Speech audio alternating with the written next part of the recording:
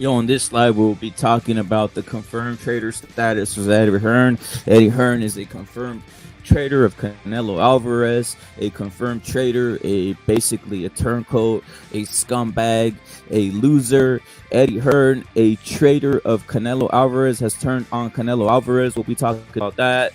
We'll also be addressing is Teofimo Lopez, a Hall of Famer, in your guys' assessment. We'll be addressing those two topics: late night boxing, right? Late night boxing. Salute to Furioso, salute to Mari Jose, salute to Knockout Net times a billion. Mari Jose, you're saluted times a billion. Very lovely, beautiful woman. Eric Gomez, you're saluted. Earl Stevens, not of course, was in here first. You're saluted. Let's get it on started. That is basis of this live. The basis of this live. Also, we will also be addressing Cucks. Gonzalo, salute. Gonzalo, salute. We'll be addressing the cucks who take knees out here, right? We'll be addressing the cucks who take knees, the embarrassing photos, the embarrassing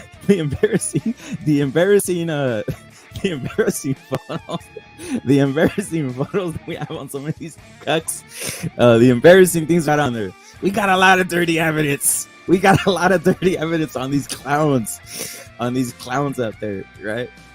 We are the predominant force of boxing YouTube, by the way. Salute to the CCD, the dominant force in boxing YouTube, the creators of chaos, the creators of everything that goes sideways, triggering people left and right all over the place. Salute to Furioso Boxing, a guy who literally triggered off people all the time. Purposely, by the way, purposely. We did it on purpose. Salute to Pound, salute to Captain Task Force CCD. We purposely love triggering people, and we purposely like making them say, CCD, I hate you. And we love it. You know? Salute to OG Blaze. Salute to Pounds, right? Let's get it honest. He really is. Pound saluted. Del Taco saluted. You know, the chicken, the fish tacos. I'm down with that. Jesus, you're saluted, bro. Jesus, thank you for coming through, bro. So, Jesus, thank you for coming through as always, bro. OG Blaze, salute. Also saluted out there are the legends that we see from time to time, but we know they're always here. Who is it? Who is the legend? Some of the OG legends, right? Obviously, we got OG Blaze, CCD, Jack Ripper, always out here. Jesus, salute. We'll see, Jesus. We'll see, right? But who are the legends out there? Well, we got the legends like the legendary Killer Be Killed, right? The legendary Killer Be Killed. We got the legends like the legendary Bay Area. Who's out there? The legendary Bay Area. We got the legends like, you know, the legendary Blue Devil, right? People don't know what Blue Devil energy is, but hey, he's legend, bro. He's a legend out here. We got the legendary Victorville veteran, by the way, right? But let's get into it. Hey, we also have Ed Dog, who turned into it. Ed Dog's a legend out there. Ed Dog's a legend. So, Chitlin, of course, you're saluted, bro. Chitlin, of course, you're saluted. Let's get this on and started. Pachuco, you're saluted times a billion. Furioso Boxing, the legendary figure, the legendary innovator of backfoot bitches. Hearn sounds sour as hell, but in the chat you guys put, is he a traitor? Is he a turncoat? Does he hate Mexican boxing? You know, what do you guys think about that? We need to sort this out. And also, again, is Teofimo a Hall of Famer in your guys' assessment, right? That's what we're running this stream on, guys. Oh, and salute to the homie El Jefe, bro. El Jefe, you're salute out there. I don't listen, bro. You're a homie.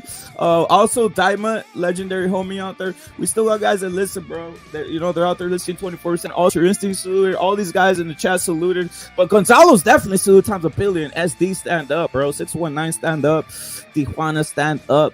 Gonzalo saluted times more. So let's get this on and cracking, guys. Canelo. And we do got to sort out Eddie Hearn out here, bro. So let's get this on and started.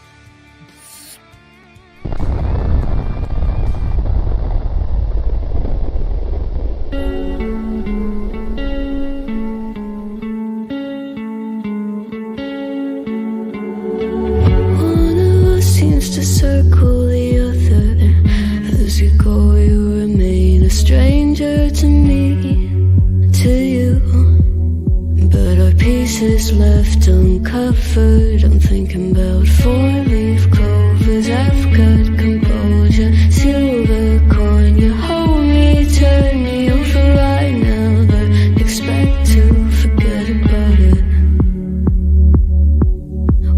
as the breeze binds golden smoke that you've stolen. Feels like it's my fortune that you're holding.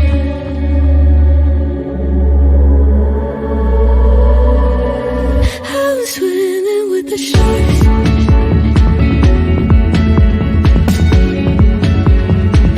I'm swimming with the sharks.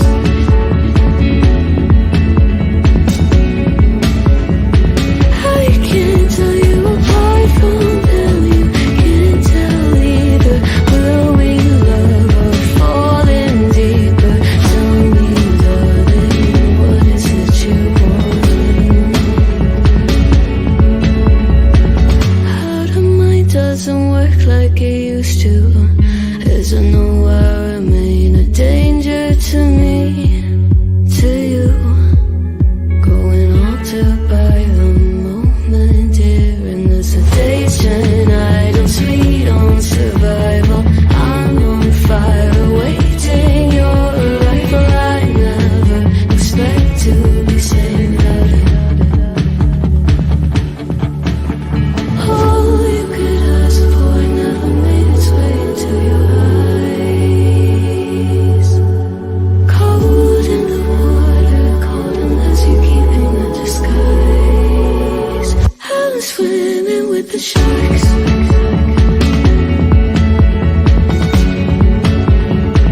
I'm swimming with the sharks.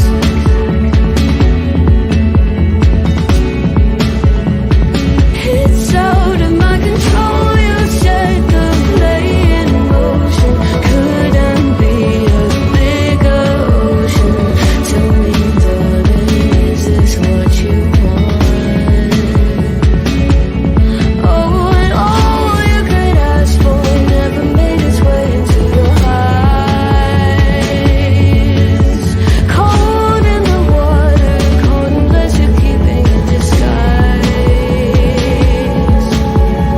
All you could ask for never made its way into your eyes. So very clever, leaving me to wonder what you hide. Joseph salute, Joseph salute, Joseph salute, Pachuco salute. But let's round it one time off for Canelo, bro. We need we break it up. We need to break it up, round it out, deliver it, drop it off, hype it up. Why? Because the greatest of all time. Stranded in the open, dried out tears of Voy a sorrow. decir en español para que todos se me entiendan porque es puro mexicano. Que chingue a su madre.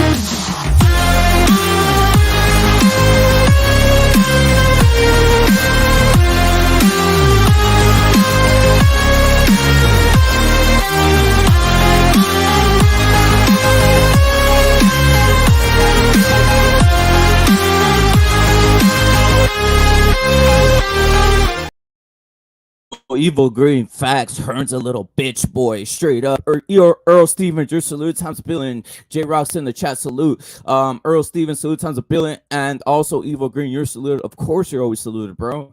All jokes aside, Evil Green's always saluted times a billion here. But again, we talk about Canelo, you know, respect the legends too.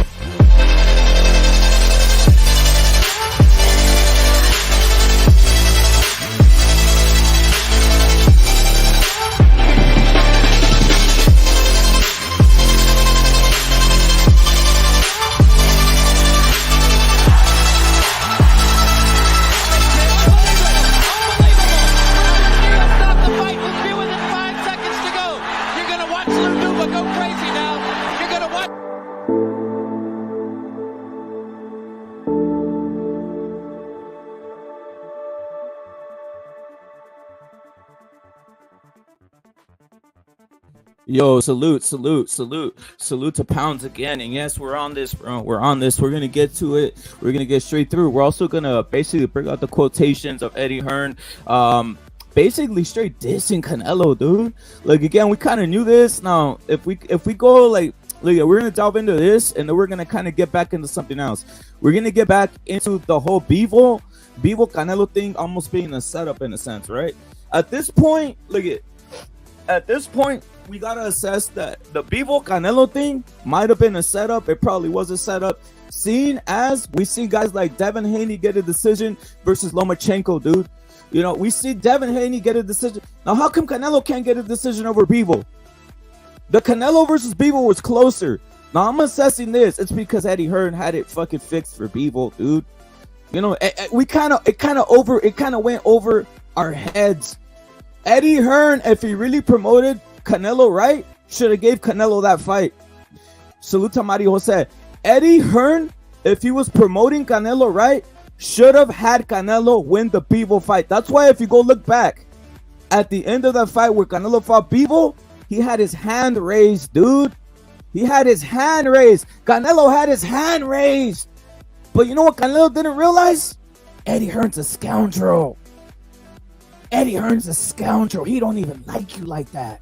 Straight up. He don't even like you like that, right? But let's dig into it. Let me dig into it, right? This is a quote from Eddie Hearn, right? He basically saying this. This is what he's saying. He says, I am basically honestly fine with losing Canelo Alvarez. It got to a stage where not every Canelo fight is a success for DAZN. He is a massive name who has done massive numbers for us. He's always been a success for Matchroom, but it comes to a point where the broadcasters say, am I getting the value? Okay? He says, is he getting the value? Right? He says, and fighters are available. The answer is not necessarily. He's basically saying that he's not necessarily getting the value for Canelo. Salute to Ed Dog. He basically says that Canelo isn't worth shit. Guys, look at. The answer is not necessarily, is the quote from Eddie Hearn. He's saying that Canelo is not worth. He says, if we had Charlo fight, maybe Benavidez fight, maybe. I mean, bro, you had Pitbull there, dude. You had Pitbull. You know, you had Pitbull, right? You had Pitbull there, guys. I mean, what else is necessary? You had Pitbull there. You had Pitbull there, guys. What are we talking about? Hearn's dirty, dude. Hearn set up Lara. Hearn set up Canelo. Hearn's dirty, bro. Hearn's dirty. And he don't even like Canelo like that. He just said it right now. He don't even like Canelo. He don't even like it. Was a setup since the start, and no one's talking about it. No one's breaking it down. It was a setup. Again, right here, not every Canelo Alvarez fight was a success for the zone, is what he's saying. He's trying to diminish Canelo's name. He's trying to diminish Canelo's name. Pounds, he did almost kill the whole thing, but you know what?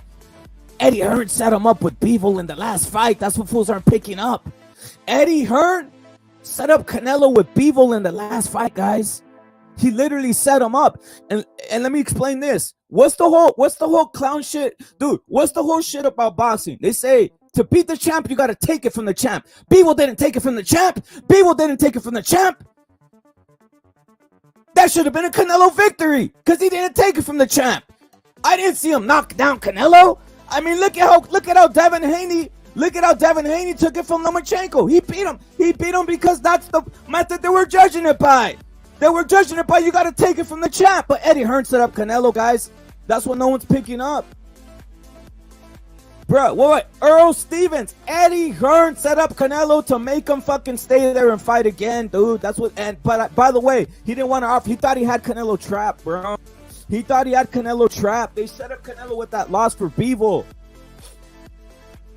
to basically take the belts from the champion. Facts, Pounds. Facts. Looking back, he robbed him. Because to basically take the belt from the champion, you got to straight take it from him. You can't just pity pat your way to a decision. Friesen, you can't pity pat your way to a decision. Friesen, we saw Haney in the same circumstance get the decision. Why is that? Because they're judging it in old school boxing. They say you gotta take it from the champ, and people really didn't. But Eddie Hearn, you know what? He don't like Canelo. He doesn't like Canelo, dude. He doesn't like Canelo. I don't trust Eddie Hearn either. That's the whole point, Lupitos. I don't trust him, bro. Eddie Hearn treated Mauricio Lara like an ignorant paisa. Now, what do you think about? That's the whole point. The cycle is showing itself. The cycle is showing itself, guys. The cycle, the basically the trend of Eddie Hearn and his cucking and his love of Black American boxers is another thing I don't like, to be honest, because he judges them differently. Salute to Boxing with Frank Bay.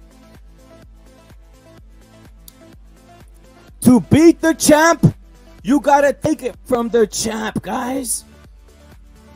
Okay? The Hearn Canelo business partnership was a sham and a fraud since the start, guys. It was a sham and a fraud since the damn very start. That's what it was, okay? It was an utter robbery. Looking back now, it was a robbery. It was the disguised robbery, and it had a lot of the guys brainwashed, right? I mean, I had it tied and possibly Canelo winning. That was me. I was like, either tie or Canelo winning. To me, it was easy. I didn't see people land hard punches. You guys can go back in that live and see. I had it either tie or Canelo winning. I wasn't too impressed by Pitbull, right? But I'm going to say this. The Devin Haney versus Lomachenko proved the point.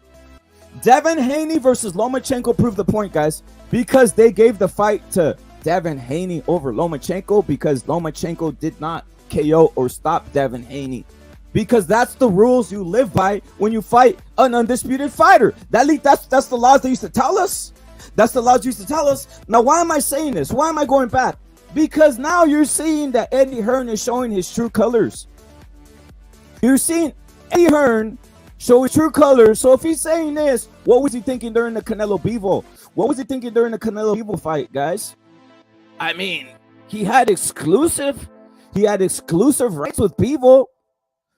It was all exclusive with Bivol, guys. It was all exclusive with Bivol, straight up. You know, so what's going on out here, guys? What's going on out here?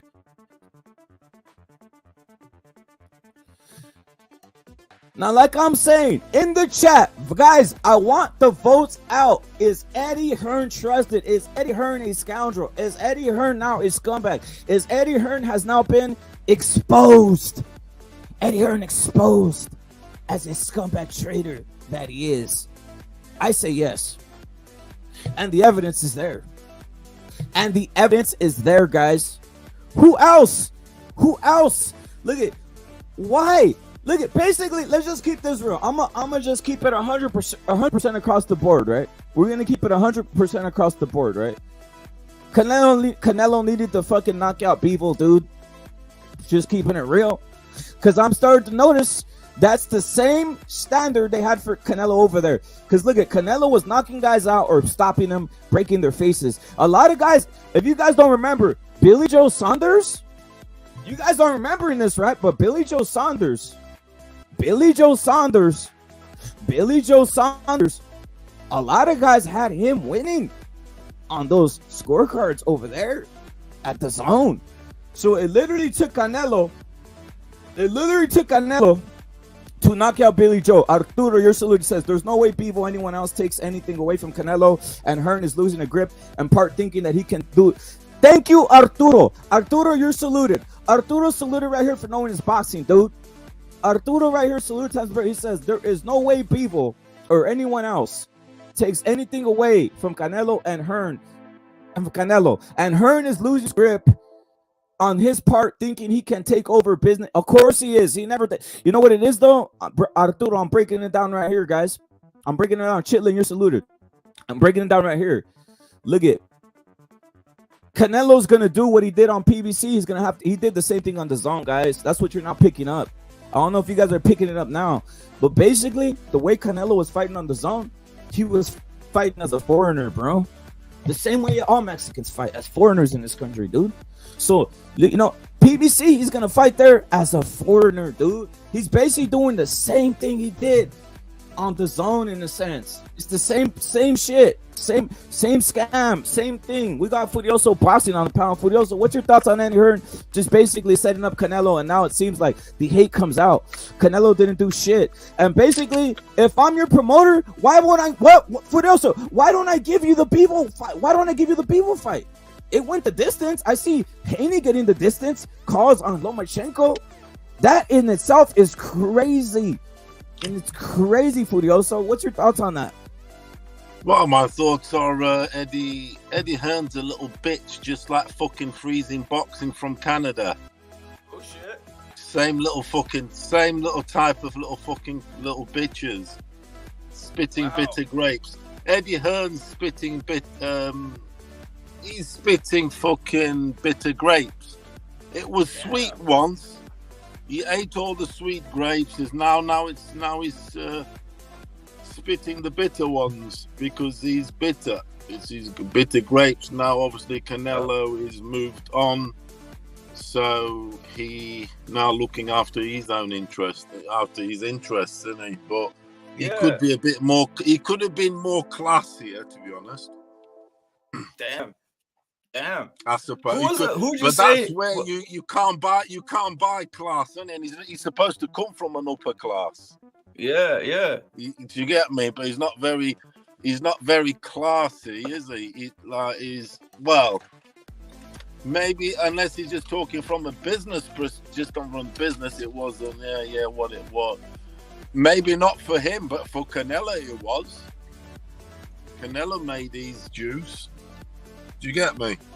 Whether Eddie did or not, whether Eddie Hearn did or not, maybe because he hasn't got the commercial value he thinks he has without the zone backing him. Without the zone backing him, he's a little fucking bitch. He's a little daddy's bitch. Daddy was rich. Is this Yeah, the he's real a posh boy. He's a posh Alonzo? boy. He's a bitch. Hold on. I don't like Is it- Eddie Hearn. Fuck I Eddie do Hearn. not like Fuck Eddie Eddie Hearn. Hearn. I Fuck haven't him. liked him from day one because it's the Tyson Fury story link. When Tyson Fury was coming on the scene in England, this, that, and the other, the guy Eddie Hearn wanted was Tyson Fury. He wanted him originally. Of course. He didn't want AJ and this, that, and the other. He wanted Tyson Fury. And there is the famous tale. He goes up north to watch Fury fight. He fought that European white boy, or he fought. And after the fight, he asked Fury to sign with him. And after Tyson Fury coming from the background he comes from, and he had the attitude at the time, he wasn't necessarily thinking from maybe from a business perspective as much or whatever. He was young, this, that, and the other. He had the gypsy against the posh boy, and he fucked off and he rejected Eddie Hearn. Furiosa, And hold on. Eddie Hearn was drunk. Furiosa, I gotta say something. And then he ended up signing with that McInnes, like the Hennessy dude, the third best promoter. Hey, Furiosa, I gotta say something. Check this out. We got right here Alonzo saying Eddie or Juan Torres. Eddie, Alonzo, you're a cook. Alonzo, you're a cook. Let me say something. And if you carry on being a cook, I'm gonna knock your fucking glasses off. Hey, we got Furiosa on the panel. Anybody who wants to drop in and try having a bit with freezing, you're a bitch. I don't owe you any fucking money. You know what was said. And come on the fucking panel, you little fucking bitch. Come on the fucking panel and talk. Go talking to other channels on other channels acting the big I am. Come on the fucking panel now. And here, let's talk about how the deal was, you little bitch. You can't come 3 months later saying pay me the fucking money when you said leave it. I ain't being your little fucking bitch. Maybe you had a bad month and you needed it 3 months later, did you? Well, fuck off. Time moves on, my friend. You said leave it. You didn't have the ability to receive the money. It's on record. I've got all the fucking recordings, bitch. Okay? I said to you numerous times, have you got your fucking shit sorted, your PayPal, your super chat? No, I haven't, this and the other. And in the end, you said, oh, just leave it. It's whatever. And then 3 months later, you say, oh, yeah, I've now got the cash app.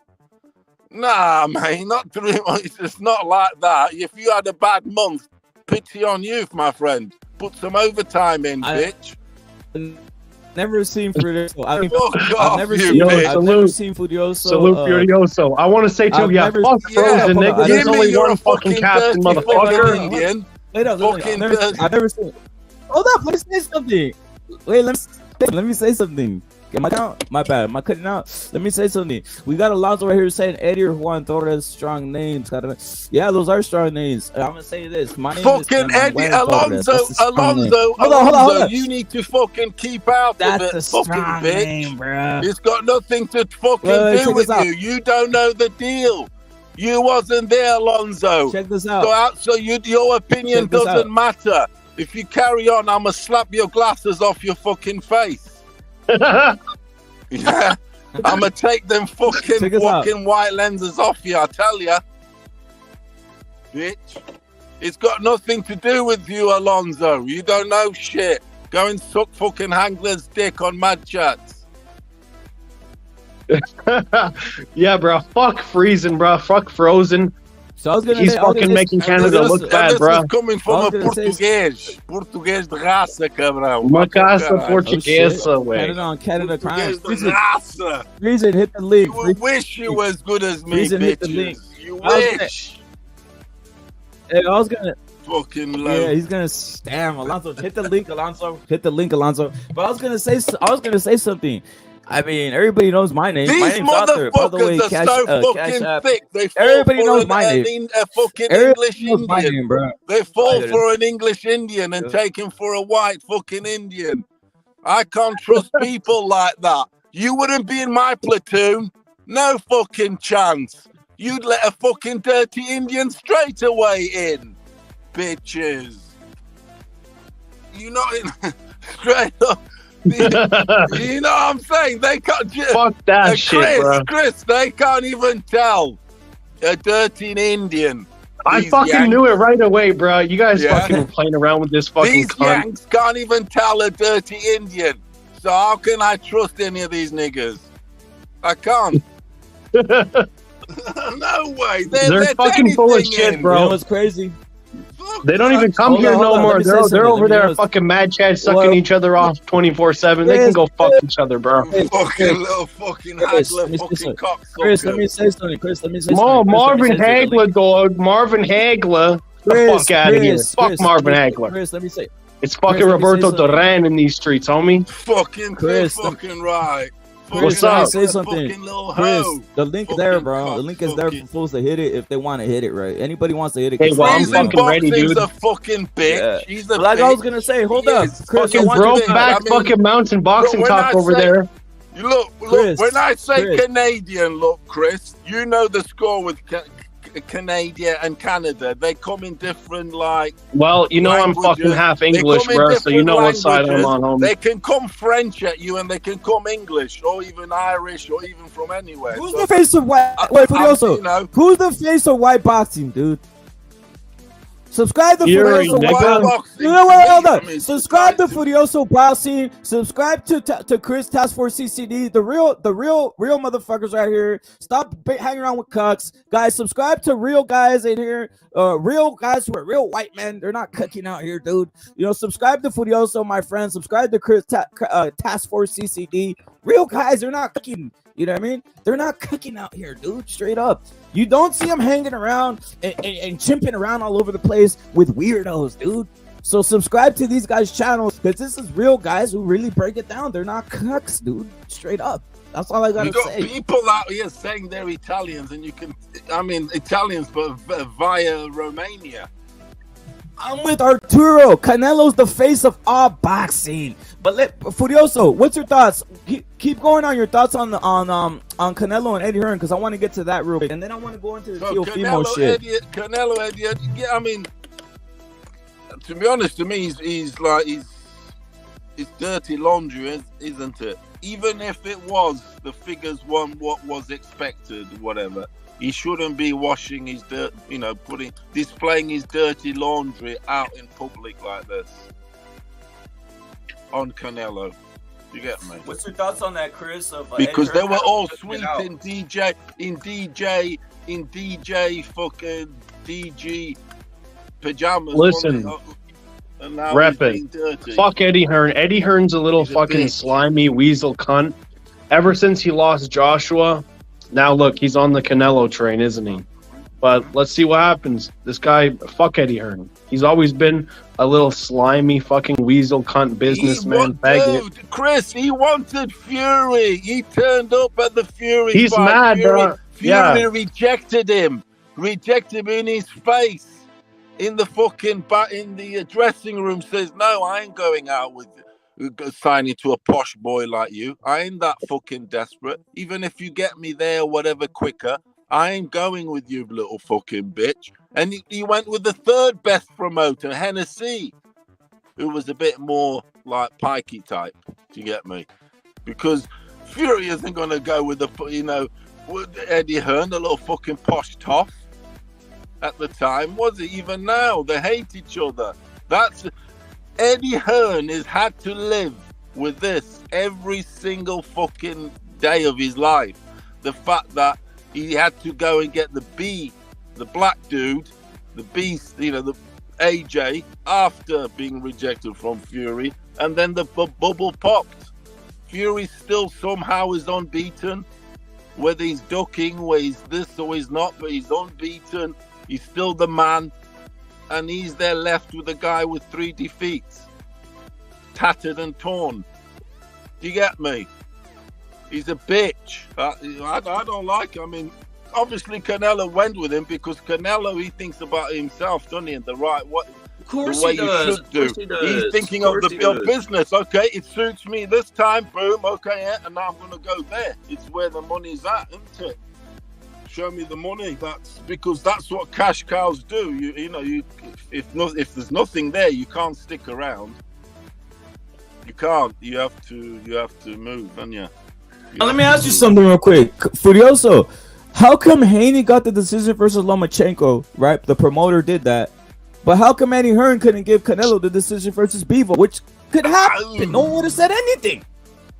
Oh, and it would have been perfect still because Bivol was Russian. That exactly.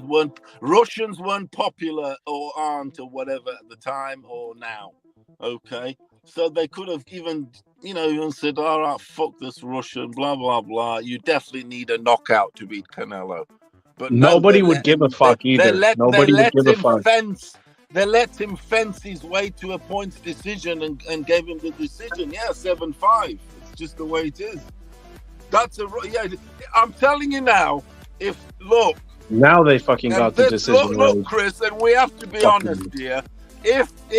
And we have to ask the question: if Canelo was fucking Al Johnson on the jazz singer and turned up black on the night, he might have fucking got the decision. I really. Oh yeah, then they'd be talking about the sweet science and all this other fucking bullshit. Because I've seen worse robberies.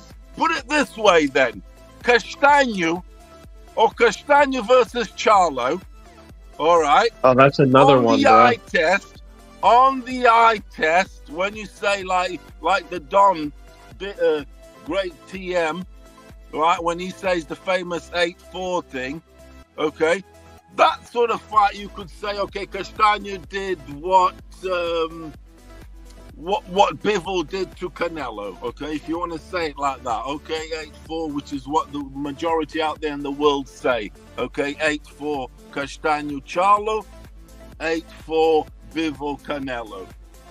But why were the judges thinking differently? Why were the scores different? Which, when you look at it like the fights, what you think it might be, why couldn't they rob?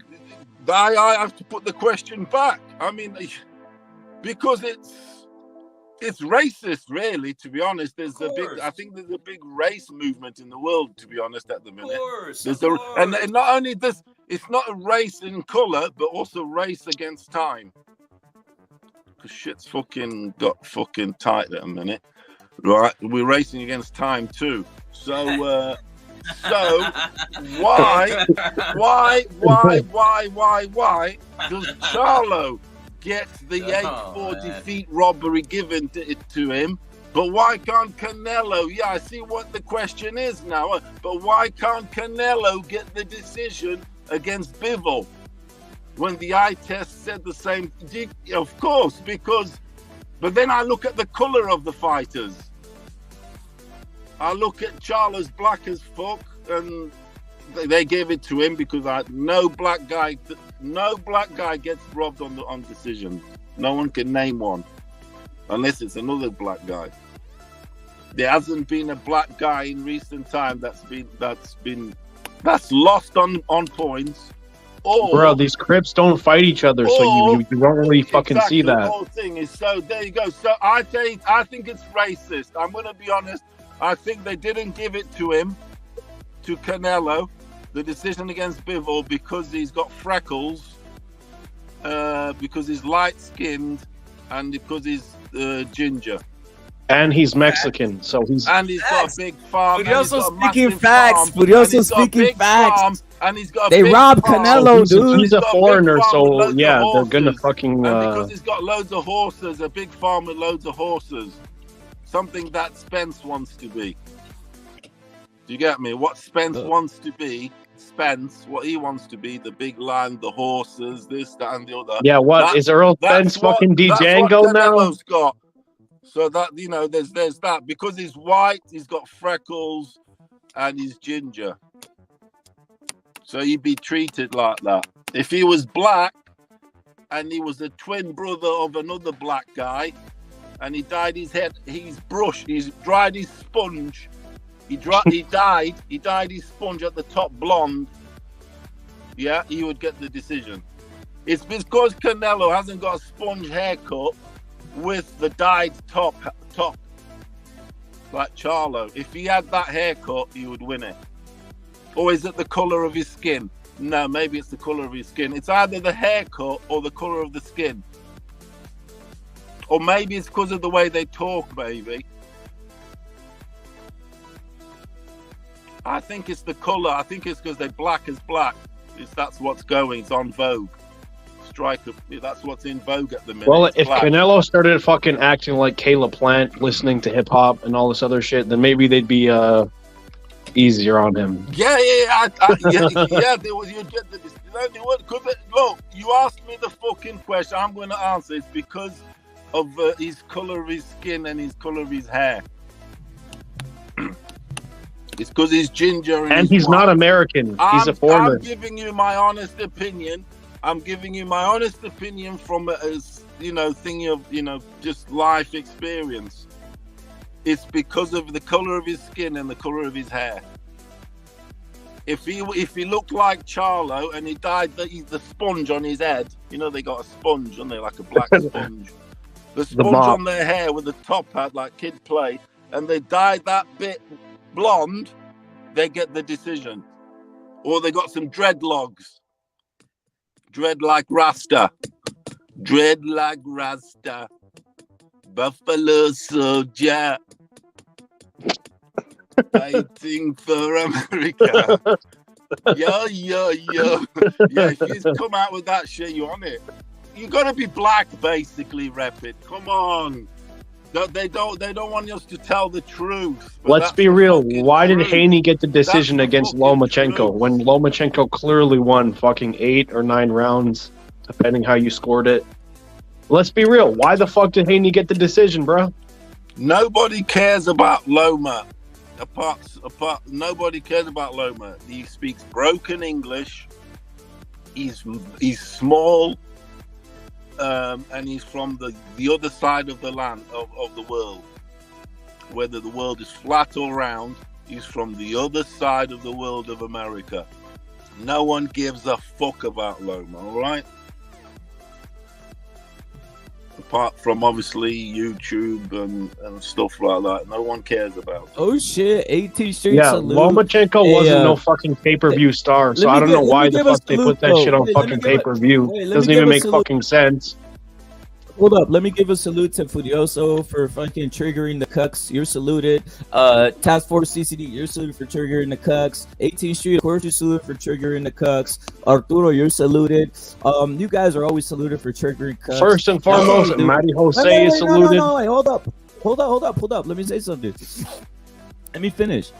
That's what we're here to trigger the cucks and the weirdos. That's what we're here, dude. That's why we're out here. You just say CCD and the trigger is Guatemalans, Nicaraguans, and weirdos. Real quick. And also it triggers the cucks.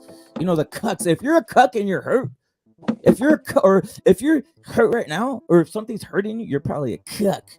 And I hate you. But salute to that, bro. But I was going to say something, Furioso. You're breaking it down times a billion, but I want to go into something else. Is Teofimo a Hall of Famer? Because that's what he's saying right now. Teofimo, salute to the Don times a billion, who's always triggering fuckers. But right here, Teofimo saying this. He's saying this. Teofimo, a Hall of Famer, no doubt. That's what Teofimo Lopez is saying about himself. So wait, he's being like fucking Roy Jones. He's talking about himself in the third person, like a fucking retard. Exactly. All right, I want to like Teofimo, but Teofimo is moving like a fucking Guatemalan in these streets, bro. I don't like it. I mean, he's all right in the ring, good fighter, but like, come on, man. I don't like the way he moves, bro. Look, he's fucking talking about himself. He's talking about himself in the third person. What kind of arrogant fucking faggot does that, bro? Seriously. It's kind of cringe, to be honest. And like, dude, you're not a fucking Hall of Famer yet. Not yet. Not yet. You still got a lot of work to do,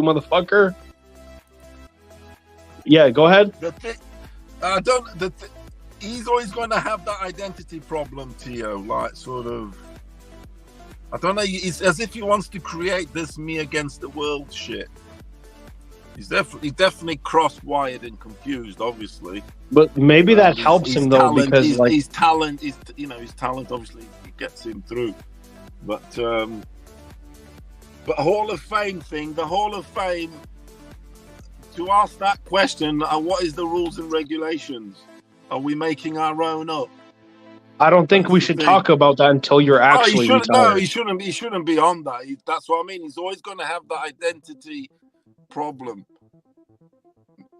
sort of thing. Us, me against the world, crave and ask for the appreciation, isn't he?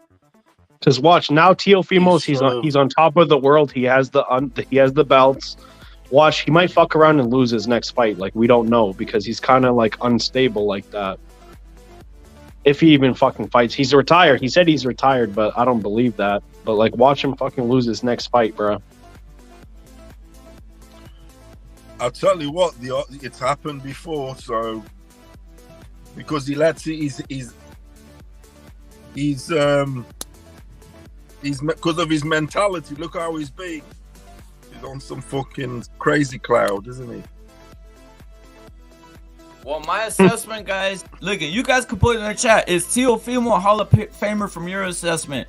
I mean, he beat Lomachenko. He beat Josh Taylor. Look, just keeping it non-biased. Break it down, Fudio. So break it down in a non-biased sense. In my opinion, I'm gonna say yes, because I mean, look, he's the too lineal thing. One thing that I'm not getting. Look, I read a lot into that, a bit into that lineal thing. Even though the likes of Haney and all that embarrass it, but there's always those things. Nothing's 100%, is there? People like Haney to me are no lineals. But anyway, he's done it twice, hasn't he? So yeah, there's something to be said for that. But at the same time, there's only 2 signature wins, so like the other guys did the work collecting them belts, and all he had to do was just rock up and fucking and beat the one guy. He didn't really like do all this work to collect those belts. But no, I mean, respect to Teo for doing it, but fucking Hall of Fame only for like 2 signature wins. I don't know. It's kind of premature to say that.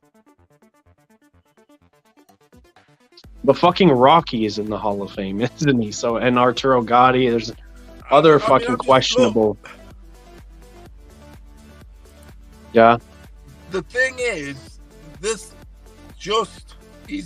thing is, he's achieved somehow. He's managed in these fights. I wouldn't say it is what it is. Somehow he's managed to get the 2. Tim, is that you, bro? Division championship. Timothy, is that you, bro? Yeah. Yeah. Tim, I'm gonna send you the dude. Jump on there, bro. Cause I seen someone. I think you were kind of kicked, right? But let me send you, bro. Let me see if I could get you in there. There it is, bro. Tim, salute. Your salute's on the building, bro. Straight up. Thank you, man. No doubt. Put it this way, I think. Sasa, you're saluted. Go ahead. He's done. He's achieved, in my opinion, as he's achieved as much as Crawford. Everybody's saying Crawford's Hall of Fame, so. No, his 2 wins against Loma and Taylor. That's better than Crawford's whole fucking resume. But the thing is, Chris, he's managed to achieve in those amount of fights, who are not many, what guys go of a lifetime trying to achieve. Some never. This is true, yeah. That's true. Some fighters, they get to 70, 80, they're all fighting all their lives, 20-year career. And they've been a IBF champion and a WBA champion, okay. But they've never been a lineal or anything. And they've fucking no chance. That's so, the chances are very small, aren't they? So, he somehow in those fights, less than 20, 18 or whatever, he's basically done, and it sounds like I'm bigging him up, this and that, but these are facts, it's just the way it is. He's made 2 careers,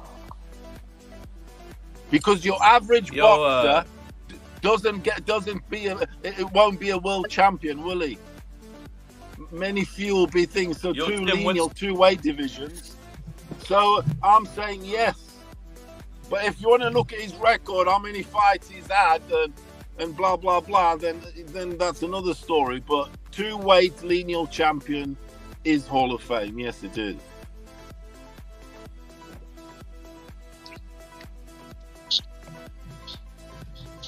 Tim, what's your thoughts on that? Is he a Hall of Famer or no? Any dispute in that manner? I mean, it's just what it is. But it is.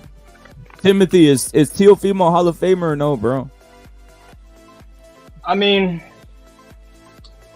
I don't really. It depends on what your bar for the Hall of Fame is, because I mean, someone mentioned Arturo Gaddison. I mean, how about this? You know, ever heard of Ray Mancini? I mean, good fighter and all, but I don't think he's a Hall of Famer. As a matter of fact, he probably has a. Yeah, but I don't know. It's like Mancini got the vote because he fought.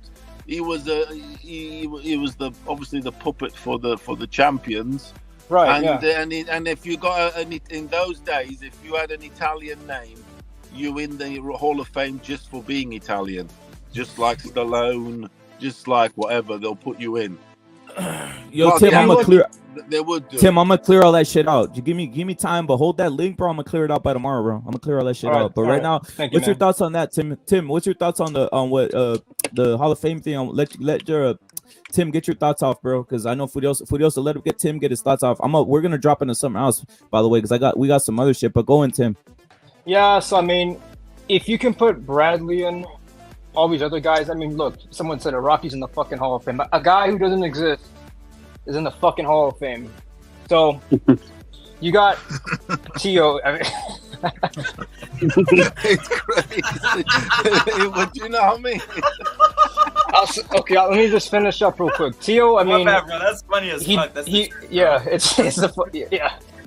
He beat the man at lightweight. You know, Lomachenko. You know, pound for pound number one. He was lineal there. He was undisputed. I don't care what anybody says. And then he went up and he beat the guy who was undisputed at 140. He just vacated the belts, but he was still the best. You know, he was still lineal. I mean, how many times have you seen that? I mean, fucking Canelo. I mean, he's been lineal in two weight classes. So was Chavez. So I mean, lots of guys have been lineal in two weight classes. That's all that counts. So I could see why someone might disagree with putting him in the Hall of Fame. I mean, it would be kind of cool. If he beat Haney, then I'd say, yeah, put him in the Hall of Fame. But at this...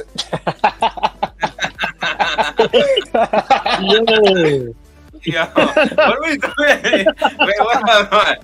Hey, bro. Yo, what happened to No Boston No Life, bro? I'm just tripping. Guys, what happened here, bro? Furioso, Tim, obviously Task Force. What's happening? You guys, take a look on this, guys. Like, come on, dude. You guys really think Haney's gonna fight next somebody? Furioso, check this out. He's fat and out of shape, dude. He really doesn't want to fight anybody. Furioso, check out what's on the screen, bro. It's crazy. Bro, he's looking like fucking Gucci Mane, fool. Who's that? That's a good on that. It looks he needs to dye the top of it. He needs to dye the top of it like Charlo. That's what I was trying to say. If Canelo fought Bivol and he'd be looking like this with the fucking the top hat, the top bit dyed blonde, he wins. Point. Look, it goes back to that question. Yes, they could have robbed Bivol if they really, really, really, really wanted to. Okay, if Eddie Hearn had a lot of strings to play with, and knew how to play with the strings and knew all the knots, then yeah, he could have pulled it off. But no, because I've seen worse robberies. We all have.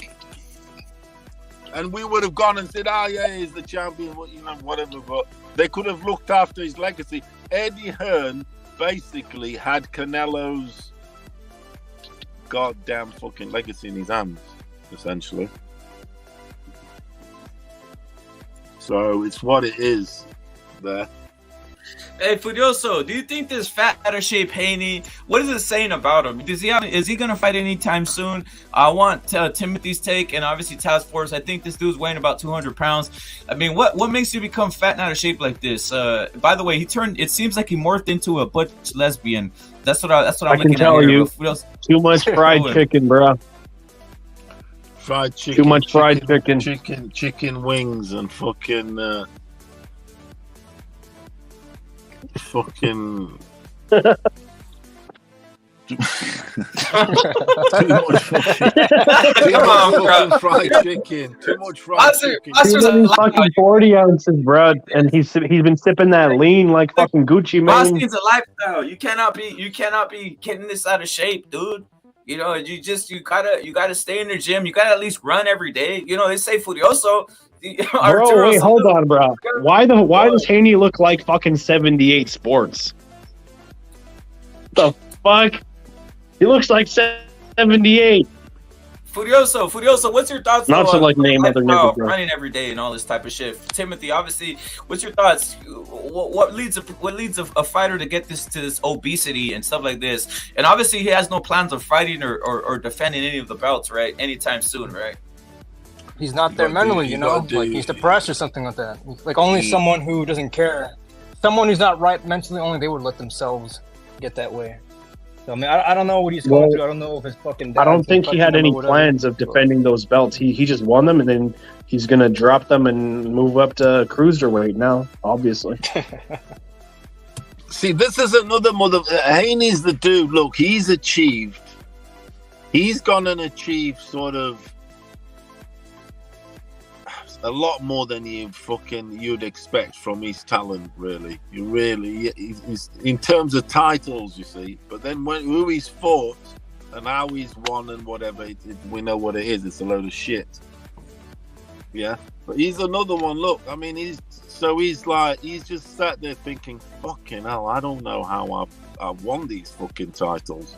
I do not know how I fucking achieved, because he's achieved stuff like I was trying to say about Teo, but Teo did it a bit better because maybe you could say he beat Loma earlier and he beat Josh Taylor, which is tougher than Cambosa's. Much so better, you could say he did it better. But Haney's nearly achieved the same as Teo. And we think, how the fuck is Haney, how has he achieved this stuff? So he's just sat there just gorging. He's just gorging and fucking, eating everything, and he's like fucking, he's fucking loving it. That ain't Haney though, is it? It can't be. That is. That can't be Haney. Hey, Tim, try it again. Damn. Breaking news, bro. Breaking news. Try it again, bro. Try it again, bro. He's got the fucking barrel. Double barrel nose, definitely. He's got the double barrel shotgun monkey nose. Oh, fucking hell, man. He's been eating too much, hasn't he? Little fat fucking. Oh. How is he fucking that shit, dude? Fucking fried rice 3 times a day, looking ass nigga. How's he eat fried rice, fried chicken? That's what it takes to look like that. It's been like not even a fucking month, and look at him. Loma, like beat Haney. And like you asked the question, why didn't they give it to Loma? Why didn't they give it to Canelo? Bivol, they say what? Bivol at max, they said there's talks of 8-4, isn't there? Maybe some like Bivol nut swingers will go, 9-3. That's also been mentioned. But let's say if we had to compromise on the 8-4, we've seen 8-4 robberies in boxing. We saw it with Charlo. Okay, they saved his ass. But they couldn't even outright rob Castano because he clearly won, so they had to fucking give him a gift draw. They saved his ass, and then there was the rematch, this and that. But with Canelo, it's like, that's where Eddie Hearn is. Look. I can't stand that motherfucker. No, they didn't look after Canelo's interest as well. No, they didn't. That's why also Canelo's got the fuck out of there. Like, all right, thanks, this, that, and the other. he has picked up some silverware there and riches, but now he's got to go to pastures new.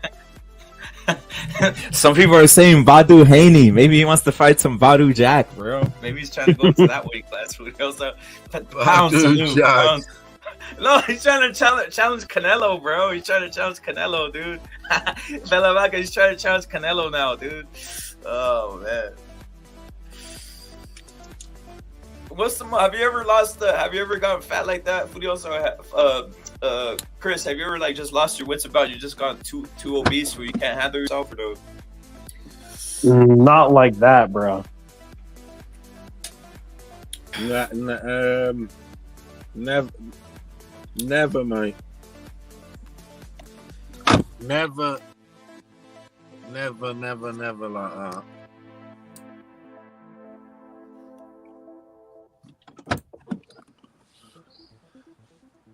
Never like that.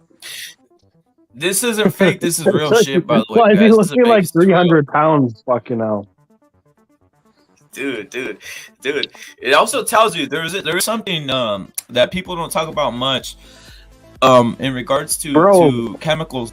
He's on the fucking Prince Nassim Hamed diet. Yeah, some guys get the salute to the Don. Some guys get depression when they the Don salute times a billion when they come off of chemicals, bro. And this might be a thing where Haney came off of chemicals and look at how he's looking, fat and out of shape. So it's one of those, dude. That's one of those. The thing is though, Record, these guys are athletes, yeah? I say athletes. I mean, they go into camp, this, that, and the other. Some, obviously, like you said, they keep their steps up. Because there's your minimum you should do. Like, someone like me, I've done for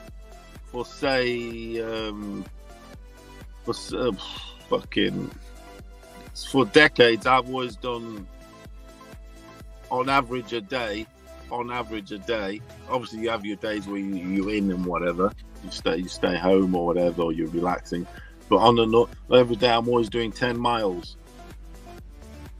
Whether it be walking, this, that, and the other, because I've always had jobs that are active. Jobs that you're moving, jobs that I've never had a job in my life that I've been sat down. Basically, never in my life have I had a job that I've been sat down. A desk, driving, all like that. I've always been on my feet. So that contributes and it adds to the function of your metabolism. And all that stuff, and your weight and shit like that. So I've always, even now, I've been. I go to work. My work. I'll do 10 miles. So I haven't got a chance, basically.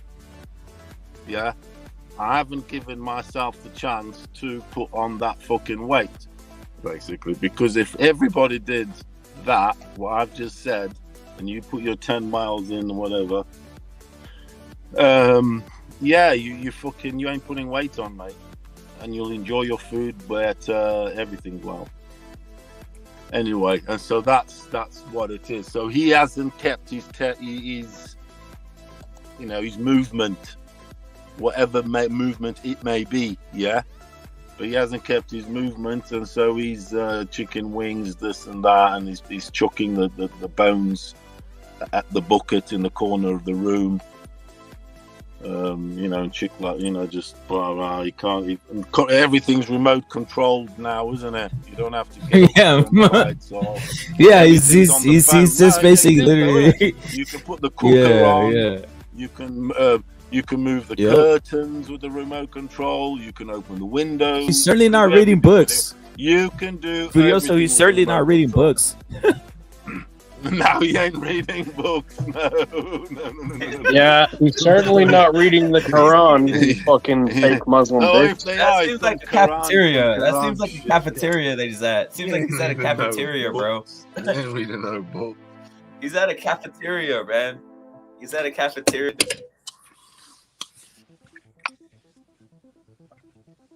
So it's one of it's that sort of shit.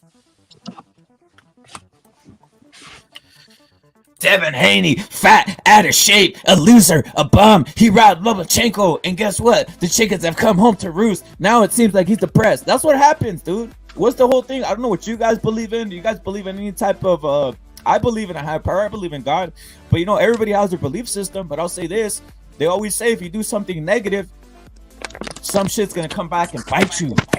Look at Devin Haney. Looks like he got bit by some negative bug now. And now he's depressed. Life isn't what it's cracked up to be. Salute to Pound. Salute to Lobito's boxing breakdowns. Obviously, salute to the Don times a billion and 18th Street Vato saluted. What's the future for Devin Haney then, Furioso? Because a lot of guys were dreaming. They're on one of those, Furioso, that he was gonna come up. That he was gonna it looks like also it looks like he just messed around and just ate Lomachenko. He said, fuck all this, get rid of him, eat him, right? But it's like there was dreams. Look, he's the sort of dude that his career, he can't just go out. He ain't a killer, is he? He's not the sort of dude that can just go out after, I'll just have this, that, and the other. His shit's got to be carefully selected. He has to pick the guy that's obviously worn and torn. You ain't gonna pick no killer, obviously, no heavy puncher or anything. Loma was never gonna trouble him, was he? Was never gonna really knock Haney out, really, because we said Haney by decision, and that's not what it was. So it's gonna always be selected in that way, because, like I said, you will get the decision. If he pulls off a stinker and gets beat 8-4 on the points, which is just what you could say just did with Loma, he's going to get he'll be getting the decision because he's black, he's American, his nose is flat, he's got a flat nose, and that's when he's sort of young, and that's what's going, and you'll be looking after your stars, aren't you? If he fights any Mexican, Latino, whatever, he's getting the decision because they can't knock him out. But he's not going to. That's a higher division. Look, they're going to select the easy picking is going to be amazing seeing, because we got a close eye on how they're going to matchmake him now. Because the matchmaking is going to have to be. You watch, is obviously no guy with power. No power, nothing. Someone he can manipulate, and that's that.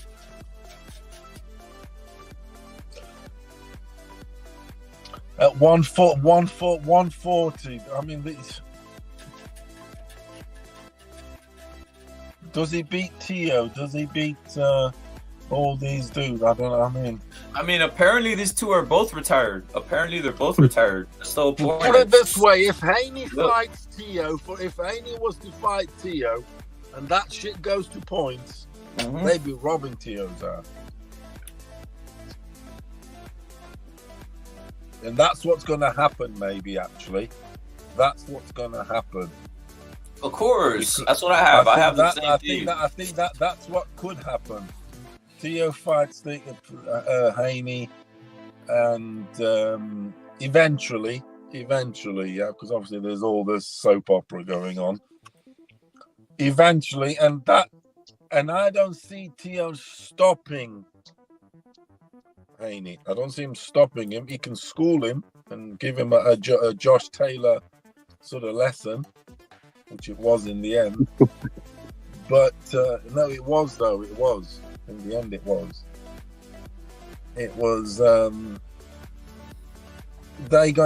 They'll rob Teo. No fucking. They don't give a fuck about. They'll go for Haney. There's this fascination in America for them. I think it's because they got white people's names, like Devon from the south of England. Devon. Haney and this and that, and they represent the light-skinned Black American. Yeah, because you got the if you look at it like that, you can just see Haney's whole fucking career is fabricated. Like he's had so much fucking outside help. To the point where I'd give this dude fucking zero respect because fuck this guy. Fuck him and fuck his faggot father, bro. They're looking because at all the his whole options career is now. fucking fabricated, bro. Like, there's nothing real about his fucking boxing career, dude. Nothing real at all. Do you know what they say in the rest of the world, Canada? Chris? Only in America. I think Don King says that, or some shit like that. Only in America. Only in America. H-Town up in this motherfucker. Only in America, the land of dreams. Yeah. And milk and honey. Yeah, anything's possible there. You know what I'm saying? The land of milk and honey. And warm, fresh bread. Yo, Bong Bong. Bong Bong's out here. Bong Bong's saying, rep it. I almost killed somebody. He got a felony assault. Adrenaline's still up. Then he's like, Bong Bong said, I still have all my guns. It was insane. I was scared for my life. Beretta, cheetah, puto. Puts in some work. Salute to Bong Bong, bro. We got the myth, the man, the legend. Eric is saying July 27th. R.I.P. DJ Screw. Salute to Houston in this motherfucker. Facts, Eric. We got Earl Stevens saying Haney is in the back caves of England. Salute to Earl Stevens, bro. But you know what? You guys are right. Furioso. Look at first of all, I've never seen Canelo fat and out of shape. I've never seen Ryan fat and out of shape. I've never seen any of these guys who take the sport of boxing seriously fat and out of shape, right? Heavyweights are a different story because there's no weight limit. But I'll say something. Tyson Fury runs every day, dude. I don't care. You just see Tyson Fury running every day, Furioso. Running every day. Ready for action 24/7. So these boxers like that, Pound is saying Andy versus Haney. Funny. You seen who his little gimp is? You seen who his little gimp is? What's his name? That fucking 140 or 135 or something. No, he's not 140. He's a feather, isn't he? The guy he said he was training him. The small little dude. I know you're talking about. He trains with him. He said the Tyson Fury was joking. Now he's training the gypsy dude. Yeah, he's his little gimp. Yeah, of course they're running. That's what I'm saying. Someone look at Fury's sting when he put on the weight, this, that, and the other, because obviously he was on his mental whatever, so he definitely wasn't doing his 10 miles. Okay. He wasn't doing his 10 miles, and obviously, cocaine, this, that, blah, blah, blah, blah-de-da. Which that stuff can take weight off you anyway. And, but it's afterwards. You go for all the cravings. So,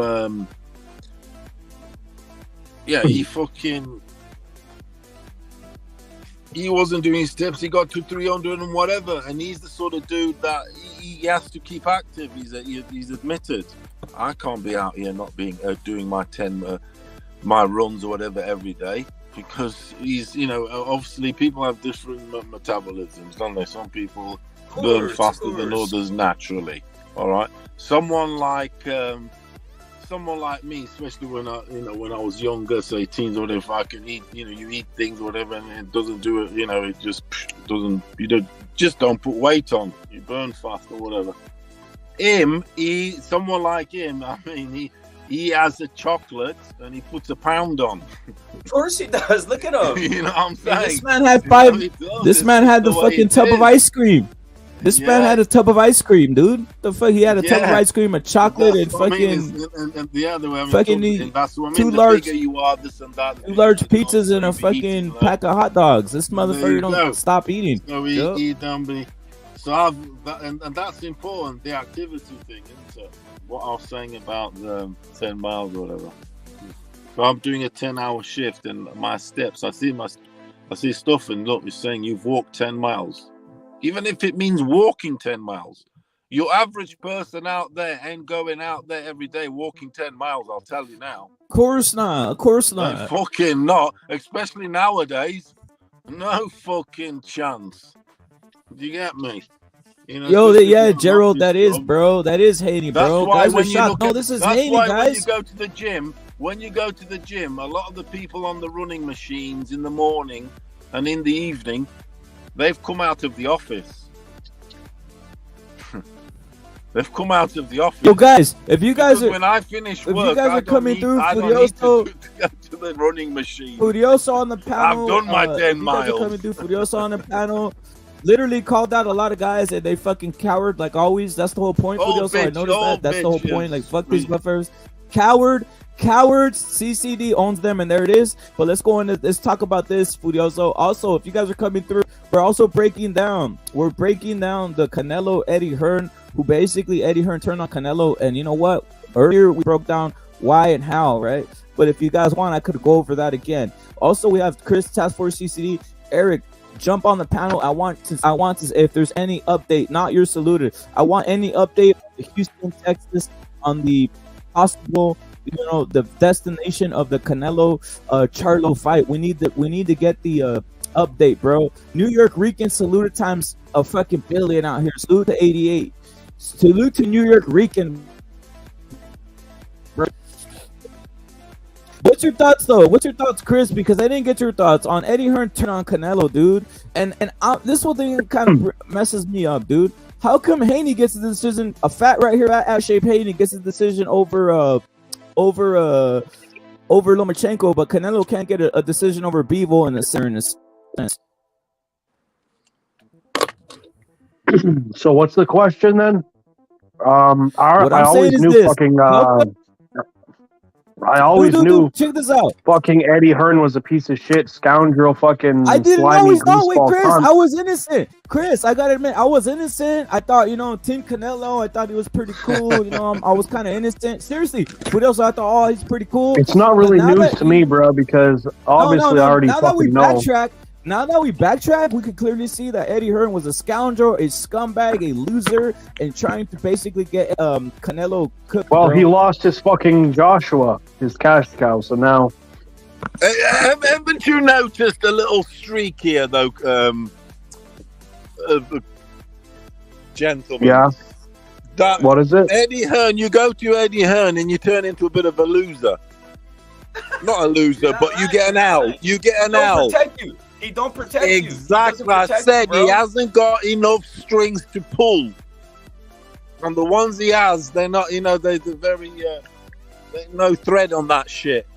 So you don't protect, because you should always have that thing. Look, to beat my guy, he's gonna have to be on the floor. He's the king. He's the pound for pound guy. Blah blah blah. Look, to beat my guy, he's gonna have. That's the deal you sign, is what I'm saying.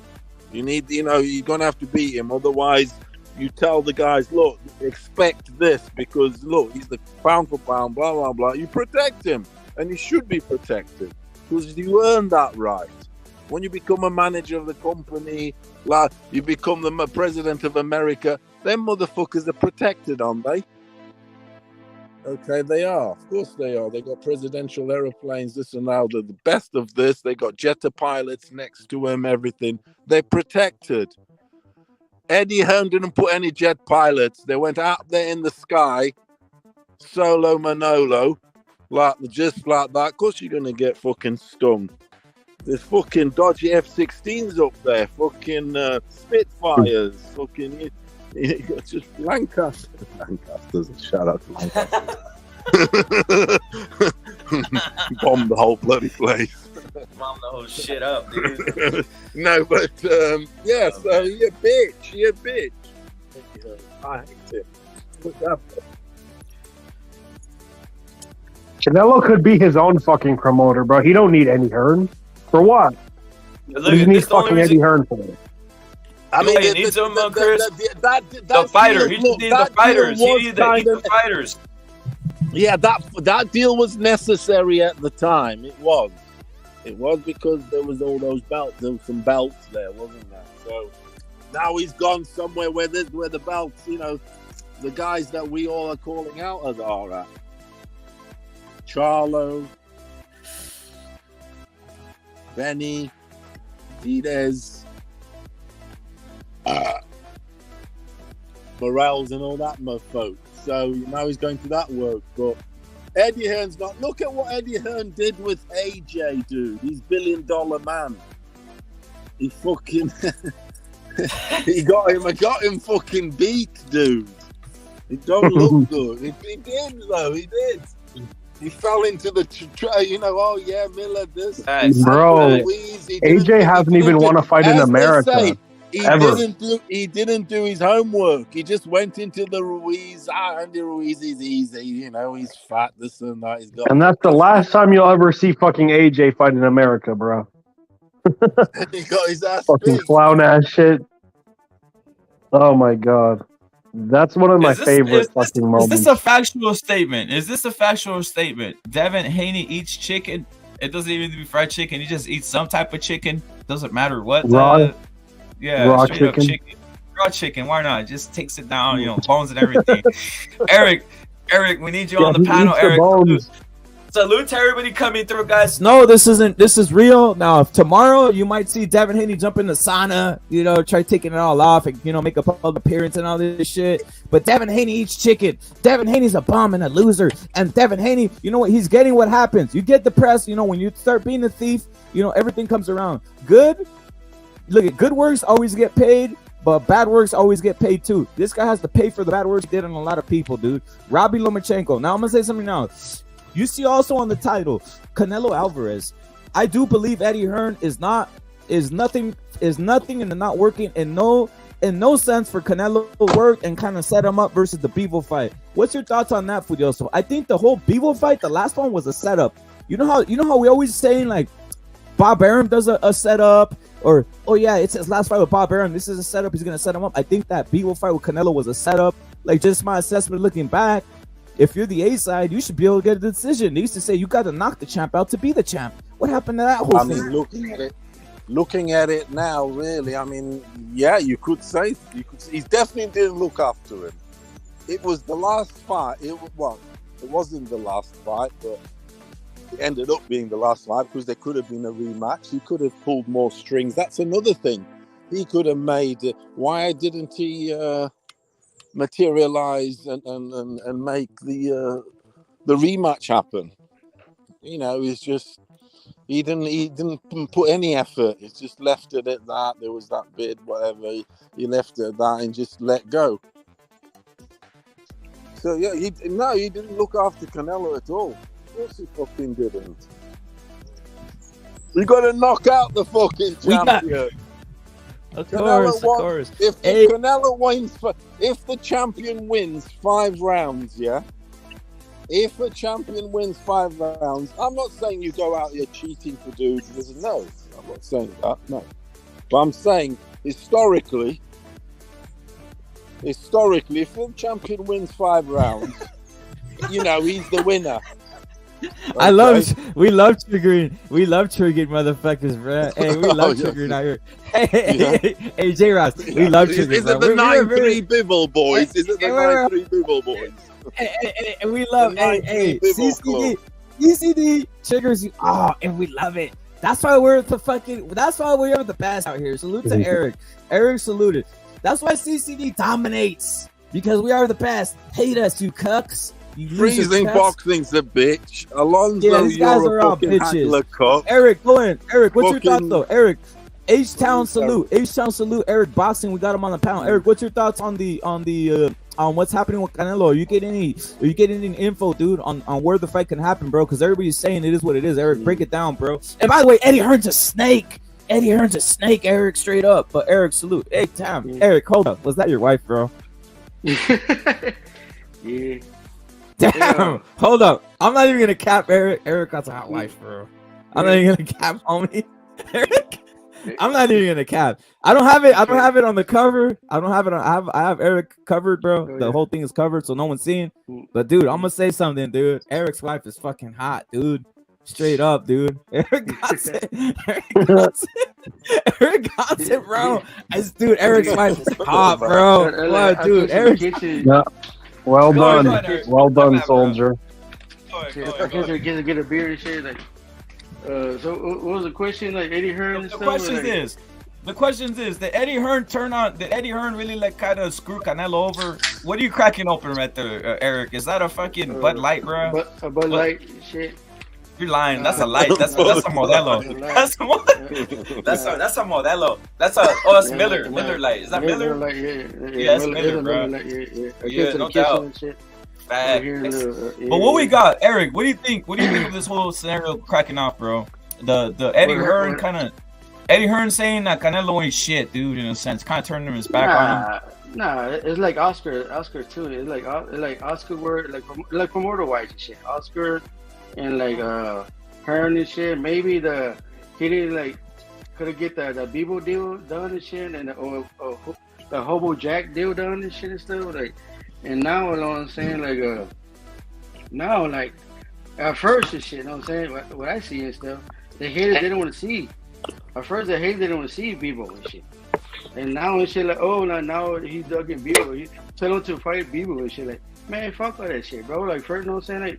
Like, for me, like, you need to move on Bebo and shit, bro. You know what I'm saying? Shit, that's a good thing for me and shit. So now Canelo's on PBC and shit. PBC, you know what I'm saying? Is please bring Canelo. It says what it stands for. It is, bro. Please bring Canelo. Please bring Canelo and shit. It's the same shit, though, bro. Eric, it's the same shit. I think Furioso was breaking that down, too, bro. Like, people think that the zone was protect. No, the zone never protected Canelo. The zone could have literally Canelo, the people, dog. Eric, the zone could have literally, if they really cared about Canelo, could have given them that decision, bro. Because we saw Haney getting decisions over there on Top Rank versus Lomachenko, and that was fucking atrocious, dude. You know what and shit? I'm like glad. You know what I'm saying? In the sense, I'm glad and shit and stuff. Like, you're not fighting those the same old dudes over there and shit. So I'm like glad and shit. Like saying, like, you could go clean up all this the 3-man hit list. Like I said, the 3-man hit list. What do you think? The 3-man hit list shit. All this hating shit. Yeah. If Bivol don't want it, then you gotta move on. Like, what else are you gonna do? Yeah, fuck Bivol. Fuck Bivol and shit and stuff. And nobody want to see that shit. So make up your mind and shit. You know what I'm saying? Fuck him. Make up your mind. You know what I'm saying? That Canelo was after it. They insisted on that shit. Well, Canelo said his name and shit. The last fight with writers, I was like, man, oh god damn. You know what I'm saying? Like, you know what I'm saying? God damn and shit. You know what I'm saying? Like, fuck that nigga though. Shit, I'll get like fuck Mayweather and shit. Mayweather not gonna get the rematch and shit. Mayweather not gonna get the rematch and shit. You know what I'm saying? And fuck Bivol too and shit. You know what I'm saying? Like Pat, you know what I'm saying? Like, I know. I get what Canelo was feeling shit. Like, he wants that rematch and shit. Or he wants to go back, or he want to run it back. He's like Haney. Why Haney doesn't want to run it back? I think he's just chilling shit on the couch and shit, looking all fat and stuff, and that picture and stuff. It says just run it back. Just run it back. You ever been this fat, Eric? You never got this fat, bro? Or is this shit? Hell yeah. Are you serious? How'd you get that fat, bro? Just being on active and shit, just like the same excuse the same excuse Charlo is right now and shit and stuff. He been out 2 years. Like, is Charlo fat? Where Eric is Charlo really fat like that? You seen him at the gym, bro? Is he fat or no? Nah, he's, you know what I'm saying? He been on dollar, you know what I'm saying? He's drinking lean and stuff, you know what I'm saying? Smoking and stuff, just chilling and stuff. Yeah. You know what I'm saying? But when it's your time and shit, though. You gotta get ready, bro, and shit. Drop all that shit. Drop all the baby mama. Drop all your side girl and shit, man. So you go, you know what's up and shit, you know what I'm saying? I'm going to the fucking mountains and shit, go fucking train and shit, bro. And shit. I'm going to the mountains, go fucking train and shit. I see you want to come back and shit, you know what I'm saying? I'm gonna go get this bag, get the money and shit. It's time to get paid and shit, bro. And shit, now it's my time and shit, bro. I'll be talking shit all this time and shit. It's my time to shine and shit, you know what I'm saying? I'm gonna come, you know what I'm saying? Call your mama up and shit, you know what I'm saying? Tell her to come take care of the kids and shit. And come lock down the house and shit. I'll be back and shit. Just give me some time and shit. I'm gonna go train my ass off. You know what I'm saying? Shit. Now's the time and shit. Let's get strapped up and shit. Train, run, box and shit. You know what I'm saying? All the bullshit, bro. And shit. All the excuses and shit. With Charlo, all the excuses. Oh, Charlo having been fighting for 2 years. And shit. Well, like, what the fuck and shit, bro? And shit, you know what I'm saying? Now fucking Canelo knocking on fucking PBC door and shit. Now Canelo knocking on PBC door and shit. You know what I'm saying? All this haters, you know what I'm saying? All this haters talking about they eat fucking duck for breakfast, lunch, and dinner and shit and stuff. Duck. Hey, bro, Eric, do you ever give fucking Charlo a fucking talk hand, bro? You give him talk hands and shit. Like suggestions and shit. Yeah, what does he drink, bro? What's Charlo out there drinking before the fight? Because obviously he's fighting Canelo. What's his game plan out there, bro? What's he drinking out there, dude? Is he still on the lean or no? You tell him to get off of that shit or what? Or are you gonna set him up? You're gonna set him up and go, hey, drink some more, fuck it.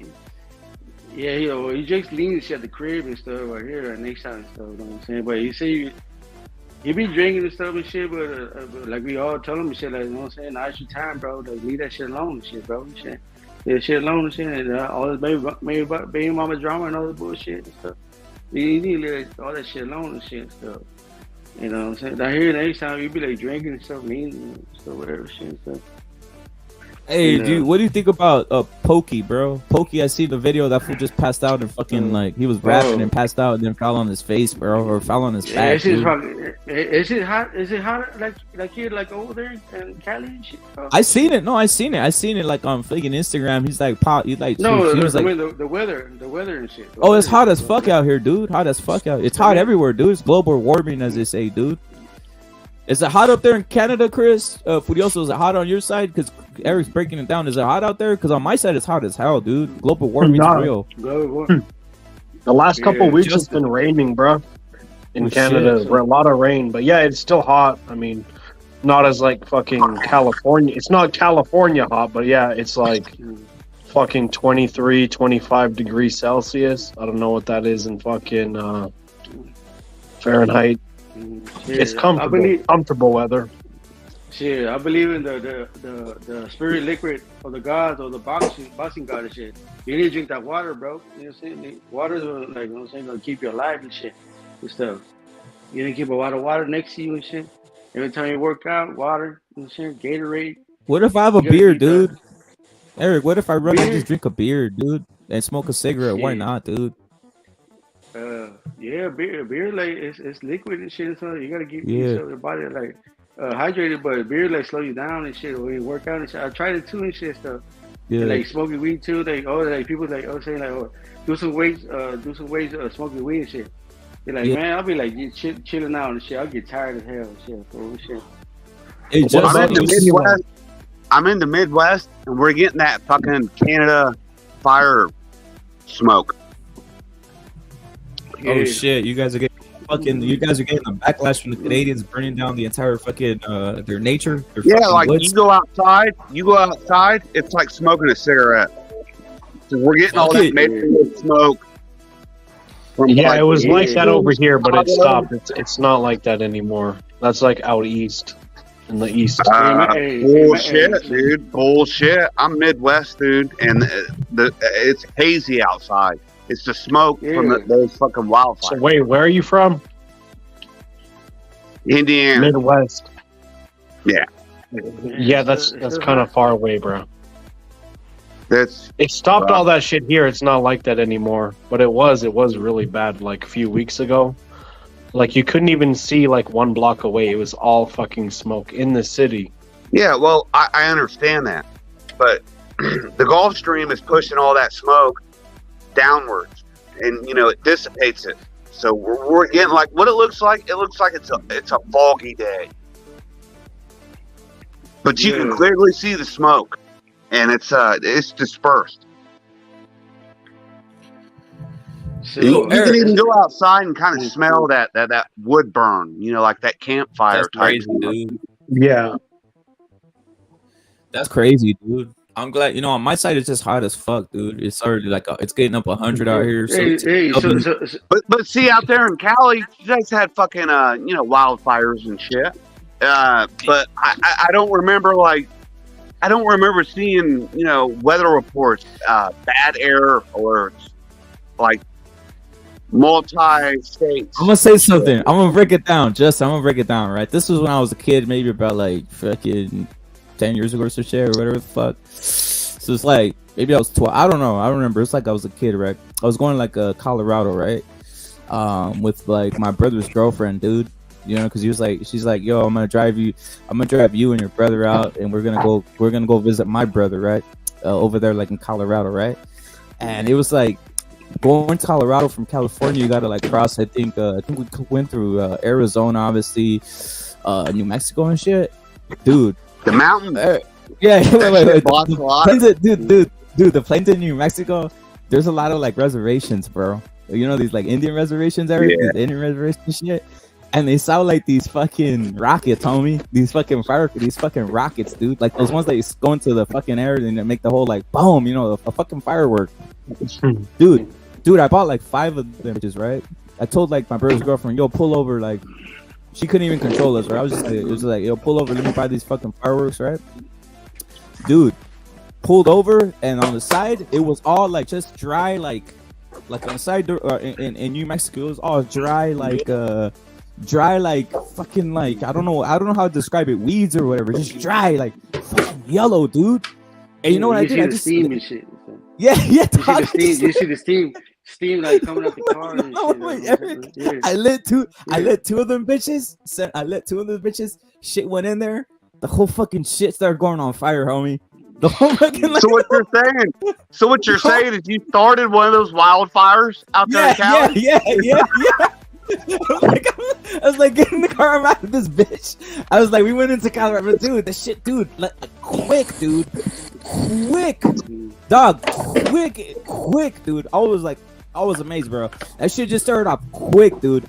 So yeah, it doesn't take nothing. It just takes like a fool just dropping like a cigarette tinder on a fucking, you know, in a campsite, and they'll light the whole bitch on fire in the summer, dude. Mm-hmm. I mean, it's facts. I mean, we've seen it in California. We're seeing it in Canada. You know what I mean? Facts. Hey, on that note and shit, you want to go outside for a jog or run and shit, you like, man, fuck that shit. I'd rather just go inside or go to the neighborhood gym and stuff with AC and shit and stuff. So yeah. It's hard, bro. It's hard. It's fucking hard and shit and stuff. You know what I'm saying? Like, you want to go outside and this fucking heat and shit. Ain't no joke and shit. Like a big pokey and shit. You know what I'm saying? Yeah. A nigga, like, you know, just a nigga, you know what I'm saying? People like don't believe it and shit, but it's true and shit. This fucking heat will like get to your head and shit, get to your body and shit, bro. And he just knock your ass out and shit, bro. You think Mexicans are built different? Eric, you think Yeah. Mexicans are built different? 'Cause I work in the heat, bro. I work in the heat, nothing happens. But I seen fools like from. I'm gonna just keep it 100, right? Let's just keep it 100. I seen some fools from like fucking Guatemala or Nicaragua or whatever, bro. Obviously they're illegal. So I paid. I'll just keep it real. I paid them like nothing, dude, to work, and they were on the roof, bro. And I gave one of these motherfuckers a monster. Eric, I gave this fool a monster, homie, because it was like for lunch. These fools wanted water. I gave him a monster. I was like, what the fuck, water? Water. I was like, Eric, I was like, water. We gotta get the job done out here, motherfuckers. I give this motherfucker a monster, bro. Dude. This fool drank a monster. A 12-pack of Coke. A 12-pack of Coke. He said, God, it was hot. It was hot. It was hot, bro, and we were putting one of those fucking central cooling systems on top of a fucking roof, bro. See what I'm saying? So I was like, give this motherfucker a monster, bro. This fool just fucking tipped over, fell off the roof, bro. Oh, shit. He like, that was evil, fool. Yeah, you Dr. Evil over here giving fools monsters in the heat. Hold on. Yeah, like a mini heart attack, bro. Like a mini heart attack. I was like, what the fuck? They took him. We took him to the fucking hospitals, whatever, bro. But it's like, I was like, these dudes are weak hearted out here. But I was like, fuck this shit. Water here, have a monster. What are we talking about out here? Get the job done. What the fuck? Well, like the true story shit, monster and the heat they don't mix shit stuff. Because you know what I'm saying, you know what I'm saying, like water and oil and shit. It dehydrates. Yeah, it dehydrates. You know what I'm saying? Yeah. With a lot of Crips be doing is having hot tub parties, and they give the hoes monsters and vodka, you know, to fucking make them pass out. Hey, Rapid, some boxing talk. Go ahead, bro. Hey, man. Bam versus Sonny Edwards. It's going to be a good fight. Facts. I'm looking forward to that fight. But Eric, go in, bro. Get your last word. Eric's about to split. But Eric, you gotta break the news when this fool, when he tells you what time it is, where the location is at, bro. Eric, you need to break it, bro. Is that a stadium or NRG or you know what I'm saying? Is that one of these? Yeah. But once he tells you, break it down, Eric. Break it down, bro. Eric's always dropping the news out here, bro. For real. Yeah. So when you think it's a 3-man hit list and shit. So shut these haters up and shit. You know what I'm saying? So 3-man hit list. All right then.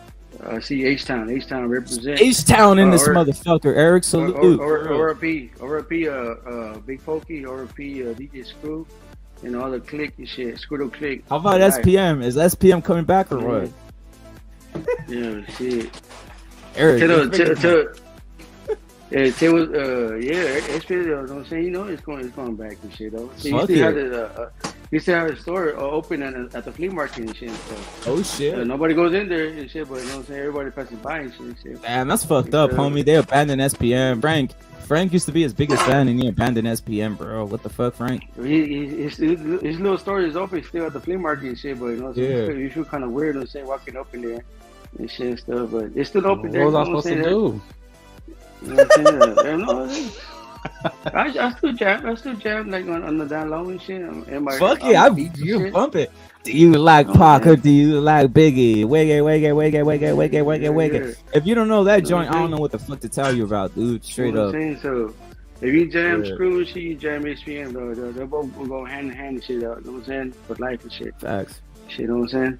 All right then. See you next time. Bro. Right. Suits Eric always dropping facts out here. But what were you saying, Justin, with the Sonny Edwards Bam? I got Bam, bro. I got Bam winning, bro. I know it's gonna be hard. I got Bam, bro. I got Bam, but I think he needs he's gonna have to bring up his volume because stylistically, with a pure boxer like Sonny, he's slick, he's slippery, he's got good foot movement, he can switch hit. Like you're gonna have to overwhelm him with pressure to where he can't think. He's always just, you slip so much, you're gonna slip the wrong way and get caught. So that's what I'm going with Bam, but he needs to bring up his volume. What do you guys think? When's the fight? Tough fight. I think it's a tough fight for Bam. It's not easy. Yeah, that's official, Frank. That's official, dude. They got everyone. When though? When and where? Summer. When and where? Summer. It's official. It's official, bro. I don't know the venue, but it's the summer. I cracked. You know what it is? It kind of got lost in the sauce because it was dropped on a day when Canelo started breaking out the Charlo versus Canelo fight, the PVC thing, right, Justin? Yep. Yeah, I know it was announced. I wasn't sure where and when. I don't know the date, but the next few months. You know what I mean? But it's gonna be a good fight because stylistically, Bam is a boxer puncher, and we got Sonny Edwards. He's a pure boxer, back foot fighter, defensive. He does fight in the pocket, but only in spurts.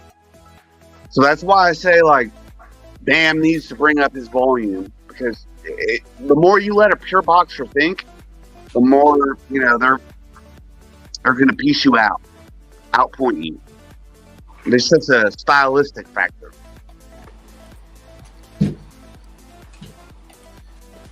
Yo, what's your thoughts on that, Furioso? Because now that I see problems with Franco, I don't know if it transfers to the brothers, because sometimes brothers do have certain thoughts and patterns. But what's your thoughts on that, Furioso? Obviously, Frank's assessment of Bam. I think Bam should win if I just didn't see him dealing with back foot shit recently, bro. Angel Ayala's a great fighter, Ultra. I just think that's going to be Bam's definitely toughest fighter because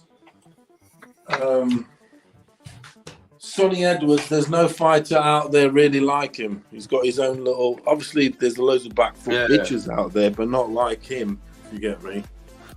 And Bam's going to be chasing this motherfucker around. He's going to have to, because he's not going to be... Bam's very good fighter in the pocket. A close range in the pocket. I don't know about chasing dudes around, so it's going to be... I still got Bam winning, because Bam's he's I think he's one of the most talented boxers out there. He's one of these that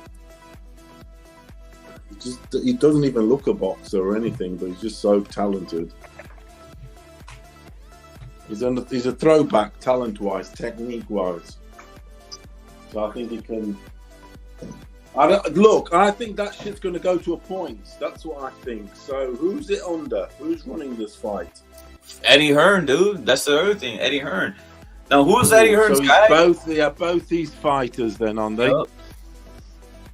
Both these fighters, which one's he going to push here? Fuck, because one thing I can assure you is it's going to points. Okay. I think Hearn is pushing for a Bam. Like, I'm surprised Bam didn't go with Oscar. You know, he's Mexican American, but Hearn picked him up. He took the initiative. Justin, real quick, Bam's got a good chin. He can handle it, so he's gonna last. See, here's my Sonny's style. Sonny's style is a lasting style. You know, he goes long. All his fights do. He's only got 2 knockouts, so he's not going to knock Bam out. So Bam, that's going to go. It's just destined to go to points. So, I mean, the thing is, Sonny's going to win a lot of rounds because of his style, because it's going to go the distance. Obviously, he's going to win a lot of rounds. He is going to win a lot of rounds because of his style. So, look, we could be looking at a robbery here. I want Bam to win badly. I can't stand Sonny Edwards. He's the fighter I hate the most in boxing. It's Sonny Edwards and Chris Corbett. Hey, did you know Sonny Edwards got knocked out by Clarissa Shields in sparring? Yeah, it's kind of funny. He's a one. He's a. Are you serious? You know what I mean? Wait, hold up. Are you serious? Yeah. Wait, hold up. Are you serious? He admitted it. Like, come on, Phil. He was asked that, and he was like, he was like, yeah, she did. She knocked him out. He's a little, you know what I mean? She's like a little running ferret. Yeah, he's like 112, 115 pounds. Clarissa Shields is like a middleweight, super middleweight, something like that. I mean, you know, it's just kind of funny. It's comical, but I give respect for Sonny because when he got put on the spot, when he got asked that, he was like, "Yeah, she did. She knocked me out." You know what I mean? He wasn't coming off with excuses and shit like that. Hey, I got a question for Frank, for Justin. Justin, I got a question. Is Teofimo a Hall of Famer, dude? Because he's saying he's a Hall of Famer already. Well, in today's society, yeah, he's a Hall of Famer. That they put anybody and everybody in there. But I mean, you know, he's got 3 good fights, dude. I mean, he beat Comey and Loma back to back. Loma was considered a top 5 pound for pound. Josh Taylor, he likes to say that he's undisputed, but no, he's not. Like, if all those belts that he dropped were still vacant, you know, we didn't have reaches. And, I mean, Rolly, that's a joke. But Matias, you know, if those guys didn't have the belt, if they were all vacant, yeah, I'd say Tio's claim is right, but it's not. Man, in today's era, if it's watered down, yeah, I think he'll get in. Just retiring like that, bro. Just straight up, just. Well, I mean, how many great fighters? Is Bivol a Hall of Famer? Is Bivol a Hall of Famer? That's a hard one. Nah, nope. Is Better Biev? I mean, all these guys on the list. I mean, these are supposedly the greatest fighters of our era. And, but I mean, Tim Bradley is a Hall of Famer. I don't know what you guys think about his resume, black, because he's black, Justin, because he's black. You know what I mean? That's why it's confirmed. I don't know what Pitbull hasn't had many fights. Is he a Hall of Famer? He's a Hall of Famer. Who is? Pitbull. Is Berta Biev a Hall of Famer? So you tell me, Furioso, for That's this era. Because I'll tell you what. I mean, Conor McGregor will probably be a Hall of Fame fucking boxing guy. or fucking KSI. Who knows what these dumb motherfuckers are going to do? The only reason I said those guys' names is because they're going to put Stank Davis in. They're already starting the talks, and I think they'll definitely put him in. No, he's a pound for pound. They have him as pound for pound, bro. They have him as pound for pound. I mean, look, the Crips are already said Haney's. They're already saying he's a Hall of Famer now. Haney's better than Mayweather. Haney's better than Mayweather at this point. Here's the thing: Hall of Famer. If you go undisputed, no matter how you get undisputed, you're a Hall of Famer. That's what I was trying to say. That's what I was trying to say about it. Because the thing is, obviously, it's one of those things that Teo, in hardly any fight, he's become twice lineal champion. That, unfortunately, you can't take away from him. And Josh and Loma do look good on your record because you can go a lifetime without fighting nobodies. And Comey. Comey's and Rep. Look. Fucking Comey, or not Comey, but what's that? Rolly fought Jackson Martinez, right? And he's a champ now. And he got a robbery versus Martinez. Comey fought Martinez, knocked the motherfucker out. So Comey is not what they'll do is they'll tell you what's his name, the one that Maidana beat up, Adrian Broner. They'll tell you he's a Hall of Famer because he's a 4-weight champion. But then who the fuck did he beat? Absolute nobodies. Vacant titles. How many divisions does Tank have? One 3. legitimate, but they say 3. That's what they always say. They always say 3 divisions, bro. And I've heard guys say Hall of Famer, 3-division champion, Tank Davis. But he's not a 3-division champ. In truth, he's a 1-division champ. No. Here, look. I'm gonna break it down for you. Rep, you probably understand this, but look, here's what it is. The writers, the reason these guys get so much credit is because they say they understand that boxing is a fractured sport. Like they know it's broken between companies and exclusive deals, so they're grading them differently. So they say if a guy can do undisputed in this era with it being so fractured, then it's pretty much a punt. You're punching your ticket. You see what I'm saying? Yeah, because the sport is fractured. There's no doubt about it that the pound for pound, half the guys have not fought this year. The sport is broken. It's like absolutely broken. Undisputed. People will fucking dispute Inoue's claim because he fought Donaire twice. But it wasn't Donaire. It wasn't Inoue's fault that Donaire whipped somebody who is 4 or 5 years younger than him, a champ, and fought him again for the second fight, right? Really, man, you need like a boxing historian. Like I heard Reb talk about Leo. Leo's a Hall of Famer, right? Like he's 3-division champ. He's legitimate. He's beat some really good names. Leo Santa Cruz is a Hall of Famer now. You mentioned I'm not a big fan on Leo. 3-division champion. I mean, these guys are doing it. I mean, another belt by Shakira, and he'll probably punch a ticket. It just, man, the sport is broken, and with it being so fractured, the writers, this is what they talk about, and so they grade these guys differently. No argument there. The sport is being watered down. Like Dimitri Bivol, right? What is he supposed to do? Like he can't unify. He can't become undisputed because of the politics. So what is he supposed to do? WBC won't sanction a fight because he's a quote unquote Russian, even though he's got Canada citizenship. Yeah, so the writers are going to judge him. They're going to consider that when they make their put their ballots in and stuff like that. Like somebody mentioned Tim Bradley, but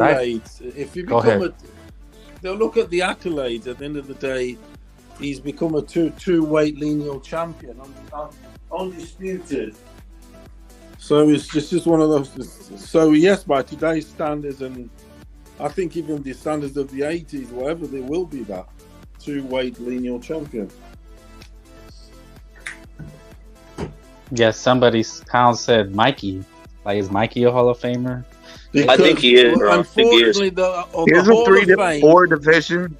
The Hall of Fame, Justin, will always be guarded by Arturo Gatti, and until As long as he's the guard there at the gate, everybody can get in.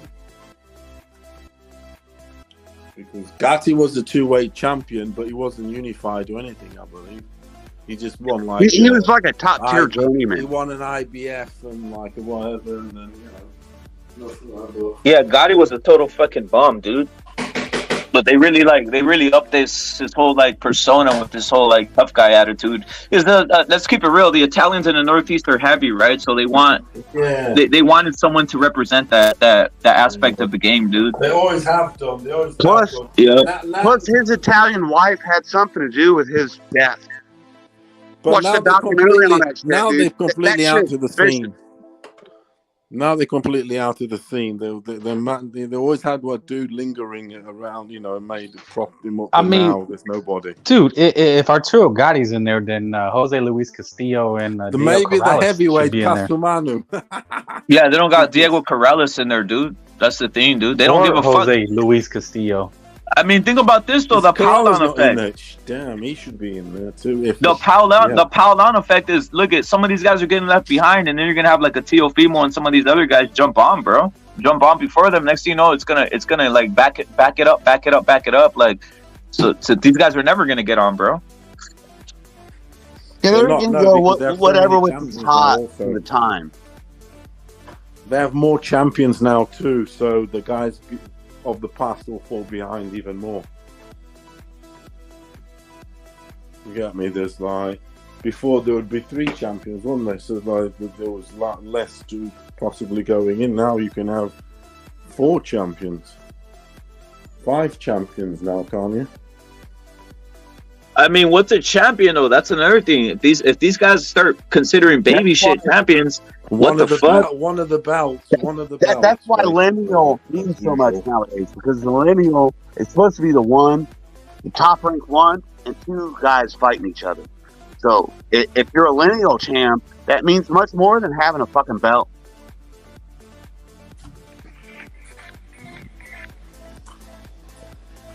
Yeah, I mean the lineal belt. It's that shit, isn't it? It's the man who beat the man, isn't it? It's the Ric Flair belt. You got Errol Spence, right? IBF is supposed to be really strict with their mandatories. Errol Spence hasn't fought an IBF mandatory since Ocampo. That was like 2018, 2019, somewhere around there.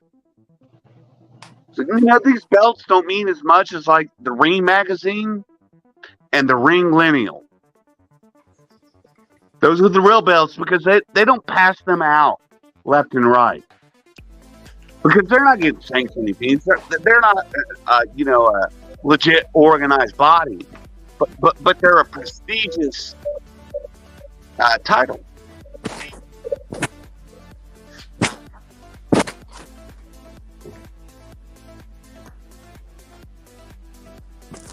Hey, Furioso, what's your thoughts on Cabrera versus Pitbull Cruz? I don't know if you've taken a look at Cabrera's recently, but he's the guy who knocked out Gabe Flores, bro. Knocked him out pretty damn easily, and he's gonna have the fight on the undercard of the Crawford Spence fight versus Pitbull Cruz.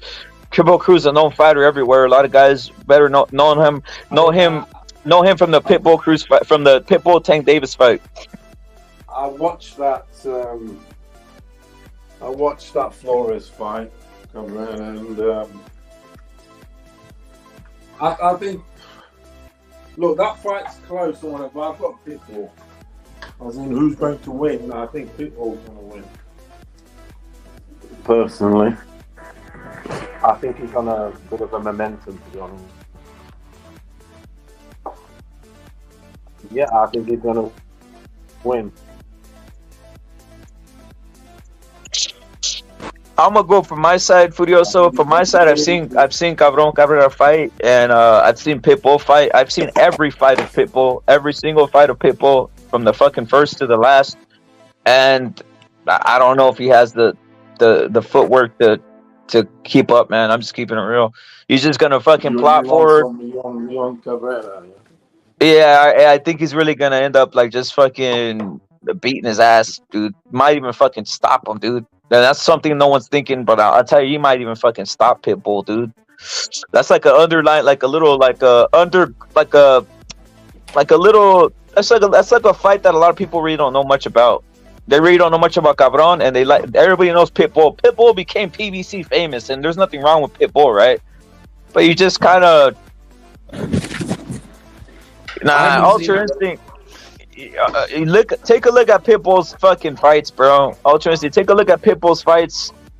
I mean, dude, They made him look like a killer, though. I mean, I seen a couple highlights just rummaging through fights, and he looked impressive. But I mean, obviously they're against cans, but I mean, still, they're doing it right. Hey, have you seen some of the fights about 2 years ago? Like, check out the Bandido Vargas versus Pitbull Cruz. Check out some of those other fights that he has, bro. Okay, are they good fights or? I mean, just check them out, bro. That's all I gotta tell you. Like, guys are very impressed by the whole Tank Davis. But I mean, I'm just gonna keep it real. Once Tank Davis just got on the back foot, just fucking was schooling Pitbull, straight up, dude. He just look at I was hoping before that fight. I was like, Tank, I dare you to go face to face with fucking like Pitbull. I dare you to go head to head. He went, it didn't work out. But once he went back foot, if Pitbull would have just back footed Pitbull. If Tank would have back-footed Pitbull, he would have knocked him out, dude. If he would have back-footed him from round one, he would end up knocking him the fuck out. That's just my opinion from what I saw, dude. Yeah, well, that guy Cabrera is gonna give him some movement, so it's movement and reach. Movement and reach. Yeah, it's gonna be interesting, man. I think it'll be a really interesting fight. No, it's on PBC, so we'll see what happens, bro. It's on PBC, so we'll see what if the kind of bullshit stoppage. No. If they give Pitbull the benefit of the doubt, like they do blacks, bro. Because if they treat Pitbull the way they're supposed to treat him, and it's close, they should give it to Pitbull Cruz, bro. Because that's the PBC model, right? Pitbull's PBC, so they should do it. But I just got fucking Cabron beating his ass, bro. It might be like a shock for a lot of people. Yeah. It might be a shock for a lot of people. But what's the PBC angle? Because putting them against another Mexican doesn't really get you ready for a Stank Davis fight, does it? You think they could be going in a different direction? The angle, it was this or Shakur, right? It was this or Shakur. For Pitbull? Yeah. I don't think Shakira was never an option. I mean, that's what they say. They say that it was either this or Shakur. And for Cabrera, I just know firsthand, Haney didn't want to fight him. None of these guys at top rank 135 wanted to fight him, bro. That's why I'm asking you. Is like obvious. Like, is the PBC being stupid, or they're trying to see something with this Cabrera kid? Because it's obviously a dangerous fight. I think they say that maybe they're testing this. If he could sort through this, then maybe they try getting him into another back foot fight, bro. They're kind of sorting him out because they think. Right, go ahead. Yeah, I mean, dude, Pitbull's never fought a back foot guy. A guy who goes totally back foot or knows how to maneuver, bro, or have quick footwork. He just hasn't done it yet, dude. So that's what they're trying to sort out here. Probably they're trying to see, all right, if he could handle this guy, then we might try fuck around and going Shakur Stevenson or one of these, right? Because they are 135 and the rankings are pretty damn close up there, bro. Yeah, that's what I'm saying. The optics, if they put him in, they're putting him in with another Mexican versus not a slick brother.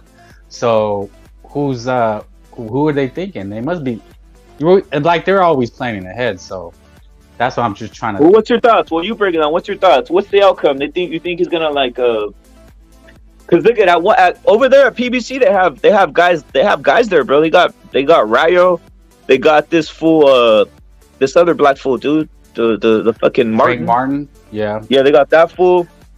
They got the Dominican cat. They got the Dominican guy.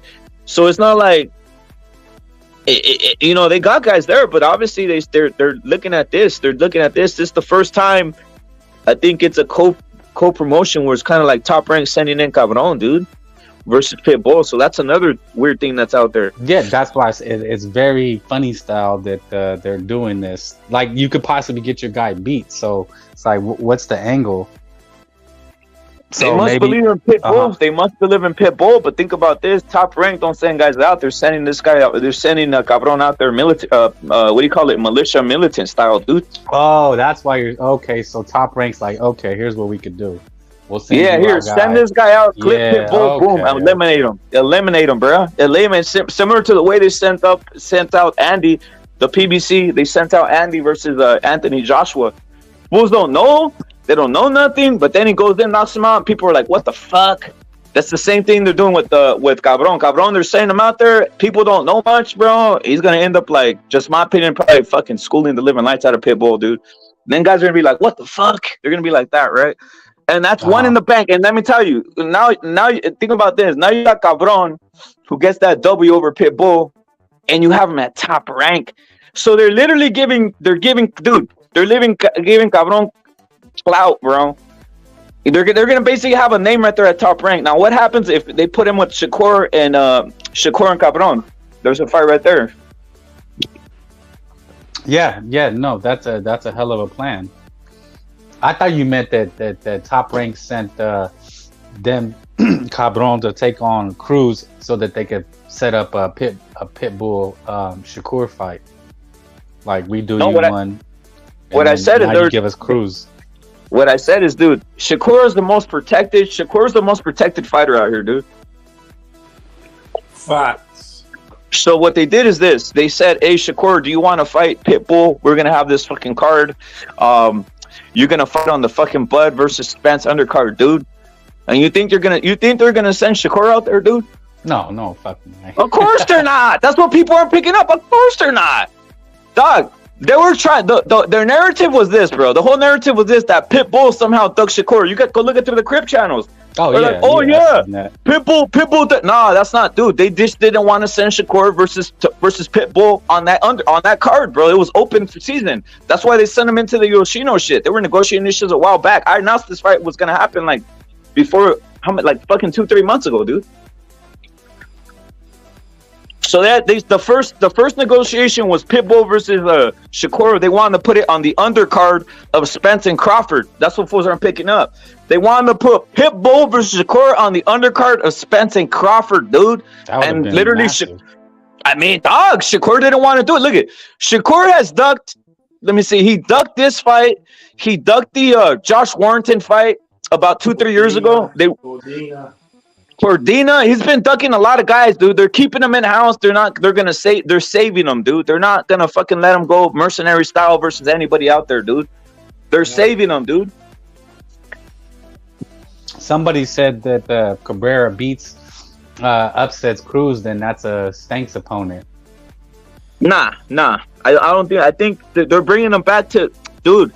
They're gonna bring him back and try setting it up with Shakur Stevenson, bro. I think that's what's gonna happen. Stank Davis. I already have a video. I have a video out there. Unless I took it down with Giovanni Cabrera. He literally called out the entire fucking Top Rank 135 pound apparatus that they had there. None of them, bro. I'm talking about Shakur, Haney. None of these motherfuckers wanted a piece of that. Fucking shame, man. What's going on with your boy William Zepeda, man? No noise. Come on, bro. They gotta wait it out. William has to wait it out, guys. Like, he really does. Like, he just has to wait to see where the pieces fall out here. He has to wait to see where the pieces fall, bro. I mean, come on, guys. You guys saw what William did to Jojo Diaz, which isn't easy, bro. It isn't easy at all, dude. And he just fucking dominated the guy, dude. Does he get a big fight next? You're gonna have to see what happens, bro. It all depends on what Haney does, dude. All depends on what Haney does, dude. If Haney drops belts, everybody gets big. If Haney drops belts, it's open season for everybody, bro. No, facts. But without that, these fools could literally look at Mal Charlo, dude. Look what he did to 154, bro. He just has these guys fighting for nothing. No damn reason. No, I mean, what's the point, though? It literally would be pointless to take tough matchups if there's nothing on the line, especially if they need the fight. Position. They need the fight though, bro. That's the like catch-22 that these guys are in, right? They need the fight. They're desperate, so they end up taking difficult fights, dude. That Charlo wouldn't take it. Charlo would fight once a year. They're very tactical. Haney, as you guys can see, batting out of shape. Like, you think he's planning the fight here coming soon, bro? No, he's not. Man, that is something else, man. He is a fat ass, though. Hey, what's your thoughts on Andy Hearn, bro? I want your thoughts, Frank, on that shit. Because to me, now that I look back on it, it was all the setup, especially with Bivol and Canelo. That was all the setup, bro. Because literally, you got the face of boxing. Can't you theoretically just fucking give that fight to Canelo if you're Eddie Hearn? Give him the fight. Hey, you won this fight. I mean, give it to him, bro. Look, man, the guy comes across as a schmoozer, and he's supposed to be the most powerful man in boxing because he basically is right next to the head man of the zone. So there's no excuses. So, of course, you're gonna think that, right? It's not like he's some random promoter that just wants to try to get fights on a network. He is the network. He's the man. He has AJ, right? He has, who else does he have? AJ. He had Canelo, but like that's all you really need is AJ, right? Like that's your golden goose, golden ticket. So he's a mover and a shaker, bro. So what has he told people that he can't do? If you understand what I'm saying.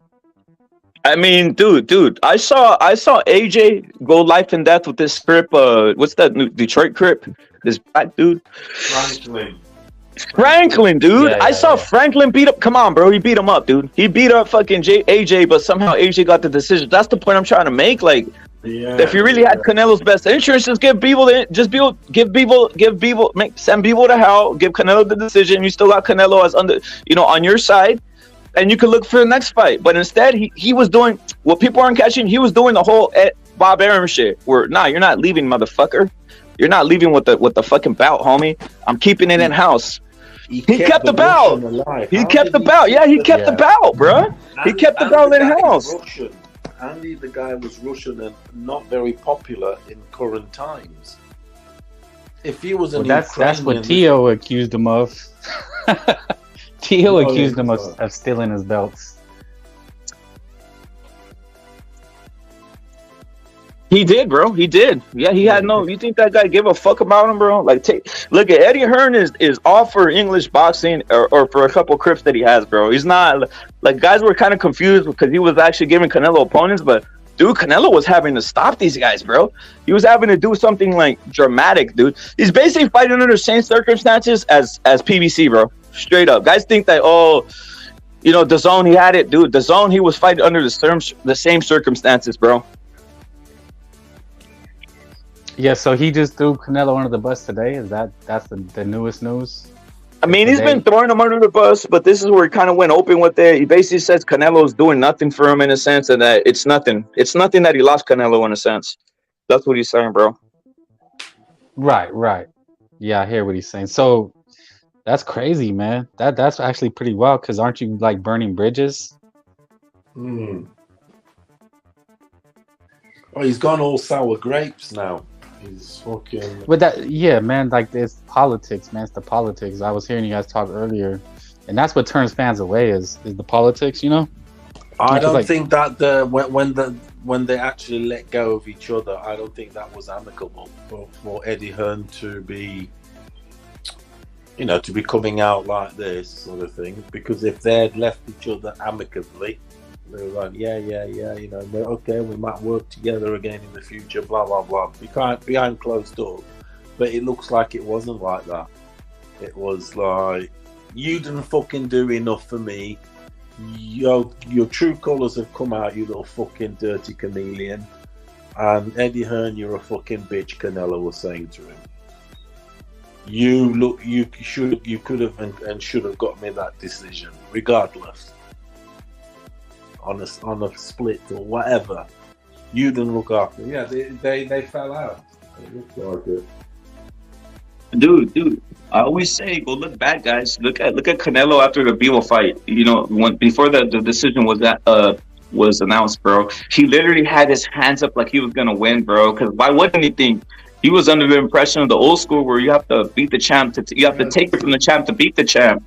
No, he thought that Eddie Hearn got his back. He thought, oh, Eddie Hearn got me and that, but no. Eddie Hearn is... He just didn't have the power like that, did he, Eddie Hearn? And it was the perfect opportunity maybe for the business, like, say, America, this, that, and the other, to get one on Canelo, because they're killing two birds with one stone. They're getting at Eddie Hearn and they're getting at Canelo. He did it for AJ though, as I pointed out with Martin. He did it for AJ, bro. He certainly did. Who were the judges for that fight? It was a fucking cast of characters. The same. I think it was the same judging. It was like English and all this other shit. American and one Canadian. Was it? Yeah. The cast. Yeah, no, that's the whole point. Everybody has their little cast of basically judges that they use, right? Like judges and refs.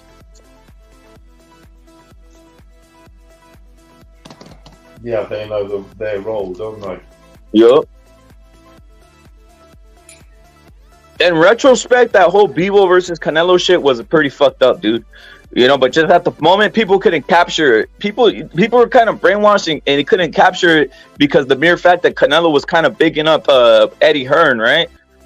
But that had to have done something to Canelo, dude. That day, if you look back now, that shit had to have done something to Canelo. When you already, dude, when are you gonna get the A-side status? That's the whole point. Canelo deserves. I've never seen Canelo get an A-side decision. I'm just keeping it real. I've never seen him get an A-side decision, dude. He always either has to clip a motherfucker, knock a guy out, or fucking make it dramatic. I've never seen him get like a fucking, I guess the Triple G guys cry about that, but I'm like, what the fuck, dude? I see Haney getting A-side decisions versus Lomachenko, dude. I mean, what the? And he's not selling anything, guys. That's the fucking tripped out thing about this whole situation, bro. Yeah, that's what I'm on about the whole thing. Yeah. I mean, it's not. You would think that Canelo would be the one that got all the, that got all the major advantages. But, yep. But no, he's another one that he's having to like fucking knock his opponents out. I know there was that GG that went to points, but that was a tight fight. You could see the winner, so to speak. So is he really throwing Canelo under the bus with the saying his fights weren't successful? Is that what he's saying? I mean, I he's haven't read saying the article. Right, he's saying his fights weren't as successful, but he's also saying that it's not like he really didn't do nothing for the zone, dude, or some shit like that, bro. Like, I broke it down. I read the whole thing, dude. He's basically saying that to him, losing Canelo's nothing, and it's nothing. Like, now all of a sudden he's acting like it, bruh. It's ridiculous shit, dude. It's ridiculous shit, to be honest. It sounds like sour grapes, bro. It sounds like when you pound a chick and she's fucking she's wet all over the place. You know what I mean? She's wet all over the place, and then when you leave, she says, he got a smart dick or some shit like that, right? When you leave her, right? That's what they do. You got a smart dick, shit like that. Yeah, Ricardo, I'm gonna roll up. Ricardo, salute, bro. I'm probably gonna roll up to that fight. Salute to Ricardo. He has his fucking fights for happy birthday to you, bro, for Navarrete Valdez, bro. Ricardo, salute, homie, straight up. I might head to that fight. Salute to you, bro. But yeah, dude, it's like on some sour grape shit, dude. And he didn't come out with this response when the PBC shit first kicked off, bro. He came out with it recently, so it is sour grapes, dude. And here's another thing. I don't think he sees in this stable right now. I think it's going to be hard to get Canelo back, bro. Yeah, that's what I'm saying. Like, man, that's like you're burning bridges, dude. Like, why are you doing this? Bro, this shit hasn't been as successful as I thought it was going to be. I'm saying as far as DAZN, like people are shitting on DAZN right now. I think the zone had good when they had Canelo, but now, like, dude, let me tell you, bro, fools are gonna cut their subscription, bro. So he talking about not successful. They already have. That's what it is, bro. Like, not successful. On Fools social aren't media, gonna... they were like, I canceled. I didn't even see that. Dog, I didn't even see that. But I'm like, what the fuck, bro? The reason I got, dude, the only reason I got the zone subscription was for Canelo or for some of these fights that they said that they were gonna have, bro. But Canelo being the main one, dude. Yeah, man, you can't lose your biggest star and then still claim to be successful. I mean, that's all they had. Let's keep it real. Are you paying for the Canelo fight on Canelo versus Charlo, bro? You can keep it as real as it is, bro. I you know what it is? Sometimes I'm like, I'm not gonna buy it, but then I end up buying it last minute. Because I do want to watch it without, when you stream, it fucking cuts off, dude. I want to watch it. I'm buying the Canelo shit, dude. Like, what the fuck, dude? Like, seriously, I'm buying it, dude. Like, I haven't missed buying any Canelo fight recently, dude. And it's what it is. I'm buying it, dude. I don't want to be sitting there and the shit fucking starts buffering and shit. Like, fuck that shit, dude. That's lame. That's ghetto. It's like I feel like a punk. I'm like, damn, am I really that broke or what? My dad will be like, why don't you just buy that shit? Like, you're right. Don't tell me you brought out the computer and the fucking HDMI in front of your dad, bro. Yeah, you tried to set it all up for him. He's like, what are you doing? He was like, bro, really? You broke ass? I was like, okay, I got the credit card out. Like, real ones know, you know? Yeah, you have to buy this shit, dude. Like, I'm buying it, dude. And you know what? The only reason I'm buying this, I'm backing Canelo, not because I give a fuck about PVC. I'm just backing it, dude. No, I want to see the fight. Like, I bought Plant and Benavidez. I could have easily streamed it. I mean, easy, right? But I was like, I don't feel like doing all that today. I just want to purchase it and fucking watch it with no fucking problems. So I gave PVC and Showtime my money. Did I buy Loma and Haney? Fuck no. I didn't buy that shit because I knew it was going to be some bullshit. Gene's saying, Gene, you're saluted, bro. He's saying that Hearn's confident he can still make big fights. Joshua Wilder, Saudi would definitely be big. And we'll see, bro. Valdez Navarrete is going to be a great fight. It will be the fight of the year candidate alongside Pachuco. I think that one will be, bro, but I don't know hey, Paolo, how do you really feel about Stanionis and Frank? How do you really feel about that fight? To me, I just think Virgil's gonna be overwhelming, bro. I think he just might make it look easy, to be honest. And it's not because Stanionis Stanionis is fucking good, dude. To me, Virgil's great, dude. I mean, if he doesn't put in work right there and it's a fucking war, it might change my opinion of Virgil in a sense. But I think Virgil's a fucking phenom, dude. I'm gonna keep it a buck with you, Brett. We're boys, man. But to say it's like this, a tale of two cities, and I'm gonna have to give you the examples. Now, if I'm a Booty Ennis fan, I'm not worried. I'm like, because I'll troll and be like, Roman V is gonna fuck his ass up, but inside I'm like, nah, Boots Ennis probably gonna look impressive. No, Boots got that. I already said that. Boots got that. But I'm a troll. Like, I'll go somewhere and I'll talk shit. Even though but with this, I'm a little nervous. I gotta be honest with Virgil. Are you serious? Damn, bro. Damn. Go ahead and break it down, man. The guy's tough, man. He's like, no homo, rock solid. Dude is hard as fuck, bro. He's solid. He's like Dervinchenko, bro, but better.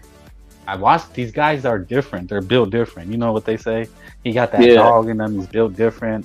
Yeah. I mean, you're not gonna get him out there with one shot. If you knock him down, he's gonna keep getting back up, bro. And people are mentioning Virgil's his problems. Yeah. I know it was just, he revealed it was COVID, but now I'm not like shaking in my boots. Don't get me wrong, but I'm a little nervous. Just a little. I agree with you. I think he's gonna walk through some fire, and then eventually he'll overwhelm him. But that's what I'm saying. Tale of two cities. Whereas people are looking at the other fight, Boots Ennis and Rumavia, as a super competitive fight.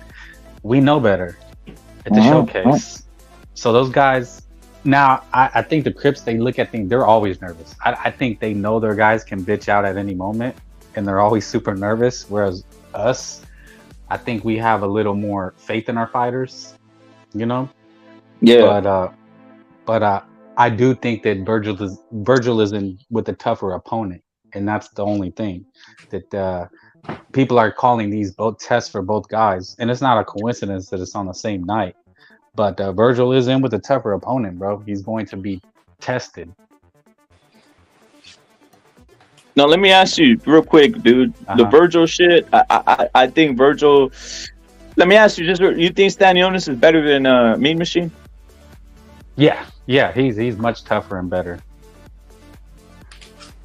Mean Machine is, man, he's a there's a word I'm looking for. He's a fucking journeyman, you know. He's tough. Don't get me wrong. He's tough and rugged. He don't look smooth. He don't look smooth enough for you, dude. Right? He doesn't look smooth. He looks kind of like. It looks like it looks like when he looks like he's trying to fucking break windows all over the place. He's a very impressive. No, you're right. He's an impressive knockoff. You know, it's like there's some real fucking Gucci belches. Gucci, you know, you go to the swap meet and they have all those. He's the top test. He's a good test. He's a very good test, bro. Yeah, he's he's got some power and he's sort of like wild and unpredictable. And if you're not careful, you can get yourself hurt, so to speak. Yeah, he's an excellent knockoff, an excellent counterfeit. You know, that's what I mean. Now he can pass for the goods. If you're not on your game, you'll get hustled. He is. That's the thing. But he's not the real thing, you know. And we've seen it. But Stanionis, man, I think he's the real thing. And that's just me giving Virgil even more credit, because what I want to try to do here is tell people that Virgil's win really means something, and that other guys win, it doesn't mean shit, bro. They're gonna tell you be as dude, straight up. I know what you're on, dude, bro. I've been saying this. I've already said this before, and I know what you mean. Like, I just think, like, dude, once I saw Roman Villa get the decision versus Speedy Ellis, I wasn't surprised. Like, come on, they're setting him up versus Boots Ennis. It happened, and I was like, guys are gonna think. Yeah, guys are gonna think that Romaine's gonna be out here on some killer shit. He's not, dude. He's gonna get knocked out by. He's gonna get knocked out by Boots Ennis, bro. 5 rounds or some shit. He's not. He's just right there, dude. He's not that good. I don't know what you think of that Furioso, but they're gonna hype it like it's some type of like devastating win. That's what I'm trying to say, man. I'm trying to get people ready. That's what I'm trying to do here. He needs to do after his last performance. They need to get him back on track. He needs to get back on track in the ring. Yeah. And put, you know, in the press, everything. They need to get his locomotive running and moving again, because that shit was embarrassing last time round. All the fire went out on Boots Ennis. Even his best of all, like, damn, do you know what I mean? I thought they had a killer here, but it's like this dude made him look ordinary. And if you don't know this game, man, you'll be hustled, because, and this is why I fuck with you, Rep. And most, I'd say 99.9% channels and people who even cover boxing, they'll never question why Boots Ennis wasn't the one who fought Stanionis, because they're both on the same side of the street. That's when you should have fought. And you know what with the Boots Ennis, they say, oh, nobody wanted to fight him. Stanionis said he wanted to fight, but they lowballed him. Yeah, that's the fight that should have happened, but they knew better. So I think we've said this before, the mercenary shit, dude. They send these guys out on mercenary missions. Stanionis is another guy who they're sending out on a mercenary mission. They say, you know what? We're right here, PBC, we're pushing Showtime or whatever. You know, a lot of guys I hate this whole confusion, bro. You guys can tell me what you think of this. I hate when I be like PBC and they're all, no, he's on Showtime. Dude, it's the same shit, dude. What are we talking about, right? Right. There's like the Showtime PBC, all the same motherfuckers, right? Let's just keep that. But I was gonna say, who's their guy, bro? Is this Stanley? No, it's freaking Boots Ennis. Boots Ennis is their guy, up and coming guy. Now, since he's your guy, what do? I send out a mercenary. What do? My mercenary this. Stanionis, mission what? Clip Virgil. Clip him. So that's what you send them out. You're not going to send Boots, your top fucking guy, to fucking clip him, you know, risk the guy that you want. You send him out. You put the pressure. You send out Stanionis to try clipping Virgil, and that's what they're doing, dude. That's how you know Stanionis isn't that guy, dude.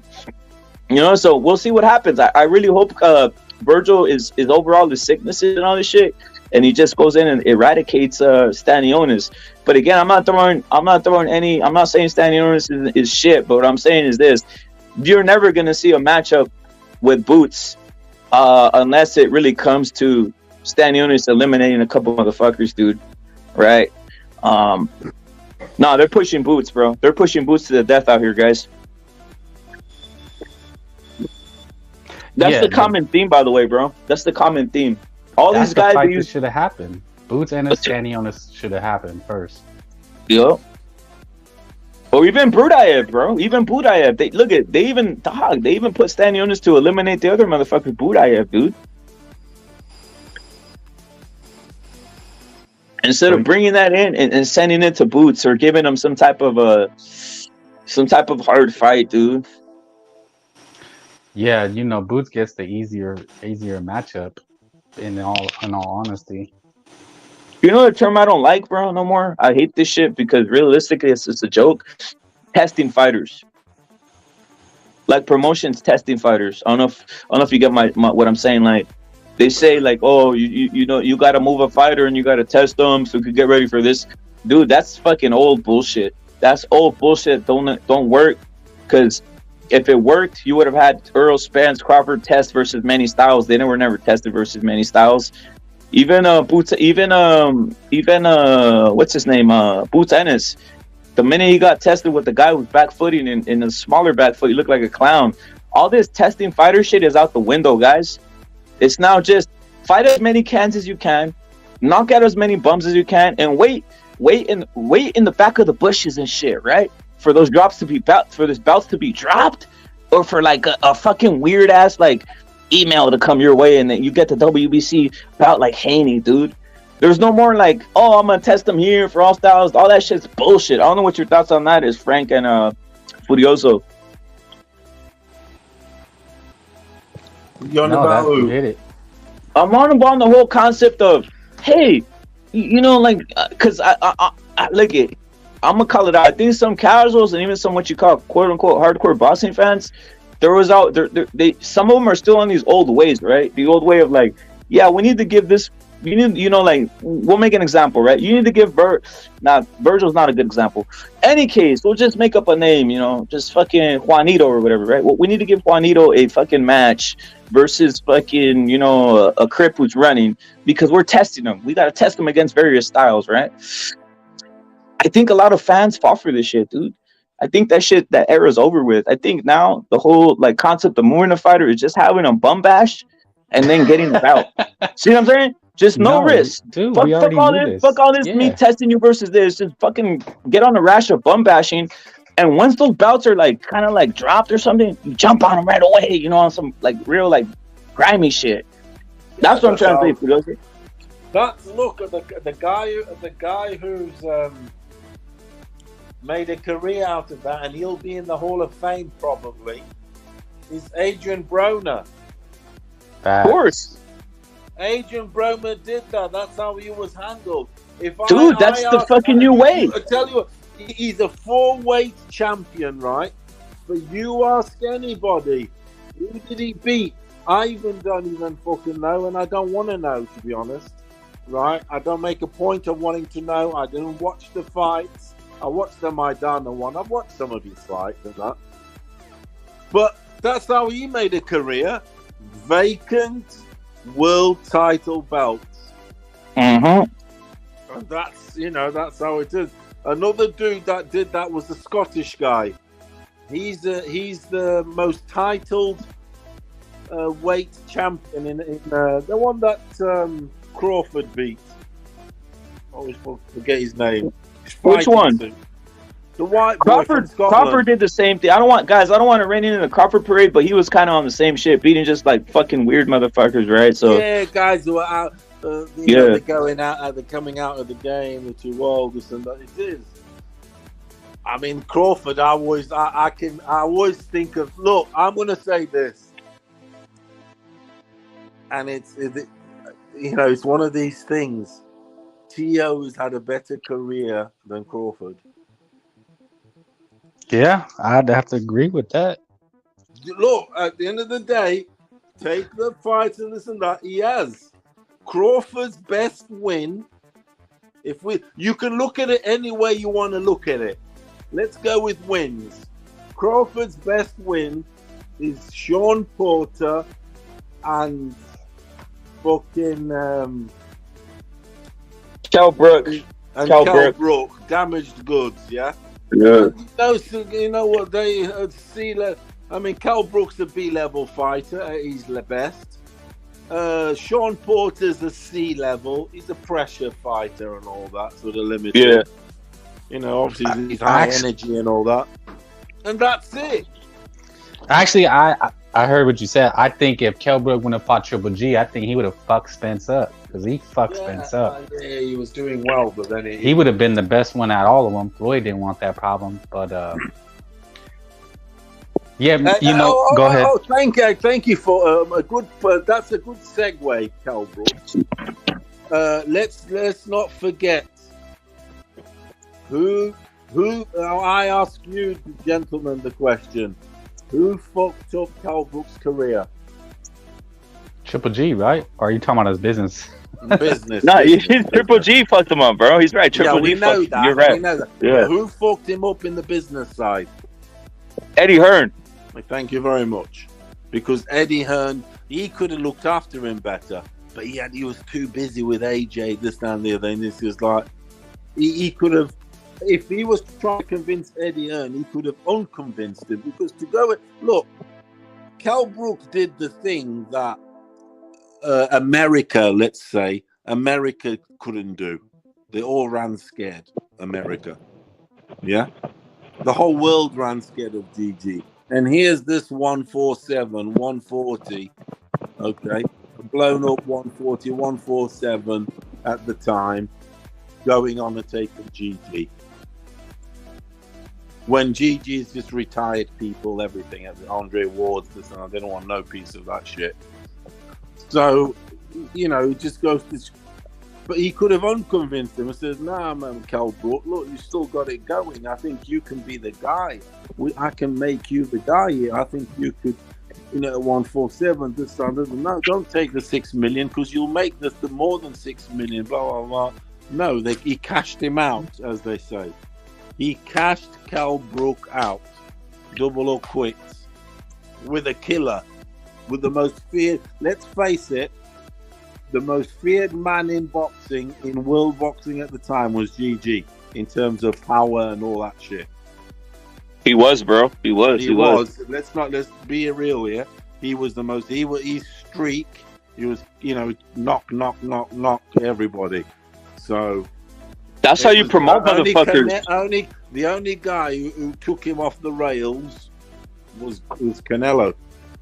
That shit was crazy, bro. Furioso, that shit was fucking nuts, dude. Like, I was like, there's two guys I was like, what the fuck? When Canelo fought him, it was Triple G, and it was Kovalev, dude. I was like, what the fuck? He's going to 175. I was watching. I was like, bro, I just chalked it up as an L, dude. When he went up to one, I was like, dude, how's he doing? I was like, dog. I was like, fuck. I was surprised when he did it though. I was like, yes. I was like, this is badass shit. When he fucking clipped Kovalev, dude. Cause I saw Kovalev, dude. The power jab is insane, dude. I was like, fuck.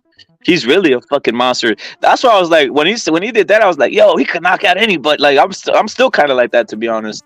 But yeah, I was like, he can. But that shit had me hyped. That shit had me hyped, dude. But he can. But with Bivol, everything had to be like, perfect. But they could have robbed though. They could have robbed Bivol though, Furioso. They could have robbed his ass. And his promoter needed to be on his side too. Everything. Yeah. That wasn't nothing. On a bad day, because all fighters have a bad one. Okay, whatever it may be, you need your promoter to back you up. Now let's just dig into this, Furioso. Was it really Eddie Hearn didn't have the money, or was he just on some bitch made shit trying to protect Bivol because Bivol was his client. Bivol was actually signed to Eddie Hearn at the time or whatever. Bivol's been a long client of his. Yep. Bivol's been a long client of his. I wonder if Canelo, not Canelo.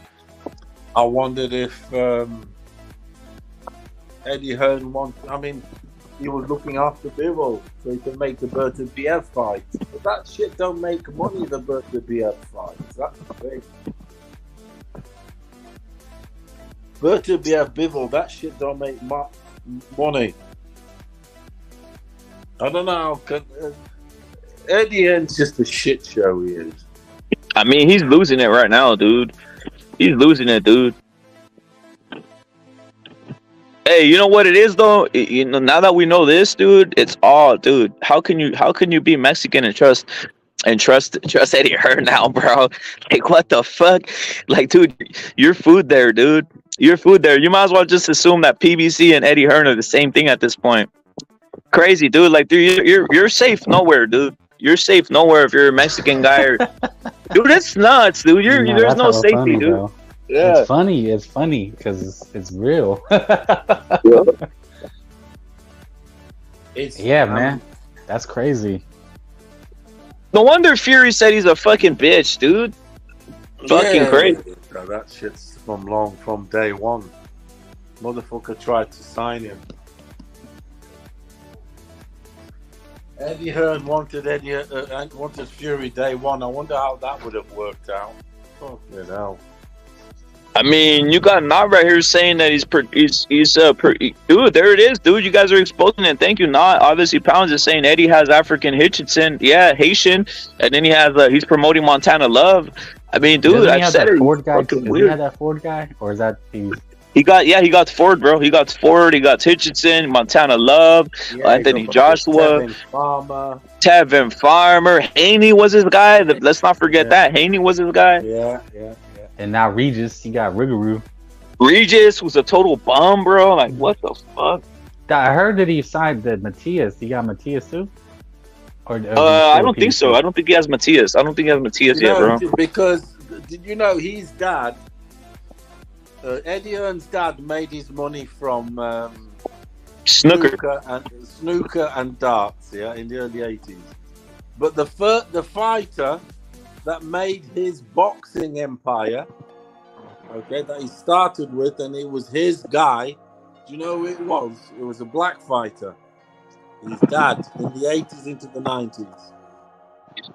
Was it Ben? No. Who was Ben's promoter? Who was the older Ben's promoter? Ben's promoter, he had a black guy in charge of him, like a black sort of promoter. At the end, but then he had what was his fucking name? Mickey Dunn. But fucking he had Chris Eubank. Oh, Chris Eubank. And he made a lot of money with him because Chris Eubank was the heel. And he was like fucking he was, the heel for all the other guys. Yep. Michael Watson, fucking Steve Collins, Nigel Benn, all them guys. So that's how he made his money with Eubank. So you'll always be loyal there, do you get me? Did he have Frank Bruno as the Don saying? Salute to the Don. Did he have Frank Bruno too or no? No, he didn't have Frank Bruno. That guy's the biggest cuck. That guy Bruno and these other guys are very fucking cuckish, dude. No, he didn't have Frank Bruno.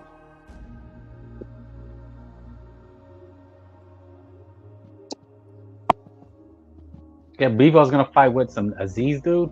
Is that who they're talking about? I hope Bevo gets beat, dude. Who the fuck is he? Aziz, is he? I think I've seen him. I don't think he's that good, right? I possibly have seen him. I mean, we watch so many fights. Exactly. We watch so much fights, it's fucking nuts, bro. Do, and it's like sometimes there's all these Aziz and then you see him think, oh yeah, that comes, yeah. Yeah, like the Zaria guy. I knew I seen him. Like, oh, that was the Barbosa. Like these guys, they just come and go. What's this guy's record? Somebody in the chat could check it out. Has this guy got a record or anything? He's probably like he's been around. probably like 20-1 or some shit with like no knockouts, some shit like that. That's what the typical line.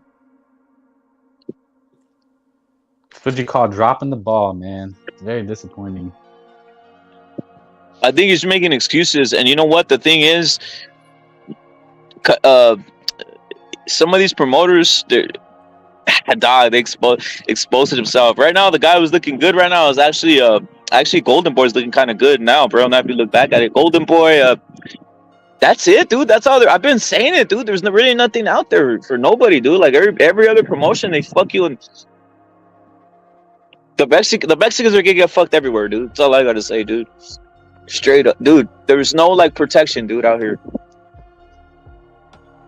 Whatever anybody says about De La Hoya, I mean, it's the last guy, bro. That's it. It's the only one. Yeah, I get the impression that Oscar he looks out for his guys. That's just it. People say he talks shit or whatever, but I get the impression that he does. Who cares, right? And who cares if he does? At this point, it's whatever. Let things fall. But as long as he protects the fighter, doesn't like the scorecards get guys screwed on the scorecards, bro. That's what I don't like. Yeah, I mean, really, all you have is that, right? In boxing, if you become a name, like all you have is that protection. Like coming up, I mean, you're kind of at their mercy, right? Like, they get you the date, they get you the fight. But once you make a name, then you kind of have some leverage. Like this Regis guy, right? He could have just went with anybody. He could have went anywhere. Yep. But what was he thinking going with Hearn? He said, well, he's probably going to protect me the most. Right? If I go to PBC, I'm going to sit. If I go to Top Rank, I just seen how they robbed that guy. So maybe Eddie Hearn, he'll help me. Because go ahead. No, you're right. It's because you look around and you can see like who's protecting who and who's involved. Like these black guys know, bro. Come on, Progress in the gym. Look at Progress in the gym. He knows who he knows. Like Prince is over there. He knows who he has as top dogs. PBC, they know who they have as top dogs, bro. Like you see the writing on the wall, bro. They see the writing on the wall. There it is. The writing on the wall, right? Of course they fucking know. I mean, it's not a very big business, right? It's not like there's hundreds of companies. There's like 4. There's 4 companies on 4 networks, or 3. Is it 3? Maybe like 4. With that Frank Warren guy. Yeah, but Frank Warren, I think, is ESPN though on our side, dude. Right? Am I true? On Saturday they show some like morning fights from like Germany, some real nondescript places. Yeah. Or sometimes in Toronto. They'll have these obscure cards with like no music, no commercials, some real ghetto shit. A red ring and shit. A red ring. Yeah. Like I don't know where the fuck it's at. There's like 1,200 people there. I seen one last week.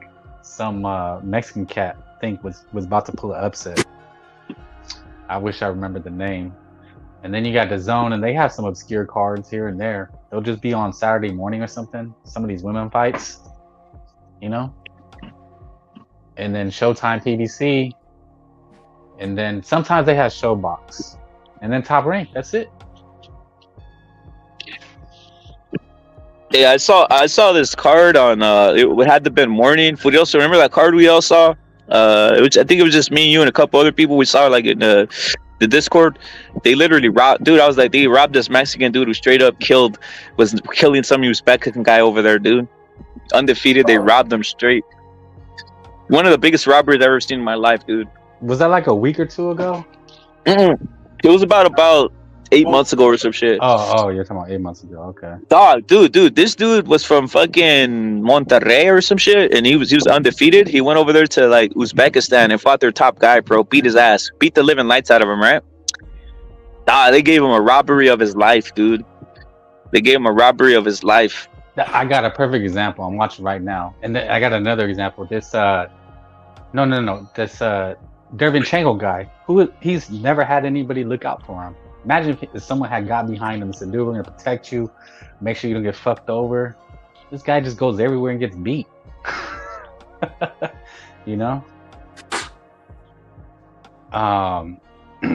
PBC has a guy like that. Some like Russian name. You're talking about Kovalev or Kovalov or some weird shit, I guess. Kordabov? No, he's a smaller weight class. He was just on an undercard at the like 126 or something like that. Yeah. And like Miri fought that guy. He fought Azat or something like that. Oh yeah, that Armenian fool. That Armenian fool. Yeah. Dudes like that, bro. Nobody ever looks out for them. They're just always B-sides, and they're always gonna get robbed. You know. The game is rough, man. The game is rough. That's just man. That's why you do need someone who looks after you. Someone who's going to say, "Hey, man, Nello, no matter what happens, bro, you're not gonna get fucked over." Look it. I'll just say this: on a close fight, dude. Golden Boy card. I've never seen like the Golden Boy really keeps it on code, bro. I've never seen a guy just take a fucking utter like a fucking like somehow weird like robbery on his ass, dude. Golden Boy was so crazy at one point that they even gave Broner. They gave Broner a decision versus a fool that wanted. When Golden Boy was promoting Broner, he gave him a decision over some motherfucker, dude, in Mexico. That fool, what's that fool's name? The fool looked like a damn yaki, dude. He always came in with a feather, bro. He came in with a feather all the time. I don't remember his name, bro. But yeah, Golden Boy protects their fighters, dog. That's what I'm saying. Like, it's fucking crazy, dude. Yeah, Hearn doesn't protect shit, dude. Hearn doesn't protect shit for any. I haven't seen one Mexican fighter protected on that card on his fucking cards, bro. You know, but I think he'll protect Berlanga though. I think he'll do his best to protect that guy. In his article, he said that's the guy, bro. He's getting behind Berlanga 100%. Yeah, he said this the guy who's gonna like bring me to like another level. Nah, no way, dude. Why would I be lying, dude? Why would I be lying? No, He literally said it. There's no way he believes that. Dude, he might believe it. He's so like New York centric. He's so like he buys shit. Like, dude, he gave Tevin Farmer what, $4 million or some shit. Like, dude. No, I think I know what you mean. Like, guys are so in it to win it that they kind of lose sight of reality. Right? Like, if you're a Hollywood director, you don't think your shit sucks, right? You're like, I'm Hollywood. Yeah. I make the best movies. Ain't nobody fucking with me. You know, everybody hates your movie. Maybe you're right, dude. Maybe he is behind Berlanga 1000%. He's going with it. He's going with it hard, and I think the whole like the whole Oscar De La Hoya Hearn beef kind of like even made him more like on some lovey shit for Berlanga, dude. Huh? Like, bro, we're locked in. Yeah, that type of shit. Yeah, we'll get that fool for you. Yeah, we'll get him, bro. We'll get him. Yeah. I see what you're saying. You know who's the most overrated, bro? You know who's the most overrated bum out here, dude? Say it. Who's the most overrated bum in boxing, bro? I'll tell you who the most overrated is, dude. The most overrated bum? In what yeah. way? I don't even think he's good. Ability. Just fucking thoroughly overrated that when you look at him, you're like, come on, dude. And then people are like, you got the hipsters going on, yeah, he good or some weird shit, bro. It's just like, come on, bro. Bolton. Dude.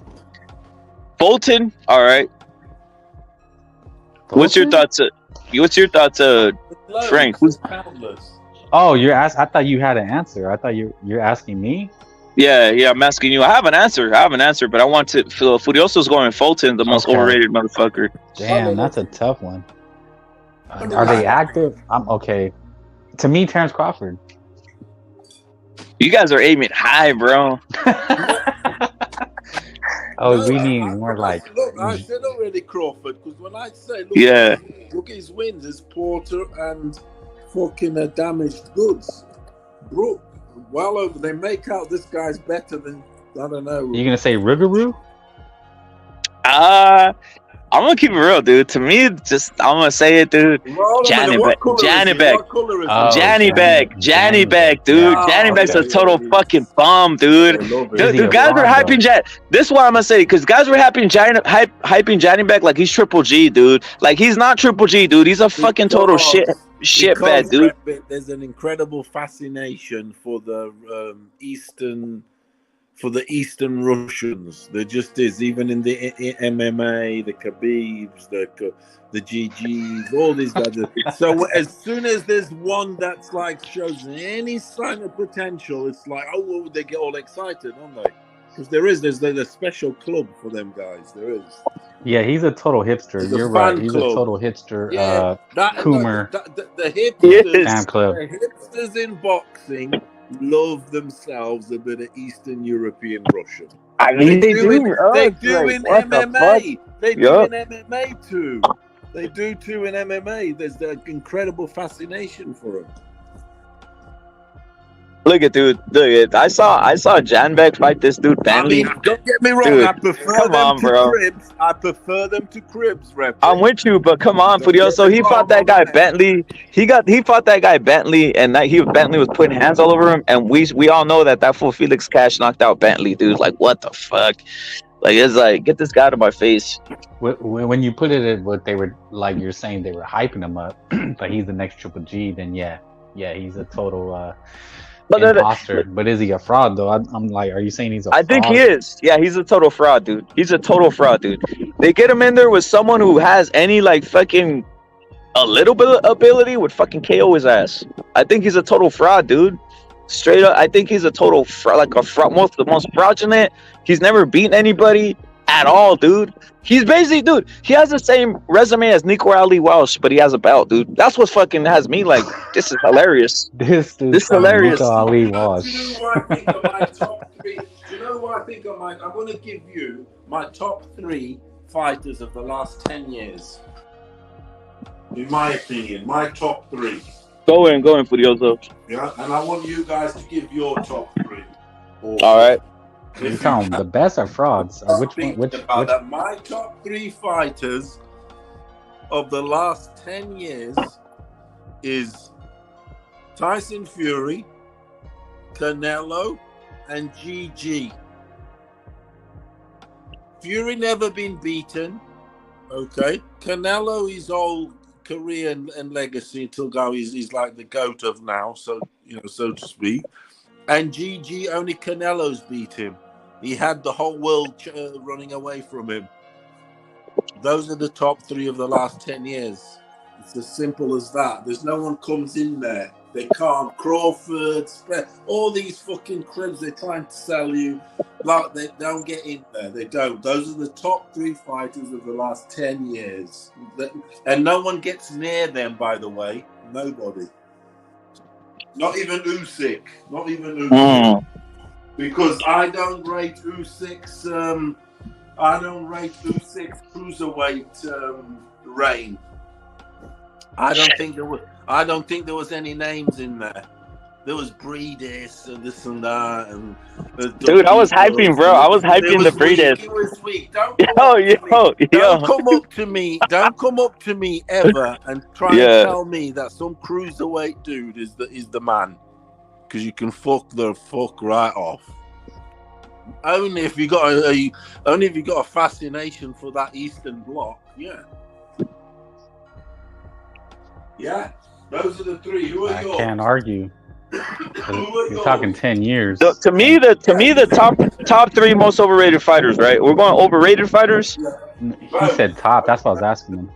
So I'll go top 3 overrated fighters, right? The top 3 overrated fighters that I'll go top 3 most overrated fighters that I've seen, and I'm gonna have to like do technicalities here, right? Technicality because overrated, but I got to give some of these guys props for beating these guys, right? So I'm gonna say Chocolatito's overrated, Usyk's fucking overrated. Usyk's overrated as fuck, dude. Who else is overrated? Haney, obviously, fucking thoroughly overrated. I could go into a barrage of black guys, right? Because they are overrated. But my point is, I'm going into look because these guys cuck. These guys cuck for these motherfuckers. That's the problem. Because I noticed like there's cross sections, right?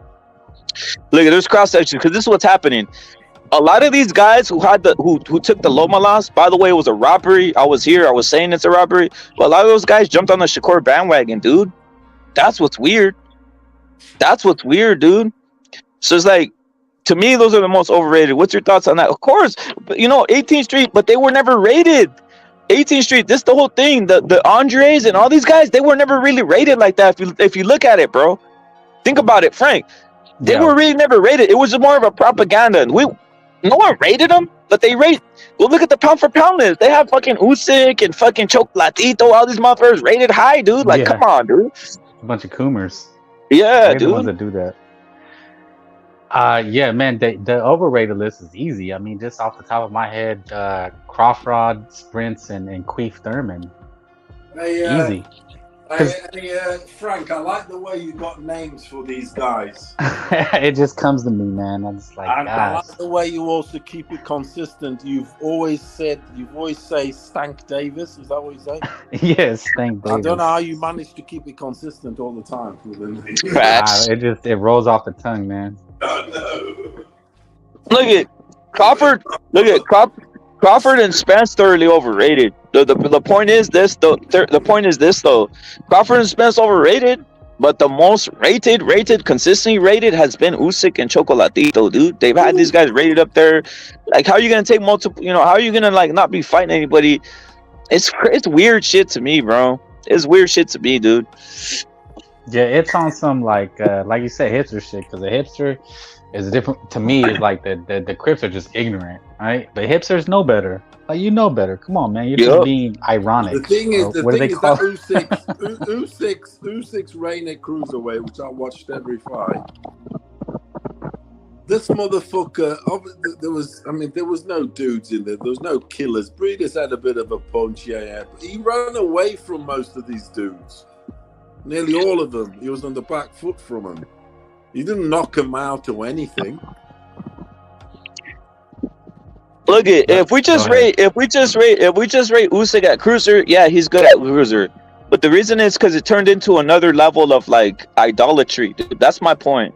Like, when it turns into this level of like fucking Usyk superhuman, he's not superhuman, dude. That's the whole point I'm trying to say. That's my point. That's literally the fucking concept of overrated, dude. When they're saying Usyk is a fucking superhuman motherfucker, dude. He's not. He literally got beat by Porter, a little crip. He got beat up by fucking what's his name, Better Be, by 175. That's the shit that pisses me off right there, dude. No, I think those are all solid choices, bro. I think, like you said, bro, it's just people, they just try to be ironic, bro. They try to, be cute with it. But because that's Furioso, right? He like 10 years is a long time, like. Yeah, but 10 years is about when they were like from, mid-20s, early 20s to no. It's kind of like a career, isn't it? Yep. 10 years is a lot. 10 years a lot. 10 years a lot. 10 years a lot, for real. But them guys, when did the GG come on the scene? 2014, right? Like at the height. I remember, like. Was he been around longer, bro? Or was it 2014? Wow. I would say that's what I'm trying to say. Look, we're in 23 now, okay? So that's nearly 10 years. Canelo, we can also take 10. And they are the three guys. There's no. Yeah, Earl started in 13. You can't put Crawford above any of those three. You can't. You just can't, in my opinion. Even though Crawford is unbeaten, yeah. But who did he fight? Who did he fight, motherfuckers? Nobody. Like put it this way. Like, I was gonna say Danny Garcia, but he did have in the first 5 years he was pretty good, but the last 5 is like he's a fraud now. He's a reject. That's a hard one, bro. That's a hard one, bro. Look at right here. I said 10 years is crazy. But to me, it's not kind of hard because I've got those. No. I'm talking about my bad, Fudioso. I'm talking about what Pachuco. Pachuco put that who's more overrated, Spence and Crawford, bro, or Crawford. That's a kind of a hard one, to be honest, dude, because they're both thoroughly overrated, dude. Yeah, they're both. I'll say this: Crawford does get this whole like almost. Spence just gets like a certain segment, right? They like him or whatever the fuck, but Crawford has this whole like a halo, bro. He has a halo. Yeah, they got this guy like he's like a fucking came from space, and because he knocks guys out, they're obsessed with it. He's Black Jesus. Yeah, he's literally Black Jesus right now. These dudes out here, he's godly. It's like it is. Like they say, work. oh, he's different, but he's just on another He's above. He's just on that plateau. He floats, bro. He levitates. Yeah, he walks on water. There it is. He's smoke on water, basically. Smoke on the water. The fire in the sky. Yeah, he's the fire in the skies. He's smoke on water. I don't think anybody's rated Andrade high. That's the thing. Nobody's rated Andrade high ever. Nobody, bro. Nobody. That was like YouTube. That was some fucking weirdos on a. I hate to say it. That was a weird motherfucker on boxing YouTube who like kind of upped the whole like Andre shit, and it was like a fucking weird dude who's literally a black dude who claims he's Mexican. I know he's fucking. Who did it, bro? Andrade actually is when you think about it, really, he's probably the worst fraud in boxing, because his biggest win is Liam Williams from Wales, and what the fuck? I think he's a 2-weight champion or something. He's won 2 world championships, I'm pretty sure. And it's like he's definitely fought nobody. I've seen him on interviews, in Portugal, because he goes to Portugal a lot, and he's obviously. Can you speak it? Can you speak the language or what, Furioso? Yeah, he can fluently. Oh shit! His dad. Obviously, his dad's that way, isn't he? He's a Cape Verdean Portuguese. And he said on there, look, I don't even believe my luck. I can't believe my luck. I've been, not on some blessed shit, to be as lucky as I am, to be getting nearly 3 million a fight under zone, fighting nobodies. He's made for who he's fought, and his achievement and the money he's made is just ridiculous. And he's only got province. He's only got 10,000 fans in province. That's it. So he's on I think he's the biggest fraud in boxing, basically. Yeah, and then there's people out there that say he's the most ducked guy. I don't think so. I don't believe that. I wanted Billy Joe Saunders to whip his fucking ass. I did. Fucking hell. I don't like Andrade. He's a fucking. Plus, he's a Porto scum. Yeah, man, boxing people are crazy, man. Then you have guys like Danny Jacobs and Sean Porter who fight everybody. I don't know how these guys end up fighting everybody. I mean, they end up losing, but like Sean Porter fought everybody, right? He fought Crawford, Sprints, and Queef Thurman, right? Yeah, he was basically everybody's butt boy, bro. You know what I mean? Everybody knew who. Everybody knew. Dude. The thing about Porter, everybody knew they could cook him, bro. That's the whole thing. He fought everybody, dude. And then Danny Jacobs, pretty much, he fought everybody, right? But Porter was happy with that because he was well paid to be a good beaten guy. But that's what blows my mind about Crips and Cucks is like, you tell them something like that, he fought everybody. Like, why do you not talk about him? Oh well, it was different. It's like, okay, man, I can't with these guys. In every division, there's a guy like that. Like some Mean Machine, Sean Porter, Danny Jacobs. These guys fight everybody. Why did PBC sign Mean Machine, bro? Ooh, he's at 147 now. Or no, I thought he fought at 154. No, he's 147 still, I think, bro. Okay. Yeah, he was on like the preliminary of the preliminary. I don't know.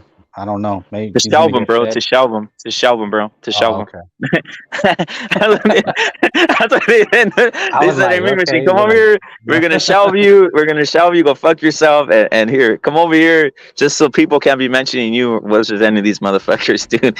That's what they did with that fool standing on his Budayev. All these guys. That's the little, That's a hell of a idea. No, that's crazy to think about, right? Yeah. So what does That's he how do? they do. Then? He just they pay him a fucking stipend. That's Yeah, what I heard. he's just up there shelf, bro. Yeah, like they Look, got dude. that Lipinets guy, right? Lipinets. Lipinets, yeah, they pull him So out he from fights time to fucking time. everybody. Yeah, these Yeah. guys they fight fucking everybody. Yeah. Nah, man, that's crazy. How fucked up that shit is. Look Yeah, what that they fool- did to this go fool. ahead. Look what they did to this fool. The Juggernaut, bro. Fools don't even remember that. Fools don't remember that they had the Juggernaut on PVC, dude, and they shelved his ass. Damn, that's fucked up. People don't remember that, bro. They literally had the Juggernaut on PVC, and they shelved him. Like they had him there. He was just like over here in Vegas, over here in California, fucking just training and shit. And then they shelved him, bro. They basically they were waiting around, and they just had him aside just to do nothing. Next thing you know, he goes back to his homeland, and they fucking have him fighting real quick. They had him fight this fool. What's that fool's name? Tack. Fucking. All these types of guys, right? All these characters, and then obviously the big one was Zilly Zhang's. That one, if he would have won that one, he would have been right now in the money for some shit. But that Zilly Zhang ruined the parade for his ass. No, but that's a great Jermaine- point. You said he's fighting to Cam and it's a bunch of characters. Mhm. It is, though. Jermaine, It is. Jermaine Stavern, he beat Stavern. Jesus Christ. Just think about it. Think about it. That a former world heavyweight champion in the world is fighting this weekend. Think about that, yeah? Hey, dude, Fucking Martin. dude, people, Eddie there it Hearn- is, Who dog. Eddie Hearn paid To take a dive. It was 4.5 million. I think he paid him 5 Crazy, dude. But, I mean, he had never earned $1 million, let alone that. So obviously, then belts all became vacant, didn't they? Because released by Fury, and then Charles Martin gets his hands on them. Jesus Christ. What the fuck's going on? So that tells you about these American, I mean, not just American, but these privileges that sometimes the champions, they are not real champions. How did he manage to skip through the net and become a champion, Charles Martin? When he's literally the biggest bum in heavyweight champion. I mean, put it this way. Charles Martin has become heavyweight champion of the world and Chisora hasn't. Dog, that's crazy, dude. No, I'm just saying, and they're both bums, okay, but Chisora is a better bum than Martin, for instance. Think about it. Charles Martin has been world champion, heavyweight champion, and he's got absolutely no chin, no nothing this fun. He's a fucking rabbit in headlights, he is. I can't, oh dear. Mockery. Facts. Dude. Only in America, rep it. Yeah. Only in America can Charles Martin become heavyweight champion of the world. I mean, Only in America can they tell you that Marvin Hagler's the greatest thing. Dude, fucking cucks, bro. In America, they tell you Hagler's the best thing since marmalade and bread. That's what they tell you. Hey, all these Crips need to do, Furioso. I've said the blueprint for them, and they don't listen to me.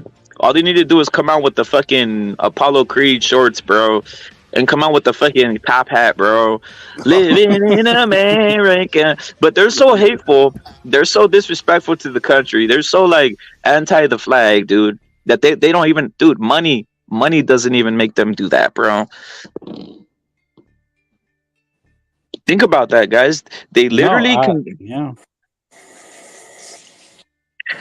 Fuck ESPN. Fucking faggots. I just noticed they took some shit. I actually I gotta stop that account, bro. Oh, ESPN Plus? Yeah, they just hit me with the fucking we took it. I gotta stop. I gotta get rid of these motherfuckers. I got ESPN Plus, man. You're gonna stream it? Dude, it's I don't know, dude, because it's like who do they have coming up next anyway? Man, it's just boxing, bro. Like they got nothing, right? They got really nothing in a sense. I might have to start streaming their asses too. Just like fuck, dude. The Zone, I'm getting rid of that shit. Yeah, that I can reasonably do it because they don't have anything. I mean, I'm gonna pay for the Virgil fight, right? I'm gonna just pay for the Virgil fight, and then I'll cancel. But because I don't want to have issues, bro. I hate streaming. It's really fucking bum shit. I'm I with mean, you, no dude. disrespect to anybody that does it, because I feel Dude, you. Disrespect them all. Disrespect them all, bro. Gents, You fucking bums I'm not. stealing. I'm not paying for a stream, and I'm not paying for a pay-per-view anymore. That's the way it goes. How about Nah, I the respect Fury that. I shit? How respect about that. Fury? How about Fury? Furiosa, how about Fury? Are you still off that shit or not? Fury, I'll pay for Fury, this But and that. But this go ahead. business of paying here, there, the blah blah blah, just paying. I'm not paying anymore. But Furiosa, like, I really want to see the. I'm streaming. I really want to see the Virgil fight, and I don't want to have to like play with streams. To be honest with it, I mean, to be honest with that one, what company is that with? The Zone. Yeah, it's not cheap either. I'm streaming like, that. Is that a pay-per-view or is that a stream, bro? Because I have the Zone still, bro. I haven't got rid of it. All right. No, you can pay by the month though. That's what I'm saying. Like I can. I paid the entire. It's shit renewed, bro. You know when you got the whole like shit. You think it renewed on me, bro? It's like whatever. Yeah, you got hustled. Basically. Because you have, and also go ahead. No, sorry. So carry on, mate.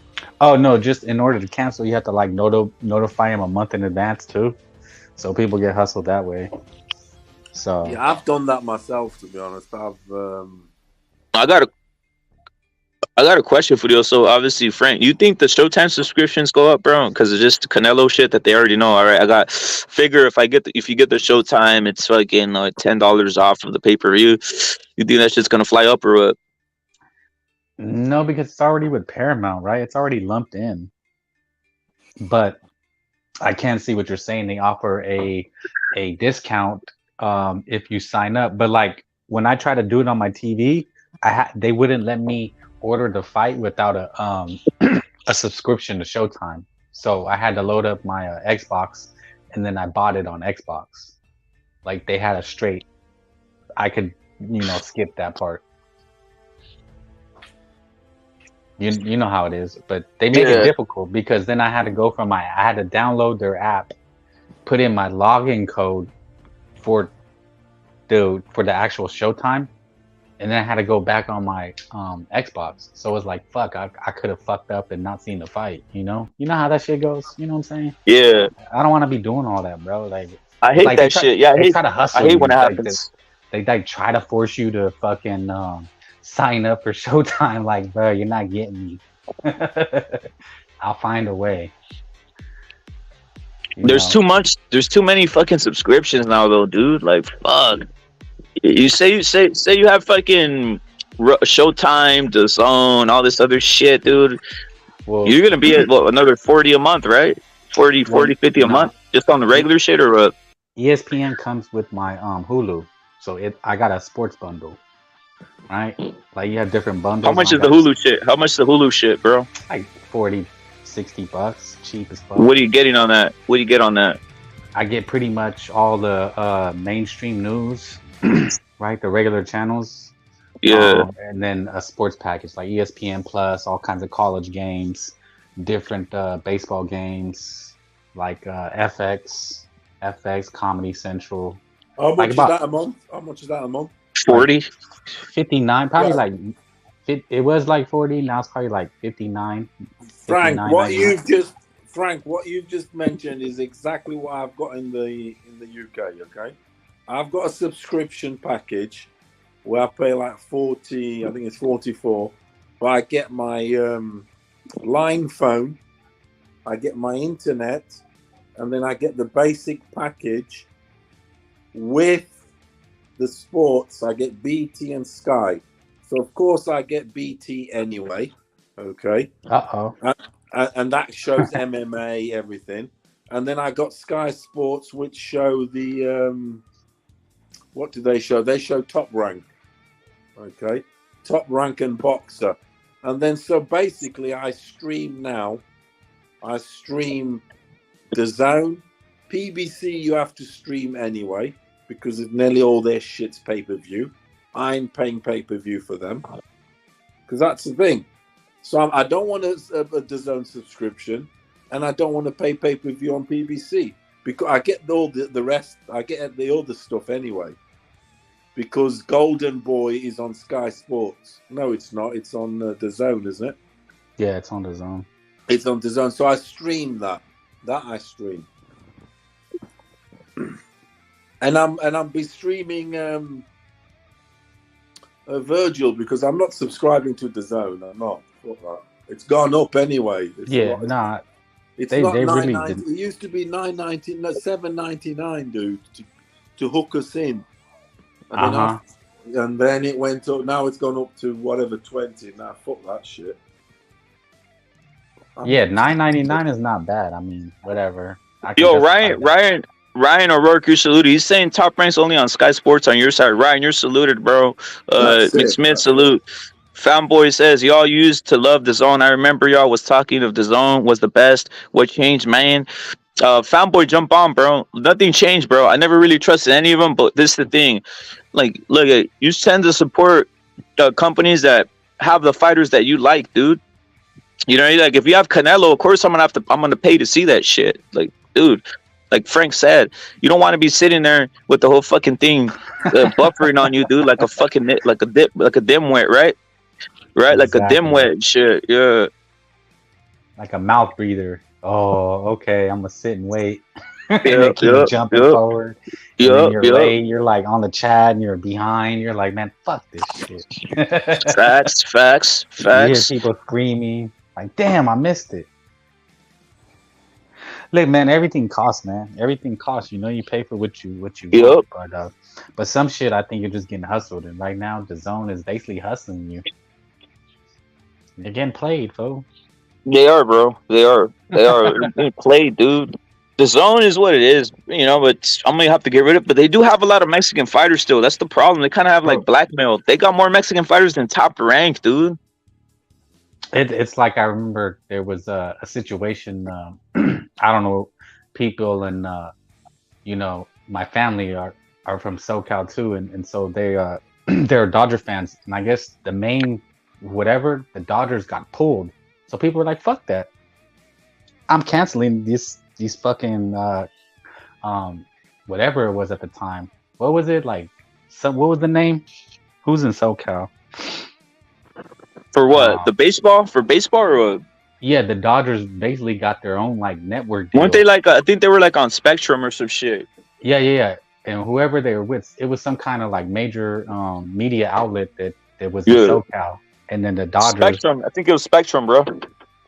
Spectrum. Basically, nobody could watch the games, and so they were like, "Fuck that! I'm gonna cancel everything because I want to watch the Dodgers." Like, that's what it is. Like, dude, that's what you. Are you getting caught wearing a Dodger hat out there, bro? Nah, fool. I'm not a Dodger fan. I'm a Niner. Oh, you're a Niner. Fan. Oh, you're really Niners heart. You're really Nebraska heart out there, huh? That's right, baby. Nebraska football. 49ers and San Francisco Giants. Yeah. What? Never the Raiders. Never the Raiders. Nah, man. Raiders are for what was it? There's a joke, man. There's a meme about the Raiders, the kid at school. Man, what's that meme? It's a joke, man. Sorry, I slipped my mind about the Raiders. Yeah. But bro, if you're a sports fan, you fuck with your team, and if that network pulls the team, you're not gonna fuck with them anymore. That's the only reason. So, you know, motherfuckers are hardcore out here. Maton, salute. Maton's going Seahawks all day. Maton, you're saluted. I don't really care what anybody. Who's your team? My shit was the Cowboys. My shit was the Cowboys, especially with Tony Romo. Like that was the shit. But other than that, the Cowboys, bro, the star. That was my shit. What? Frank, what's your baseball and basketball? The three. My baseball team. I'm gonna hit you guys with one, right? Let me hit you, bro. Let me hit you with what I used to rock with, right? I don't rock with it no more because it's too much crip action, right? But I used to have this used to be my shit, right? This used to be what I would rock with. Obviously, Tony Romo was a big deal to me, so I was like Cowboys. I had fucking I was against the grain, bro. I like when I was like a kid, I was on some Dodger shit, but I was like, man, fuck these motherfuckers.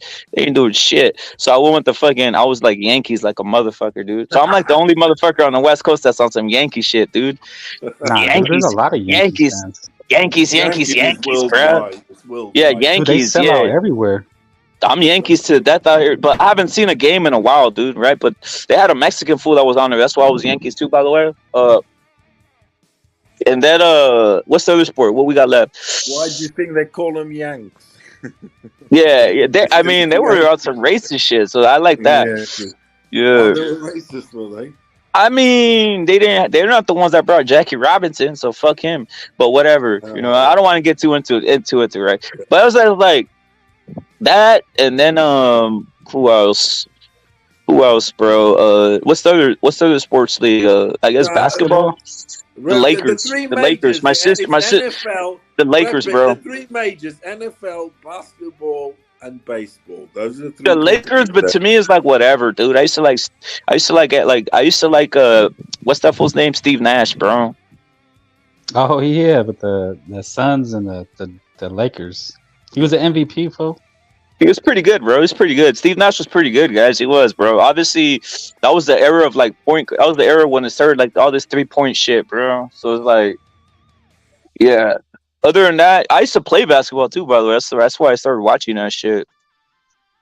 Okay, you was hitting threes. What's your three teams, Frank? I was good, but the thing in the height game, bro, is like I'm never gonna be 6'5", bro. Like what the fuck? Yeah. Mine is the San Francisco 49ers, the San Francisco Giants, and the San Francisco Warriors now. Golden State Warriors. Oh, you're Golden State Warriors. Yeah, man. The Niners, the 49ers, dude. Mostly it's like the football now, you know? 49ers. My Mexican teams. For me, my Mexican teams is Chivas, though. Mexican teams is Chivas. Who else do I like? I like the fucking Águilas from fucking Mexicali. I like those guys. Are pretty cool. I like the that's a baseball team. And then there's fucking Soles from Mexicali. Those are all right. And then what else do I like from Mexico, dude? Those are about they actually have football in Mexico too, but it's like fuck that shit. So I seen like that. Yeah, those are my Mexican teams. My soccer teams. Obviously, Furioso put me on Benfica, so I've been Benfica like a motherfucker for those. So I've been on those, and I'm sick, dude. Furioso, seriously, I'm sick of the rest of these motherfuckers out here. Europe, Real Madrid's a bunch of cucks. Barcelona's some cucking. I used to like Manchester United, but they're cucking like a motherfucker, dude. So I'm kind of like Ryan O'Rourke. I used to be Manchester United, bro, especially when they had that full Chicharito. But now it's like, fuck, they're cucking like a motherfucker, dude. Mine, American football, is Washington Redskins. I played baseball, McSmith. I played baseball too, bro. I was pretty good at baseball. I was decent at baseball, to be honest. What was I was decent at? Was your pitching or? I actually have a fucking pretty live arm. Bowling, basically, batting or bowling. I have a pretty live arm. But it's like I really do, dog. Dude, hold up, dude. Hold up. All these sayings live arm. Dude, I got a live dog. That football. You know that NFL, that football. I toss that shit like electrocuting. Bro, I get that shit and throw that shit like fucking like nothing across the football field. No cap, Frank. I get that shit and throw it. I'm just not fucking 6'5" or some shit, but I really have a fucking cannon for that shit. Lightning for baseball? No, football. You know, like one of those football. I get that shit, toss that shit like it's a fucking Nerf ball, dude. Throw that shit like far as fuck, dude. Yeah, I was good at baseball.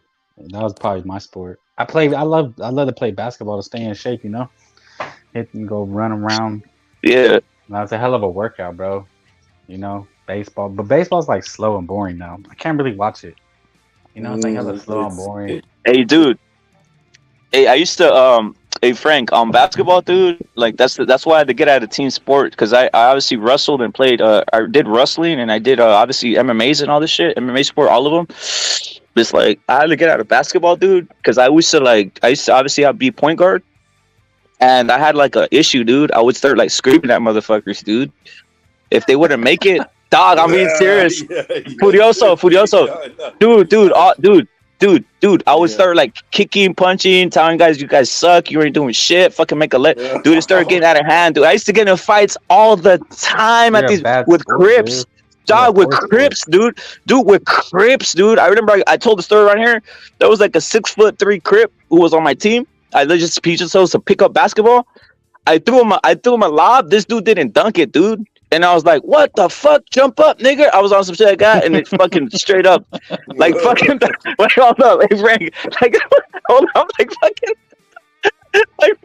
like four Mexicans, we jumped this motherfucker, dude. Just like, just started jumping him. This is like, he's a big-ass motherfucker. I think I was around, like, 15, dude, or something like that. And we jumped. This dude was a legit man, dude. He was, like, a legit man, dude, and we, like, jumped his ass. But, yeah, I used to be all into all these, like, all these sports, bro. Obviously, soccer I was decent, but I didn't know like Curioso. I didn't know like the how to like properly what's the set up like a formation or any of that shit. It was just like everybody kicking the living lights out of each other. Joel chasing the ball around a bit. Yeah. Frank, how were you in baseball? Were you fucking badass or what? Yeah, I was pretty good. You know, playing high school and then junior college, and then that was about it though. You know, my level. You know, didn't take it serious anymore. But mostly like outfield pitcher. I could pitch a little. You know, I was a pretty good hitter though, man. Left-handed.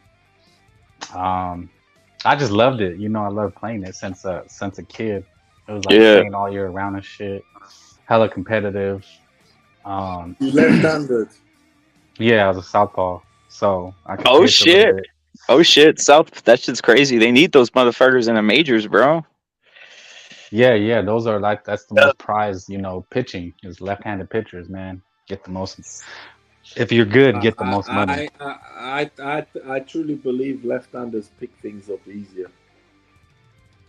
And Haney, I always felt that way. In terms of hand-eye coordination, there's just some shit going on there in the fucking brain. They fuse different. They really are. Yeah, whenever I see a left-hander hitter, you won't really see that. It's kind of hard in baseball because you can only really play like two positions, first base and pitcher. Like you can't be a catcher as a left-hander, so you're kind of fucked. You can't play third base, so your options are limited. But yeah, man, the greatest, you know, they always consider the greatest hitters are left-handers. Barry Bonds, Babe Ruth, Tony Gwynn. You know, I mean, even even in soccer, for instance, there's the saying, "Oh, he's got a sweet left foot," because it. I don't know if it's the optics, because obviously there is less of them, considerably less. Yeah, you know what I heard, man. They said that it's a look that you know that you don't get a lot, so you're not used to it as much. And of course, it does look different because majority of people are right-handed and left and right-footed. Hey, dude, it is optics also. Hey, Furioso Frank, dude, check it out. I grew up on both sides of the border. I've already told this story like many times, right? But I seen these dudes on the other side, bro. You got like, dude, Frank, you had dudes that were like fucking 3 years, like we'll say like probably 3 years younger than a lot of fools that played baseball on this side, bro. And you'd basically have like a fucking 9-year-old dude over there from Mexico, dude. A fucking animal, dude, at shortstop. Like shit, dude, these dudes are like on some like dog. Fucking beast. Like dude, Mexico is fucking badass at baseball. They don't get the guys, they don't fucking do shit. They don't like it's not like over here in the United States how they're looking for motherfuckers, dude. You literally got a guy who's like a badass motherfucker at baseball and starts fucking selling fucking tacos at 15, bro. And you never see him. See what I'm saying? Like seriously, bro. No, you're right. Frank, is height vital in baseball? No, I don't think it really is. Not no more. It's not no. Pictures or height, weight, bro. Height, weight don't matter. It just really. I don't know if you guys know a guy who Pete Rose is. Yeah, I know who that is. I used to collect shit like that, dude. I actually got some Pete Rose shit, dude, from the Cincinnati Reds. Reds. I met him. I got his autograph. You know, he was in Vegas. He's a big time gambler, and I said, Pete, man, if you know, I got sons, whatever. What advice would you give me? He's like, well, do they have talent? I said, I don't know, man. He goes, well, you gotta have talent. I was like, okay, Pete. He's like, you gotta have hand-eye coordination. That's the key. Well, I was saying about the hand-eye coordinate, that shit's fucking, it's everything, dude. It really is. It is. He said, well, especially the ball games, it just is. Hand-eye coordination, that shit, some people have got it more than others. That's a fact. Yeah, he said, if your son doesn't have that, then it's like trying to have an ugly chick with a beauty pageant. No, it's true though, and Pete that handball-eye coordination, it can definitely be developed. Oh, because you got to start them early and that. And well, he said you have to have it, and then it's just repetition. So if the kid he has hand-eye coordination, then you just have to. Then it's repetition. So he said he took like 100 swings a day, you know, maybe more, dude. 100 in the morning and 100 at night. Like that's how he became great, you know. So in baseball, it's like hand-eye coordination, bro, and it's either you have it or you don't. A lot of fools are becoming very programmable in sports, though, right? They're not playing all the sports and shit. No, it's becoming more specialized, bro. Like I have a homeboy, and you know he's Mexicano, right? And he tried to have his kids play football, but they're not really gonna, you know, they made it to like Division II because he got like personal trainers. Bro, spending like G's a month. Like, did he put him on roids or no? Did he put him on roids? I wouldn't doubt it, bro. I don't doubt it. Like they're not the biggest kids, but you know, they ended up playing. That's what he loved is football. So he got him, you know, training day and night. You know? So yeah, the shit is different, bro. It's like nephews and cousins, and that I know they're playing like sports all year round, bro. Like it's on a different level. Yeah. You know, it's just like anything, though, right? Go ahead. Frank, I know for like just around my area, bro. My brother was like on a legendary wrestling team, bro. Well, badass team, right? They had those motherfuckers on. They had those motherfuckers on fucking like everything, dude. Yeah, man. When they're like from 14, bro, from 14 years old, they had these motherfuckers on everything, dude. So I seen like firsthand. I've been like I seen like wrestlers that are like fucking weighing 125 pounds doing 225 for reps 20 times, bro. Oh yeah, man. 102. Dude, think about this: an 125-pound wrestler. So we're talking about a guy like Inui doing 225 for reps 20 times, bro. I saw that. I was like, what the fuck? Crazy, dude.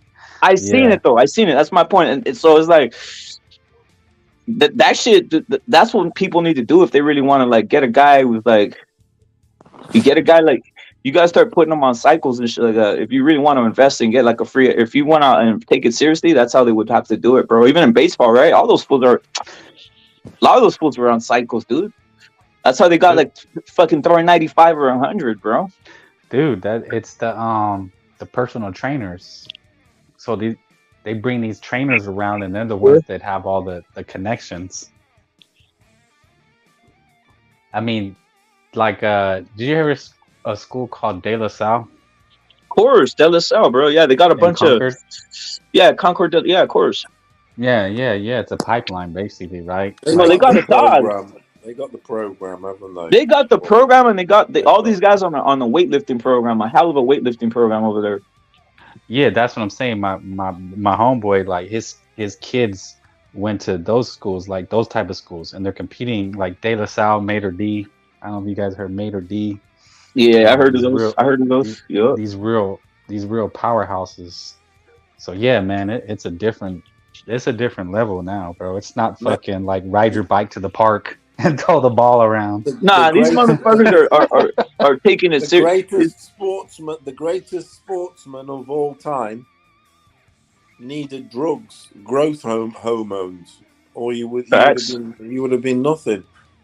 Because if you're the greatest footballer of all time, you're going to be the greatest sportsman of all time. I mean, you're talking about Messi. Messi was on all that shit. We know he's not, but Yeah. obviously with him being they say he's the greatest footballer and soccer's the most popular sport. So let's say he's the most famous Yeah. Because it's the biggest sport and he's the biggest star of it. So, and the numbers don't lie. He's up there with the money, everything, more than LeBron and all them guys. So yeah, without the program, he wouldn't have been that. He wouldn't have done. They had to put him on growth hormones. Yeah, the training alone, man. The training. Like, you have the picture of this guy. Look at him. Look at him. Does he look like an athlete? That motherfucker's not an athlete. I don't care what you tell me. That kid is. I don't think he's very good. I went to the gym. I went to the gym, like the longest time I went to the gym for a stretch was about 2.5 years, where I'd be going, say, 3 times a week, 2 times a week, sort of thing, with work and whatever. You got to let your muscles rest and all this bullshit. And I was in there at a time, and I'm thinking, after 6 months, 8 months, this and that, it's what it is. You're doing it naturally, blah blah blah. It just pumps you, doesn't it? The growth. Yeah. The growth really isn't there, nowhere there yet in all that time. You just pumped up, okay, and you love it. You look in the mirror.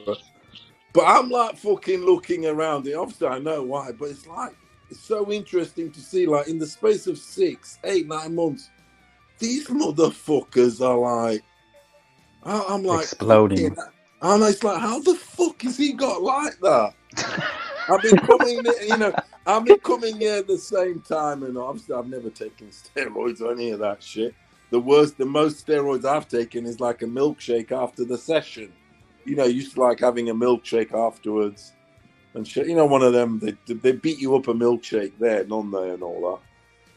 But yeah, these motherfuckers, 6, 8 months, they're fucking monsters and that. And I'm thinking, fucking hell. It was kind of like off-putting, so to speak, because you there like fucking doing your shit, grinding this and that, and it's what it is. That the growth is very, very small, very gradual. It takes you years. But these motherfuckers are looking like monsters. I'm like, all right, yeah, it's like, nah, I still ain't taking the needles. Dude, you're not alone, bro, because the people, I'm talking, and people may think I'm capping, but I was always a skinny kid, and I got into weightlifting heavy, so I was like 150, and I bulked myself up to like 190. Damn. Yeah, man, in the span of a year, right? Like a year or 2, maybe. Yeah. I gained like 20 pounds of muscle, but that's going every day, dedicated, every fucking day, 2 hours. Right? Tell us what you really took, bro. Tell us what you really took. I read Arnold Schwarzenegger's Pump and Iron book. Like, he has a really detailed eating 5 times a day, eating hella eggs, hella chicken. Is that the book? Is it got a blue cover? No, it's like black. It's like a fucking encyclopedia. Because I've got this book of his. It's like a small. It's got over 200 pages, and it's got some. I bought it at a car boot sale. Old book. It's got photos and everything. It's got all these programs. He's like, it might be though. He's talking to you. It's like you're reading it, but he's talking to you. And the pump. He's using the word. He's as if he would have written it, so to speak. And wait, Frank, were you natty? Were you natural then? Are you natural to that shit, or and are you stable? Do you stabilize your weight around that, or no? You stable? Mario say you're beautiful. You stabilize your weight. Say that again. Did you stabilize your weight? Like what weight are you at right now? What weight are you at right now, bro? No. I'm about 200 pounds now. I just started now. No, I'm solid fat now, bro. No, I'm fat now. Okay. Yeah, I'm fatter. So what are you doing? Are you gonna cut? You're gonna just start cutting carbs and all this shit, or what? How tall are you? I'm 5'10". You shouldn't be too fat. 200, bro. If you're straight. That's what. So here's what happened. So I bulked up for like 2 years, right? I bulked up, Yeah. like working out, eating hella much, and supplements. I hella supplements. You gotta have supplements. So like creatine, whey protein, fucking shakes, like I'm like hella pills. Not just going to like GNC. No. Just like going to GNC, bro. Like fish pills, water pills, like Yeah, dude. yeah. Oh, There's just hella shit, dude. It's like a fucking job, right? Because like you wake Yeah. up in the morning, you probably hit the gym, and then after work you go to the gym. So I was really hardcore into it, bro. And then I started getting back into boxing, bro, and I went back down to like 165 probably. How'd you So feel about that, bro? Hold up. How'd you feel about that? how to feel about what? Going down to 160 I or felt 160? great, bro, because I had got hired as a personal trainer. Okay, You know, okay. So you go ahead. so you didn't feel instant because I myself right now weigh about 175. But I think my best weight, I'm pretty rock solid, bro. I'm just keeping it around pretty rock solid. But if my best weight, I'm 5'8", 175. My best weight though to look even more impressive is probably like 165. I'll pull off my shirt and it's a wrap, homie. I'll pull it off and it's like, just keep it real, bro. I pull that shit off, it's a wrap, bro. It really is, right? But it's like probably about 165, 168 is my weight. Yeah, But my bulk, the bulk is I've been not being a fat piece of shit or not looking too like crappy is probably like 190, 200. I don't look that fat, bro. And I'm only probably, dude. I look pretty damn like decent, right? But when I pull off my shirt, it's a wrap at 165, dude. I'm just keeping it real. Pull it off and yeah, you fucking little weird. Any lurker that's a homo, you probably want to see that, huh? You fucking weird ass motherfuckers. You know what I mean? But yeah, probably 165, bro. That's a good weight, man. That's when I felt my best, strongest, fastest. Because I was doing a lot of boxing, so I'm doing personal training in boxing. So I shed off all the muscle weight, and I got really in shape. But the only reason I said that is because yeah, man, like starting to get back into it. It's like, bro, you have to juice. Like if you really want to see physical gains, like I'm gonna be regular, right? I'm not gonna develop muscles, but I see, people who should, like a lot of these Asians, man, they're juicing to the gills, bro. These little fucking 5'6" dudes are fucking they get the huge forearm. They get the huge forearms, right? Those motherfuckers got that huge forearm shit cracking off. I seen that, bro. I'm like, there's no way, bro. It's not natural. You have to juice, like what Furiosa was saying. Like you're looking around, and you're in a Toyota, and these guys are in Lamborghinis, and it's like, and you could kick their ass. They're not stronger than you. Like I worked in the gym as a personal trainer, and these guys are weak. Like I could hit them and they'll fall. They're not stronger. They're not. They're not strong. Like I could push them over. I'd constantly like knock them over. Push them over, bro. And we still fucking have arm wrestles with the fuckers and everything, and fucking double the size arms and that, and still beat them because they ain't got shit's puffed up. It's not fucking. Yeah, it's just like they can get intensely focused and work out for like 3 hours. Like that's really what steroids do. It's the recovery. Yeah, that's the venom. That's the venom. It's you know the score. It's what's the motto of weightlifting? No pain, no the recovery. The recovery process. No pain, no gain, baby. That was it. No pain, no gain is the motto, isn't it? For weightlifting, you got to come out of there sore. Yeah, because dude, I hate to break it to people. Like I'm just gonna break. I've said this on lives before. I'm just gonna keep it 100, dude. If you're out there squatting, dude, you're fucking a homosexual, dude. Because literally, a fucking dude. I'm just gonna keep it. Chicks like arms, they like abs, and they like chest, dude. They do not like seeing your fucking overinflated, bubbly ass. You're doing that for another man, you fucking weird homo. Like these guys are all, it's leg day. No, it's not. You're fucking bubbling your ass for another man, you fucking weirdo, dude. That's what's fucking weird, dude. I've never understood that, dude. Chicks are not liking a fucking dude. They don't like the bubbly ass, dude. You're fucking weird if you're out there. Rep it.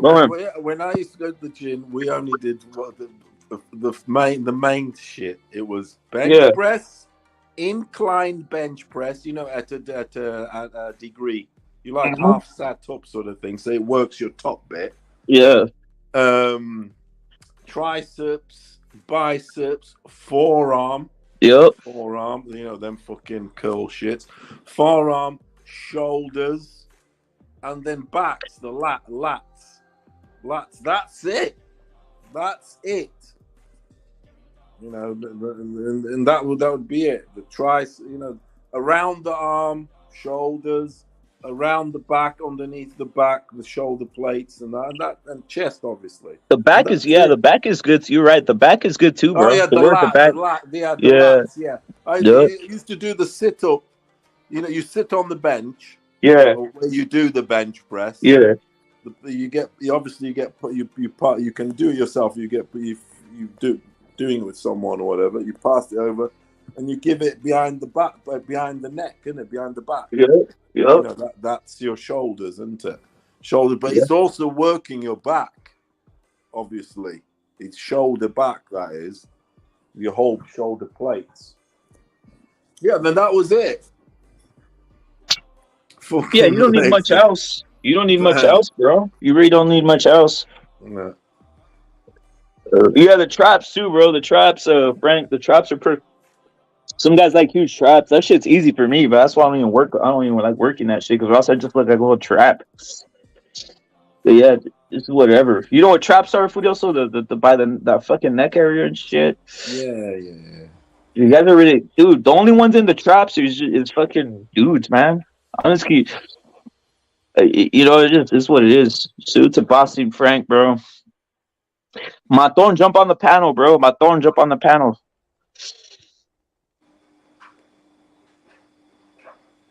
A lot of the guys in boxing, guys, Pink Panther salute. You notice something of a lot of the guys in boxers, they got the forward, they got like the forward slant. Furioso, they got like the forward slant with their shoulders. I don't know if you noticed that. They're like when they try, like when you see them on a face-off, their shoulders like forward slanted, almost like a humpback type shit action going on.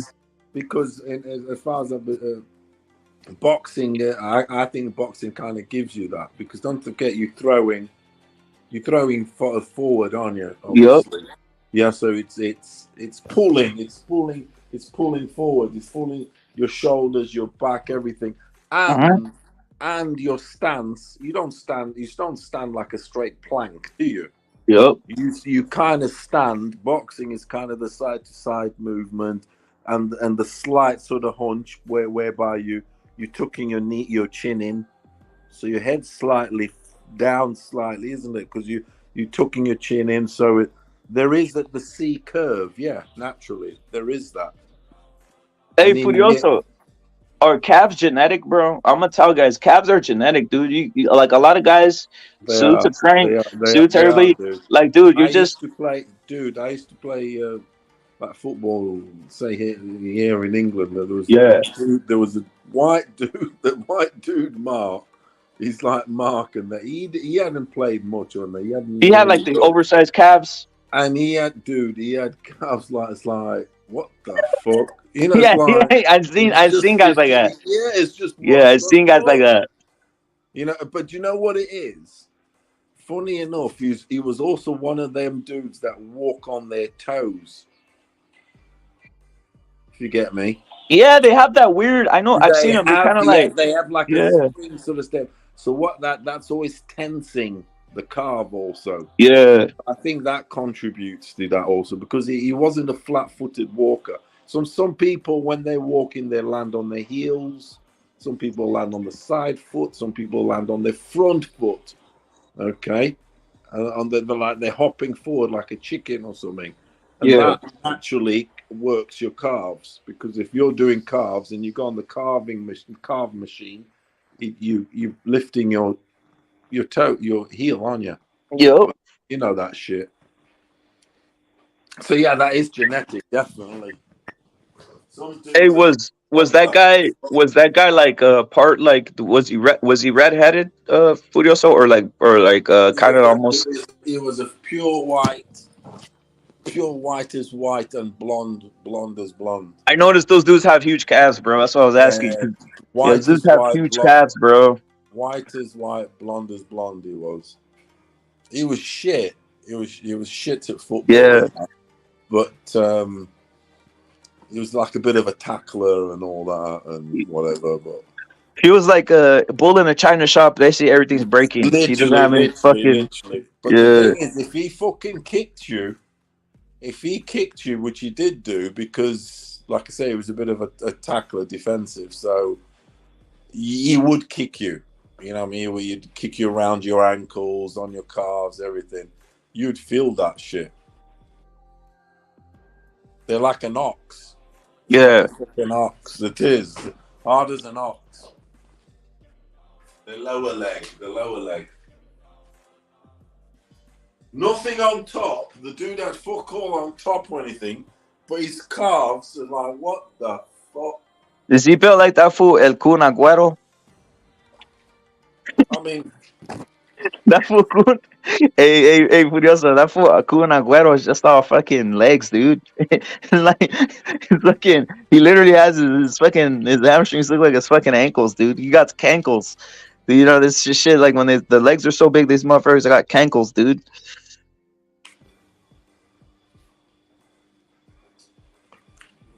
calves enough.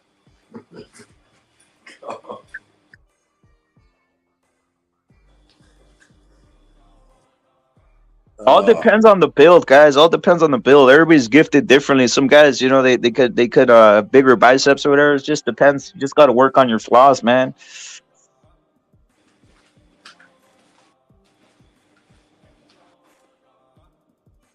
Furioso, like you said, that guy Mark don't need to come out here and start doing calf raises anywhere, right? Yeah, calf raises. Yeah. Fucking hell, you see dudes in the gym on that shit. Yeah, the calf raises and shit. Calf raises. Oh, all that squatting and all that fucking rack shit, dude, fucks your back up, dude. Trust me, I've done it before. Or even your knees start going sideways. It's fucking crazy. Fuck all that form shit, dude.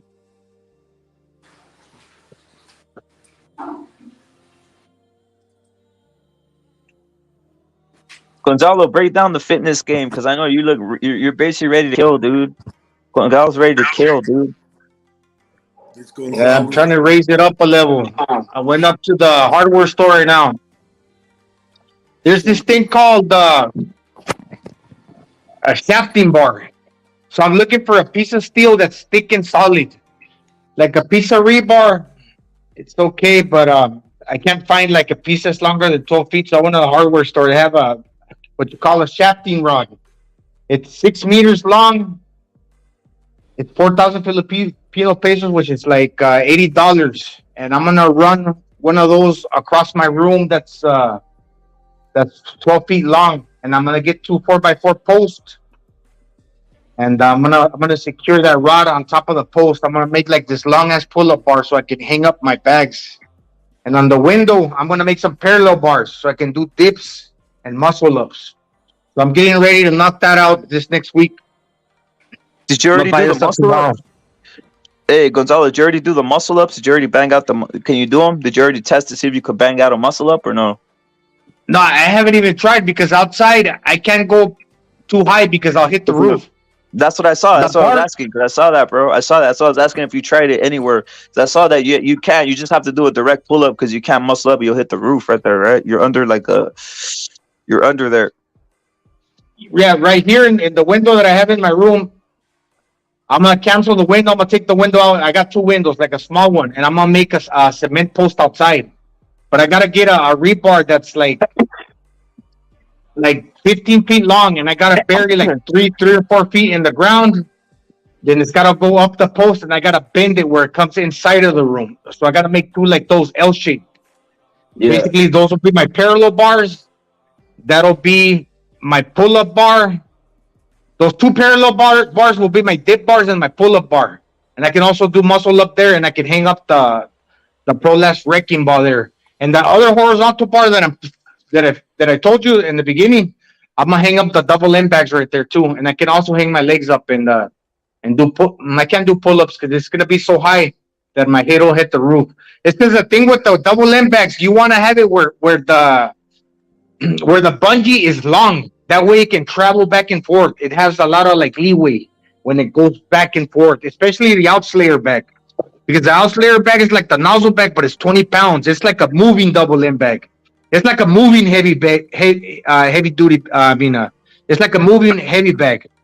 Yeah. So when you hit it, it goes way back. And did you see the mammoth smash that I sent you? Yeah, I saw it. It's like that one, but this one is more denser. So when that shit starts traveling back and forth and you start hitting it, it's like a big ass nozzle bag. Basically, a nozzle weighs 3 pounds. This one weighs 20. When it starts moving back and forth, you need to apply like a lot of stopping power on your punches, like to hold it off. It's basically like it's mimicking like you fighting a pressure fighter, because the bag's always coming at you and you gotta stop it. And the more you hit it to like send it back, it's gonna come back stronger back at you because of the bungee movement. So yeah, I'm fixing to do that. No, but I gotta take it up a level. Since I'm getting older, it takes longer to get fit. Unlike when I was 24, man, 8 months. It only took me 8 months to get like real fit.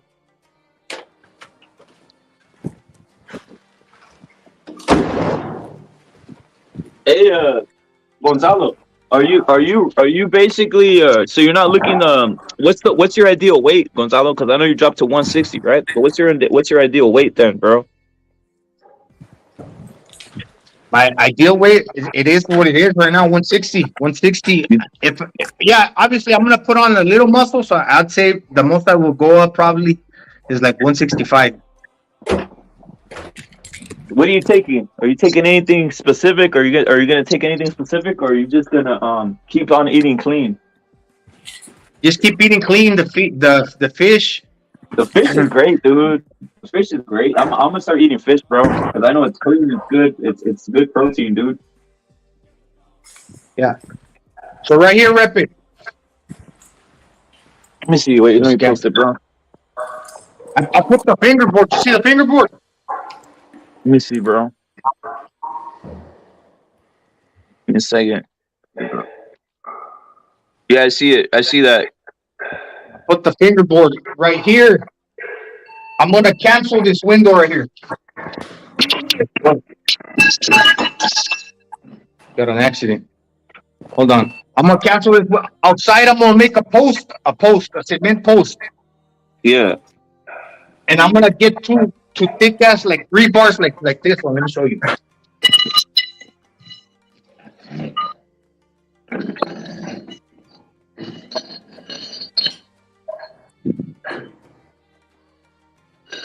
Like this rebar. You see it's thick as fuck right here? Yeah, that's a thick one, bro. So I'm gonna get two lengths. Each length is gonna be 14 feet. And I'm gonna send it to the bender. They're gonna bend 4 feet. They gotta like heat it and like bend it on this big ass machine.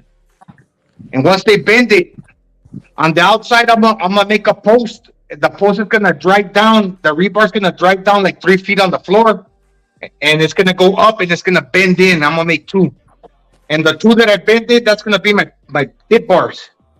Dip bars is a great exercise because I noticed that when you punch, like it really works like your obliques and like your lats. But we got like if you touch like under like where your heart is, if you like under your armpit, whatever kind of muscle we got right there, the dips work that muscle. And when you punch and you're getting tired, it takes a lot of it utilizes that muscle to really punch into something.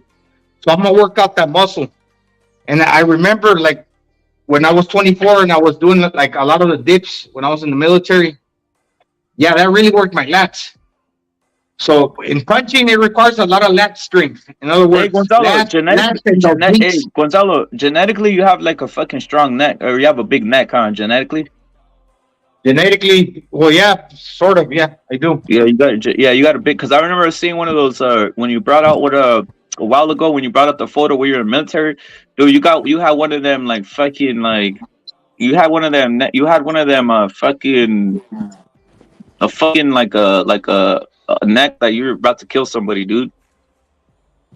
Yeah, what do they used to call me? Hey, Gonzo, you look like The Rock. They used to tell me. kill, bro. That's genetic. Almost big. It's bigger. It was bigger. It's bigger than Tyson, bro. You're out there ready to kill. Like you're bigger than Tyson, bro. And Tyson does those fucking those like those wrestling back arches. Those fucking I forgot what they used to call them, bro. You know when you flip over on your back on all fours and you're on your neck. Yeah, he does. That's a badass exercise. Yeah. Yeah. We used to do the ones where you put the boxing, the mitt, the striking pad on the floor. Then you inside of the ring, you just like flip upside down on the corner, and then you just rotate your neck on the mitt. Those are cool. The ones that I'm also gonna start doing too, that's really important, is the reverse preacher curl.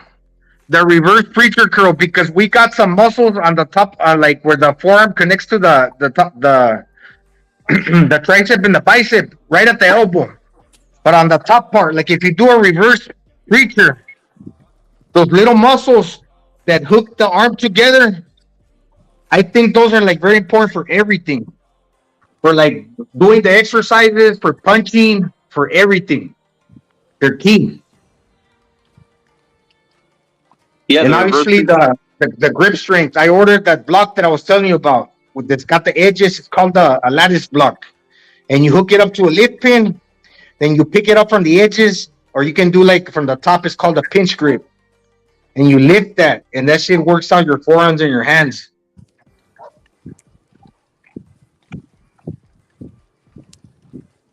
As far as the cardio, what's the longest you do cardio? Is it just the bag and all that shit, or what? Is it just fucking unlimited cardio, or what? I'm just doing a little bit, man. Like the bag, 10 minutes at a time, then I rest, and another 10 minutes at a time. So I'm basically figuring shit out just so I can stay healthy. But in the end of the day, it's just for to stay in good health. But then like later, I'll teach my son like all the new stuff that I'm learning, because I got a lot of time to kill. So when you got a lot of time on your hands, there's nothing better to just sit there and ponder, hey, how can I do this differently, or how can I improve on that? Because a lot of people got busy lives, so they don't have the time to like really go in depth and try to like gain understanding certain things, because they just don't have the time. Like back in the pyramid days, I think this is true. Like you couldn't talk unless you had a solid idea to contribute. Because if you would come up with some stupid shit, I think they would take you out or something. Like you were no good to them. So it's obviously everything like quiet, and then if somebody had something to contribute, that's when they would speak, and then they would present their idea. So that's basically what I'm getting at. Silence is good. It's true. That's where the saying comes: if you got nothing good to say, don't say. That's where the saying comes from. It's true. Yeah.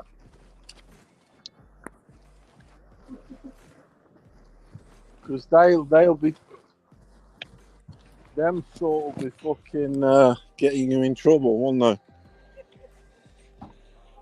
Yeah, that's also good. They say that about business. Like a lot of people go telling like long stories, and I get it. But sometimes when you do a business, a transaction, it's bam, wham, bam, thank you, ma'am, and that's it, and you move on to the next. Because a lot of times you talk up the customer too much, and this like, oh man, this person got a lot of stories. I'll see you later. They start thinking you're like a con. You know what I'm saying? Like a charlatan. Yeah. A lo que vas, a lo que te truje chencha, no dice el dicho. Yeah, you just gotta get in Derecha and out. La flecha, mijo. Derecha la flecha. In and out, bro. What's all this fucking bullshit, right? What's all this gaming they're playing, dude? In and out. Yeah, that's true. The fool's there to buy. The fool's there. If the fool's there, he's there to buy, dude. He's not there. He's not there to fucking to hear you, right? He's there to buy, ready to buy, as you say. Yeah. People start picking up even on the facial. You could see the dude coming a mile away if you got a lot of stories. Like if you go, there's many places you can buy something, but you're looking for let's say you're looking for something in particular, but then you see the seller, you could already see the anxiety in his face if he just wants to sell something and is really just willing to tell you anything to get you to buy his product. It's like, man, get the fuck out of here. You know what I mean? I love them so I can punk them. I love them. I fucking love them sort of trying to con you. And fucking offer them the least you can. It's like when you got something to sell, like when I had the puppies, I wasn't gonna like, although it's cheaper here in general, I wasn't gonna lower the price. Because even if I sell the puppy, like, even if I give like a real low price, like, even if I give a low price, people won't. If I give a puppy for cheap, the people won't take care of the dog. They gotta pay for what it's worth, so they can value what they're buying, right? Because if you give them something for real cheap, especially like a living animal, they'll say, this guy gave it to me like real cheap. That means I can feed it real low quality food. I can really not take care of it because it's not costing me. In other words, something that don't cost you, you tend to like throw around like it doesn't matter to you. Something that you pay money for, you tend to value more. In other words, right? You take care of the things. That's the truth, bro. That's the truth. Yeah, you always put if you're less valued, no one's gonna give a shit, dude. If it costs $1, you throw it away because it's only $1, right? It's That's right. Yeah, the value matters. Yeah, the thing about those like the dogs, do they hit you up like do fools get grimy and hit you up when they already know the dog's getting a little older and they know you want to get rid of it in a sense? Of course, because they're thinking in their mind. I'm assuming that this is what they think. You're spending money to feed them, to give them the vaccine, to take care of them, clean their shit, all that shit, the time and the effort.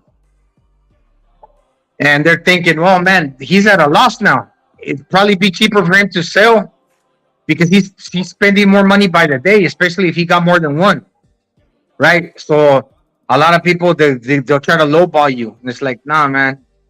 That's why I don't want to have any more dogs, man, because for one, the market's overflooded here. Belgians have a lot of puppies, and the Filipinos, they see it like that.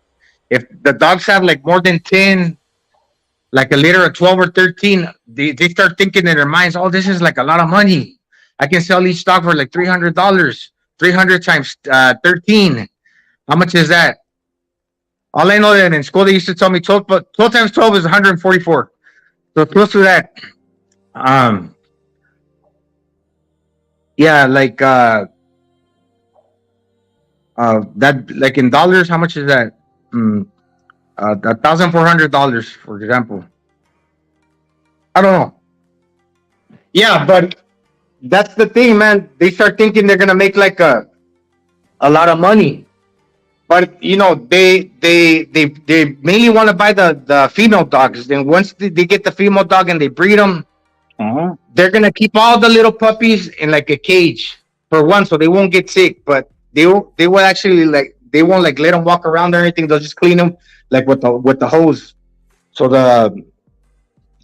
they can stay clean. But at the same time, they keeping them in the cage for like 8 weeks.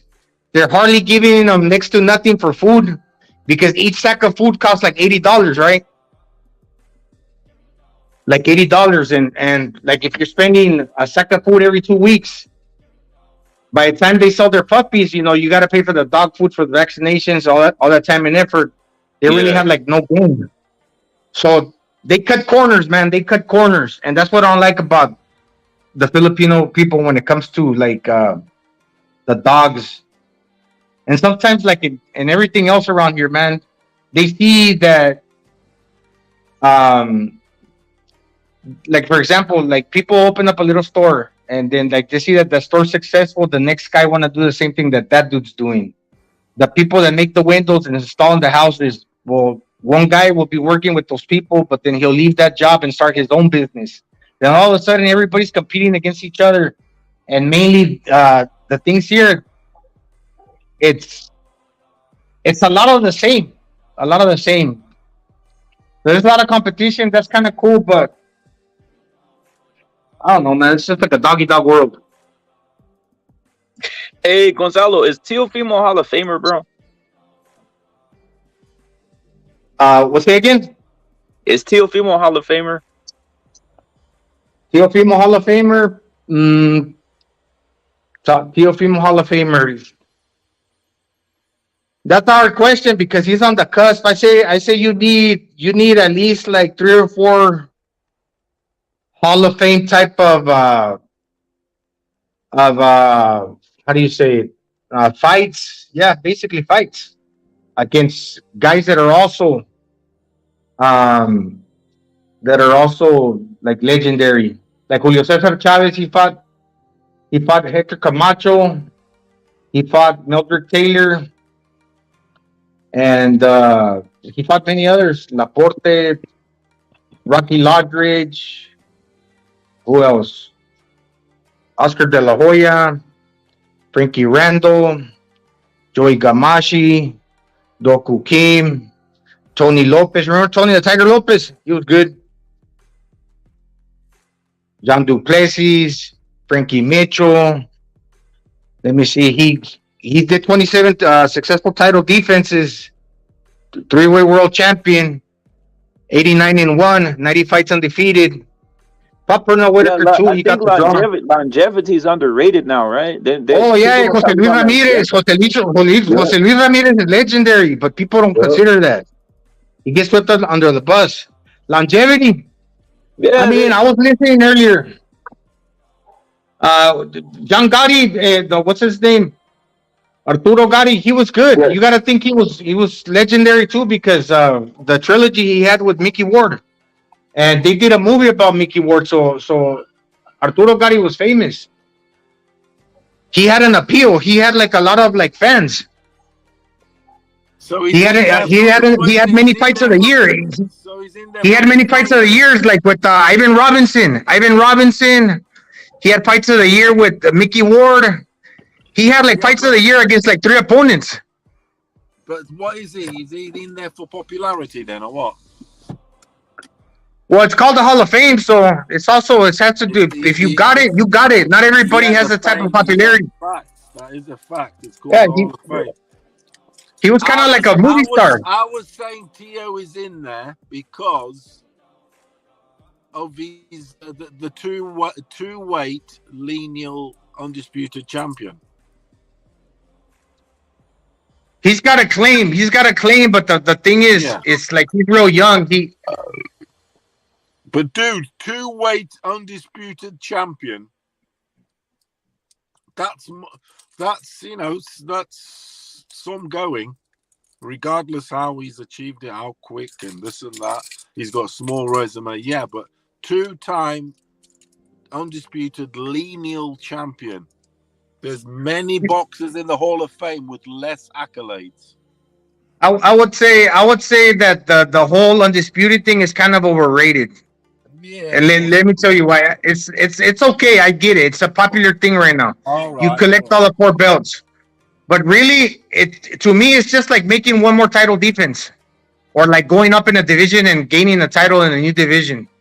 If you're the lineal, it's basically the same thing as undisputed. I know it's not technically the same. You could give more credit to the undisputed because obviously you beat 4 champions. But before there didn't exist 4 belts. There was only 3, right? And sometimes some fighters only had 2, and maybe sometimes 1. Then they jumped to another division, like Manny Pacquiao. He did it like. He jumped up 8 divisions.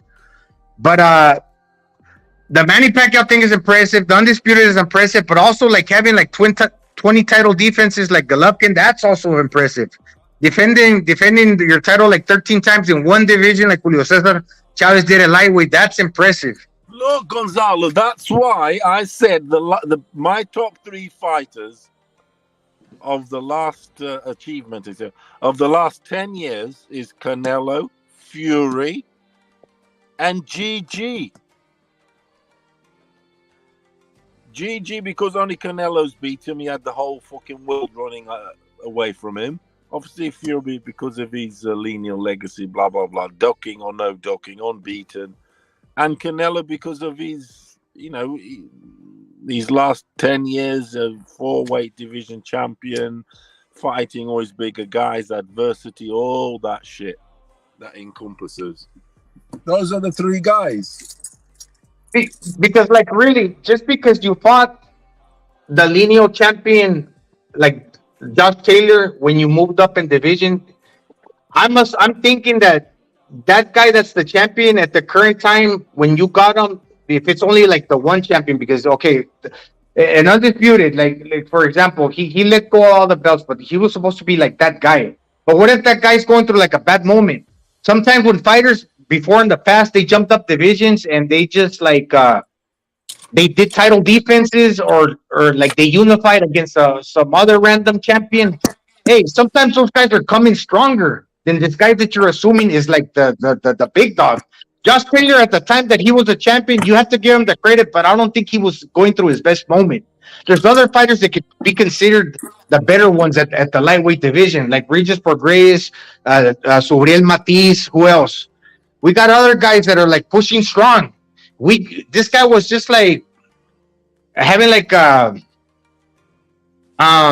maybe he was basking in his glory too much, being married and whatnot, being inactive. That Teofimo didn't catch him in his best moment, but obviously he got the name because he was the undisputed guy that let go of his titles, but still kept the whole name of like the Lino. But the thing is, didn't Teo beat the guy that at the time, Bob Arum, for whatever it's worth, saying was better than Ali? Does that count for the Hall of Fame? When the guy at the time was touted as better, they were saying he's better than Ali. That's what. Yeah, Lomachenko's good. He is. That was a great win. So he's beat one Hall of Famer there, potentially Hall of Famer. I think they'll talk about him being in the Hall of Fame, Lomachenko, and I think Josh Taylor they could potentially go in the Hall of Fame because maybe he had title defenses. He won the Super Six. He was undisputed, and he was a top 5 pound-for-pound fighter. More than Agati ever fucking did, that's for sure. But hey, Furioso, I got a question. Whatever happened to longevity? Evil Green Salute. Whatever happened to our longevity, though? The longevity in boxing. Guys just fight two, for like. Gonzalo, what's your thoughts on that? And Furioso, what's your thoughts on that? Because guys aren't putting in work no more. What happened to longevity? Ask Mike Tyson. Ask him what happened to that. He was only good for 2 years, wasn't he? That's my point. These guys are not like the longevity. Like I thought that was a part of being in the Hall of Fame. Like that's the reason that I've even gone in on Mike Tyson like that, Furioso. Like I just like Mike Tyson was good from 85. Obviously coming up. He was good for 2 years. Even in the Olympics, he lost. Junior Olympics, he lost. Let's not forget that. So he had 85 to 88, and that was 3 years. That was it. Then obviously 89, he got beat. But he also used to fight a lot of times. He didn't just fight like 2 times. Yeah, he fought like right. Yeah, you're right. 13, 14 times. Yeah, every month. Yep. Every month. Yeah, every month he used to fight. Yeah. But then 1 round fights. Come on. Can you imagine having 1 minute fights, and waiting 6 months for your next fight? Fucking hell, you'd be raping people. Oh, you was anyway, sorry. Yeah, you'd be raping people, wouldn't you? You see, I think that a title defense, sometimes like the contenders can be even stronger than the champions. So just because you're a champion and then you beat another champion, congratulations, you became undisputed. But have it to where you face a contender that's hungry, as opposed to the champion that's kind of becoming lazy, like a Josh Taylor, and just not hungry. I would say that the challenger sometimes could be harder than that champion. Yeah, I mean, look, Teo caught both guys at the right time, but that is boxing. It's timing. Come on, it's how it is. It's timing. And right now in the era and the times that we're living in, Gonzalo, I think literally your skill set, it's timing, and negotiations, it's timing. Everything's timing. Yeah, and in the times that we're living in, it almost seems like they're putting things together like where they want to glorify people, where they pick the right timing, and it's all like fake. It's not 100% Welcome to authentic. Haney's world. Welcome to Devin Haney's world. Yeah, I've seen it too many times nowadays with these boxers. Oh. Yes, fabricated. Yeah. I mean, it always look at Rolando Romero. It always was. You got to build your star, ain't you? But fucking hell, nowadays they take the piss with that. You got to build your star. That we know. It's always been the case. But now they like that title that Rolando Romero's got, Rolly Romero, it's there for the taking. Whoever beats him, they could actually say, "Wow!" Like if Tank gets that fight, well, hey, Tank becomes a 4th division champion. Or like he's already he fought at that division, but then he'll be considered legitimate. Ain't that some bullshit though? That's an easy win right there.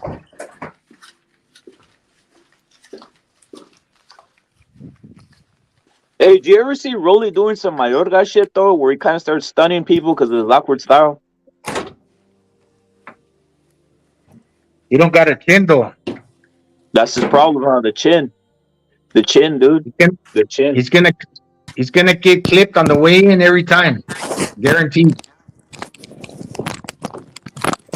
That's what made Mayorga like that, right? That chin, because he could go in reckless, but they would hit that chin. He just fucking would roll with the punch, right? Boom, boom. Like I think it was Salute to Iceman? Was it Mosley who was punching him and he was just rolling with it like nothing was happening? Yeah, that's right. Who did he beat in the beginning? He beat Andrew Sixheads Lewis and Andrew Sixheads Lewis. Then he beat Vernon Forrest. Did he beat Vernon Forrest? Yeah, he beat him twice. Yeah, he beat guys that no one thought he was gonna ever beat, dude. Like that guy Vernon Forrest was an amateur pedigree in boxing, dude. And Mayorga just went in and whipped his ass. Yeah, he had a chin, but then later I guess he started abusing it too much, and he was getting cold cocked by champions with the stiff punch, and he was getting hurt. He was showing too much bravado, and it just caught up to him. You can't be taking no shots for free either. So he was on some exhibition shit, you know. At a certain point, I started thinking, like, come on, dude. Like, he took punches over here, but all of a sudden he's falling. Like, I just think tranza happening, dude, with him. A lot of it. Like, this whatever, right? Boxing always been that way. We can't really tell. We'll never know. But it's just, like, it's weird, man. Weird how he's taking punches from, like, a Mosley and then gets iced by some other guys. Because Mosley punched hard in his prime. He was on everything, man. He was punching fast and punched hard, dude. He punched hard, man. So I heard. Shane Mosley.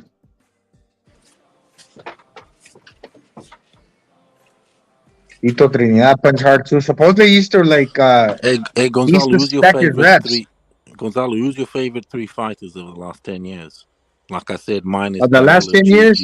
Like I said, mine, so you get a picture of what I'm on about, is Canelo, GG, and Fury. What's your 3? I say in order, I said Pacquiao, GGG, and Canelo, from the oldest to the earliest to the latest. Hey, Gonzalo's non-biased. Gonzalo's non-biased because we all know Pacquiao. What did you say? The beef with Pacquiao, Gonzalo? The dog or some shit? No, Pacquiao's cool. Pacquiao's cool. Was there like a little beef or some shit? He didn't want to like. Nah, it's cool. There was no beef, bro. There was no beef, my bad guy. So let me say my top 3 is Canelo. 10 years, right? So we'll go Canelo. Who else do I like out there, bro? Top 3 in the last 10 years, you got to give it up to Fury, bro. And then you got who else? Gallo. I'm gonna give it to Gallo, number 3, bro. Those are my top 3. When you say 10 years, you don't have to. You go back 10 years. You don't have to go back 10 years. It could be the dude that's been doing it for the last 5 years. No, I'm going Canelo, Fury, Gallo. That's what I'm going. You know who's high up there too? Marquez. Marquez was a beast. Because I'll tell you now, no list for the top 3 last 10 years is legit without GG, in my opinion. I mean, it is there, because but he's the the one reason in the last 10 years. I'm If biased. you I had like to, Canelo, bro. in the last I 10 like years, if both, you had bro. to pick someone, who they've been running from the most, GG's up there. I mean, GG literally had everybody shook to their foundation, dude. That's what I'm trying to get at. Yep. Triple G Right had before you guys guys shook. got on here about 2-3 years ago, man, I used to get on screams and everybody wanted to crucify Canelo, and it's like I've always been like a fan of Triple G, but I always been a fan of Canelo too. And a lot of the times, man, it was like I had to stick up for what I thought, like, and mentioning that, like, how Canelo's skill set was like real good, that how he's a great fighter. And man, like, before this channel, dude, well, I've been in the BDA for like quite a few years now, but there's been a lot of like Canelo fucking haters, dude. Like, they're not willing to like give him his credit, man.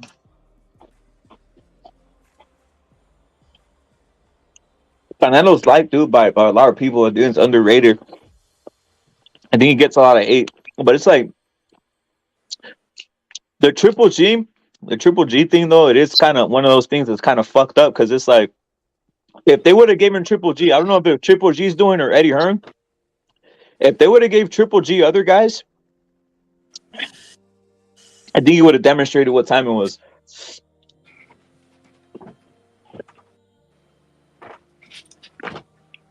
He beat Deverchego. My thing is, if they would have given Charlo, these guys like that, I don't know what happened there. What happened was, you think it was just politics? They weren't ever giving Triple G any of these other guys. They just had him right there.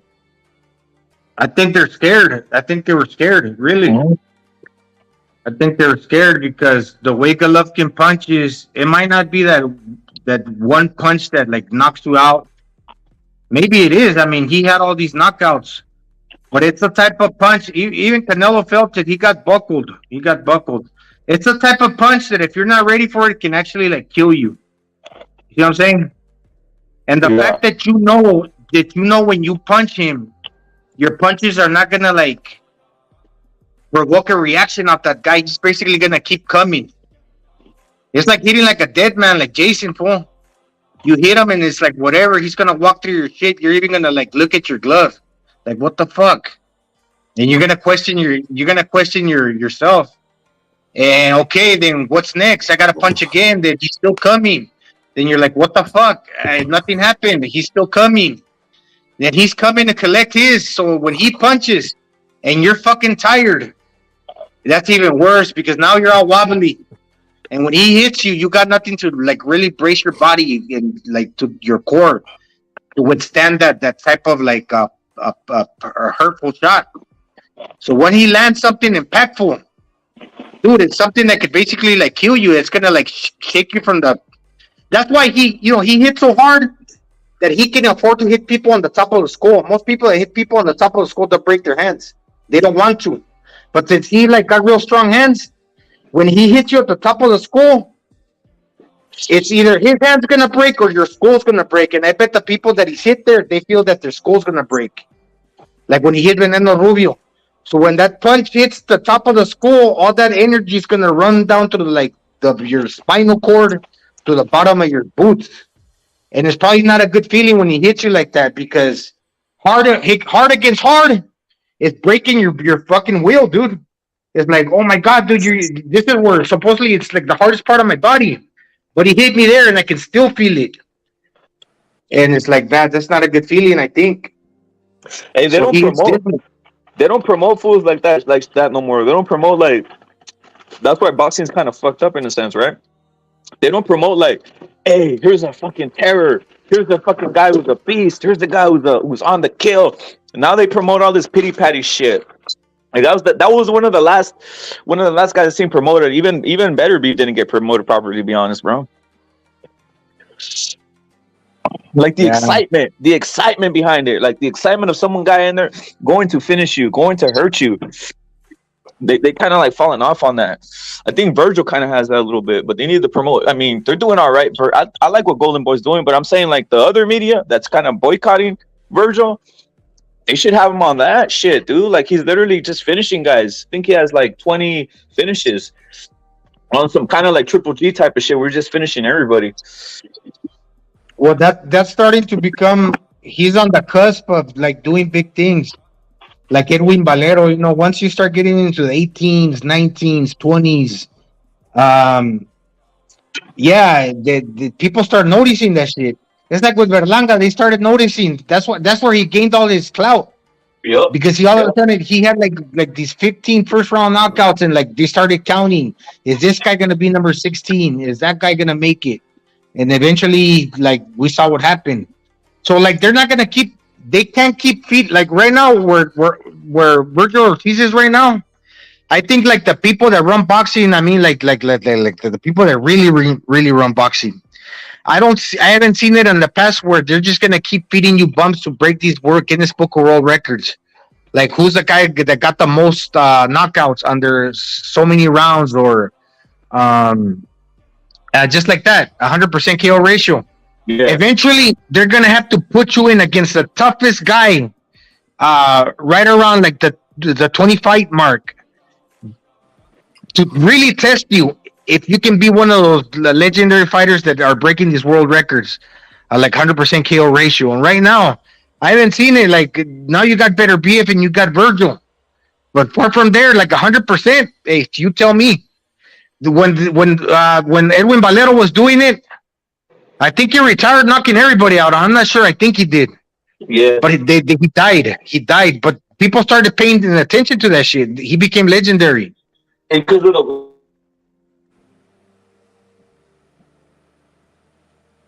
Virgil Ortiz, he's fighting Stanionis. That's a good test right there. That's a good test.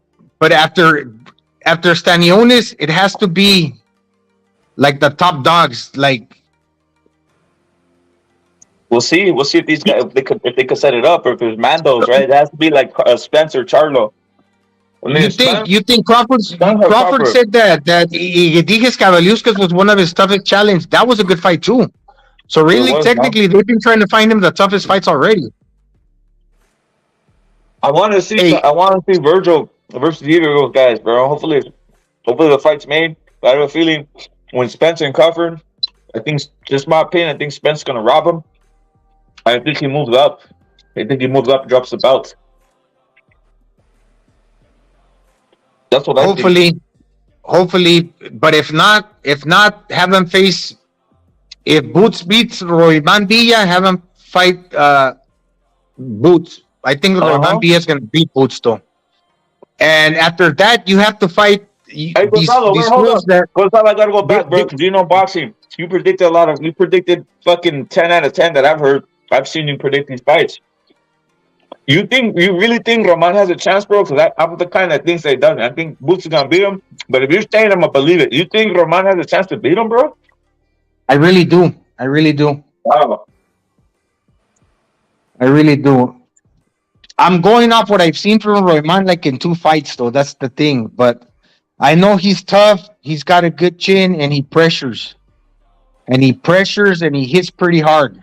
Mm-hmm. So I seen Boots in his struggle. Did you see that Mexican dude that he struggled, that he went the distance about 2-3 years ago? Yeah, I saw that one. He was looking kind of goofy in that fight, and that fool, he didn't have like the physical attributes that Royman Villa has. He was just a tough guy. Roman's downfall. That's going to be Roman's downfall. What you just said there, he pressures. You think so? Yeah, he's gonna eat one. That's why he's been picked. Because he needs to look good. He needs someone to come at him so they can, double the impact. When that shit's coming in with that pressure and you smack it and you connect it ping, it can only fall on its knees and its ass in debris. Definitely. That's what I think. He's been selected for that. But yeah, I mean, that pressure could be interesting. That's an interesting fight, bro. Mentioned that he's got the pressure, yes, but that's why he's been selected. Because the last guy had the bicycle, didn't he? Yeah, he was All running. the gears. He had all the gears and all that. He fucking hell. He got his racer out, didn't he? And Boots was chasing it. But it's going to be good, that fight. The pressure, yes. Makes for a good one. It's not going to go 5 rounds, is it? Maybe more, actually. I'm gonna bet on that fight for it to go over maybe 4 rounds, actually. 4 rounds. No, but actually, I think going back, the winner between Crawford and Spence, I think they're both going to move up. But the winner, once he becomes undisputed, he's going to drop all the titles. Yeah, Why defend if you're already getting all the glory for becoming undisputed? Fuck it. Would you want to face Virgil if you're Bud Crawford? No. You're 2-time undisputed? Hell no. Drop the belts and move up and fight Charlo at 54. And then retire. Boots is going to get passed on to Boots. If them belts get vacated at any point, Boots will get the shot. Because he's the one running out of time. He's the one that's nearly 30. He's nearly 30. Well, they got to give the chance to Virgil as well, because of course they do. But I'm just saying, Virgil's at the back of the queue, just like at the social welfare line. All right, you know, there's something that's not boding well with me. Are you telling me Virgil's ahead with Virgil? Something's up with his career, and I don't know. I can only suspect, but something's up. Not getting the breaks. He's not getting the breaks. He's got his hands tied. The only time he can't release them, he can't get the fights, he can't do anything. The only time he releases them is at training and playing the guitar. Otherwise, he can't get the fights. He should be fighting. What about in his camp? Curioso. Do you think his father's good for him? I'm starting to suspect the dad. I've seen some fucking shady, some kind of like. He's not active. He's not active. Well, break it down, bro. Because I break it down, Gonzalo. What you think, Furioso? Is there something up with that? Because I haven't, you break it down, dude, because I don't know. You mean technically training or socially, Gonzalo? No, well, one time in the locker room, I think after McKinnison, like the cameras, they were interviewing Virgil, and they asked him about his family. And he goes, well, my family is not here. Then the dad, he kind of got like all in his feelings. What do you mean your family's not here? What about me? And like everybody was like, kissing Virgil or T Senior's ass, like, oh, like it felt kind of like weird for like. I think the dad he wants a lot of the credit, like with Virgil. He wants to be like in the limelight too. And like the whole thing with him leaving Robert and going with the other coach with Manny Robles. I think like the dad didn't like that shit either. Gonzalo, I've watched loads of his interviews, loads of them, suss him out and all that. And I've watched loads of them. He's quite a tall dude. Taller than his son, and he's seemed quite humble and stuff. Of course, he could be doing his act and whatever, but he don't seem that show-off type of cat. He doesn't seem to me like a Junior Lopez. Junior Lopez wants to show you his new watch. He wants to show you his new chain, his new teeth, and he tells you, "I just got my new teeth done." He said on one of the interviews I was watching. He goes, "I just got my teeth done. What do you reckon?" He said to Michelle Phelps. His dad don't come across like that sort of cat. He's Mr. The quiet dude next door. Yeah, I guess so. That's my impression I got, my friend. Yeah. I think Virgil bought him a Mustang. He bought him a nice ass car. He bought two, one for him and one for his dad. I don't know, but I hadn't seen him being like that show off. You look at Junior, straight away wants to show you his new Rolex. You know, well, like Virgil, he's getting pissed off now at the reporters when they make like little comments. He's getting pissed off at that. Berlanga. That's why I don't like about Berlanga. You see, because to me, Berlanga does the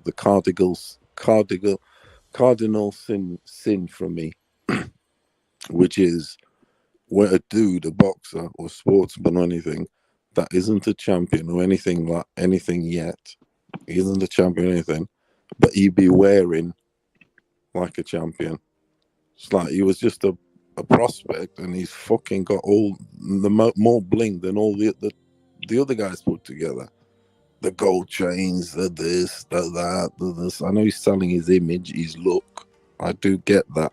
and he gets sponsors, jewelers come up to him and say, "Wear my piece. Wear my He piece." pulled the trigger on that shit too soon, man. I understand that, but that shit, to me, the diamonds early on, when you're still a diamond that's being rough, cut, can take the edge off.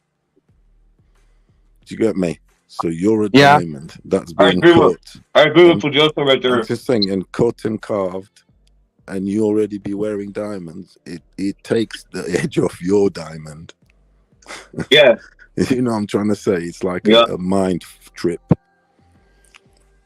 How you got diamonds? How are you not hungry? How are you not hungry, right? That's what I'm saying. Because if you got the shiners and all that already, come on. What's the purpose of life?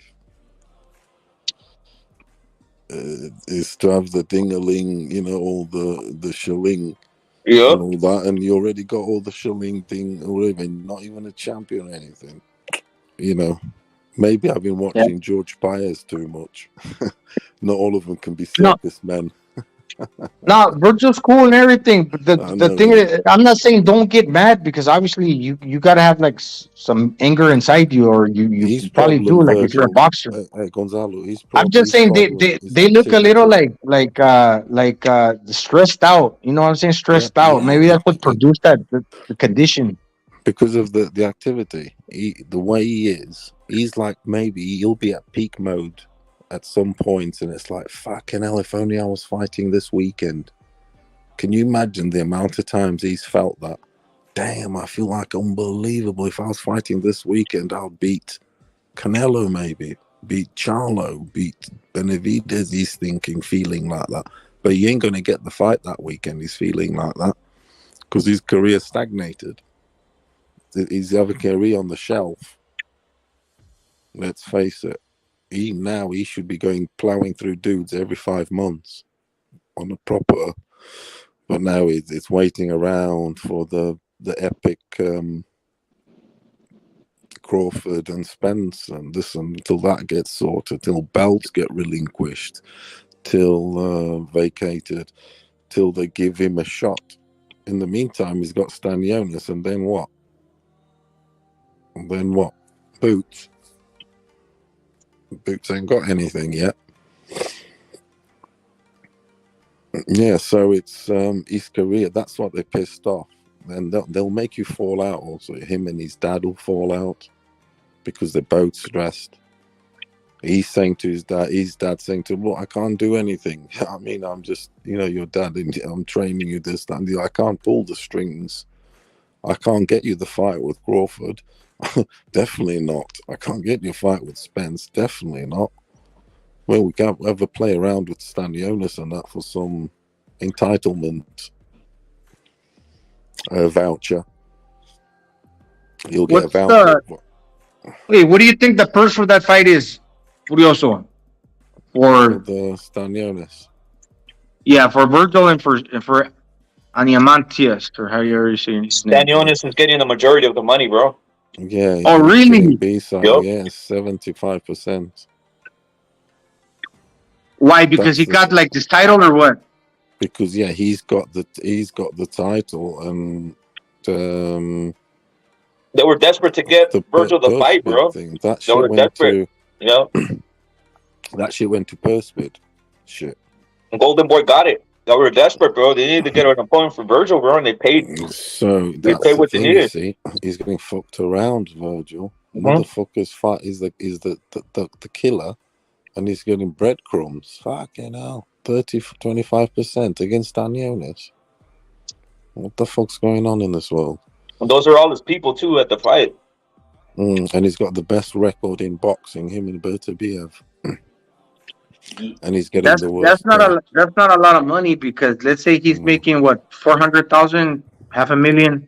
He'll get a new guitar for it. He'll get a new guitar. Yeah, because you gotta pay everybody, the managers, your taxes. Then you gotta pay all your team, and it's not like just some strings for his new guitar. That's what you'll get. Yeah, and some gloves. You gotta pay for all your crew that you've been supporting them for like a year now without fighting. So they come to work every day, probably to the gym every day. With his record, I mean, I know he's got to sell himself, this, that, and the other. Maybe he's got to go out and do some riffs and shit on fucking Hollywood Walk or something. I don't know, fucking. But his record, him and Bertabiev, have got the most killer bloody records in boxing. Perfect records. Perfect records. McKinnison was all right. He's got the perfect record, Virgil. 18 or 19 all stoppages. What the fuck's going on? Yeah. He sent that dude limp, the judge the referee stepped in, he caught him in the hip with the punch, he put his leg to sleep. Do they really Basically, care? that dude was tough, man. Fucking McKinnison. But do they really care? He fucked him up, though. Gonzalo, you ask yourself, He left him crippled. Do they really care about a Lithuanian like that? Do they really care about a Lithuanian like that? No. So why don't they care about Virgil, the Mexican dude? They're caring about a Lithuanian more. Literally. They are. Okay. Yeah. That's incredible swing. 70-30. Okay, no. Yeah, so it's incredible though, boxing how it is, and you got dudes out here getting million. Look at Andrade and that, he makes 3 million a fight or something stupid like that. Idiots fighting absolute idiots. All that's Eddie Hearn. All that's Eddie Hearn paying those guys off, man. Yeah, it's all it's money laundering. It's money laundering. We know it is. They do the match. I'm gonna hit you with another conspiracy. It's money laundering. It always has. It always will be. Check out this conspiracy. Conspiracy, but not conspiracy. The Zone is a money laundering company. Furioso, this conspiracy, but not conspiracy. Furioso, listen to this. Listen to this, right? Conspiracy, but not conspiracy. Do you think it was any coincidence? Maybe a month and a half ago, when all of a sudden Billy Joe came out the woodwork. It wasn't, dude, because look, check this out. Eddie already knew. Eddie already knew Canelo was out of there. You know what he said? Billy, I got money for you. Billy, I got money for you. Come and stir it up a little bit. Yep. It will rattle the feathers. Yep. Win or lose. Yep. You'll rattle some feathers. You'll call some cribs out in America. You'll do some crap, and Eddie likes that. Yep. Eddie likes the plankies. I told you, try to get Fury from day one. Fury knew, but Fury knew you can't trust him, and literally he would have basically done he knew day Fury one. dirty. He knew day one Fury. That's why I've always I trust Fury's judgment. That's why he ain't been fighting now. He knows now is not the right time to fight Fury. Because if it does go to a decision, he'll get robbed. I know he will. There's a big wave. And I've got to trust his judgment whether it spoils the fight or not. Because he ain't getting fucking cheated like that. I know he won't. The Wilder first fight it was enough scary. It was scary enough for him. And that's the way it's going to be. Because Usyk's got great momentum. In the powers, in the political, in the judging, in everything. Great momentum, especially out in Arab's world. Because he comes from the fucking... I think he's Christian also. I don't think he's not Muslim. But... Nah, it's the right time, not,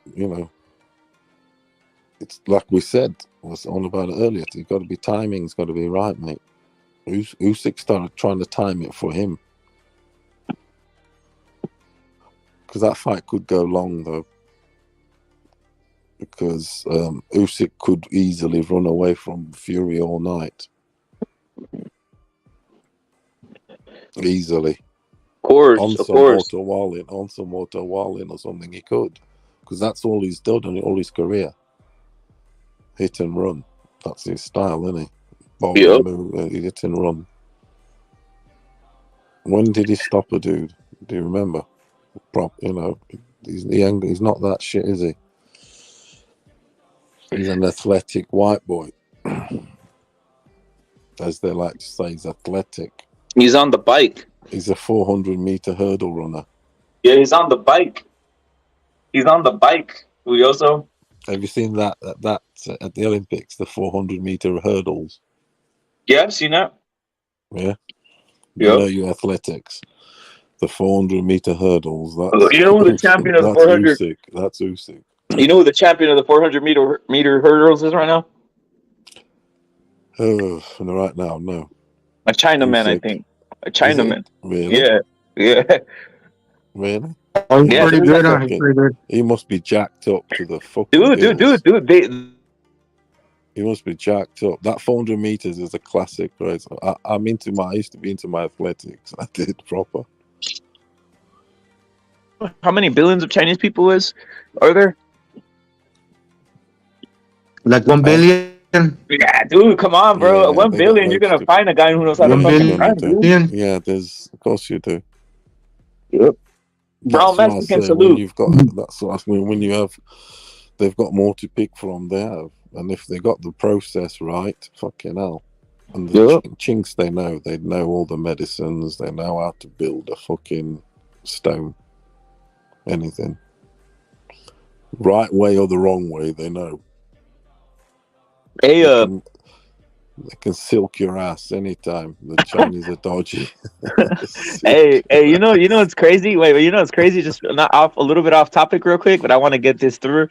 You notice that silk used to be like very prized, and once the Chinese like started like manufacturing shit too much, the silk kind of like dropped. But silk used to be something that was like a butterfly. Yeah, silk used to be like, hey, if you have silk, it's like a fucking like expensive. But now they've so overproduced the shit. It's like fuck. Yeah, they know how to cheapen it into it like anything. Yeah.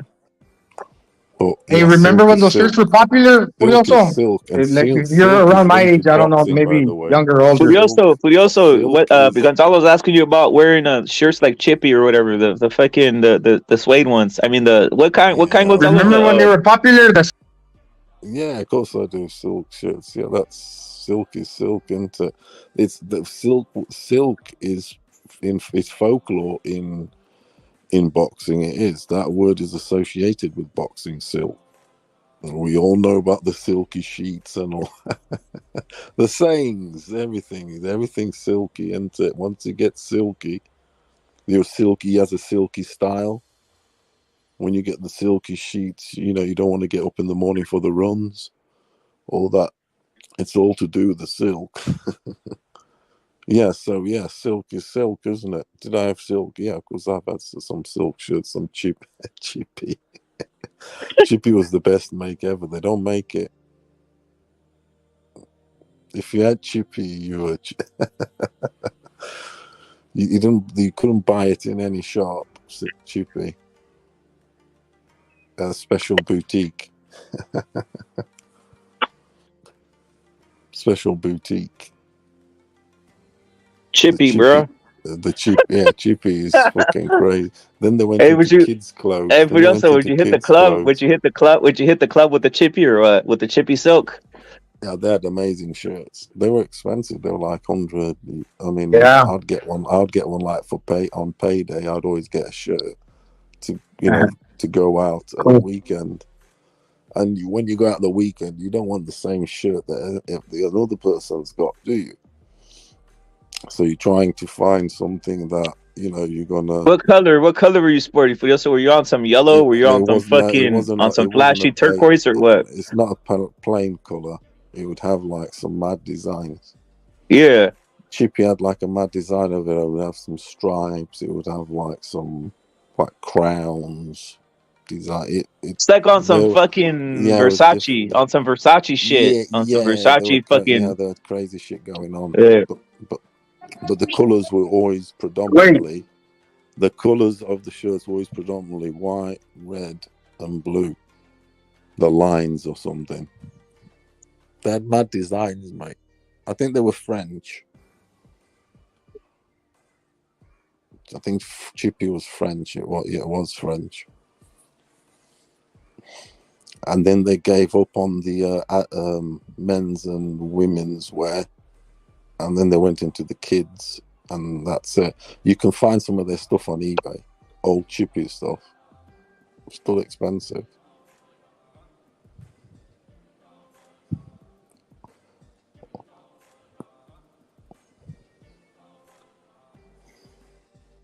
You were on Anyway, the yeah, fucking. see You were what on you're the on chippy. You were on the chippy game. The bitches love it. Chippy shirt, this and that, the weekend guaranteed. They were all Gold. button ups or what? Yeah, What else were they all button ups? button collar, long sleeve, long sleeve sort of thing, because we've got long sleeve button. Oh yeah, collar buttons. Yeah.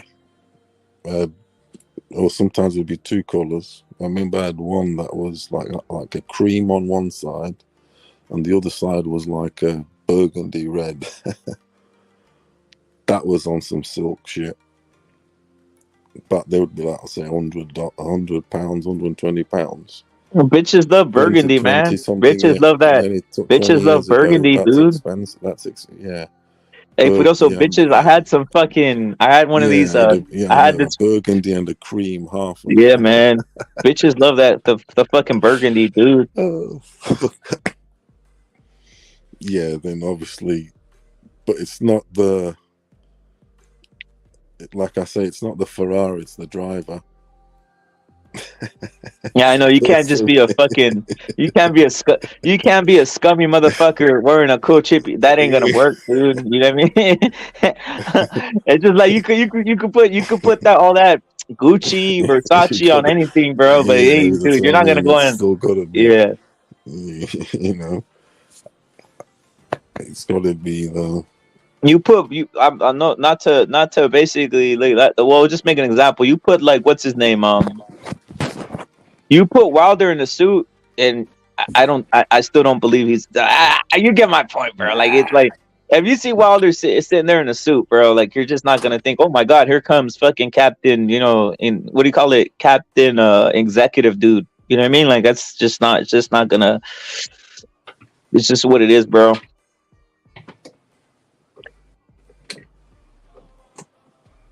Yeah, Chippy. You ever heard of Chippy? You haven't, have you? I've seen it on. But when you told me about that shit, I looked it up and I found it on eBay, dude. Yeah, there's some bits on eBay and all that. It's very 80s, 90s, sort of whatever. But the design that's good in any era. Nah, now the hipsters pull up everything, dude. All that shit that you see hipsters wearing everything now. I had a Chippy jacket. I wore that for fucking. It's a navy blue one. I still got it, but it's kind of torn on the inside and the thing.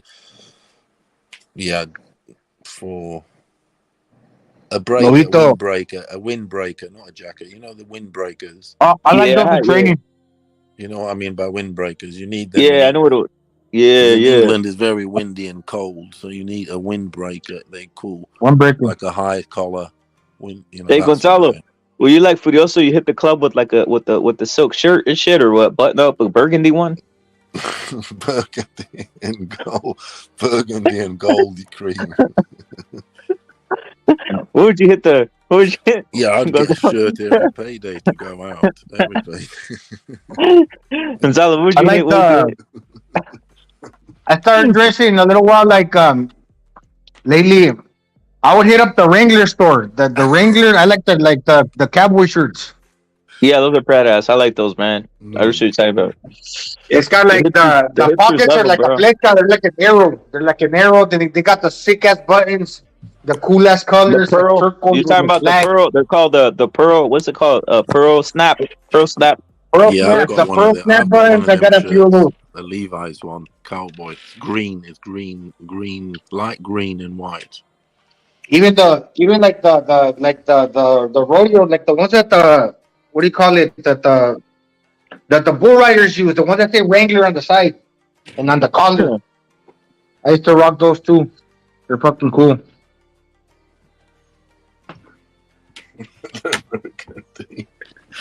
I had a section too. Hey, Lobito hasn't been eating like for the last 4 days, man. I got him separate because all he wants to do is he want to be with the female. He want to fuck, but that's it, man. I can't do this shit again. I don't want the puppies no more. How do you too much work, bro? How do you fix them, bro? Well, I'm supposed to take the female to get fixed, but I haven't got around to it. Yeah. How much you And charge so I to fix just it? like $300. That stuff's costly, isn't it? Damn, it's a serious surgery. Yeah. So what I did for when I went to humans too. Manila, I hired somebody to make a division, a corral. So basically, the back is divided into two. I got Lobito over here, and I got the female over there. Yeah, but he's been barking nonstop. So I got the shock collar. I'll put the shock collar on. I won't shock him. I'll just do the alarm because he knows already. He knows he's used to it. It's like a little alarm. I shocked him a few times, but then it's the shock, it's vibration and an alarm. So I just press the alarm and it'll be like a noise instead of the shocking. Sometimes it'll do the vibration. Hey, Gonzalo, why do Mexicans like doing toques on each other? We used to play that shit. I used to do that shit too. Why is that Mexican shit, dude? I noticed that they're doing the toques, and then obviously, is that ask Furioso? Have you ever done that when you just shock the living lights out of each other? You play like the fucking, what would they call it in English, bro? Gonzalo, what would they call it in English? What do you mean by play? Shock each other's in what? We just basically see who could take the most shock. This like a fucking Mexican shit, dude. That's the only thing I could chalk it up to. Gonzalo, right? It's Mexican shit, right? The toques. So what would be an example of a Well, shock? it's this little machine with wires and like little handlebars, and it's got like a little like dial. Then the guy goes around. Hey, 20 pesos, 20 pesos, like $1. Then you hold it and you see if you can go make it all the way up to 100. I used to do down in that in downtown TJ. I've done it inside Hong Kong. I got it all the way up to 100. Yeah, like everybody was like they couldn't hold it. But that's I was high as Mexican fuck, shit, so huh? I did that all the way up to 100, and I wasn't even Gonzalo. flexing, fool. Gonzalo, I don't think anybody else does that, bro. I think that's just that's Mexican shit, dude. The toques is Mexican shit, dude. That's what I was asking. And when we were little kids, this brother from the congregation, El Hermano Ortiz, he used to have like this electrical store, electric shop. Yeah. And he had one of those that he would take it over to like with all the brothers and all the kids and the girls and boys and like even the older people. He would tell us, okay, grab one handle and then do a circle, and everybody would hold each other's hand and we would make a big ass circle. Then the shock would pass through everybody. It does. If you're holding hands, it passes on to everybody else. Yeah. That's just cool. You ever done that Furioso, where they shock the shit at each other? No, not what Gonzalo's saying about to see if you can hold it to 100 or whatever. But what my uncle used to have this thing where you would hold it. It's like a thumb, and you hold it in his hand, and if you held it and you pressed it, you would get the shock. Do you get me? And you'd give you a pull and that, but not there like just to, as a game. Gonzalo's describing it as a game. Yeah, so it's a game where literally you won. Yeah, that's what I mean. Yeah, but my uncle, like I said, he did have this. There used to be these things where you would like press, you would hold and press, and you did get a shock. Yeah. I mean, he got me with it for the first time. My uncle got me because my uncle obviously is my granddad's son, and my granddad was an electrician, and he would play with that sort of we'll call it a gadget or whatever, something like that. Yeah, and he got it from his dad, from my granddad, and but not as in what Gonzalo's saying, as in fucking see if you can blow up the fuse at 100. No, it's one that so it's the game. This is the game. The shock is But also, this is the game, right? So there's like a fucking. You could even guys will even make their own what you call it's like they like a mini transformer, and then there's two wires, and you grab one side, the other motherfucker grabs another, and it's basically to see who could fucking hold the longest without giving up, right? And then they amp they start amping up how much electricity is going through, right? But yeah, that's what they used to call it toques and shit. Like that's why I was just like, it's some weird Mexican shit. Is that it's weird. I think it's Mexican shit only, right? Gonzalo, that's what I'm picking up here, dude. You tell people, other people, they don't know what the fuck's going on, dude. Yeah, quite possibly. Yeah, I've obviously heard the whole thing when they take the fucking the 110 or whatever the fuck from the light bulb and they start shocking a motherfucker to torture him. I've seen that too before, by the way. They do that. That whole Mexican, that's the Mexican style of torturing motherfuckers. When they get the fucking they electrocuting the living shit out of you. That's how they fucking torture. They put you like in a room and they start like they get the light bulb, the socket, the 110 or whatever, and they start fucking like electrocuting to you, tell them what time it is. I don't know forms of torture used over there in Africa, but also where they torturing motherfuckers. Over there they have that whole thing where they throw the tire on the top of a motherfucker and burn people, right? Or burn them alive, right? Yeah, and Hey, Ripper. Yo. Hey, that brother that used to do the toques for the brothers from the congregation, he flipped over and died in La Rumorosa. His van. A lot of fools die there. A lot of fools die there, bro. It's fucking crazy. Yeah, the dude from the electric shop. The dude that used to hold the toques for everybody. He killed himself. Gosh, damn, dude. A lot of fools die, dude. It's dangerous driving over there, bro. It's dangerous, dude. Everybody was inside the van, and the dude tried to get out the car. And when he tried to get out the car, the van, it rolled over on top of him. All his family survived except him. Who is he? It's fucked up, man. Who is he? One of the brothers from the congregation, from like the Jehovah's Witness down in La Zona Norte, or by La Coahuila, by the Hong Kong, where we used to go to the Kingdom Hall. Yep. Then that was crazy, man. Like his wife, like she became a widow, then she became one of the paraditas, fool. She stopped going to the church. She became like a prostitute, fool. And they had a bunch of children. Some got married to American sisters. Most of them turned out okay, but the mom, I think she's probably dead by now. Yeah, the brother Ortiz. Jehovah's Witnesses. And you know what's crazy about that, Gonzalo? The whole like the fact that the chick trade turned into a pro. That's wild, dude. That's just it's crazy, right? It's crazy shit, bro. Yeah. One time we went to Disneyland, Rapid. Now I remember when we used to go to the Kingdom Hall too. Like they sell like this little buzzer that you put on your hand on your middle finger. Then you hide in your hand and you shake people's hands. Then you shock the people too. Yeah, I've seen that one. I'm on about. That's the one. Me one of the brothers, we rolled into some guy and he had a bunch of coins in his hand. Fucking shook his hand and he was like, ah! That's all the coins on the floor and it was so fucking funny. We were rolling. Rep it. I'm on about that one like that. Hey, Gonzalo. I know what you're talking about that, like a buzz hand, Furioso. I was gonna tell you, I had a dude. Gonzalo, I told this story already. You think Furioso already heard this story, right? But have you heard like when I started screaming like a motherfucker, Gonzalo, like on a fucking live and shit? Yeah. Well, dude, I had this neighbor. He was Jehovah's Witness, bro. He was a white dude. He was a white dude, bro. He was a white dude, bro. He cool dude, don't bother no one, but he's kind of weird or whatever the fuck.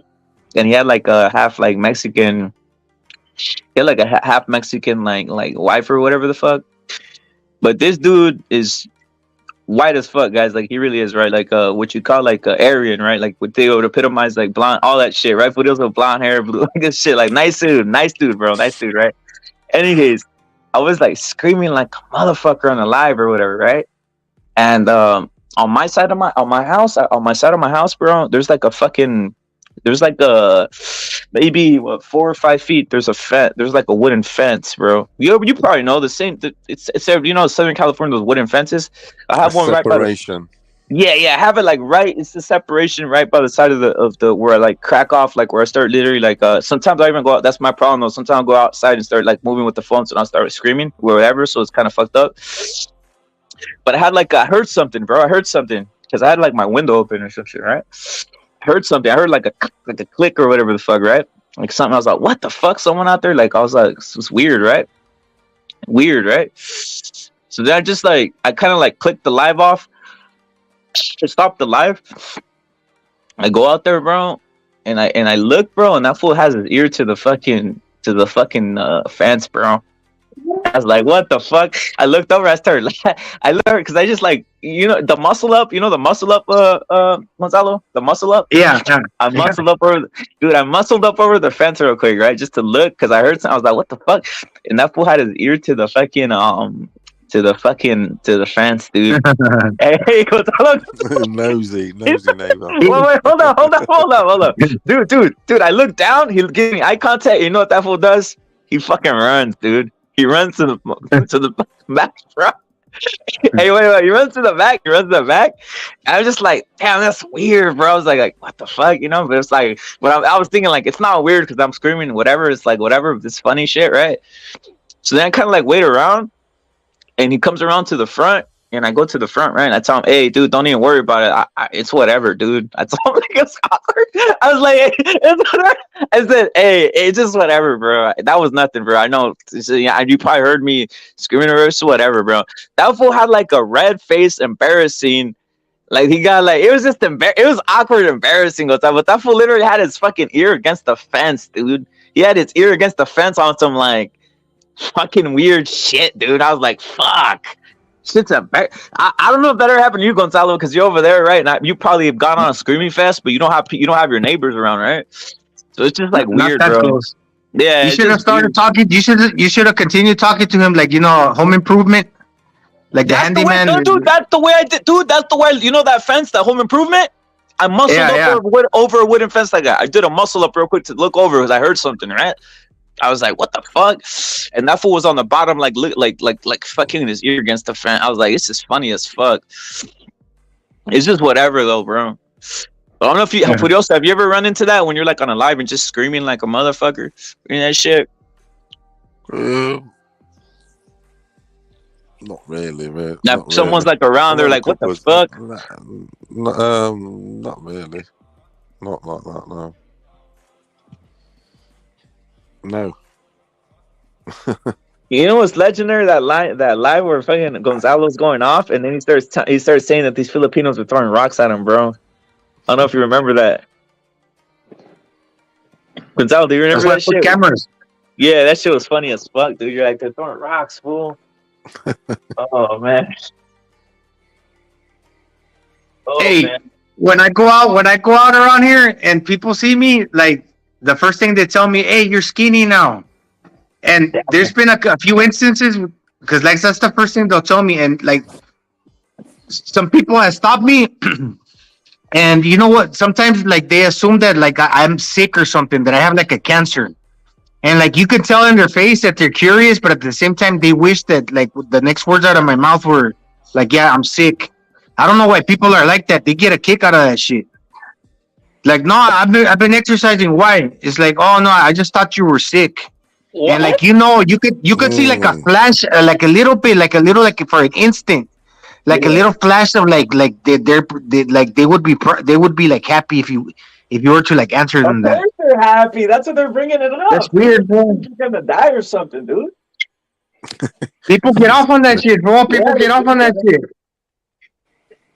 That's what motivates me to keep on waiting for doing like the right thing, staying in shape and eating right.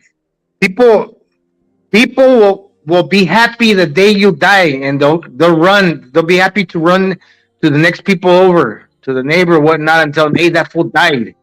They'll be happy. I've always found that weird, but you're right, dude. You're really right about that.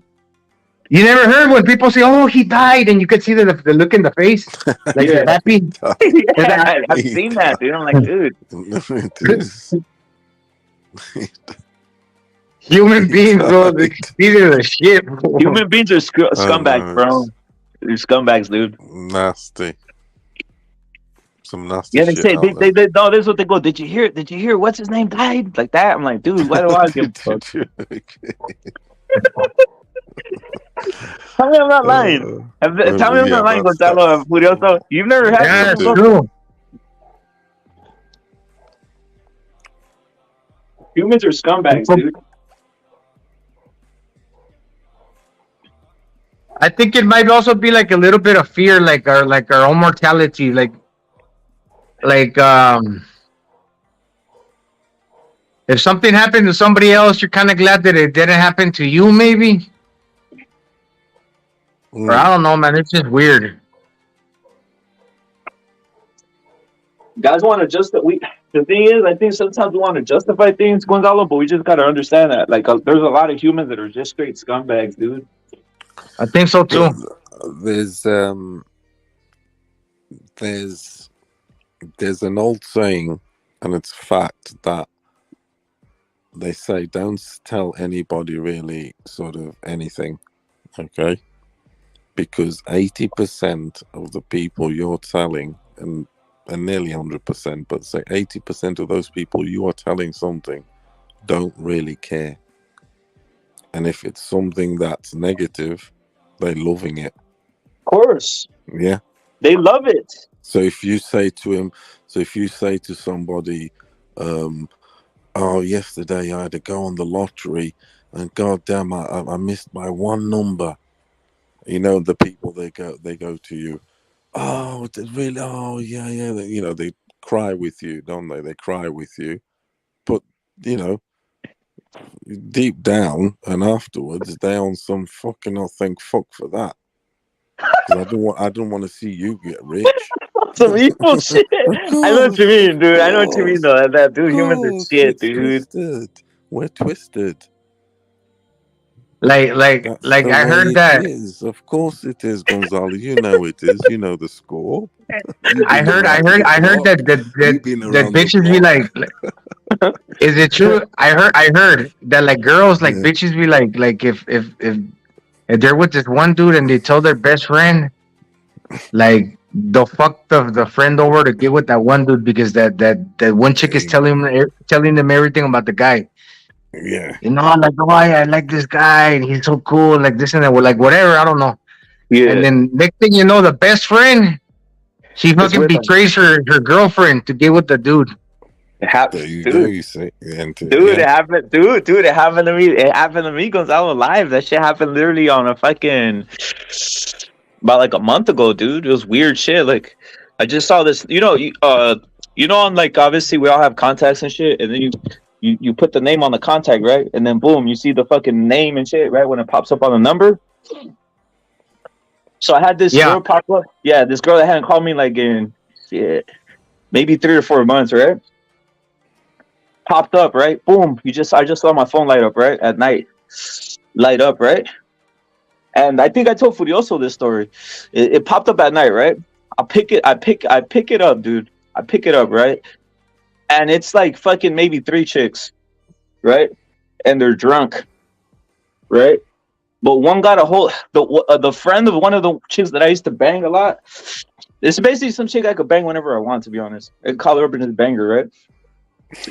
That type of shit, right? She got she was like drunk or whatever. So her other friend got that, and what happened? That chick was talking to her friends about me, but they were all drunk. So this chick that was the friend literally got the phone, looked at that chick's contact, picked up and called from her phone, dude, and started telling me that she wanted some fucking she wanted to get butt fucked, basically doggy style and shit, bro. It was nuts. It was nuts, bro. It was nuts. But I don't do that. She's on some weird shit, Gonzalo. She was on some. She wanted like fucking anal sex, dude. I told her my shit won't even fit in there. I was like, I was just on some funny shit, dude. She started telling me, Gonzalo. She's like, yo, she's all, I'll let you rub oil on it and all this other shit, right? She started telling me like, I rub oil on it, you'll love it. And I was just thinking like, where's this other bitch? Oh, she's over there, she's drunk. And I was just like, what the fuck? I basically lied to her though. I was like, yeah. I was like, yeah, I'll hit you up later, right? And I was just thinking like the devil in me, like the devil went into like the devil on your shoulder. The devil's like, I was like, yeah, I'm gonna go over there and just fucking like, fuck that. I'm just gonna fucking hit her doggy style, even though she wants it in the fucking, even though she wants it in the, even though she wants it in, in the ass. I'm just gonna hit her doggy style. The devil in me, bro. But yeah, that's crazy, dude. You're right, dude. They do kind of like. A female can't trash you to another female, dude. It's gonna create like a weird like fetish in them. Yeah. Sometimes I think it's even the people that are close to you, the ones that end up like doing you wrong, doing you dirty. Look at that chick was her best friend. That chick was supposedly her best friend. Her chick's best friends was like, yeah, some scumbaggery going on with that shit, dude. Hey, Gonzalo, I was gonna ask you. I don't know if anybody's around. I don't want to like mess up anything going on there, but have some of these other Filipino chicks been hating on you since you lost more weight or no? No, not really. I don't go out that much by myself. If I did, yeah, it'd be on. So it's real easy over here to get strange. It's super easy, man. Do you feel like you get looked at different now, Gonzalo, because of the weight, or is it like you think they still treat you the same, or what? Or is there basically that whole thing? You've seen the experiment where the fool goes out there with like where that person puts on they did it with some model. I seen it. It's weird, bro. They told some female model to like experience how it is to be a fat bitch or some shit. And she went out and put on this like bodysuit, right? Of like being fat. And she came back and she started crying. She's like, everybody, no one opened the door for me, all this type of shit. Oh, it's the worst experience. Oh my God, I feel so bad. I didn't know fat people felt that, right? Did you ever feel anything different when you were bigger till now, in a sense? No, I feel good. I feel good. Something funny's been happening to me, man. It's weird. It's like at the same time I'm losing the weight and stuff, but I look at myself in the mirror and I'm actually looking like older. It's hitting me, fool. I'm at that point where like I'm not like my youthfulness is starting to leave me slowly but surely. Even like now, dude, like it's weird, dude. I'm doing good and everything. Get me wrong, but I'm looking at my fucking hair, dude. My hair's thinning out. It's weird, fool. It's like, what the fuck's going on? It's just life. Wait on, what do you mean by your youthfulness? Are you saying that you're just like you're getting wrinkled, or what? Are you feeling something, or what? What are you feeling, or what? Well, like before, even though I'm 39, 40, like when I got here 41, I could look at myself in the mirror. It's like, dude, I could still say to myself, you look young. But like now, I'm looking at myself in the mirror, and it's like I'm actually looking my age, like in my 40s. Fool. It's weird. It's weird, and I can recognize that about me now. It's like I don't look the same as I used to before. That's just life, dog. But at the same time, it's like, well, whatever, dude. My priorities are changing. Like, I don't go focusing on that. Like, are bitches staring at me? And I'm pretty sure bitches don't stare at me the way they used to stare at me when I was younger. Because you can even look this up on the internet. There comes a certain age, like in your late 30s, where a chick, when you're like right around that age in like your late 30s, she won't even look over to you at least once, or she won't look you twice over. When it comes to that, like their mind won't go there. Do you think so? Over here it's a little different because we're in the Philippines. But let's say I was in the United States, where there's a bunch of Mexicans, and like there's the chicks wouldn't look. They wouldn't.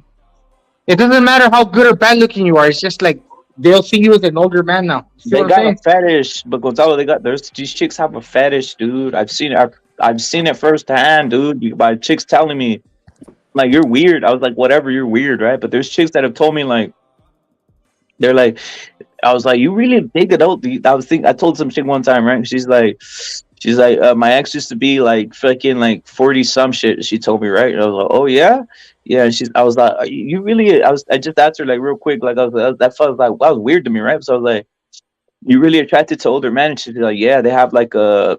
She started telling me, yeah, they have like a fucking dignity to them or some weird shit, I guess. She started telling me. So I was just like, no wonder. I said, no wonder females just don't give a fuck, bro. They have like weird, you know how a lot of males have these weird like fetishes and shit. Like, you know, see a motherfucker who might be with a MILF or with a fucking, you know, or like yeah. That, or even like there's the dudes who have like a fat fetish and shit. Females have fetishes, dude. Females have fetishes, like dude. Daddy issues, no? Yeah, that shit. They got the daddy issues, obviously. But that's why, dude, you go look around. These chicks, like, man of all, like, they don't give a fuck, dude. They don't give a fuck, dude. There's like the hyenas that like the fucking, like the cholos, no, the thug down motherfuckers. They don't give a fuck. Yup. Ya, siempre hay un roto para un descosido, dice el dicho. Yup. Y como dice el otro dicho, ¿cómo dice? Para gato viejo, ratón But you tiernito, start ¿no? attracting other age groups, though. You might There not it get is. looks from the young ones, but then Furioso's a pimp. Furioso's a pimp. but then you Gonzalo. attract the ones in and around you. Yesterday, I went to the gas station, and this bitch literally chatted me up. I went to pay for my petrol. Yeah, I went to pay for my petrol, and my card got declined because there was something wrong with the fucking chip or whatever. I hate that shit. And I said, I know it did. And I said to her, oh, sorry about this. And she says, oh, I don't mind. I've got all the time in the world. I can stand here staring at you. That's cool. Yeah, no, straight up. I says, oh, nice one, thanks, and all that. And there was like a queue and all that. And then in the meantime, then it paid and whatever. And, you know, just like that, she was loving it, the bitch. But she was in late 40s, early 50s. She was. Yeah. So she was old. She was definitely older than me. So never know, man. so it's like that, isn't it? You know, they flirtatious like that, the bitches.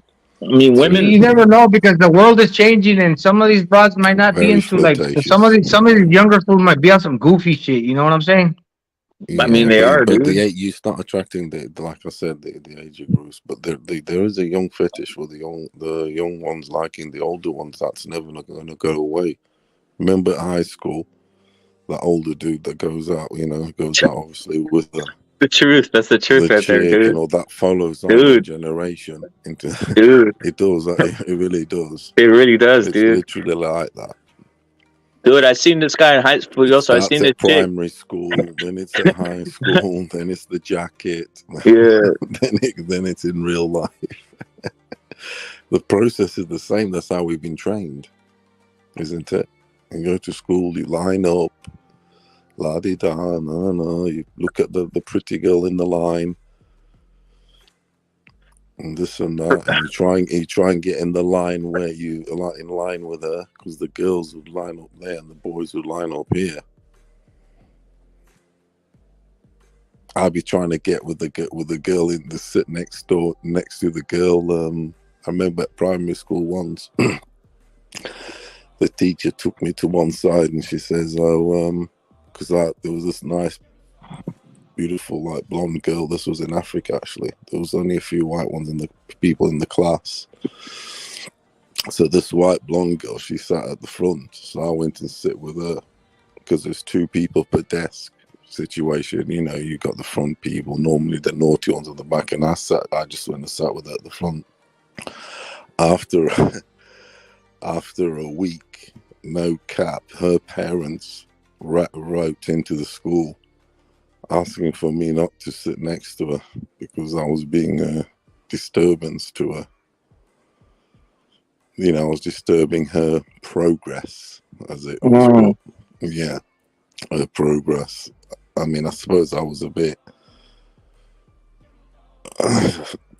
in the classroom, I wouldn't say I was a bit loud. I was vocal, if you get me. Yeah. Yeah, even if it was noises or anything, and it'd be a bit. Yeah. I would get the teacher's attention, put it that way, every class. Every single one. Including the French teacher in Portugal. I had a French teacher, she fucking started crying, the bitch. On some emotional shit and all that. But why was she crying?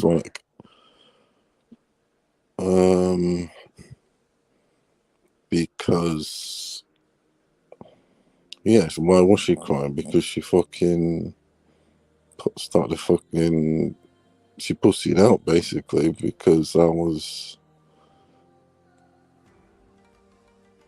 she didn't like me, I didn't like her, and I was basically being disruptive, so to speak.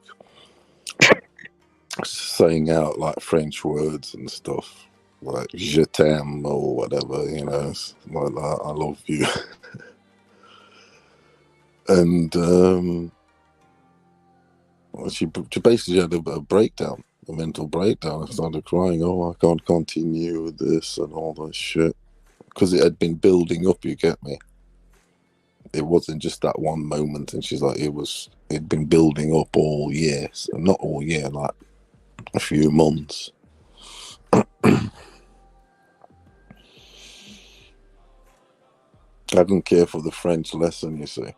Yeah, you were over all that shit. I mean, I'm not saying it's cool or anything. I'm just saying it's just the way it is. I didn't care for it, so I was a bit like, she was French or it's not French. I mean, the English one was alright. I don't like the English or whatever. And Portuguese, yeah, that's what it is. Portuguese is what it was, but fucking French, I'm like, fuck that shit. I'm needing French right now.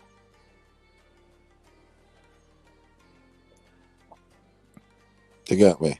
Yeah, fuck we've got that attitude. French is like not necessary, we've got that dude. attitude where we don't need the French language because you don't, dude. That's not even a fucking. We don't need it because our language is like sort of in the middle of everything, of all of them. If you get me, it literally is. Say, for instance, a Spanish person finds it harder to interpret Portuguese than the Portuguese Spanish. It's mad like that. It literally is like that. Is the French? Furioso, is the French? Is the French? Is the hold on? I was gonna ask you. Is the French kind of like harder to interpret? Because to me the Italian's pretty damn easy to interpret, right? You can hear it. Yeah, that's easy. There's a lot of stuff. The French there is a bit, but obviously it's kind of fucking twisted. In time, when it's on paper, like written in the, you know, if it's written, I can understand. I can read it basically. What I'm saying to you is, if you put a story there, write a story in French, yeah, on paper and all that, I would be able to get the gist of it. Is what I'm saying to you. Yeah, I wouldn't be able to speak it out in French, but I could read it. And obviously, Spanish, that's very easy even easier to read, obviously. So I don't know, like French, fuck French. Who gives a fuck about French? Fuck all that shit. They have nothing. There's nothing. You know what I was saying for you also? The whole thing. The whole thing of in Africa that the just real quick into this shit, because I don't want to delve too long into it. But I seen that whole thing. There's like paramilitary groups or like militias, that the Wagner group. I don't know if you kept up on that shit. They had like they went into Russia and basically like controlled like everything now, the mines and all this shit. It's like what you were saying about what the Russians used to do in your era when they went in there and kind of made people like fight each other. I guess now they're sending militia groups and they like took over like mines and like all over Africa, dude. But who are the militia groups? Wagner's like a offshoot of the Russian. It's like a militia group. Yeah, but that's been, like I said, I mean, you know, our family, we've been through that sort of film. You know, it keeps repeating. I mean, we're getting cliche, but it's so fucking true. But history keeps repeating itself. It does, man. History keeps repeating itself. So, like I said, the Russians. I mean, but the thing is, yeah, the Wagner's got it all now. Yeah, it's the Russians, the Chinese. They're trying to make crazy inroads, and some Indian shit. Those three are the bullies there. Now, India's always had roots there, obviously, because they're on that coast, on that east coast, Mozambique, Madagascar, and all that. And then you've got fucking, yeah, I mean, fucking, tell me about it. Yeah, what's going on now? We've been seeing that. We lived that already. I lived that already. Yeah. what's going this Wagner now, we lived it and even worse than Wagner style. There was it's hardcore because there's no visibility. No one was around with a mobile phone taking pictures out here. No one's on some shit, bro. Now, Yeah. come on. Shit's different. Oh my lord. So yeah.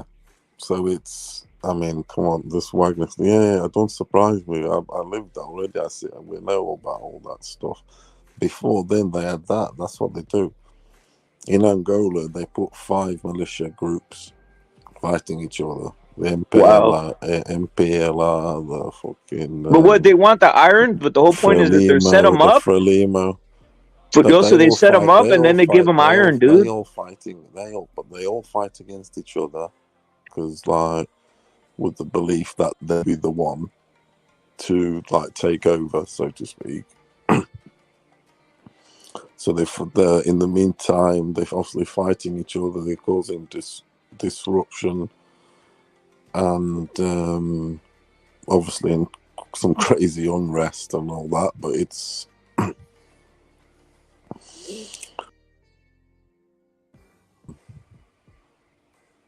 I mean, you don't, dude. They can just yeah, you can get fucking shot up, can't you, and stuff. Hey, but what they did is they basically took control of like gold mine. They actually started a gold mine. They take control of it, everything. Yeah. Because Angola, for instance, that motherfucker's got everything. It literally it's one of these fucking. It's quite a big country actually. It's fucking huge, big square. Massive big square there in the southern. It covers the half of Africa right down nearly to the tip, nearly till it goes right down to South Africa.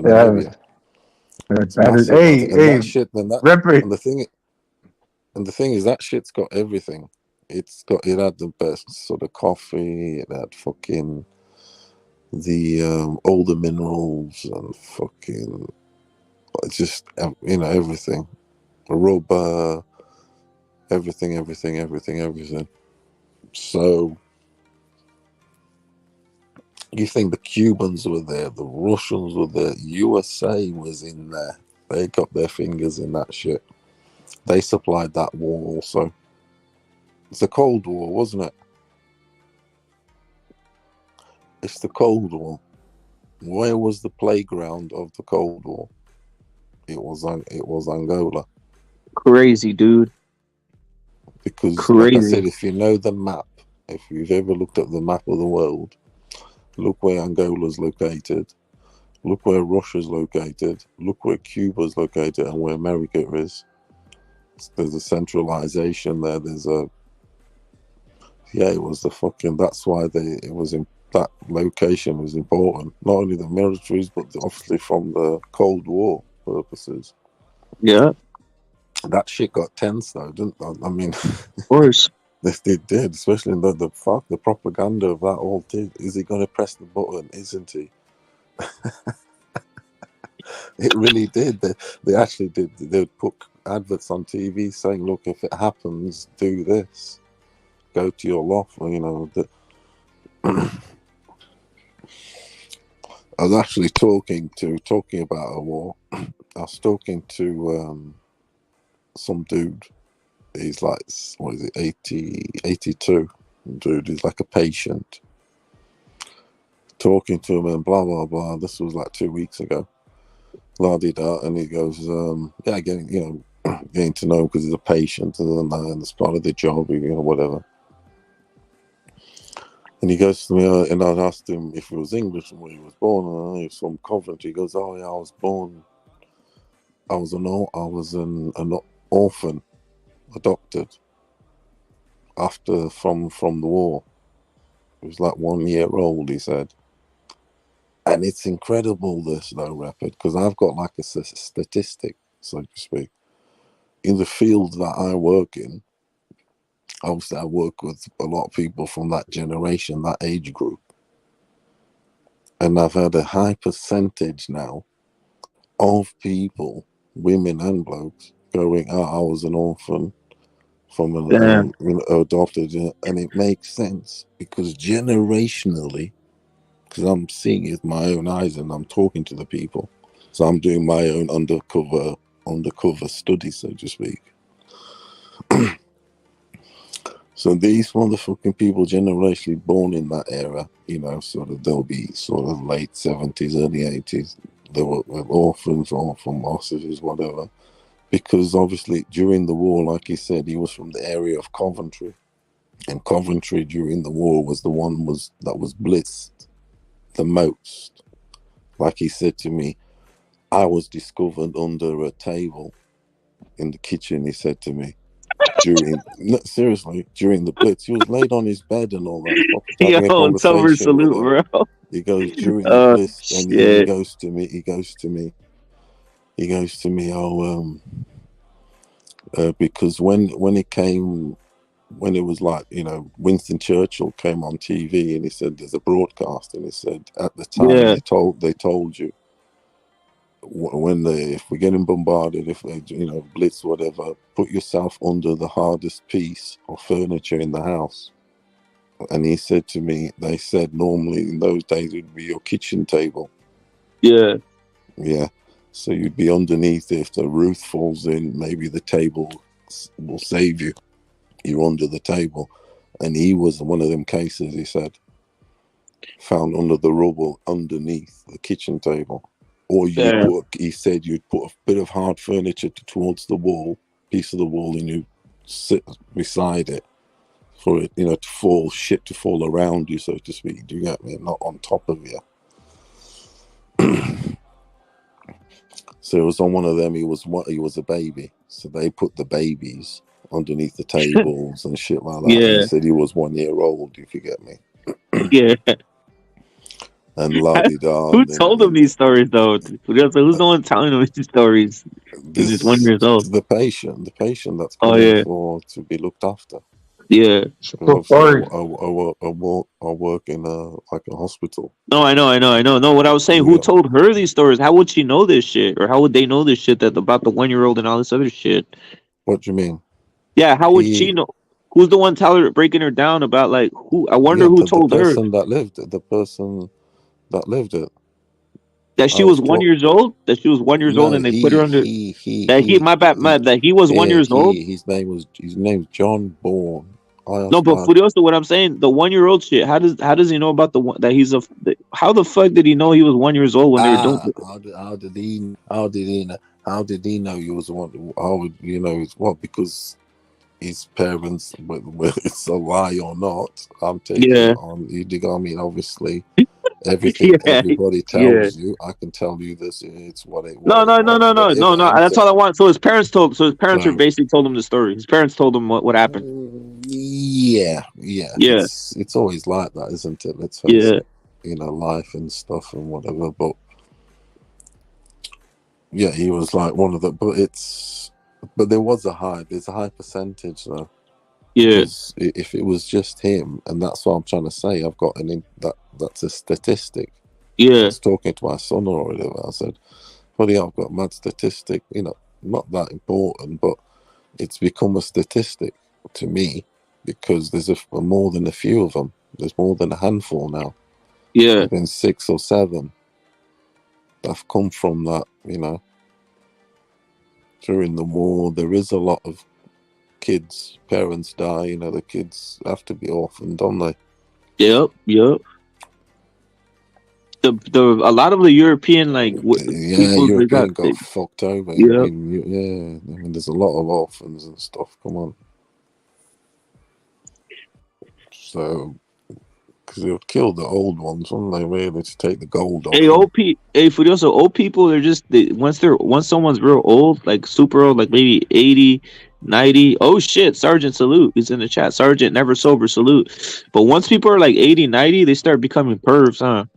I noticed that. Like even George Bush. George Bush Senior was perving like a motherfucker at 90, dude. George Bush Senior was perving and grabbing chicks all over the place when he was like 90, dude. Who's this? George Bush Sr., the president, the ex-president. Yes. Even Clinton, even Biden. Look at Biden. He's like fucking nearly damn 80 or 90, and he's out there just grabbing everybody.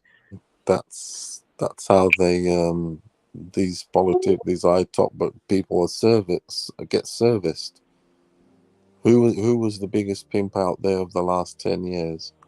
Or maybe 20 years or so, 15, 10 years. It was Clinton? Epstein. Oh, Epstein. Epstein. Yeah, because Yeah. where was his brothel? It was in an island. Come on. So he was servicing all these hierarchy dudes. Because there's services for everybody. I told Hey, you. how would you describe the chick, this Ghislaine Maxwell, that was with him? She's like his fucking. She's like that chick that thinks like she's like somehow soulmate, but he just has fetishes and shit, right? Maxwell's daughter. She had her fingers right in there. She had it going. She was a supplier, wasn't she? She would fucking. Yeah, she would like support all the fetishes he had, right? And this, that, and the other. Yeah. Yeah. I kind of no cap. But I kind of like it when she's young. She's because I like that dark hair sort of. I seen her. She looks kind of hot when she's young. Yeah, when she's young. Kind of hot. Yeah. She's nice. I love her. She's got that Demi Moore. Hey. One of my Hey, favorite bitches ever is Demi Moore. You know Demi Moore, don't you? Yeah. That'd be a cool relationship, like to have a chick like her, no?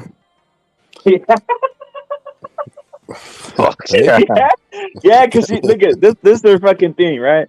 Her thing was she thought like he loves me more, but he just has like fucking fetishes. That's what he thought. That's what she was thinking, right? She has some weird fucked up like brain, or like a lot of these chicks have fucked up brains where they think he loves you more. No, I don't love you more. You know, it just He give me loves you, yeah. And actually, for her in her mind, to get the girls for him is like she's doing good for him. She's happy to do that. Yeah, because like he's gonna love me more if I do that. He's gonna love me more if I do that for him. Yeah. If I get him the chicks, he's gonna love me more. Yeah, bro, exactly. So he was servicing all these politicians, wasn't he? You think some dudes made over 30 or whatever visits and stuff? They'd go there for the weekend for services. You know, they'd get full service. That's how it is. That's how the treatment is, because there's brothels for everything now, isn't there?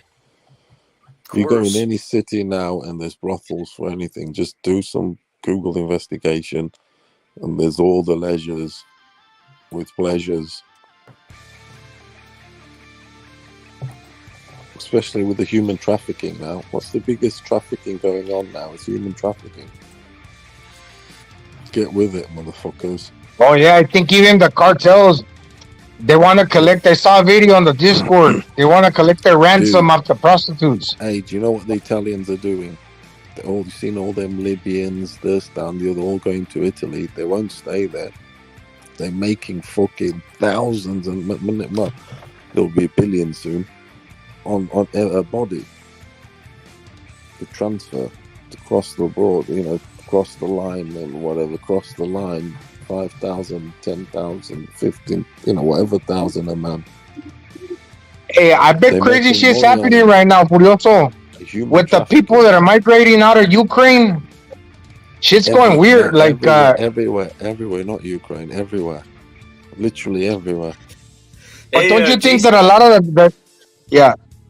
No, JC was asking what full service means, Furioso. What's full service? Full service is you take your car for a service, don't you? Change the oil, change the checking stuff and that lights, everything. Full service is, to go to see a bitch, innit? To go and see a bitch. You know what I mean? You got to service your engine also. What's yeah, because you are a car, aren't you? What's a full service though? Also, is the full service just like a blow job, or what's everything? It's everything. Go in. All right. It's just everything. That's just what it is. Massage, it's everything, dude. Yeah, massage. Yeah, you get everything. Rub you and they tickle your balls. They rub your balls. Do all that shit. Play with you. Touch you and play with you. Damn, bro. Some full service. Oil. Full service, if you want oil, if you don't want oil, whatever you want. Yeah. Just to loosen you up and all that, because you do need to be. Yeah. You need to oil your diet. Gonzalo, I don't know if he uses olive oil or not. I don't know what he was using, but you need to oil your car. You need to oil everything. Are you on the olive oil, Gonzalo? I'm on the... You talking about olive oil with garlic? That shit? You know, you just put like a little bit of olive oil and garlic on that shit. Yeah. It is, dude. It's one of my favorite. It's delicious. Yo, 18th Street, you're saluted. I always salute Chicago. I salute 18th Street and every time's a billion, bro. 18th Street, you're saluted.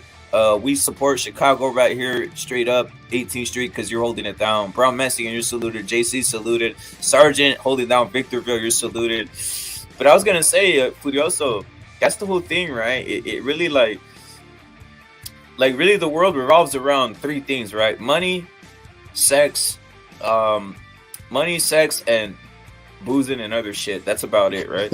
I mean, if you're just on some demon mode, right? Like, obviously, if you're spiritual, yeah, that's a part of it, you know. But the thing is, technology's opened technology's opened the game for everybody now.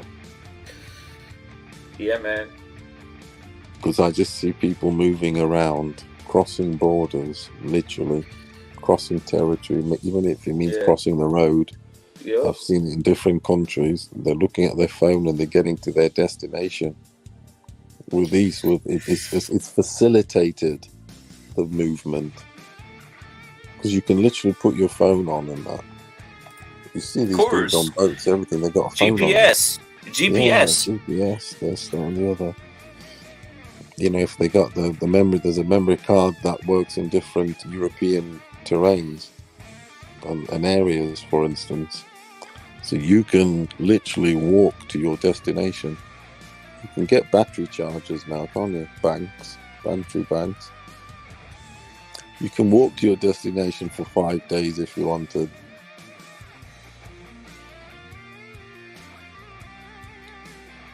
Damn, bro. That shit's been facilitated like a motherfucker, literally. How do motherfuckers not like riffs though? So how do you salute to Dude 8? You times a billion. How do you not like riffs? As in guitar riffs. Yeah, guitar riffs, bro. Never sober is saluted, bro. Who doesn't? I don't know, dude. I've never understood how people don't like riffs. I rather listen to riffs. Keeps me moving, dude. That's the hook. The guitar riff is the hook. Yeah. That is the hook. What would you rather be able to do, sing or do riffs? Both. You do both. That's the fucking. you do both. That's the magic potion, dude. Yeah. You do both. You do both. That's the magic potion, dude. I mean, it's what it is, isn't it? But yeah, both, man. really. I'm not compromising that shit. Yeah, man. Both. That is the magic potion, man. Really. Yeah, man. You can fucking never sober knows how to play the electric guitar. He does. He does the electric guitar. He's plays some heavy stuff. Yeah, he plays. He plays random clubs. He plays the electric. He fucking does hardcore riffs, dude. He sings metal. Oh yeah, he's from New York. No, he's from Georgia. He plays metal. Yeah.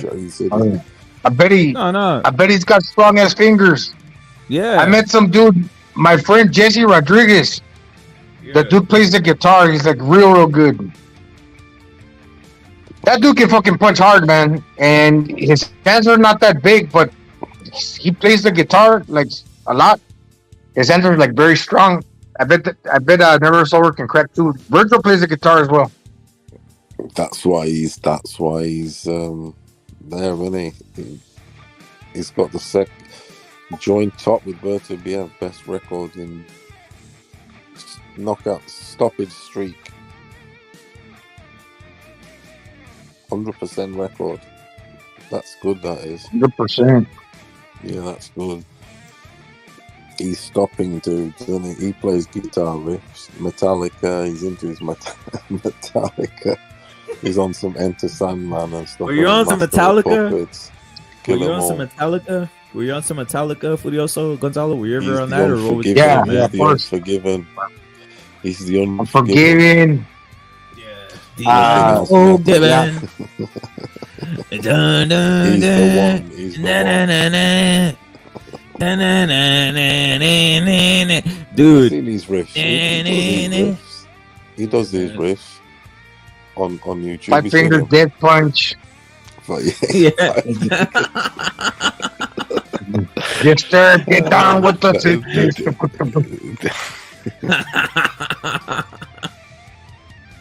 Disturb, That's the truth, bro. I used to listen to like Incubus, stuff like that. Incubus, Audio Slave, you know Audio Slave? All that shit, yeah, all that shit. I Creed. listen to all that Incubus. shit, dude. Yeah, I know them. Puddle of Mud, Three Doors Down, You on some blurry? Are you? Blurry. Puddle of Mud. I'm a loser. That was the stuff, wasn't it? About. I don't like that song really, but it's cool. Eh? Yeah, Blurry. They played that stuff Hinder. everywhere, didn't they? Lips of an Angel. Woo! Have you heard that song, Lips of an Angel?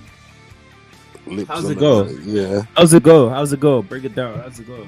Ah, man. I either hear I can't stop. someone go off on it, bro, and then I start like picking it up. How's it go? Damn, I forgot, fool. We always used to sing it. Why is remember? Rick Glazer is a capping ass dude, isn't he? Of course, on the of boxing course. circle, I mean, Of course, bro. turns up on these this and then they try and sound like they've been in the business and stuff. Yeah, come on, bro. I've been you know when they start getting something, I've been in the business for 20 years. Yeah. I've been in the business for 20 years. This, that, and the other. Super cappers, bro. People watching boxing at home, we're telling you about what we've been saying. They're lying, aren't they? Yep, cap it, bro. Yeah, you know, Creed's pretty good too. Creed. Yeah. Was that your jab? They're 90s band. It's been a while. Higher. It's been a while. You're in Yeah, your those songs are pretty 90s. cool. You're in your 90s. Ed Dog saying you listen to Nickelback. Is that true? Is that true, Gonzalo? Nickelback? That's true. Nickelback. It does, bro. Nickelback. Hell yeah. I used to listen to that in my 1969 Firebird. Hell yeah, shit. some Nickelback, dog. Oh, Nickelback. Nickelback's They did cool. around. Canadian, aren't they? They're from Canada. Nickelback. Canada's on their rock, aren't they too? It got Canada some rock too. Yeah, One of my favorite metal bands is from Canada. which one? They're called Voivod.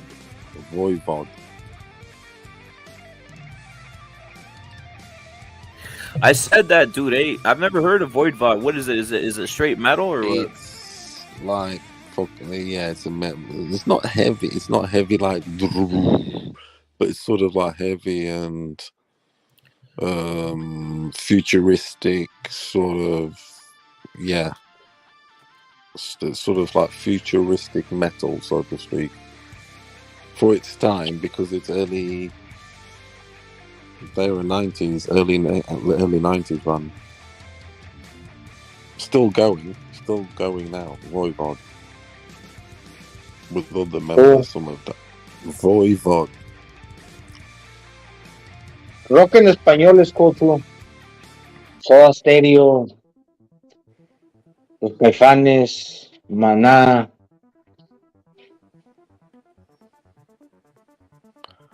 You like Maná? Maná, Furios? Maná. Have you ever heard it? Have you ever heard it? Heard of Yeah, it? the thing is, when with the Mexican stuff, it's like me saying, if I start rattling a few Portuguese bands, because I listen to a lot of Portuguese music, a lot obviously, because it's my language, isn't it? My mother's language. My mother's language is Portuguese. You know, the first words. And yeah, so I listen to that music, you know, in various things. So it's like me saying, do you know Pesticida? Do you know Chutos e Pontapés? Do you know Gianniere? And so on, you see. because like it's like totally. We always have a side that is our own, so to speak, isn't it?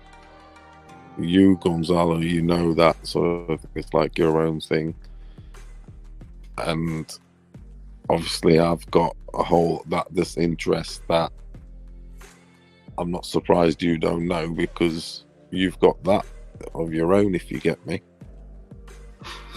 Your Mexican, Spanish side, if you get me. So you'd be looking there, won't you? Whereas I've got the Portuguese, I'd be looking there. Yeah. Facts. So Facts. I don't know the Mexican. Obviously, I don't know many Mexican. I don't know any. If you said to me, what a Mexican band, name a Mexican band, Paulo, name a Mexican band or one that you think is Mexican, associated with Mexican, I'd probably say. Which is the biggest band? What's the biggest band you know of Furioso? Is what I'm interested. Which is the pop? Which is what you consider a pop group of Mexico? Pop group. That's what I'm trying to say. The one that I don't think they even are Mexican actually, but they might be Mexican. Maybe the one is the Gypsy Kings. Are they Mexican? Because shit, I don't even know, bro. Because to me, because they do speak obviously in Spanish, to me that's the biggest. Living on this side, that's been the biggest export this side, because they sing that La Bamba. Necesito una boca de gracia, una boca de gracia, una boca. Porque seré. I wouldn't even tell you, bro. I wouldn't be able to tell you what. Hey, anybody in the chat, what's considered pop Mexican music? What's the pop? Obviously, Beso Pluma's kind of pop right now. Yeah, that's almost like that's like a Mexican American. Yeah, that's like Mexican American. I know, but yeah, to me it's La Bamba. Yeah, yep. Richie Valens. Does anybody know any like pop? The Gypsy King or Spanish was to open the gates. Salute to open the gates. Gypsy Kings or Spanish. Does anybody? Thalia, I guess she's pop, bro. Are they from Spain? Thalia? Yeah, that's what it's. But like, what's that about Thalia again? No, I mean he's saying Thalia. Yeah, we know her, but I mean, dude, like no one. I don't think she's worldwide pop, bro. There isn't. I don't think Mexico's got a band that's crossed over. Like for instance, no, seriously, across the world. For instance, even in English, for instance, unless you guys can say, because I don't know. For instance, Brazil. They've had, for instance, a band that crossed over, which was Sepultura in heavy metal. Yeah, but if you ask me, Mexico on the music thing, I think they haven't had one that's crossed over around the world. Like a group or singer? A group, or just a group across the world. Yeah. Because I've been. Let me see. Well, Mana's pretty popular, man. I'm gonna tell you, Mana's popular. But wait, Mana, in South America. Well, any Spanish-speaking country. Oh, right. Not the white audience. Like Europe, in Asia, Australia. That's a hard one, bro. Worldwide. Menudo. Worldwide. Like for instance, Sweden, they've had loads. Oh, Luis Miguel. The dance salute, bro. You know, things 18th Street salute, bro. I think Beso Pluma's kind of already popped, dude. Right now, dude. But you got to look him up, Furioso. He's kind of pop. He's kind of pop. He's kind of pop. Beso Pluma. He's kind of pop already. Pop music. I bet they're not popular in Europe. He might be, dude. Furioso is like pretty damn popular at this point. It's probably the biggest pop singer in the United States of America. My bad. Can you hear me? 1, 2. Am I echoing, Furioso? I've got an echo. Bro. Hey, Shakira's pretty popular right now. Yeah, Shakira's popular, but she's Colombian, bro. I think she's Colombian, right? Yeah, she's Colombian. Yeah, she's Colombian. All of them. She did the English shit, right? She did the English shit, dude. With the whole World Cup thing. Yeah. The whole like pop shit. There's few fools that really, like there's few fools who really did the crossover shit, dude.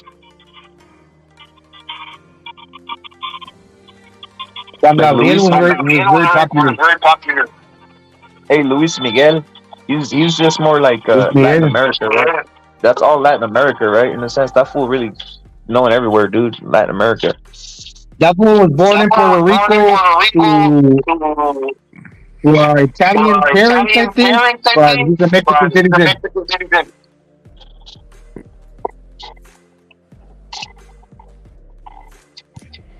Yeah, so I don't think that. Yeah, I've got a bit. Vicente Fernandez, he had a hell of a voice, man. A baritone, like an opera singer. Yeah, we both got fucking. Wait, repeating what we're saying.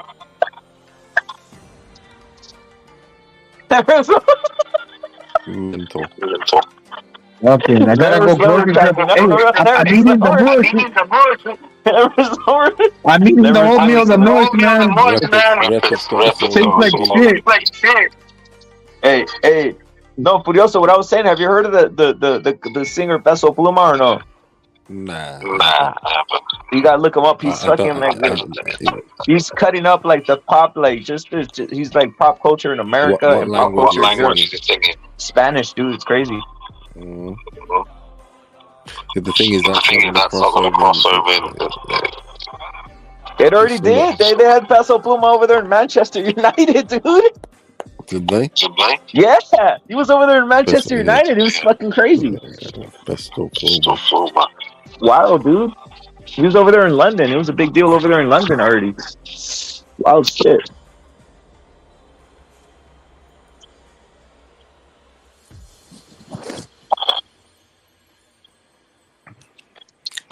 Yeah, it's Ripper, can you hear me? Yep, loud and clear. My shit's repeating. Is it? I don't. Am I the only one that's not repeating? Hold up. Give me a second. Give me a second. Fidel. Give me a second. Hold up. If it's anything else, I'm coming in and out already. Yeah. Unless I'm trying to go in and out again. On mine, I hear you fine, dude. I don't hear no repeating or anything on my side. Well, let me come in and out. Maybe it's me, bro.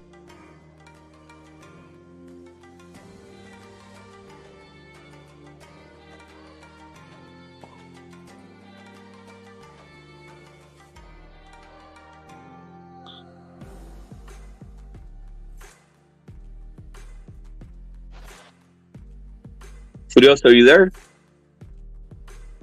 How are we doing? You sound. I don't hear nothing, dude. 1, 2. I don't hear no. It's better now. You sound. I'm not repeating now. No. Yeah. My shit was repeating. All right. Yeah. Maybe it was my side because I jumped in and out, bro. It might have been my side. Oh, you're all right, dude. Yeah. Yeah. So what's his name then? Yeah, I haven't heard of this. No, Peso Pluma, which is PESO, and then Pluma, which is PLUMA. Orale, did you hear the new song Rubicon? I haven't, bro. I haven't, dude, because I've been like on some anti-Peso. After I found some shit out, I'm not gonna say it right here. After I found some shit out, Gonzalo, I went on some like just my own like for my own like thing. I'll say it one day, bro, or coming here soon. But I was like, man, fuck this mother. I was just myself, dude. I just went on some fuck this motherfucker. I don't like LARPing, Gonzalo. I don't like the word LARPing. No, what does that mean? It's like when you're like trying to be a gangster, but you're not a gangster, like that type of shit. I don't like that. Once I start figuring things out. Oh yeah, I see this. I just googled on YouTube and it's got Peso Pluma Ella baila sola. She dances alone. Check her out. Oh yes, is on some. She dances Ella baila sola. Well, click in which one has the most views. Which one of his like videos has the most views? Several. Damn fucking hell! This is incredible views. Jesus Christ, 259 million. For which one? Is that the top? Is that the top? For Ella Baila. Okay. Which is his top Yeah, one though? Is and that his then top one? Is that even his top one? it's the top one. Yeah, let me have a look. Then it's 15 million. I think it is his top one. Just put Peso But Blue he's and then got put the top. I think there's a bigger one than that. Might be a bigger one. A bigger one. 250 million, but he's on one of this though. He's got a full band, a brass band. I mean, that's the typical Mexican music like that. Yeah, it is. Banda. Yeah, I thought what. So he's mixing in some tradition then, is what? Yeah, He's on some fucking into his pop.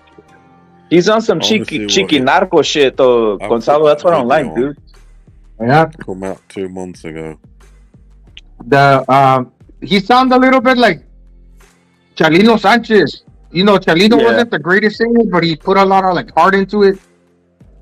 That new song, Rubiconas, like he's all right. Because I had never really heard of him until I seen you guys. I don't post like who he the was. I don't like the wangsterism. I don't like the wangsterism, Gonzalo. I don't know if you know what I mean by wangsterism. Wangsterism is when you're a fake gangster. I don't like that, bro. I've got this video on in it, and the video starts there in this big mansion with chandeliers, and they're all like at a wedding reception, drinking champagne. If that's the case, well, that And fool then need to be this careful. bitch dressed in red. with He dark is. hair. Gonzalo used to play for Chivas. Did you know that, Furioso? He used to play for Chivas, the team. Oh, really? He's straight. He's different. Look, he don't look Mexican. Which one is it? Hey, he's got an Arab last name, no? Like Libyan I or think whatever. he's part Lebanese. He's part Lebanese. You know the Mexican Lebanese. He's part one of those, like Mexico, Mexican Lebanese. Which one is he like pointy nose sort of thing? Yeah, you see him with the fucking like the with the hat. Yeah. What's the actress name though? The Mexican chick that plays with Antonio Banderas. What's her name? Salma Hayek. She's Lebanese. See, yeah, here he is. Look, yeah, he's popular because he looks different also to like your stereotypical Mexican, to be honest. And yeah, I've just checked how he is. Hey, I bet a lot of us are like that, fool. But until you're real popular and rich, you start noticing that. Oh no, maybe he's not like that, but it's true. That's name straight away. Because he's sort of he is westernized in his appearance.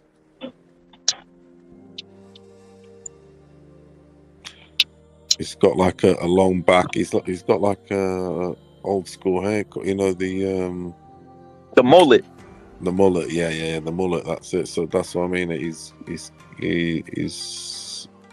got it. He shaves around the side and keeps the mullet. So he's got like an image thing going on. Definitely going on. Not gonna lie, the Don has a better haircut. The Don has a better haircut. He got the whole. He's got the mullet. He's got the mullet. I've seen his shit. Yeah, but he looks Western though. He doesn't look like Mexican. Like if he's, look, I'm seeing him here like all like you know. Oh fuck! Yeah, the nose. He likes wearing the old school hats though, doesn't he? Peaky Blinders. He's on some Peaky Blinders suits, bow ties. Hey, Furioso. He likes a Peaky Blinder and a bow tie. That's for Furioso. Drinking do you know whiskey with his pinky out. There's this video. It's hilarious. Check it out. Oh fuck it. Yeah, Furioso, can you? Furioso, can you? No, he's got shtick. I've checked him out already. That's it. Furioso, can you hear me? Furioso, can you hear me? European, yes. All I was gonna say is this. Check this out. The reason I didn't like it because I saw his first video, and I saw him kind of LARPing, and it's like LARPing means like it's like this motherfucker like bro, I was like I don't know if fucking feel like choking him, but I was like I feel like choking that motherfucker to be honest. He's LARPing. He's LARPing as a gangster. That's what I don't like. Dude. Yeah, he's got his Peaky Blinders look. He's got the flat hat. He's out here with the bow tie and the suits, 3-piece suits, bow tie, and drink with the glass in the hand. You know, the old whiskey with his pinky finger sticking out. I'm checking a photo of him here on the video. The Baila Sola. Yeah. But I heard that song is not just him. There's another fool that It's a sings good with song. him. Wait, hold up. I'm not gonna lie, Gonzalo. No, Yes, he's songs are got a good, bro. shtick. The songs are good. The songs are pretty catchy, bro. No, but he's got a shtick though going on. I don't blame him. Yeah. That's what you But got that's to the do, old isn't stick, pal. That's the Yeah, that's the old stick. That stick. I've seen it 10 times. Like I've seen it a billion. Gonzalo's seen it a billion times. It just kind of But kicked he's off because going. that music became very popular. This type of style of music in Mexican culture and Mexican American culture is now like it's very popular. It's swing Gonzalo knows pop. what I'm It's talking kind of about, right? swing pop. It's kind of swingy Yeah. sort of pop. Yeah. Just a swing chill pop. I'm not even just by how they dressed and all. They can tell the brass band. But he's had a few incarnations.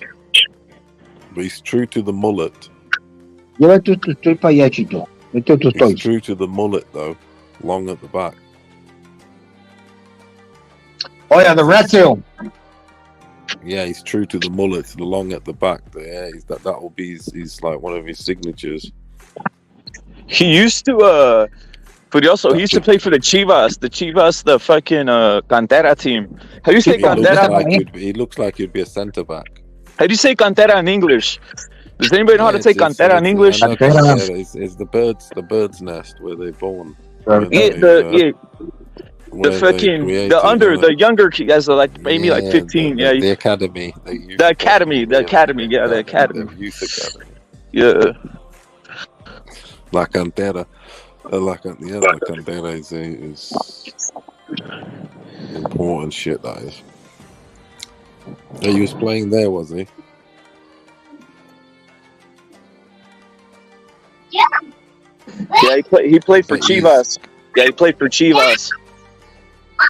So he's the dude in Mexico now, is he? He's the top dude in the USA too, by the way. He's the top of everything in the USA and Mexico. And Latin America. So the thing is, if from Argentina, Furioso, from Argentina all the way to the fucking top of America, damn near Canada. That's the number one guy right there. That's the thing. If you got a good Spanish song, if you can make that hit, I mean, that American market is fucking massive, though, isn't it? Yeah. You still follow, don't you? You might be Mexican Americans, English speaking in America, but you still got your ear there, isn't it? That's what I'm saying. I do for the Portuguese music. I'm true. So that fool blew up.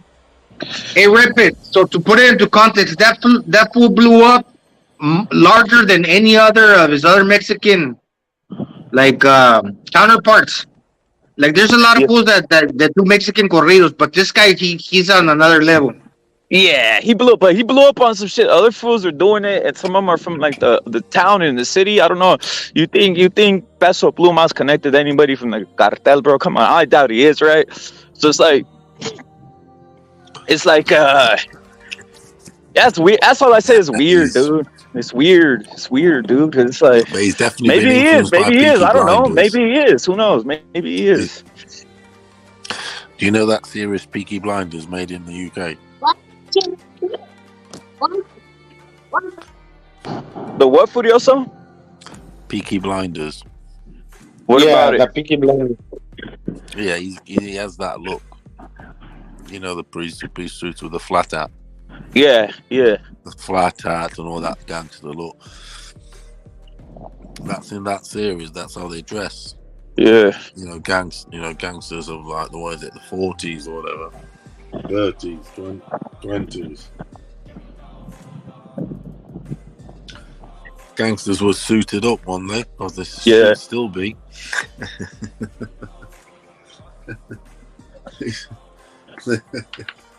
Aren't they supposed to be suited up, or is it just? I mean, they are, bro. On the PlayStation game, on the cover, these gangster films are. Yeah. There's always a guy in a suit, isn't it? Of course, man. I'll say this though: if he is making a lot of money now, and he's still thinking like one of them cartel fools, there's no loyalty there, man. He better get out because he's gonna get ganked or killed. Exactly. They're gonna kick, but I don't think. I think he's so pop. I think he's such a pop guy that they. I don't. I think he was LARPing. They'll tax He was LARPing, bro.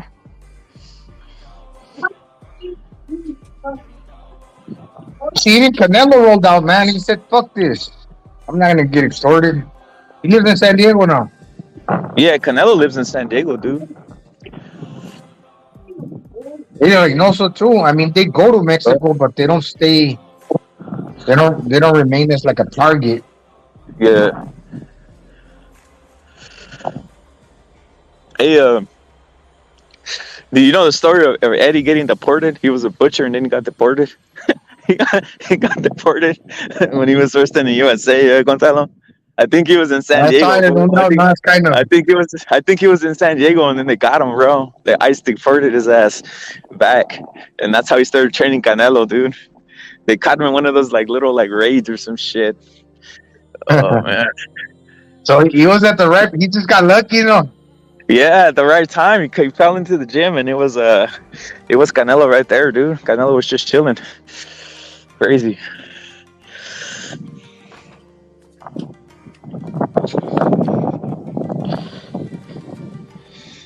Hey, well, who's the biggest thing, Gonzalo? Who's the biggest star? Who's the biggest guy like for the music that you could think of? For not obviously Peso Pluma, but I'm saying like the older school ones. Mexicans, dude. Yeah. No, man. I think Juan Gabriel, Vicente Fernandez, Jose, Luis Miguel. Luis Miguel is probably right now like the most popular in terms of like worldwide. Do you think from way he back is that's still alive? Yeah. Who else?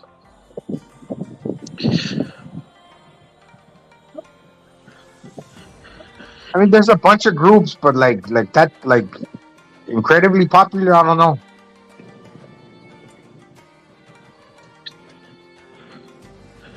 Yeah, that's about it. I can't think of anybody else, dude. Obviously. Yeah, the Mexicans, like the old Mexicans, they're regionales, like you know, like banda. Yeah. That's regional. That's regional. There's a bunch of those groups, right? That's not Banda pop, bro. MS. Yeah. Because you got more of the traditional stuff, isn't it? Son by Four. ¿Cómo se llaman?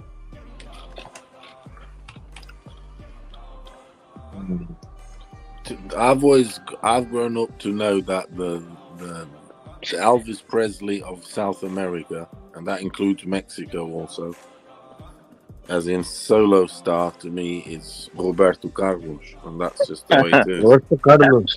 No, it is. It is Roberto Carlos because he dominated the 50s, 60s, still going. Dude, he was out in 1960. My mother said to me she wrote a letter to him in 1960. I think it was 1 or something, and he wrote back thanking and this and that. Whether it's like the fact is he got the fan mail back. Whether it was him or whatever, with a signature and all this shit and photo. Probably was him. Crap. Probably was him. It's what it is. Yeah. Yeah. And she wrote this from Angola. She was in Angola at the time. To Brazil.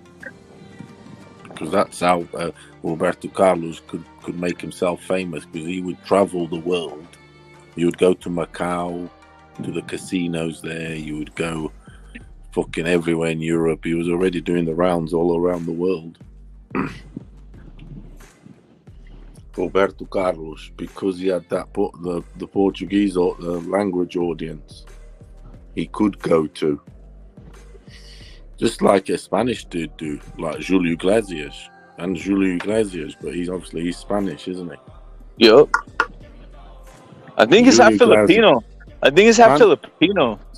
Spanish wise, it's Julio Iglesias. As far as I'm concerned, he was worldwide, mate. He still is. He was worldwide. That dude. I was in Africa, and that guy was big. Would go in the shop, and his record would be there. And in various countries, he was Julio Iglesias. Damn, he was huge, man. Spanish and English. That's the thing. Spanish and English. So can you imagine that market? Wow, dude. Yeah. Yeah. Basically, most of the coming world. out to all the girls I loved before and whatever, and then he's also and he could sing both languages, couldn't he? Yeah, that's basically the entire world, right? Actually, he the did chinks. album. Actually, he did albums in various languages: English, Spanish, Italian, French. Hey, Furioso, do most Spanish people from Spain, do they speak English since they're in Europe already or no? Do they speak English? A lot do now, yeah, because it's been as the generations have come along over time, more and more and more and more. Academics has got better also, and not in terms of the way they teach necessarily, but I'm saying more people are going to school than before. Let's face it, back in the day, not as many. Some kids didn't go to school. They'll, start working. They still do now, but I'm just saying so I heard the Spanish over there, they look down at the Mexicans. I'm not sure if that's true, but that's what I heard. it wouldn't surprise me because they are look, they look down at the Portuguese, so you asking look, that's their thing. They really do. They only cook to blacks. They only cook to blacks, bro. From what you're saying. The Spain dudes in Spain are cooking. Gonzalo, you're telling their worst enemy, Portugal and Spain. What the fuck? We've been fighting, bro. Hey, Furioso, the Don saying real quick. It's true. Furioso, the Don. It is. They like Furioso, everybody. Furioso, the Don saying Roberto was in a car accident. He was a soccer player, and that's why he has a limp. And he says after the accident, he became a singer. He was a goalkeeper for Real Madrid. He got on the B team for Real Madrid. But he did have a car accident. He was a goalkeeper. That's crazy. And obviously he could sing too, so it's what it is. The chicks loved him though. Fucking hell, man. Chicks digged him. The women, women loved that motherfucker. Jesus Christ, that's Julio Iglesias. Fucking hell, man. Because he had that shtick, didn't he? He had that stick where he would sing, he would shut his eyes, he puts his head back, and then he gives it because my grandmother used to say it, my mother used to say it, my aunties, and other people and friends, they'll say that you'd have like a flick of the wrist sort of thing. It was like his little shtick thing, like he's in the... and the women fall for that shit. They do. Yeah. They fall for that. Because he's like being all... Hey, knowing how to catch some notes, you fucking will dig some. You'll bag a lot of women if you know how to fucking. With his head back, his eyes shut, this and that, and he's got the microphone in his hand. He's just flicking his wrist like that, like he's, like he'd be feeling it. And the chicks, they get all fucking soft with that, don't they? They get soft. It makes them soft, wet. They get wet. Hey, Furioso, what's more important? Which bags more chicks? Magic lotion, it is the magic lotion. Hey, Furioso, what bags more chicks? What bags more chicks? Having money or singing? Having money or singing? Which bags more chicks? I think singing, because singing can get you the chicks and the money. Can get you both. And both get, but you can have the money, but you can't sing. Yeah, but you can sing, have the chicks, and that singing can get you money too. So you're not losing totally. But depends on the amount of money, of course. Guarantees are always necessities. So if you get a high guarantee on it, if you say to me 250 million, then you know it's what it is, isn't it? Everything has its price. Yeah. Not everything, but you know, literally everything. Most things have its price, especially little trivial things like that. They definitely have a price. We got the Don saying money brings it in. If they Money said reels to the me, do you hoes want to in. lose a leg? Do you want to lose? If they said, do you want to lose a leg or something like that, then that's priceless, isn't it? Of course. You know, it's you know, Yeah. there are things that there is no price. Of course. Hey, you know what's armless?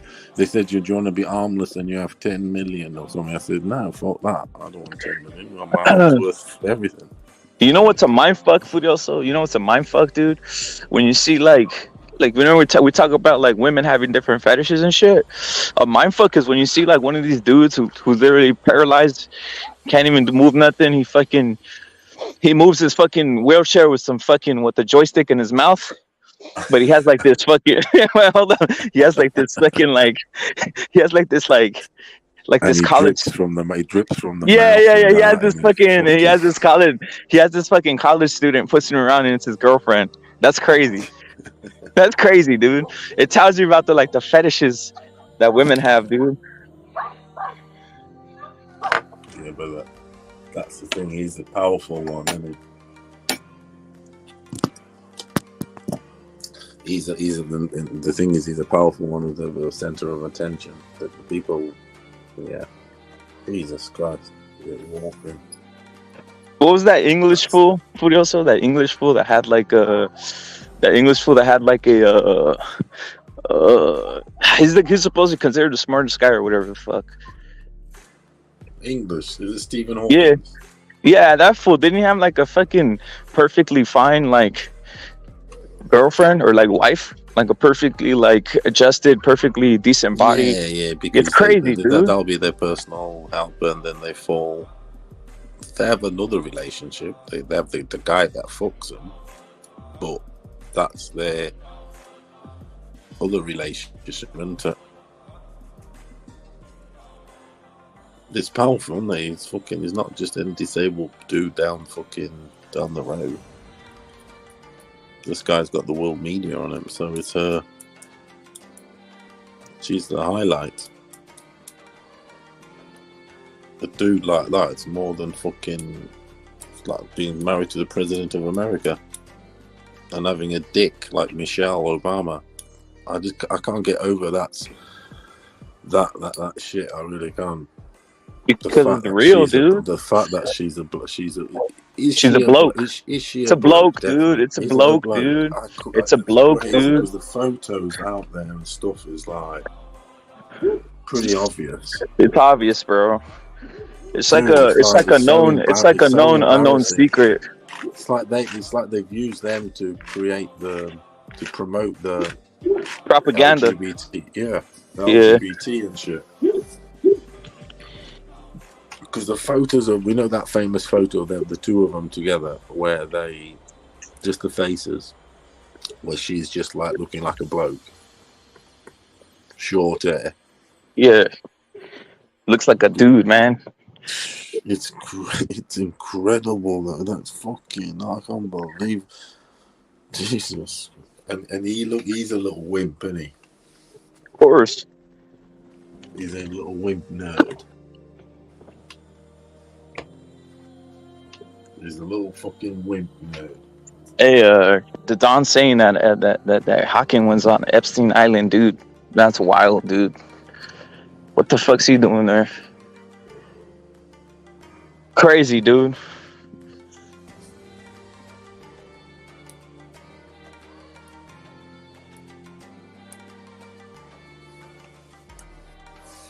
Shit boxing this weekend.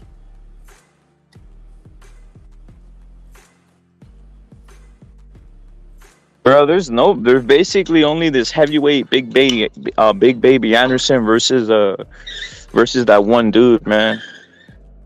About it. Charles Martin, Jesus Christ. Yeah, this fuck all shit. But then the following week is Ortiz. That's gonna be Look, it's going to be interesting, that build up, because I just want to see the behaviors of the, like we were discussing earlier, the father, Virgil. Try and see where their mind is, their mindset and shit like that. Interviews, even though Virgil doesn't give a lot away, he's like just a normal straight up answer. He sort of yes, yeah, you know what I mean? He's sort of like, he contains that shit, don't he? Keeps it in quite a bit. He don't let that shit out. So I'm looking forward to that fight week, really, because it's a very, very important fight week for Virgil. Postponements, fucking all sorts. It's his time. It's his time to shine. It's his time to shine, dude. That's what I'm saying. It's a very, very important week and fight for him. Just no pressure like that. But I'm just saying, it's like shit's not been perfect, all right? Because he's been fucked around. A lot of it is because he's been fucked around. 30%. I know if he wins, even when he wins, he's still going to get less money, though, when he, you know. I mean, dude, they had to basically do everything to get that fight, dude. Say they relinquish the belts, yeah. Say they relinquish the belts, and, you know, imagine incredibly Boots was to fight fucking Virgil for it. Boots would get more money. Somehow they would find a way to give Boots more money, and sort of his name would be first on the billboard. It would say Boots versus Virgil. It won't say Virgil versus Boots. No, it won't. Mark my words when that fight happens, yeah? Whose name is first, all right? The billboard. The famous billboard. The famous, the famous, the poster, famous who has top posting, right? The famous poster, the sacred poster. It will say Boots versus Virgil. That's what it will say. And for that reason, Virgil will get 30% again.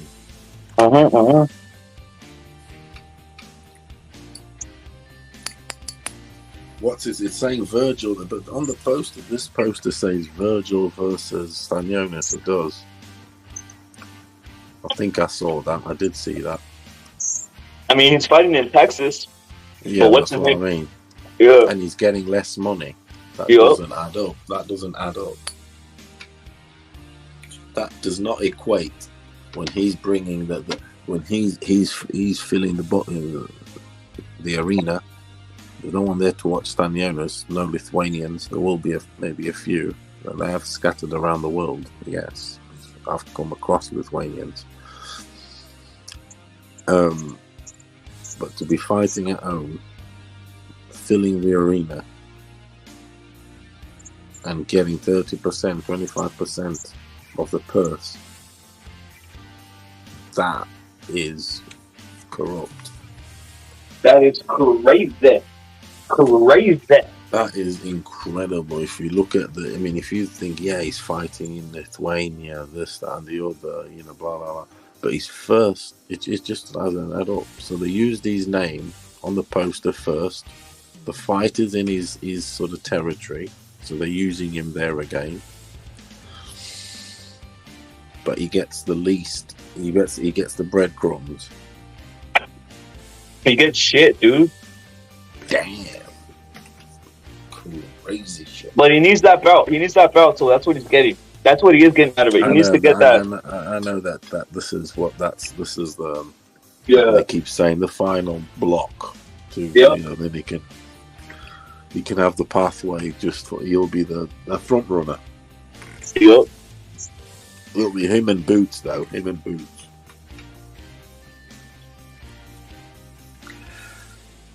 There'll be one on one side, one on the other. I mean, this what retire. This what fans need to be. This what fans have to be rooting for. They have to root that basically Spence beats Crawford. the Spence don't beat Crawford, there's likely gonna be a rematch, and this shit's gonna keep on going forever, dude. Meaning Verge won't be next, or he won't have any like. None of these guys will be next. They could run out this division for another year and a half. Yeah, that's what I'm saying. And Virgil will just fucking. He will be forced maybe even to move up and fuck his career, not achieve his dreams and goals at 147. Yep. Because he's hanged around there for 5 years and just been sidestepping. It's just that just causes mental strain, fatigue, and you feel like there's no purpose in your life, in the sport, and you don't really want to wake up in the next morning because it's like, I'm not making any headway. Shit's locked up.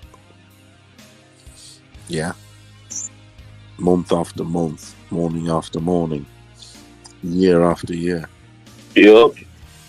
So he'd be forced to move up, maybe, if those dudes lock up the division anymore because of frustration, to 154 and tries and get some action going on there.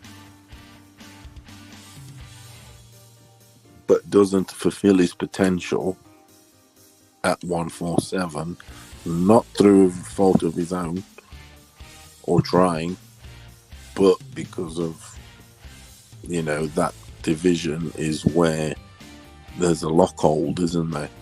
What is the most talked about fight supposedly in America? It's the Crawford. Yeah, exactly. And where does Virgil reside? Right under that tree.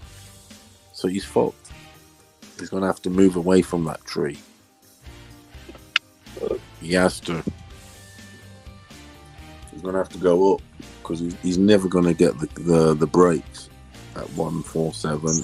He's gonna have to come to that decision soon. After the Stanley owners give it a few months, see how the Crawford fight happens, see what they say, what they're doing, if they move or shake or whatever.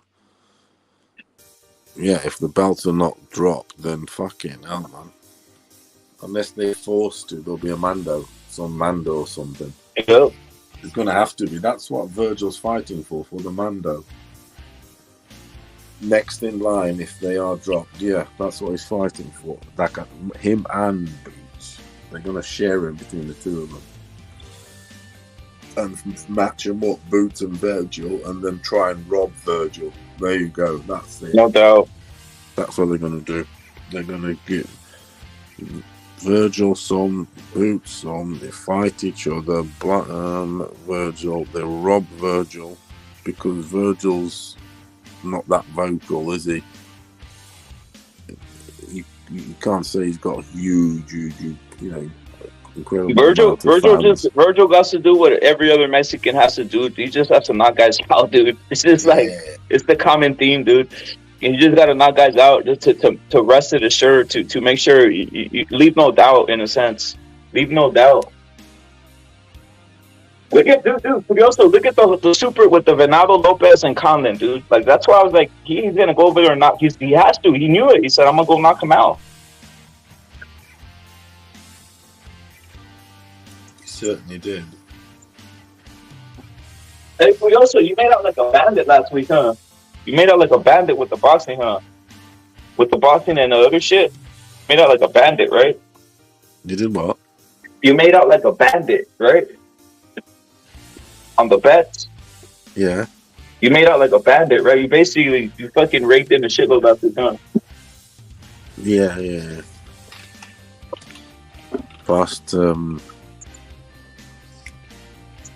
Past. Yeah, definitely. It's breaking some in at the minute. You don't have to tell. In good time, actually. You don't have to tell anybody. But also, how much are you up? Are you up pretty heavy already or no? Are you almost broken even, or are you up, or what's the say the first and last, say 2 weeks, because I think says 2 weeks, about 2.5 grand up. No doubt. Tennis, the boxing, fucking Loads of shit. Dude, Football, you know that, soccer. Curioso, that the Italian nightmare, the Sicilian nightmare, The what? the Sicilian nightmare. Oh yeah. Somebody on the Discord bet on that shit, dude. Somebody on the Discord bet on the Sicilian nightmare made $1,000. Oh yeah. He was. Yeah. Yeah, he was a good one. He was. Yeah, that was a good little play. Yo, Jack, what you got to say, bro? Yo, what's up, bro? What's up? What's cracking? Where you from, bro? What are we talking about? Anything you want to talk about. But let me say something. Where are you from, brother? Salute to Jack Marshall on the panel. We got Curioso on the panel, myself. Jack, where are you from, brother? From where? Did you cut out or is it my side? Yeah, I'm calling in from New Zealand, bro. Oh, New Zealand?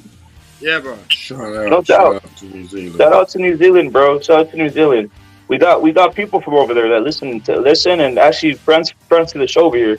But what's your thoughts on the whole Eddie Hearn Canelo little thing that's cracking off? Eddie Hearn to me seems to have betrayed Canelo. In a sense, he never really was protecting him. You know, usually they say you're a line with promoter. It's my assessment. I feel they should have done better to get better deals for him and keep him on that side. But instead, he's complaining, saying Canelo kind of didn't get him any didn't do any traction for the zone for him. What's your thoughts on that?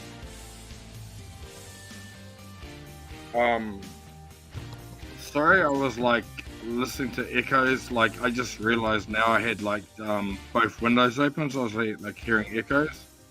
Oh, no doubt. So you're talking about Canelo? Yeah, Canelo, bro. What's your thoughts on Canelo, the zone, and the PVC, and the 3 fights, or whatever thoughts you have on anything that's happening with that, especially the 3 fights of the Canelo deal at PVC? I don't know if you're familiar with that. Yeah, so I think Canelo is a fucking pussy, right? I think Canelo is an actual pussy. I think he just comes forward like a little robot. He just comes forward like a robot, and he'll get fucking knocked the fuck out. Right? By who? That's what by who? And by who? By what's that other cunt's name? The other cunt's name. By Charlo or no? By Charlo? Benavidez. No, Benavidez. Is Sorry, my accent like Benavidez, whatever, you know, Benavidez. What are the fighters you're familiar with over there on that side? Where are your top 5 fighters? Well, we've got Joseph Parker. Joseph Parker's pretty huge over here. Yeah.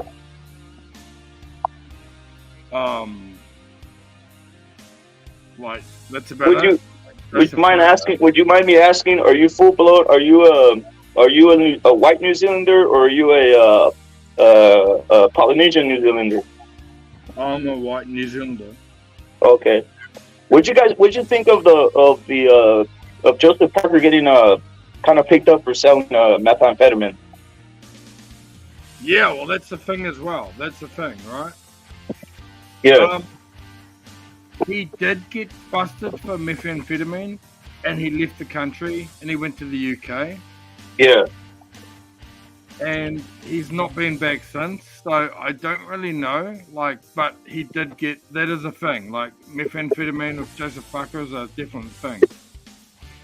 He really did, right? Like, he really did get popped for that shit. The funny thing is, John Fury, rep it. Go ahead.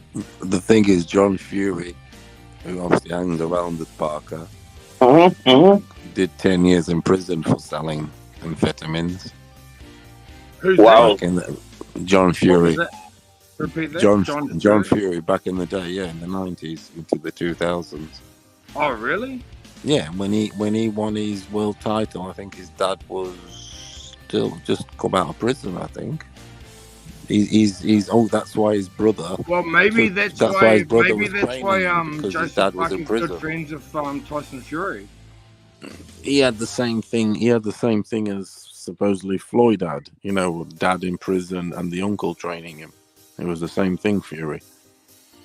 Oh right, Because I it was didn't know that. because I didn't know that. John started with Fury. Then he went to prison for about 10 years for selling amphetamines and drugs. He was a drug lord. And then Peter took over his training because his dad was in prison. So you're telling me like Tyson Fury's father went to prison for meth?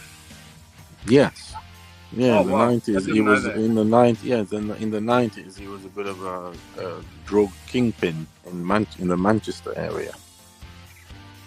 Because Manchester in the 80s and 90s was popping, literally. It was where the dance scene was, wasn't it? The dance, music. Music, it was popping in Manchester, so you could sell a lot of good drugs there. Well, I know that like Joseph Parker was like fighting all of his fights in New Zealand, and then he got busted for meth. And then he moved to like fucking Morecambe in the UK, right? Like Manchester. I think it could be those pikey contacts because the pikeys do like. Yeah, no, they selling call a him bit like of- Gypsy Joe, right? Gypsy Joe. Yeah, there you go. Oh, there you go. Then it is them. Yeah, he's just got influenced. What's happened is he's gone to some of these pikey parties, and them sort of business deals get talked about. And hey, maybe that's why he is good friends with those guys, right? Yeah, maybe that's why where he's good getting friends it with those from. guys. He's been busted in New Zealand for fucking like meth, right? He moved. Well, it's no to coincidence. UK. It's no coincidence that the guys that are he's hanging around with, especially John Fury, Well, like did 10 like years for Tyson, like Andy Tyson Fury. killed his drug dealer opponent. Well, we know like rival. Tyson was on like drugs, right? Because like Tyson gave all that speech about like being on drugs and getting overweight and all that sort of shit. Yeah, So Tyson was definitely on maybe that's drugs, where they're bro. friends. Maybe that's their Yeah, Tyson was definitely on drugs, dude. He literally was on He drugs. was on cocaine. Yeah. Everything. Yeah. Andy was He touched said by he was drinking 20 pints a day. Hey, I don't know if you knew this, Jack. Did you know that Tyson was touched by his coach Customato? That's why he has mental issues. Well, Customato was dead well before like Tyson Fury was fucking boxing. Yeah, but he was touching the regular Mike Tyson. Is what I'm talking about. The Mike Tyson, the black Mike Tyson. Yeah, I just watched. Did you guys watch the John Fury Mike Tyson interview? Yeah. Have you seen that, Furioso? Have you seen that? The John Fury Mike Tyson interview? Yeah, I just watched it. Yeah. Yeah. What about it? What about Is it it? the one like Tyson was crying? Like he's like, stop the camera, I'm crying because like John Fury was like sucking the stick. Yeah, I thought, there's all that. They named him after him Jack, and all that shit. Jack? But what I was asking you earlier, which are your favorite boxers? You just like the what's his name, the heavyweight? Like my favorite all-time boxers? No, right now, currently, your favorite top 5 boxers, if you have any. And all Probably time like, also. to be honest, probably Canelo. There it is, bro. There it is. Jack likes Canelo. You were just trolling. But how about are you familiar with anybody else, or you're just Canelo, or you just like any other fighter pique your interest, like a Fury or any of these other guys? And like what division? It doesn't matter. Whichever division, I know all the divisions, so I'm asking. Whichever division comes to mind. Is there any guy that's like one of your favorite boxers at the moment that you like seeing? I know. Wait, hold up. I know you don't like seeing Devin Haney, right? That shit's that's a boring ass. I don't know if you saw that whole Cambosos Haney over there on that side when they dropped in. Obviously, New Zealand's close. Yeah, I saw That's him both, and That's the shit fest, dude. Like, I'd just say Canelo. Like, I am a big fan of, like, I try to talk shit, but I am a big fan of Canelo. Yeah, man. Why? I don't know. I just think he's a boss, bro. He just breaks ribs. Yeah, he really is. He really is. He's a beast. He's a beast. I like that he goes to try finishing fights, tried making exciting fights, trying to basically excite the fans and knock guys out. That's something in fighting that's kind of fucked up, dude. The whole sport's kind of like dragged under by guys who don't want to fight, that just run around and tap and just want to go 12 rounds. I think that's why a lot of guys like the heavyweight division, Jack. A lot of guys like the heavyweight division because at least certain fights there, guys have to sit down on their punches and usually get knocked out, right? Actually, like Benavidez, like I believe Benavidez will fucking destroy Canelo. Like, I am a big fan of Canelo, but I believe Benavidez will kill him. That fight's gonna happen. So it's gonna happen in May. So we'll see. I got Canelo beating Benavidez. I think he's gonna pull that out, knock out Benavidez. But that fight's surely gonna happen. That's a big fight. That's a big and it's exciting fight. That's gonna be a very exciting fight worldwide. How'd you become familiar with Benavidez, by the way, as I'm asking? Actually, my friend put me onto him. I didn't really know much about him, but like my friend goes, "Oh, watch this guy. He's gonna kill fucking Canelo." I started watching, and I was like, "Oh my god, yeah, he's gonna." And actually, another guy I like is Crawford. Oh yeah.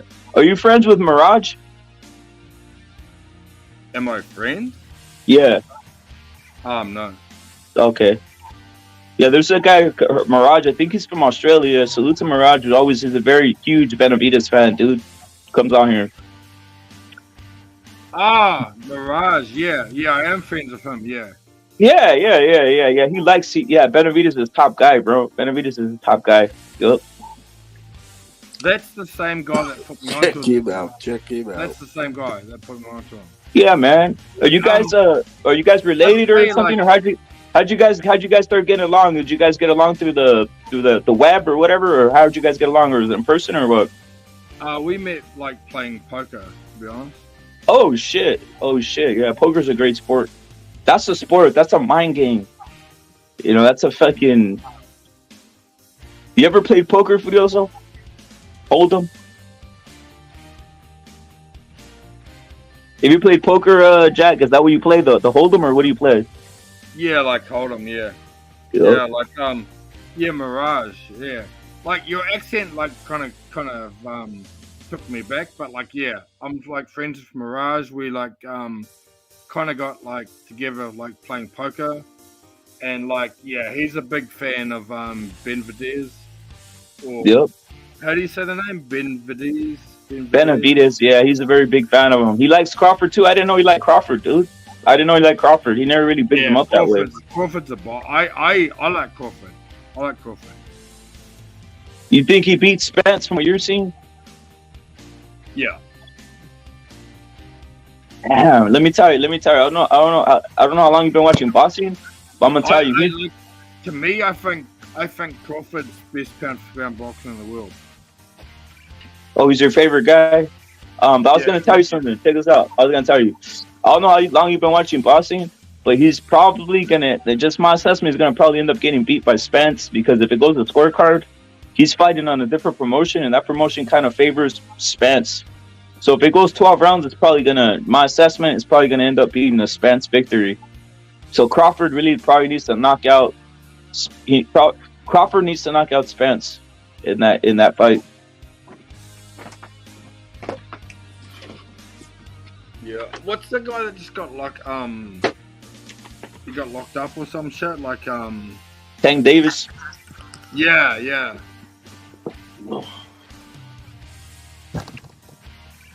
He's all right. Hey, I got a question, Jack. I got a question. Jack, I got a question because I know Mirage is a big motherfucker, right? He's I think he's is he Serbian or Croatian background? He's Serbian.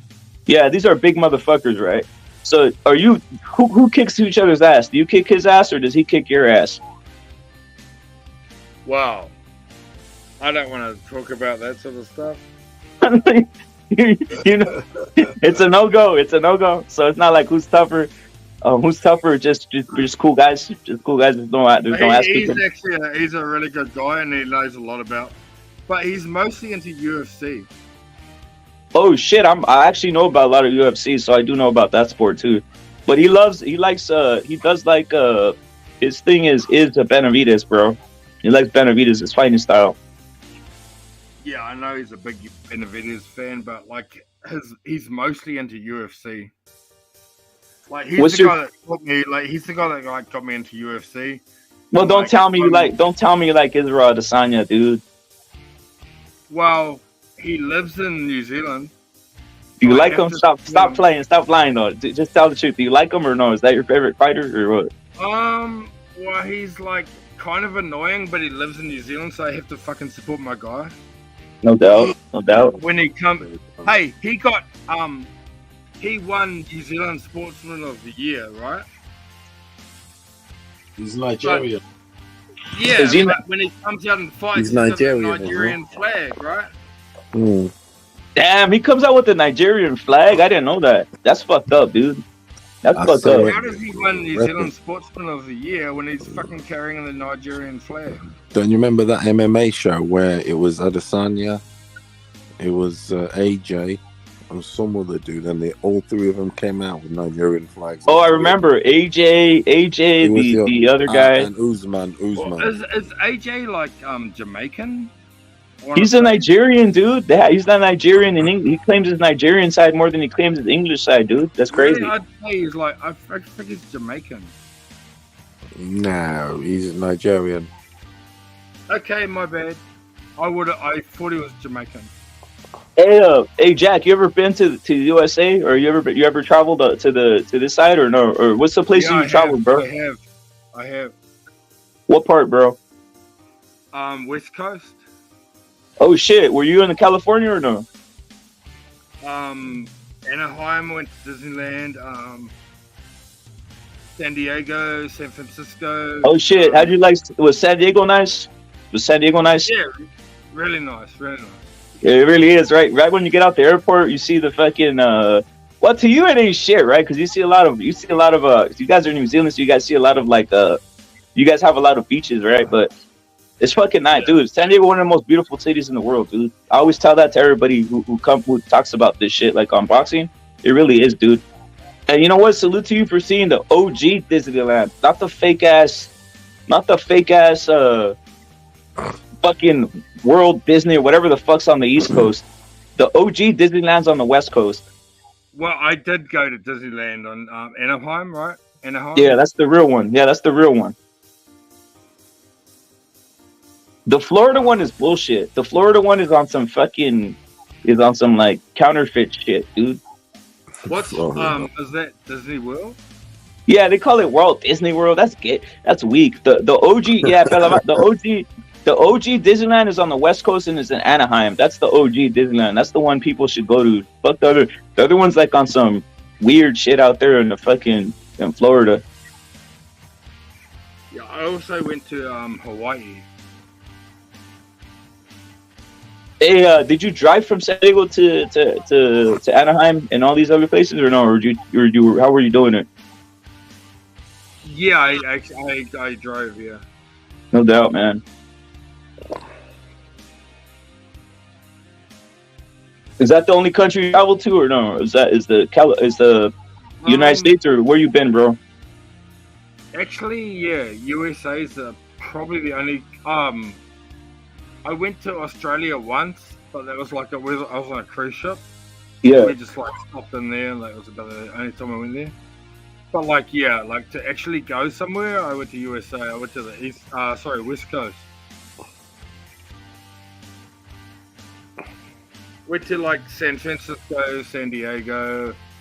I mean, you went to the best city. To me, San Diego is one of the most underrated cities, man. Seriously, you picked the right one. That's one of the most underrated cities in the world. Yeah, I went to what do you call it? Grand Canyon. Oh yeah, over there in Arizona. That's a cool place too, man. Different scenery, man. It's pretty cool. The thing is, it would be double. It would be double the time to travel to the East Coast for you, wouldn't it? If you're coming out of New Zealand. Not from him.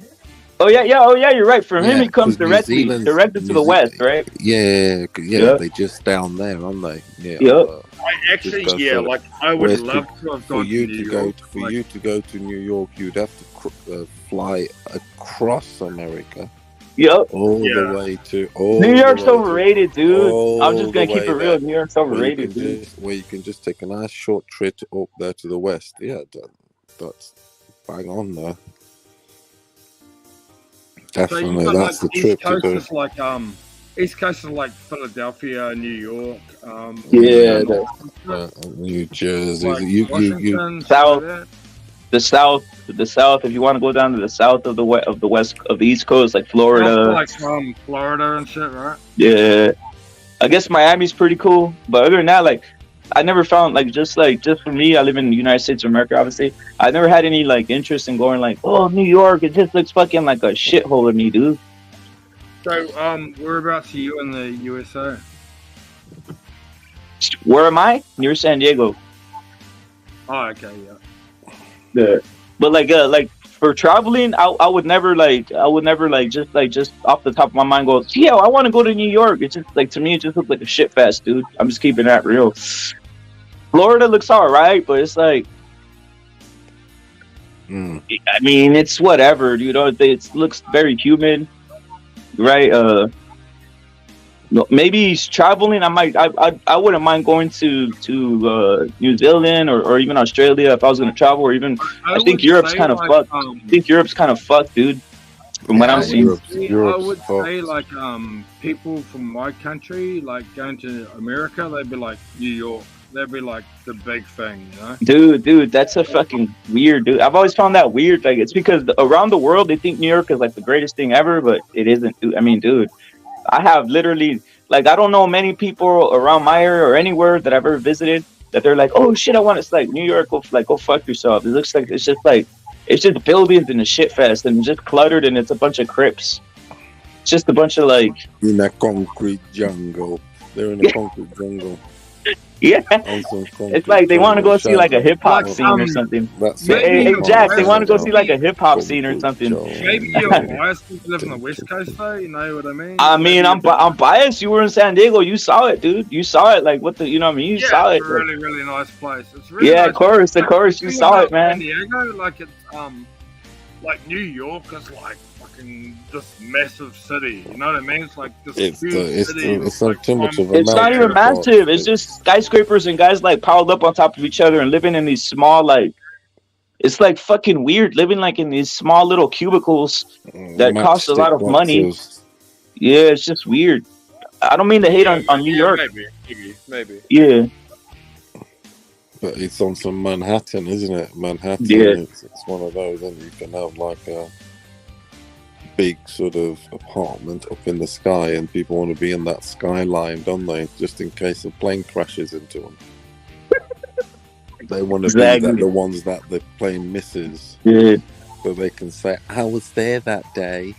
I'd go to, you know what? Just because 18 streets from Chicago, I would go to Chicago. That's the farthest east I'd go, 18 streets straight up.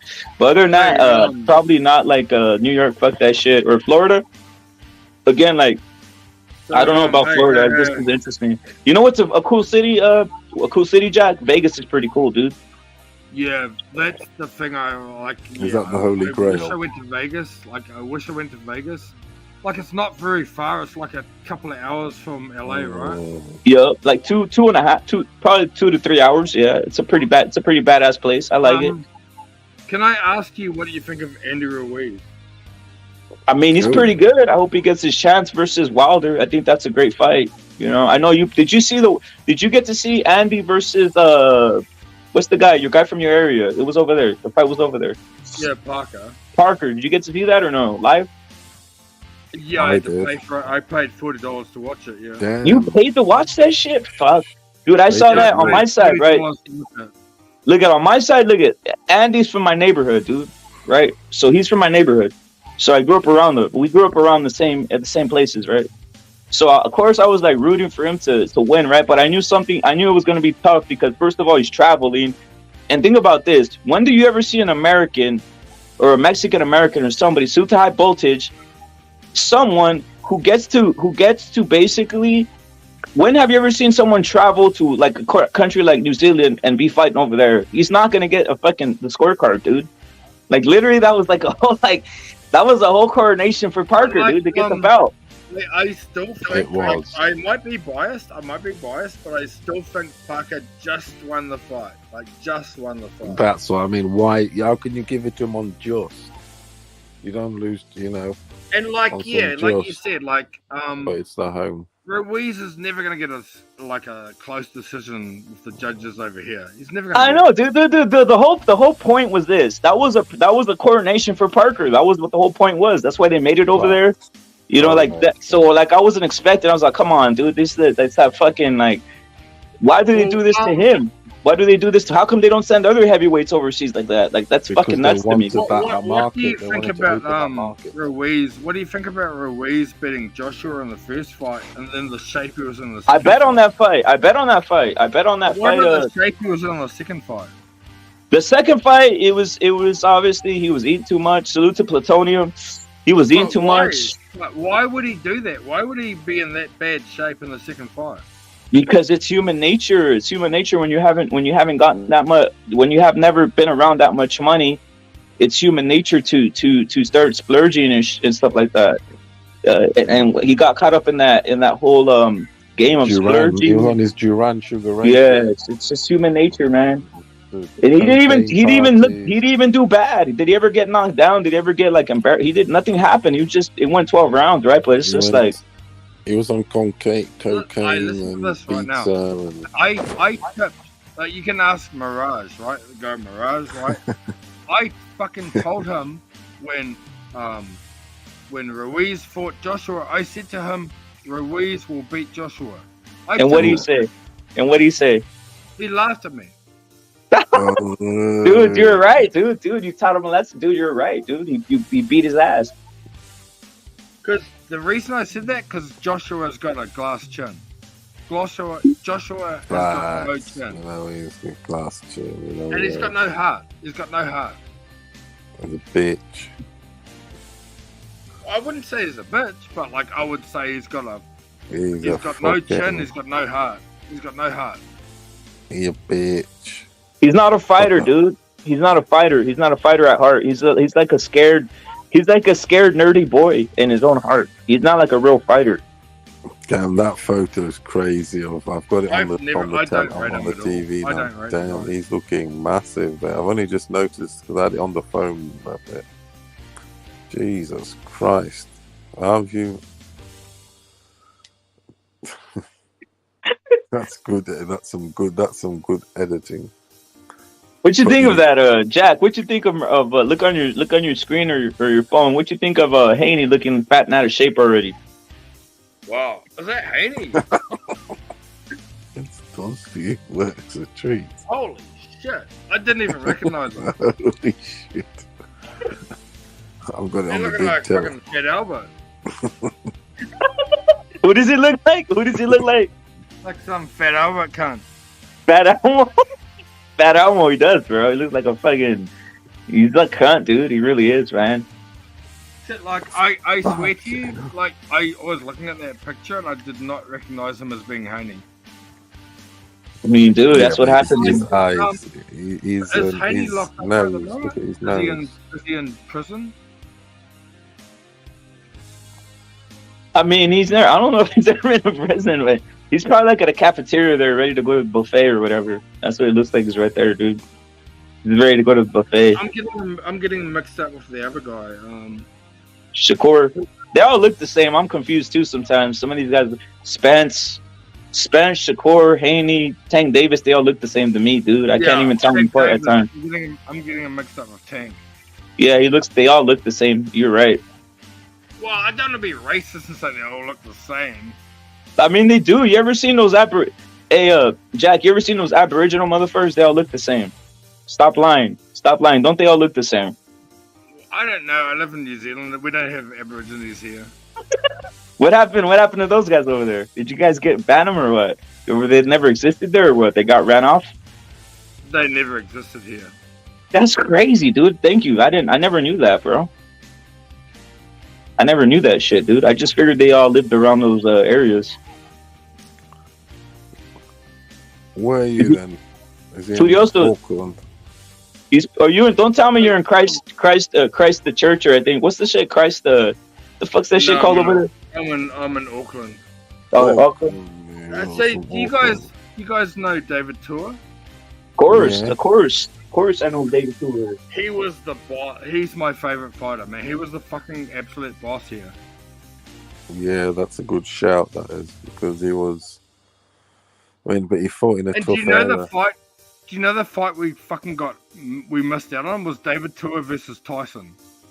That would have been a good one, to be honest. Imagine David I would have Tour had Tua whipping his ass. I would have had Tua whipping Tyson's ass. Possibly. He'd knock him out for a left hook. And like the thing is, Tua is now talking about like wanting to train to fight Tyson now. That'd be a good fight. I mean, that'd be a fun little fight. I tell you what. I tell you why. Let me just quickly say something here. I'll tell you why I think he might beat Tyson, the real one, Mike Tyson, because David Tua is in the record books. His fight with that Nigerian dude. Okay. Like Ivavici. Yeah, it's in the record books of the fight with the most punches thrown in a heavyweight contest. So Tua could hang. He had activity too. So I'm thinking he can go long, and Tyson couldn't go long. He couldn't fight. He had no gas at the end. Tyson historically he didn't. These are just facts. Well, at the end of Tyson's So career, so if he doesn't knock Tyson was Tua getting out beaten in up- the beaten first up few by rounds, bums at the end of his career. Tua's stopping him late. I've got Tua probably stopping Tyson round 8-9 when he overcomes the first few rounds. Because there's always that with Tyson. If you get past those few rounds when he comes all furied up and all that, and then that's it. And then you can get Tyson at the end. But The like record books. Tua's been talking about, like in New Zealand right now, Tua's been talking about going into training and wants to fight Tyson now. You know how Tyson's like fighting fucking Jake Paul. Tua's like I want some of that. Tua was Tua an wants animal. to He fight was. Tyson now because Tua versus Tyson was the fight we were fucking denied of, right? We were denied of that fight. And Tua couldn't fight like guys like Lennox Lewis. Like that guy was like too big, too big, too much of a reach. But like Tua versus could Tyson, that's Tyson. a fight. That's the fight. Tua Tyson. Nor could Mike Tyson. That's why he lost in the Junior Olympics twice with long range. Yeah, like So Lennox the Lewis is blueprint was probably the already last there. The really, blueprint really was great always heavyweight. there. The shit was Lennox there Lewis already. is probably the last really good heavyweight. I got a question, Jack. Did you ever see that? Remember that guy? What the fuck was his name? Tommy Morrison. Yeah, the guy that died of AIDS.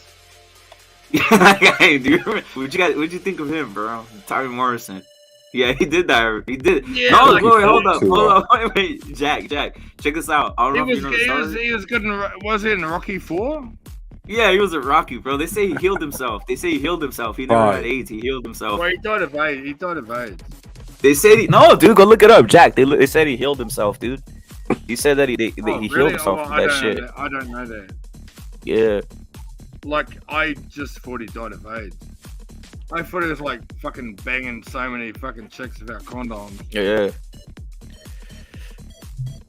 And his I was gonna- son's fighting now. His son fights now, right? Yeah, but I don't think he's. I don't I've think he's seen as him gifted. I fight. don't think he's as It's talented as his dad. Very man. diluted. Yup.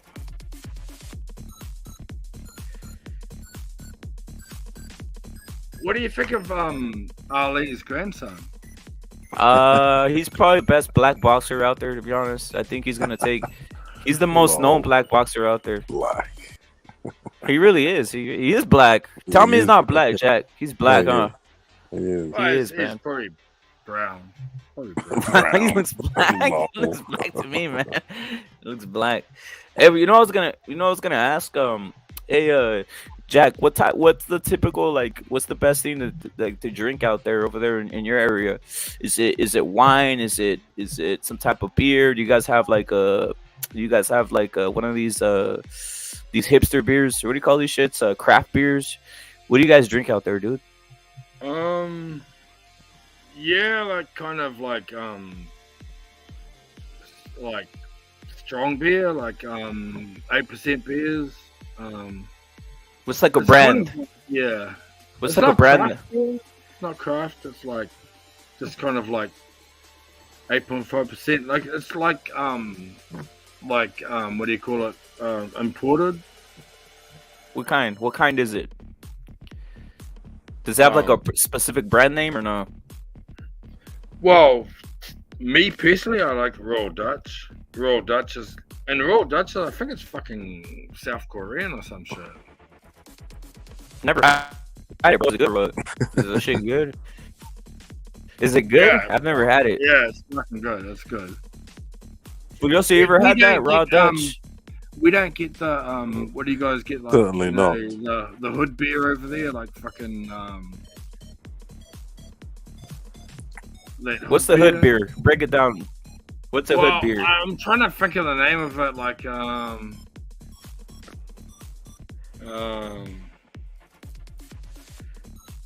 yeah, I can't. Think From of the pop name. culture.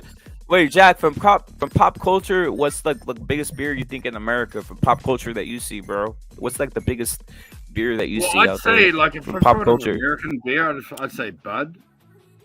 Oh yeah, but Bud's kind of gone downhill like over here because of like politics and shit. So Bud Light or fell off a little bit. Like the top beer over here now, number one took over was the Mexican beer Modelo. Took over the entire United States of America due to like certain politic things that happened with the Bud Light and Budweiser. But is All it I know actually a about- good beer? All I know Is it about actually a good Mexicans beer? is like they're importing methamphetamine into the country. So I know about Mexicans. Yeah, is that where you guys get the meth? Salute to Ryan O'Rourke who's saying Yeah, he's saying from that tastes Mexico, like yeah. shit in his opinion. Oh yes, is that where you guys get the meth? Is it from Mexico? Some is from Mexico. I'm surprised you guys don't get it from China because a lot of people what they like doing is getting the ingredients from Yeah, like, we get China, it from Asia. then we cooking get it. from Asia as well. Yeah, Like, then cooking it. Mexicans are like really going hard because it's more expensive here. So like the Mexicans are going like fucking getting really hard out. What's the party drug of choice over there, Jack? Is it like meth or what is it? Meth. Oh shit! Have you ever had any or no? To be honest, I have. Yeah. How is it, bro? Break it down. I mean, we call that shit scante. Break it down, Jack. How's that shit like? Is it like is it like smoke? Because I see motherfuckers over here smoke it. They call that. They basically freebase that shit, or Like they do you something. can smoke it, you can snort it, you can inject it, you can you can drink it. Right? You can do whatever you want. What's the party way of using it over there? What's the like party when you have it at a party? Probably You got like probably smoking it. yeah. What, you just put in a Rizzler, do you? What is it? Rock. Just putting it in the pipe and like lighting it up. Yeah. Oh, on the pipe, yeah. Yeah, man. Did you get do the bitches love it? The bitches love that shit, Jack, over there, or what? Do the Yeah, bitches bro. love the Like if a chick smokes some meth, she'll suck your dick straight away. Yo, straight he's up, not straight lying. up. He's not lying. That's the Scante party right there, bro. That's the Scante party. You couldn't use it. You just pulled it out, and you just like, yeah, dude. Do they have that shit over there, Furioso? They have any Scante? Yeah, of course they do. Yeah. And like Dude, you bring Jack. You quadra, all sorts. Like I don't want to Cocaine. say from experience, but I'm just saying like if a Fuck bitch And smokes meth, ecstasy. she'll That suck your and dick. ecstasy also. Meth and You guys like- ecstasy. That's- you guys, I'm gonna keep it real. I've seen hoes try to Scante, and yeah, they start doing that, and you just like they want you. You just start banging the living lights out of them, right? Getting your dick sucked and all that shit. But I was gonna say like ecstasy. I've never really messed with it. Have you messed with it, Jack, or has Furioso? Have you messed with it, bro? The ecstasy for these chicks? No, I haven't had ecstasy now. Yeah, I have.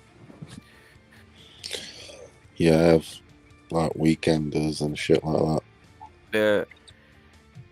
Weekenders and with amphetamine, speed. We call it speed. So like basically like meth, you just stay awake for days. Yeah, like for 2-3 days, for 2-3 like 3-4 nights, whatever. Stay up, for the whole weekend. So Friday you finish work, then Friday night it's like we going out, we're doing shit, whatever. We're getting up to stuff. Yeah, you smoke that Friday night, you'll be awake Monday morning. Get lit, get lit, and then the whole weekend you haven't slept because like in the day is shit's going on, in the night shit going on. It's like boom, boom, boom. yeah. we popping around everywhere, aren't you? You here, you there, you fucking this place. Hey, dude, you get these chicks on the fucking on some scante. Dude, they want to fucking be bullying, they want to fucking be jumping around everywhere, all this type of shit. It's fucking wild. We'll go to the coast, drive to and the all coast. that shit. What do you guys think about? What do you guys think about Tyson Fury not fighting? Damn, Jack wants to keep it boxing. Bro. Like I'm just saying, like, what do you think about Tyson Fury not fighting for the to get all the belts? You know what I mean? Not fighting for all the belts. Like, why would he not take that fight? Who? Like Tyson Fury. Against who? Against Usyk. Because there's been financial disputes. So it's all over the money? Yeah, of course. Like, everything is. Why is like 7 foot money, tall? bro. Everything's Like, about money. Why would he not? Status. Why would he not get all the belts? Why would he not fight that guy for all the belts? Because that's the whole point in life. Because you build this incredible mountain, and when you get to that top of that mountain, why would you just like, oh yeah, okay, just give in and give in? No, you have to carry on that mantle. Like, that so, mantle is like a blown up cruiserweight, right? He's like he's like the Evander Holyfield, right? He wants 50%. You see, he wants 50%, and Fury's like, you're not worth 50% because he took less. You're hardly a heavyweight. He was like saying, you're "I'll hardly take a heavyweight." 30%. That's what I hear. It's the percentages, and that's it. You can't bend the knee or let your wrist get bent, because otherwise, what happens in the next fight? You've already bent the knee, so to speak. He has to maintain that stronghold, as in it's 70 or nothing, or whatever. It's Usyk that needs Fury. Can I ask this? What happens if Usyk doesn't fight Fury? What happens to the belt? Which belt? Fury's one. Say Usyk does not fight Fury. What happens to his belt? Like, who's next in line? They'll fight somebody else. Maybe Fury will fight Zidane Zhang. Maybe he'll fight after the rematch. Maybe he'll fight there's loads of heavyweights out there to fight. But like, who's Andy like Ruiz. He could fight Andy Ruiz. He could fight Parker in New Zealand, something like that. Parker in New Zealand. There you go. Parker in New Zealand for you. And then you can pay Parker's $50. kind of like, at the moment, Parker's like fighting a load of bums. Like, he's just fighting Exactly. a lot of So why don't you fight Fury in New Zealand, in Auckland, and you'll pay $50 for that? You fucking would. You would. Of course, yeah. But like, Parker, Of course, yeah. Of course you Fury would. and Parker are Exactly. good There friends. you go. It sells like fucking hotcakes, that shit. Fury, you can put him with anybody. That's still selling. He's the king. When you call yourself the Gypsy King, you don't take 50% when you are the king, because then you're not the king, are you? Well, Kings don't take 50. Is it not about being undisputed? And what's the rush? It sounds like you're in a rush. Are you 2 or 3 years older? In a rush? We've been waiting for fucking years. What the fuck? We're in a rush. This is the way it is. Be patient, my friend. Patience. Because Fury's a bit younger. He's not in a rush. He's not in a rush. He's fighting till he's 40 at least. Usyk will be 43 then. They'll fight This when they're man 40. is like a fucking 7 foot tall fucking heavyweight. He's like dodging a little fucking blown up fucking welterweight or blown up fucking.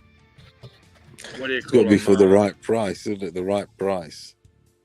Everybody's got their price, haven't they? Yeah, well, I heard like Usyk just was gonna- willing to take like 30%. It's the price, 30%. You heard? Who told you? Who heard? Where did you hear that? Well, like just like looking around on Yeah, the you internet. see what I mean? That's the thing. We don't know, do we? The thing is, what I do know and what we do know is that obviously the pikey king is the king, so the king ain't taking 50%. He's got to a stage now in his career where he calls the shots, he says the price, and he says the percentage.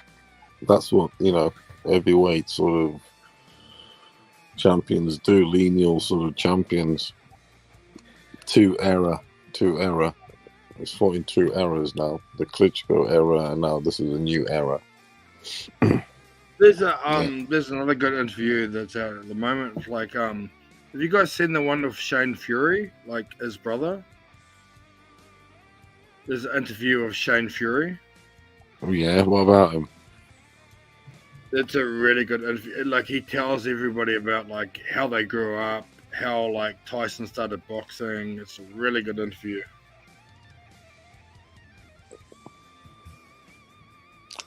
What channel's that on? I want to say like BTK boxing or some shit. Something like that. Yeah, I suppose if you put Shane, I know the dude you mean. It's a really good He's the interview. fat. It's He's really the fat. good. Chub, Like he's he the fat, talks chubby about one. like about how he started boxing. Like it's really good interview. Yeah, we know. I mean, obviously we've kind of heard it. It's a refresh, isn't it? It's a refresh. It's sort of they be doing that. That's what they do. And he talks about how like Tyson Fury was really shy as a kid. Like he was a really shy guy, and like he only got into like like if you look at Tyson Fury now, you think fuck, this guy's like full of confidence. He's singing songs. He's you know what I mean. But when he was young, he was really shy. Maybe And, because like, he his couldn't read dad and was write. not He wasn't his going life, to school, was he? Like he talks about how his father was not in his life. Like they started boxing by themselves. It wasn't about his father. His father was. What not about when his life. father went to prison? Then what did he say about that? Yeah, well, his father was in prison. So Yeah. And then what? Yeah. And then who took like, he who kind took of, over like, the started realm? boxing by Who took himself. over the realm? It was Who nothing to do took- with his father. Did not help him box. You know what I mean? You are. His father did not help him box. His father did not train him. He was in prison. Initially, like sort of. And he not- had like another family, right? Like he had another family. He had the family with what's the guy that fought Jake Paul, the brother. He got another family. Yeah, he's got his father was Tommy Fury, yeah. His brother, Tommy Fury, his brother, yeah. Canelo, pick the face of boxing, look. Pick the face of boxing, look. 5 votes. It's Canelo, isn't it? That's the question. Look at all the options. We also look at all the options, bro. So, what do you guys think about like Jake Paul? What do you man. think about Jake Paul? I mean, I think he might. That's an interesting fight with Nate Diaz, to be honest, because some people are saying Nate Diaz has no chance. He's looking like shit on the pads. I don't know. That's kind of weird. I don't know. I think there's a little like cat and mouse And, game like, going on. I Jake think Paul, actually. I'm going Jake Paul Nate Diaz. definitely- Jack. I I'm think still going Nate. I think Nate is tricking motherfuckers when they put the camera on him and he's fucking faking like you don't know how to hit pads and shit like this. I'm going Nate. I am. I think he's going to catch him. Well, the thing is, Jake's turning more and more into a little back foot bitch, and he's moving around a bit. He is the motherfucker. So But it seems Nate like it's Nate all is like flat-footed. it's all like set up for money, though, eh? Like, it seems like it could be rigged for money. Yeah, it is. Nate will take a good payday right now in his life. Yeah. You know, sort of play by the script, and you get paid accordingly. You know, according to the pay-per-views and everything. So you could make, say, 5 million even on a loss, and it's like it's Do only. you think Diaz would take a dive for money? Nah, I don't know, bro. I don't think I he would, bro. mean, I don't think he he's would. gonna- I don't he's- think he would. He's gonna have a go. He's gonna try his best, but Yeah. the money you'll get will soothe the loss. You're not lying about that. That's what I'm trying to. It's not even for Yeah. real. Let's face it. It's only Yeah. like a fantasy. It's a fantasy fight. It's not even for fucking real registered sort of. I mean, Will it he get goes on knocked Jake's out? record. It goes on Jake's record, yeah, on his box record, maybe. Well, or look something at like that. But Mayweather, right? Mayweather just goes in there and just like spars people, right? He just spars people for money. I wouldn't be. I think Mayweather somewhere along the line, he's going to make some sort of comeback. He's not going to be able to resist it. And I'm saying that in the So next you few don't think, years, in the So you next don't few think years, Diaz would like take a dive? I don't know, dude. That's a hard one, dude. What Furioso's saying is this: the money's so luscious that when he takes a couple hits, he might think twice about resisting at a certain time. He's like, "What the fuck am I doing here? This is this game anyway. Why am I taking extra punishment Yeah, when I already but got? exactly, They're paying me like $1 million out or millions of dollars out here." yeah, he's like, going to get a cut of the pay-per-view because he's got big pay-per-view. I think these Jake Paul fights is like wrestling, bro. I think it's scripted. I'm not sure about Nate's punches with That Mikey's Tommy power. Fury fight, bro. That Tommy Fury fight. Me and Furioso actually bet on Tommy Fury, and we actually ended up winning with that shit versus It Jake was Paul. tight. That shit was tight though. Fucking hell, Yeah, Jake it was could have the got fucking- that quite easily. Yeah. If they had given it to Jake, I couldn't have said, "Oh, I couldn't have That gone was too actually crazy a and said really, Tommy's really been wrong, way Tommy's closer been wrong." fight than you would think, eh? It was a way closer fight than you'd think. Oh, it was close. I have to admit, it was close, especially with the Tommy touching down. I believe there's so much money on the line that these guys will take a dive for Jake Paul. Yeah, I mean, it kind of is like that. They're going into like a film, aren't they? They're going into like a role that they just have to play because it's like you can't be out here winning, so to speak. They know their position, so to speak. So maybe they can. You sometimes to a point where if they'll be doing well and think, "Oh, God, I can beat this dude," but I have to play to the role, so to speak. Literally, look, take him to the dance. You know, he carrying him. You can carry your way to defeat, can't you?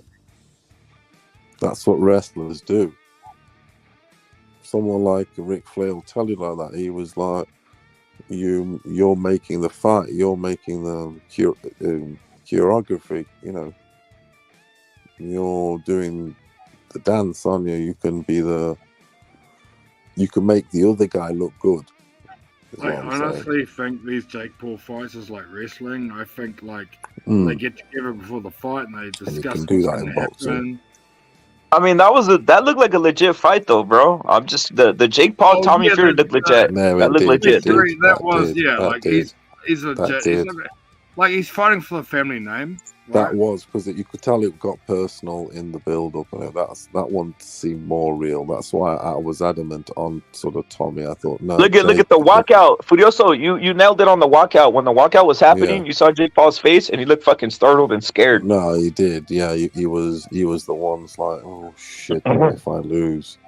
Tommy was like, yeah, Tommy would And definitely. like now, Jake That's why I Paul's bet. on, That's why we bet on it. now Tommy Fury's about fighting KSI. I can't stand that dude. Jesus Christ! Like, I that don't is do a it. To be honest, fucking- I cannot stand that dude. Look at this guy, man. He's just become like some kind of like Is everything that's wrong with the comedian human boxer. race? Everything that's wrong with the human race is that KSI. His old shtick, everything. Jesus Christ! Fuck off already. Well, I don't think this guy. I don't think Tommy Fury's gonna take a dive because I think he's fighting for his family name. He's a runner. He's a little fucking running bitch. He is, that KSI. He throws some hands and like, stuff. I've watched some clips of him, whatever. That's But like about Tommy it. But Fury's he's, next fight is KSI. Like his next he's fight's got KSI. like he's a little show off. He's got his shorts. He's got his cut out things and all that with all the frills, and he thinks he's got the frills and spills of it all. Well, he's using the family name. Like his No, last I'm on name's about not even KSI. Fury. Like his last name's not even Fury. He's taking the name to like. It'll be from another mother. It'll be from another mother. Yeah. Probably another cousin mother. or whatever will be from another mother. But the father is that dude. Yeah, same John- father, John. but like his John. real last name is not even Fury. He's taking that name just to like make money. What is it then? Well, I don't know what his fucking real last name is, but like, I know it's not Fury. What, I his think the last name- dad's the real. I think they have different moms, Yeah. bro. They have different moms. The dad. Jack, is they the got same different one. moms, bro. Yeah. So is John Fury. That's why he's named his son Tommy Fury. Tyson's father. They got different mothers. Tommy and Tyson have got different mothers. Yeah. So like John Fury had 4 children by one woman and 2 children by another woman. But Yeah, shit like that. You see, so obviously then the surname is still the same for all of them because the surname carries on from the dad. wow, maybe. You can go and have kids with 3 different women, and they'll all be fucking whatever your surname is. If you're Smith, they'll all be Smiths because it's the dad that rules the roost. The name, is it not? Maybe, but like I Obviously, think Tommy Fury obviously. was the only guy that would not take a Nah, dive. it's no stage. It's not a stage name or anything. His dad is John Fury, so he's called Fury. You know what I'm saying? It's not Like gonna be. like Diaz, he would probably take a dive for money. He would probably Oh, take a Diaz, come on, change that game, change that shit. Yeah, okay. You think so? I don't know, bro. Check But him out. that's why it's fucking dude. That's how, dude. I'm just look at that's a hard fight to sort out. First of all, because Jake Paul, he's a heavier guy, dude. He's like literally like what you call a cruiserweight, right? And Nate, even though he's tall, he's a skinny motherfucker, dude. So that's why I'm kind of confused. I'm kind of interested to see like how he looks. You might see like a fucking skinny fat version of like Nate Diaz in the weigh off. That's what's gonna be hilarious. But if it's just fighting, I think I might edge. I gotta see the odds, Fudio. So what are the odds, bro? The odds to this fight. Bro. Nate Diaz versus Jake Paul. It's Nate's a heavy favorite. What I'm saying is like Nate's wait, hold up. Nate's a heavy favorite? No, I'm about to go and have a look at this then. It's crazy. What I'm saying Go is Tommy Fury would not take a dive because he's like fighting under the family name, right? Yeah. He's fighting under the Fury name. The but, pride of Diaz, yeah. You know what I mean? What's Nate Diaz got to lose for a couple of million? Might not be lying. You might not be lying there. Nate Diaz will do it for the back end of the pay-per-view and everything. Yeah, here it What's is. what is Here's it? the odds. So Nate Diaz is plus 210. Dude, I might go in on some Nate Diaz there as it lead into the fight, bro. More than double your I money. would not put any money on that shit. I might be doing it, Jack. I might be doing it, bro. Because as it leads into the fight, I want to see, dude. Because the one thing I do know is that the Diaz have a lot of pride. Like that will be a fucking dude. That's really Dude, Jake's big, but to really like, for him to really like, that's a fucking devastating like loss for Nate Diaz, dude. That's the one thing I'll say. That's like takes a lot of pride. Like that's gonna cut like that's Do you know what, dude. Phil? Do you That's know what crazy, fight? dude. Do you know what Go ahead. fight I got? Do you know what fight I've got coming as an upset? Upset is George Gambosa's versus Maxi Hughes. Yeah. Maxi Hughes, bro. I've got Maxi Hughes beating Cambosa's, and he's at the 300. He's at the plus 300 price. Crazy, dude. I think Maxi Hughes is going to beat him. Me too. He's an awkward fighter, Maxi Hughes. He can do back foot, but basically he's he uses the whole fucking ring. This motherfucker. He's back foot, front foot. He mixes hands. He's got a bit of a chin. He's got a little bit. He's got some dig. He's an awkward fucker. And if Cambosa is not on it, he's going to beat Cambosa's. But I don't know where the fight is. Is it in America? I think it's in the United States. Right. So they might have robbed Maxi, but I think Maxi can beat Cambosa's. I really do. And anyway, he's going to put on a good display. I'm looking forward to that. As in, like, Maxi and a bum like that. He's probably, for me, I think he's probably top 3 English fighter, in my opinion. I got Maxi Hughes, Fury, English fighter, and who else? I need to think about that third one.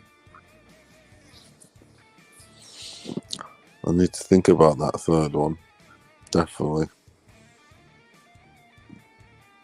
Well, Cambosis lost to Haney twice in Australia. Yup. Yeah, I think Maxi can beat him. I do too, man. Hey, I was gonna ask, hey, Jack, do you guys have a rivalry with Australia? Do you guys give a fuck, or is it something like, or do you guys hate? What's the like in that area? Is there any like type of beef between New Zealand and Australia? Well, we kind of like support Australians when they're fighting in big fights. Like I do myself, but like I was supporting Cambosis, but like he was no match for like Haney, right? Hey, you know, what's his name? What's your name? Jack. Jack, you know that where you guys are rivals over there, it's when it comes to rugby. Yeah, like shit like that. Yeah, when you guys play the rugby league, We don't have that many cricket, boxers like to be like hating on each other, you know? Nah, it's rugby. That's where you hate each other, at rugby. You guys play cricket out there too, or no? Yeah. Dude, is that a big deal? Cricket, Australia, and New Zealand. That's all they do there is cricket and rugby. Yeah. That's your staple rugby. diet there. It is there, definitely is. And when it comes to boxing, like I don't hate on the Australians. Like I knew Cambosis was going to lose to Haney. Like, I knew that, but we don't hate them. Like we don't have that many boxers. Like, hey, I support Parker, but Parker's like fighting bums now. He's fighting fucking Spider Ricos.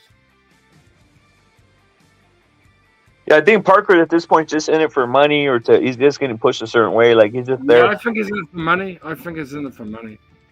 Yeah, he's just having a ball. He's having a time of his life. He never thought in his life he'd Like become last a guy he multi-millionaire. fought, like the rating he's got, the last guy he fought. Like, how do you even justify that? He knocked the guy in the first round. This guy's a total fucking bum.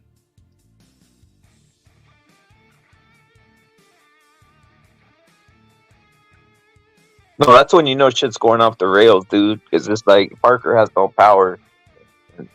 Well, I'd like to He has see. no power, man. What's the fucking Japanese guy that beat You're talking about that guy. I know you're talking about. You're talking about Zili Zhang. Yeah, I'd like to see him fight Fury. That's probably the only fight. That'd be a cool fight, to be honest. I think this dude, what's his name, the Juggernaut. I think he put like a clause. It was like he signed the clause that he had a rematch clause with in case he lost to that Vietnamese motherfucker. What's his name? Zili Zhang. Joe Joyce, right? Yeah, Joe Joyce versus that Thailandese motherfucker, Zili Zhang, man. Joe Joyce was the Chinese guy, right? Like, was he Chinese? I don't. Was he Vietnamese or what was he? Was he Vietnamese? I think he was Thailandese or Vietnamese or one of these dudes. Chinese. He's Chinese. How do you know? What's the difference? How would you know the difference with those fucking names, dude? Don't know, but I just know he's Chinese. All right. That's the guy that fought Joe Joyce. Yeah. And I thought Joe Joyce was the man. I thought he was the one, like, you know what I mean? I thought Joe Joyce was the only guy to beat Tyson Fury. At one point he was getting a lot of hype, dude. He was getting a lot of hype. Joe Joyce. He knocked Parker out, right? Yeah, he kind of like beat his ass. He really did. He beat his ass, dude.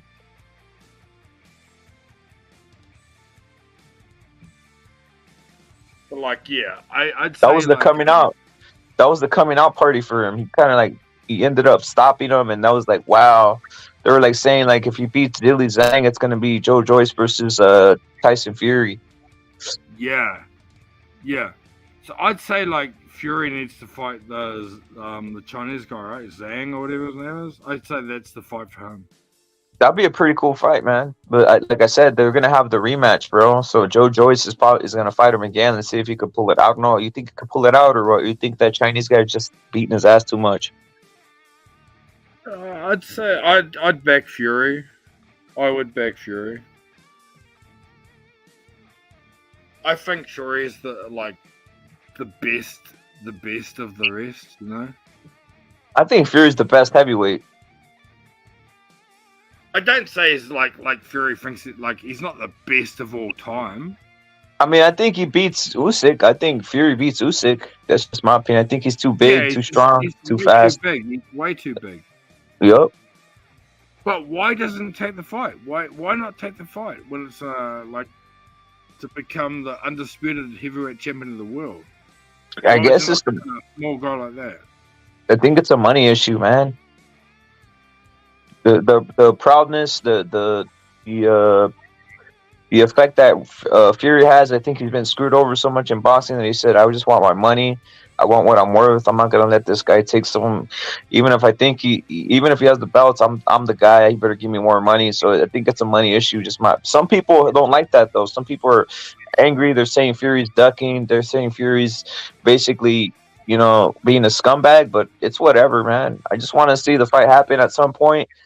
And they're saying it might happen in December if all things come. If all things fall in place. I'd just like to see an undisputed heavyweight champion. Like the last undisputed heavyweight champion was like Lennox Lewis, right? It was like 2000, like some early shit, 2000. yeah. Yep. It's like 20 years ago. Yeah, undisputeds don't happen often, man. They don't happen, and especially in the heavyweight division. Well, they what you think? What you think of this? What you think of this guy Joshua? Though they're trying to bring him back all the time. I don't rate Joshua at all. I think like he's got a glass chin. But for some reason, they keep on trying to bring him back again, bring him back some more. Like this guy gets the most chances I've ever seen, dude. Him and Wilder get too many chances. Wilder got knocked out thoroughly, but they're always trying to give these guys chance after chance after chance after chance. Is Wilder fighting Ruiz? That's what they're saying, but this fight's been marinating for a while, and all the time it seems like Wilder's the one that backs out, man. Yeah, maybe.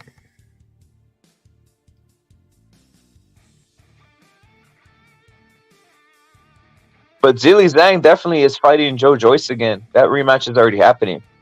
Oh, really? Yeah, he's fighting him, dude. He's fighting him again. Like I don't know. Do you think Joe Joyce can change it on Zilly Zhang? Is he gonna come back with different style or what? Maybe. Like I was. Of course he can. That's a massive upset to me. Like I would have put my money on Joyce to beat Zhang. What you think, Furioso? Did he pulled it out? Yeah, possibly. It didn't look good, but yeah, possibly. But I think Zhang matches him for size also, and Zhang all of a sudden is throwing hands, the motherfucker. So What did Zhang do in the Olympics? Did he win gold medal? In the Olympics? yeah, he got I think he got bronze or something, some shit like that, or gold maybe. Like, what did Joyce get? Like Joyce was robbed. Joyce got bronze. Gold. He should have got gold. Yeah, he was robbed. I thought Joyce got silver, maybe. But anyway, like, yeah, it's just like Fury needs to fight fucking Usyk and get all the belts and stop this fucking around, because like the last time we had an undisputed heavyweight was like Lennox Lewis.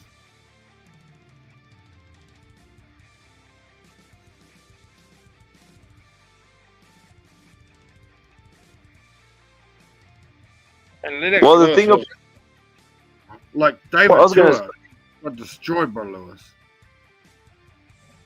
You know, the thing is this, man. Guys are very anxious for the fight, but I think it's happening in December. If all things, again, you do know Usyk's fighting that dude Dubois, right? Oh, is he fighting? He's fighting that guy Dubois, that English guy. Oh yeah, I heard that. Yeah, Daniel Dubois. Yeah. He has to get through that. He got beat up by fucking Joe Joyce. Joe Joyce, yeah, he did. But it's like, I mean, we got to see what happens there, though, man. We got to see what happens there, though, man, because it's heavyweight boxing. Anything could happen, man. But he also does Usyk clear Joyce easy or no? Does he clear Joyce? Dubois will beat Usyk. I mean, that's what I was gonna. Yeah. What are the odds for that? They're not. I haven't seen the odds for that. They're not up. That's crazy. That's interesting, though. I think I'm leaning what Furioso's saying. I think I'm going Dubois then.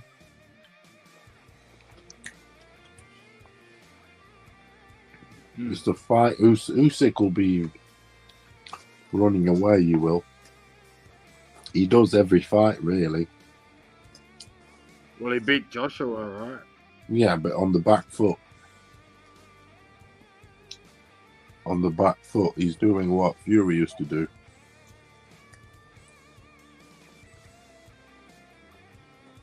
I don't know. Like, I would not put money on Dubois versus fucking Usyk. Like, that's a really hard fight.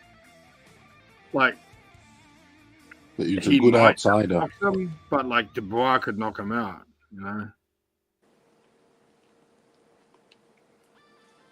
I believe like Tyson Fury would kill Usyk. Went you there, dude. We gotta, dude. That's the thing. Like me, I've always wanted to see that fight, dude. It's just that people think like it. That's the thing. I think would happen, man. I think it's too strong for Usyk. But the haters have something. They keep on talking about the ducking, man. I think Joe Joyce would beat Usyk. Like, he's just too big. Like, these guys are way too big for this guy.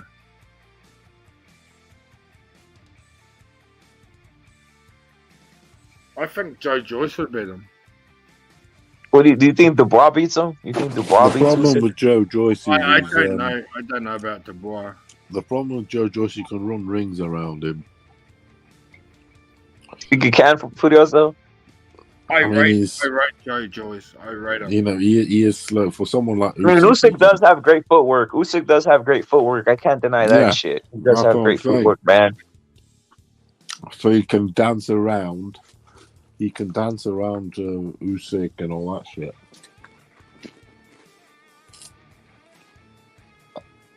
Only Fury can stop that shit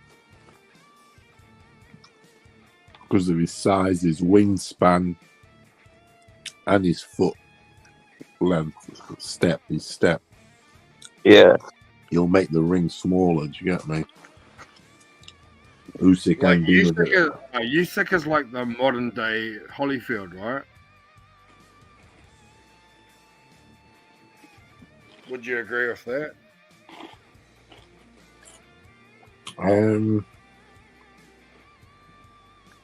I would say only because he moved up in weight. Like from But cruiserweight, stylistically, no. Like as in the fact he came up from cruiserweight Yeah. and started knocking out he started beating heavyweights. But style But he wise, hasn't no. really fought a really good heavyweight, right? He hasn't fought like a Tyson. Because Holyfield would have stopped Chisora. That's the difference. You're not lying there. You're not lying there. course I'm not Fucking lying there. Holyfield was right He into the was- gills, so he would have exactly, stopped him. he Yeah, he wouldn't would be have playing fucking knocked around. him the fuck out. He Yeah. wouldn't be playing around with Chisora. Let's get things real. So no. Don't This, compare. yeah, that's truth, man. Yeah. Holyfield is my favorite boxer of all time.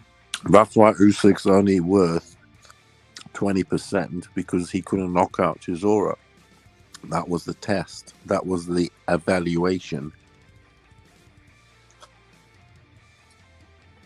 If you can't stop Chisora at this stage in the game, then you don't deserve 50%. You deserve. Chisora's a big man. He's a big man. Dude, he made a meal of Chisora, for fuck's sake. What's going on? Are you going to tell me Chisora's a will beat all of a sudden? No, I'm just saying he's a big man. Like he's not an Yeah. easy beat. I'm not saying he's an easy. You see, he's that's not one an easy thing. beat. That's one Fury's got on Usyk. He's the measuring stick, Chisora, because Fury could stop Fury's Chisora. beaten him, like, Usyk Fury's couldn't. beaten him 3 times. Parker beat him twice. And Usyk made a meal of him. Then he got beat. Chisora nearly beat him, actually. Might as well. It was that fucking close. Chisora fucking chased Usyk around the ring like a motherfucker, pressuring him and ran. Well, he's a southpaw, right? He's hard to fight.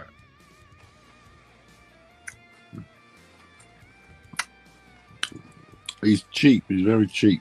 Usyk's good, but he's not worth that much. So you don't rate Usyk amongst Holyfield. Are you going to tell me he's a pay-per-view star next? Are you? No, I'm just saying you don't rate Yeah, Usyk. because he sold numbers with AJ and stuff, and it's like, but who was doing the sales? Was it him or AJ or Chisora? Or Eddie Hearn. Yeah, so he ain't worth that shit. He's good. His gold medals are worth a lot, but he ain't that. His Super 6 wasn't against incredible killers like that either. Some European challengers, Euro bums, you guys like to call. I think there was a Latvian.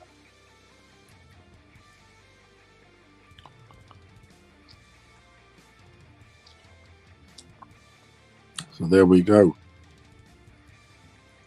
Well, like, I just kind of think it's weird that He beat AJ, but AJ's basic. I isn't think it? it's really weird that like fucking Tyson Fury does not fight Usyk when he's like twice his size and he can win all the belts, right? You want all Because the he belts. can't be seen to be soft and conceding like that if the price ain't right. That's the problem. It's all about money. All about money. Of course it is, yeah. At this stage, Really, at this this stage guy's it got is. millions and millions of dollars, and it's all about money. No, and pride, and pride. Yeah, pride, because he doesn't want to lose to some guy that's fucking half his size. No. Pride of conceding to a shit deal. The honor and pride of being like, Well, like last I negotiation. heard, like Usyk was willing to take like 30%. No, exactly. He ain't taking no shit deal because the deal's got to be right for him to go into the ring. Really? Usyk's the one in a rush. He's desperate because he's nearly 40. So he wants to time it his way. And Well, Fury's like, like, no. You're belts doing though, it right? when I Like, feel like it. how many belts has Fury got? Like one belt? Usyk's got all the belts. Fury, what all the belts, all the rest of the belt. That's the B-side belts. Don't be like that. You know, if the WBC is the one that you guys kept it ransom in America, or the Americans did. Like, yeah, like if they fought, I would definitely be putting my money on Fury because, like, the guy's fucking 7 foot tall, you know.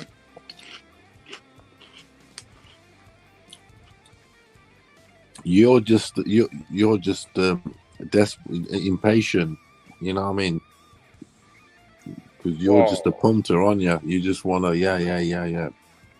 It's gonna be one. I'd like to see like undisputed champion. That's what I like to see.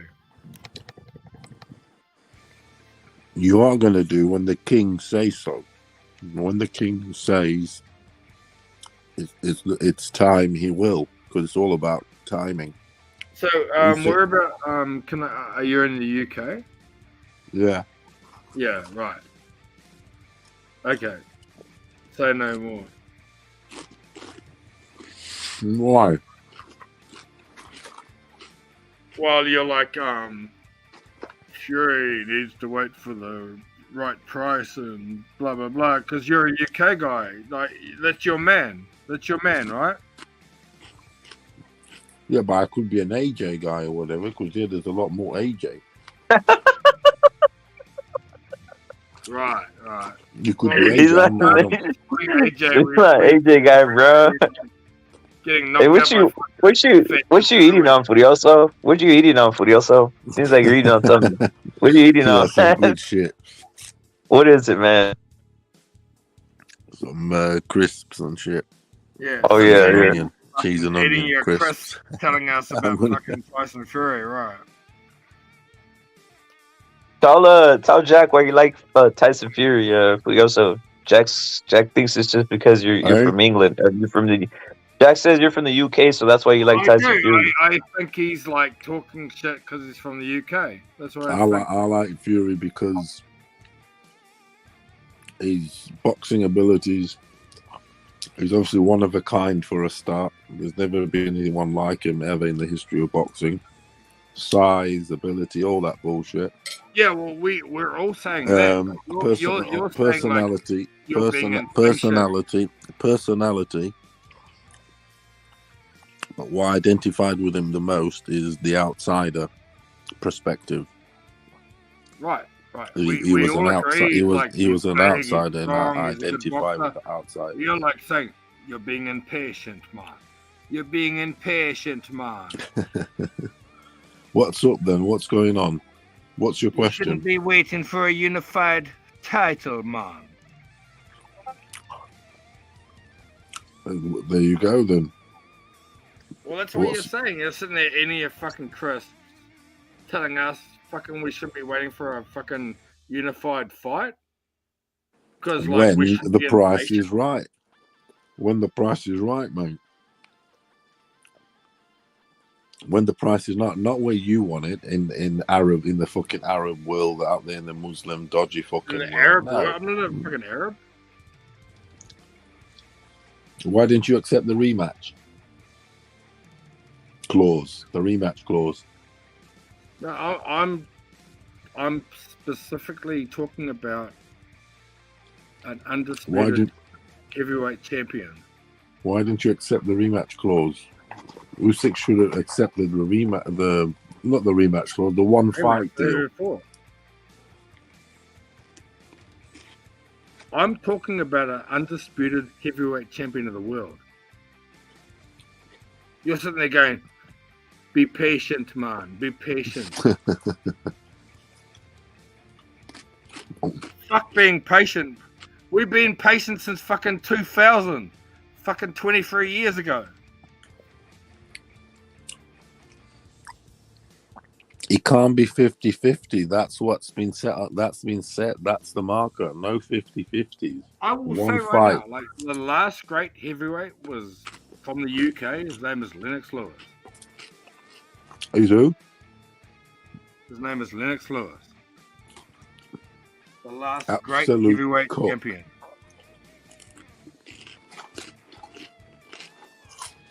But you're like, No. we don't want to.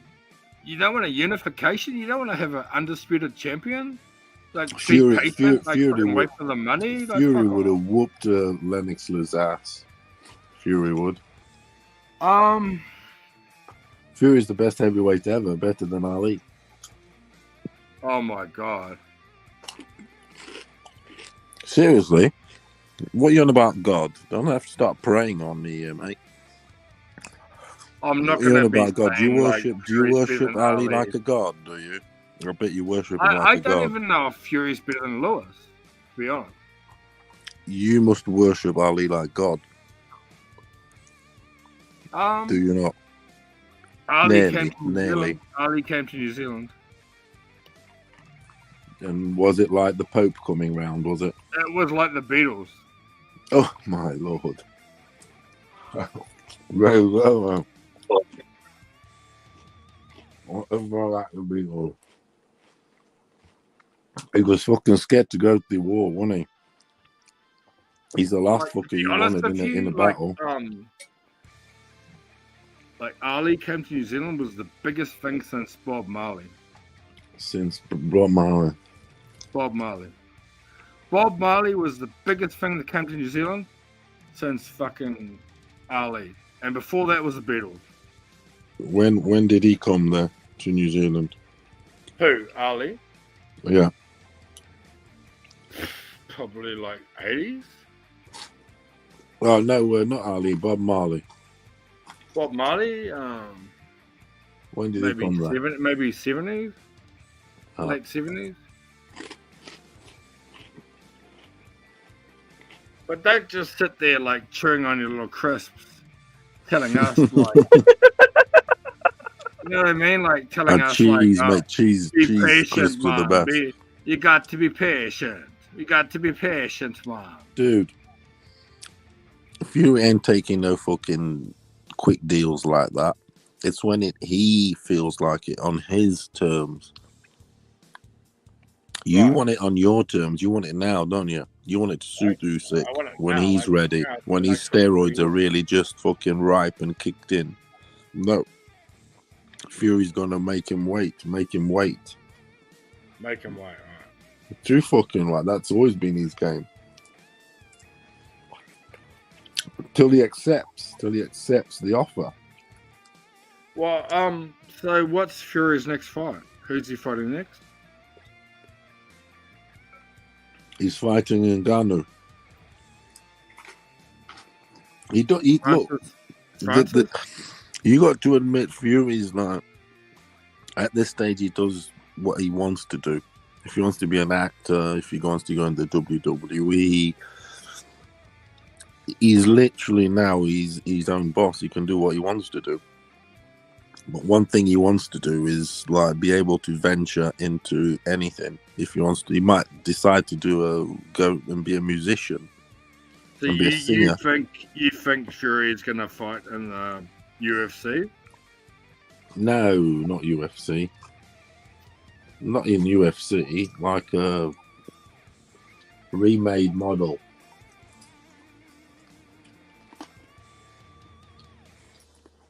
Fury's better than Ali, dude. Better than George Foreman, Mike Tyson, all of them. Okay, right. Okay. Well, I'm not going to agree with that. I'm not going to agree with that. Just, just the way it is.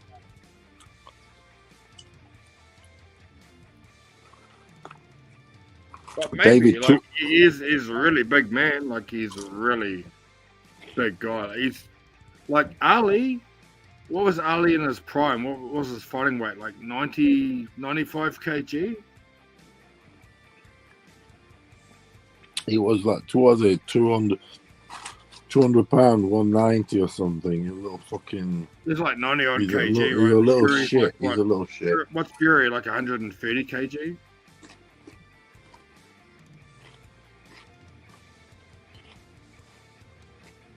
So he's like 35 kg bigger than Ali.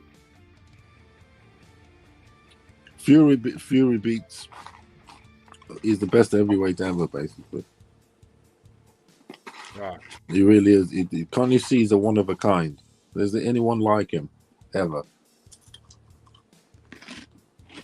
Well, Lennox Lewis. He's there. He's the biggest dude for his size. He can move. He's the most agile dude for his size. He can fight any way you want it. Front, back, do sideways. you rate anybody outside of the UK? He can sell the fight. He can sing. Do you rate anybody outside of the UK? I think he's the best heavyweight ever. Do you rate any boxer outside of the UK? Yeah, most of them are out of the UK. The only one I like in the England is Catrol. Catrol, Maxi Hughes, Fury, and then the rest really like. So you're biased, right? You're biased. No, I don't like blacks. No, I didn't say like blacks. I'll tell you the truth. I don't like black fighters. No, because they get favored. Right. Because politically, there's a big, black everything, black history, black month, black fucking everything. That applies to all the sporting events, everything, the decisions, everything. They don't want to upset him because they cry a lot, the black people. So you like Fury because he's white? I like Fury beating up on blacks. That's what I like. Right. Okay. Wilder, Chisora, Dillian White, that sort of thing. That's what I like. And you're saying he would beat anybody in the history of boxing? Including, especially Ali. Especially Ali, right? Yeah. Because I ask you, how many times did Ali get beat? I know he won the championship 3 times. He probably got beat. No. Don't tell me what he's done. How many times did he get beat, Muhammad Ali? Don't know, like 5 times, maybe. 5? What? I don't know. It was double that. It was double that. So if a dude that's got beat 10 times, and he could have been beat a lot more. Well, how many fights did he have compared to Tyson Fury? How many fights did Ali have, and how many fights did Tyson Fury have? Well, Tyson Fury's he hasn't finished his career, but he's had half the amount. He hasn't been beat. Right. So he's already an advantage. If Muhammad Ali got beat 10 times, And he what was the and he state should of have been beat a boxing? lot What more. was the And he state should, of boxing when Muhammad Ali fought? and he what should was have the been state of beat a lot boxing? more times. He should have been beat a lot more times. The state of boxing, there was good fighters, but he wasn't a Mr. Unbeatable, was he? And why couldn't Tyson have been one of them 10 people?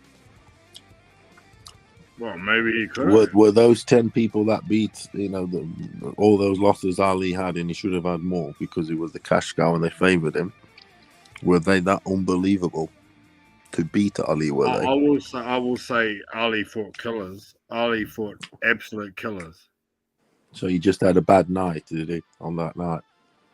No, I'm just saying, like, the state of boxing was a lot better when Ali was fighting than now. They weren't all killers. There was a lot of killers back in those days, like Foreman.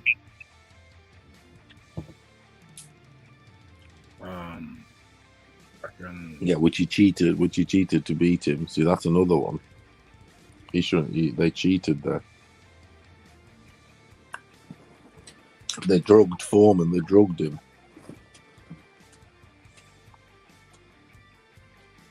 Yeah. I think you're biased. I think you're really biased towards the UK fighters.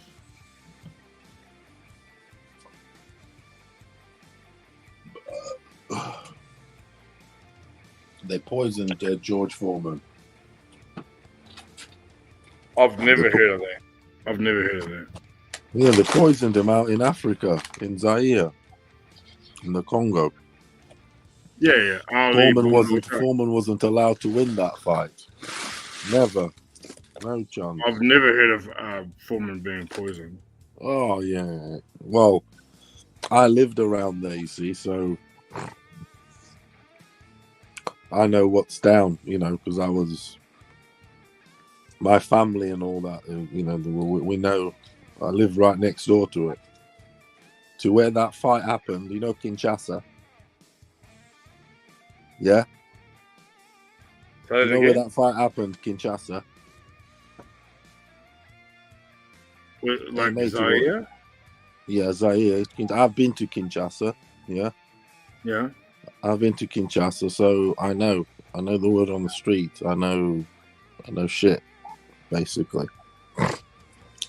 So I've been to Kinshasa. I've been to Kinshasa, yeah.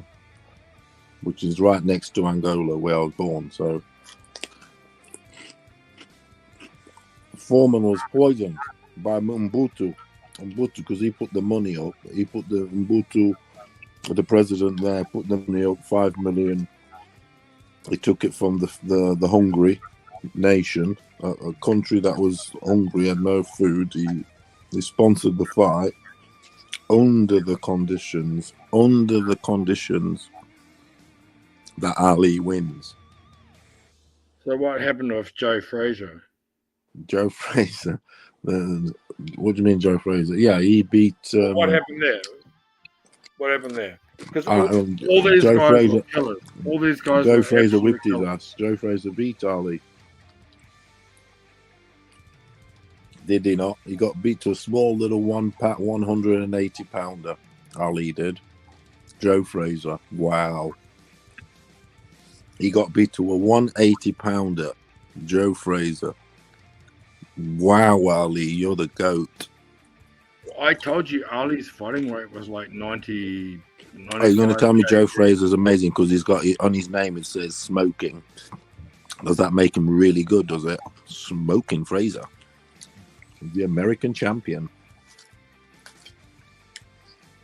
Incredible. You guys over there in New Zealand, I don't mean to be disrespectful, but you're gullible. You look up at America and you think, fucking hell. Yeah, we look Hollywood. up to Americans in New Zealand. Yeah, you're telling the you story. do. I know you do. Because I've telling the met a lot story. of New Zealand people. I know a lot of New Zealand people. You look up at them and you think it's a winter No, we don't look wonderland. You think it's Netherlands. You just, yeah, I know what you mean. You see Hollywood and it's Beverly Hills. That's where I want to be. What are we talking about here? You need to like keep eating your crisps.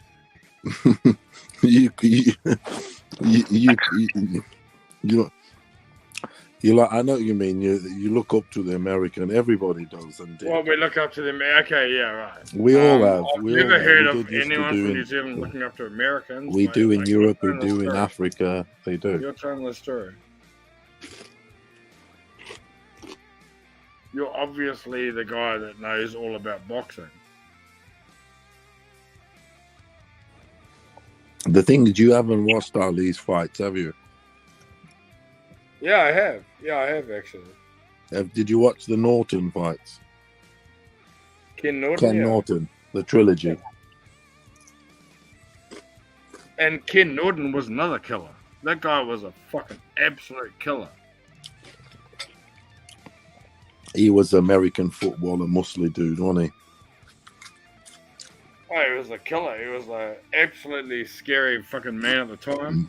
And Ali beat him. No, he was not a killer That scary. was like He was 95 not a killer scary. That's the commentators that put that in your head. He's the scary. He's killer. You weren't thinking that.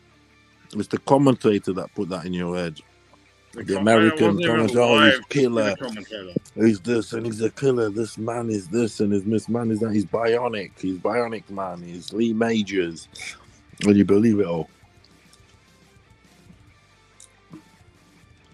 Are you saying there's a lot of propaganda going on, Furioso? Of course, man. Hey, you got to sell the product, haven't you? Of course. What What is about Larry? boxing on- What about boxing Larry on- Holmes? Boxing on TV is a program. Is a product. Program. You What got to about sell Larry that Holmes? product. What about Larry So you Holmes? got to talk it up. You got to talk it up and say that he's a killer. Ken Norton, he's the man this and man that, and you know. What about Larry Holmes? What about Larry Holmes, Furioso? I mean, he was a good 190 fighter, wasn't he? He was a blown up cruiser. He was a cruiserweight, really. Cruiser. Yeah, of course he was a blown up cruiser. How much did he weigh? Do you know that he only weighed not even 220? Not even that. It was like not even. He's light. He's a light dude. Yeah, all were. Fury would have murdered. Larry Holmes. Easy. He would have had 90 Larry Holmes pounds, is like you a know. cruiser. Larry Holmes is like Of a course he is. cruiserweight. He would have had pounds so much. He would have another body on him, literally Yeah. another body. And I keep saying this: the length, the wingspan Fury's got. He can punch you from the outside where you can't reach.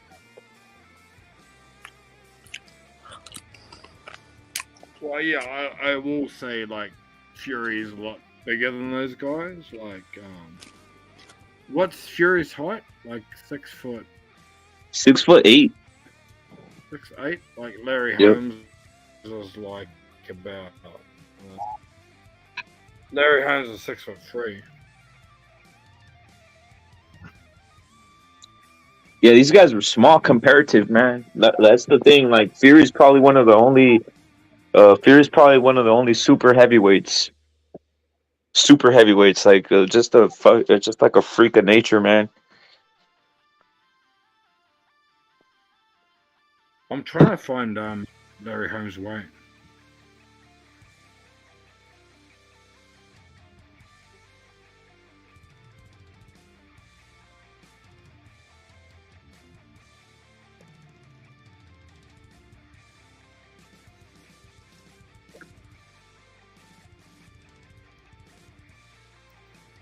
Did you see when Larry Holmes got beat by he got his ass kicked by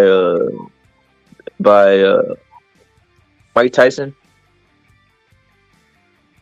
Yep. Who did? Yeah, that's the And, yeah, that was never. Didn't Tyson want to beat him because he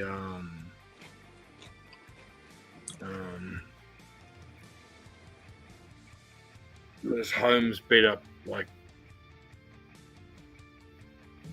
He beat up Ali. yeah, that's it. Yeah. So like Holmes, like this is a rope dope, right? Like Larry Holmes, and Larry Holmes was Ali's sparring partner, right?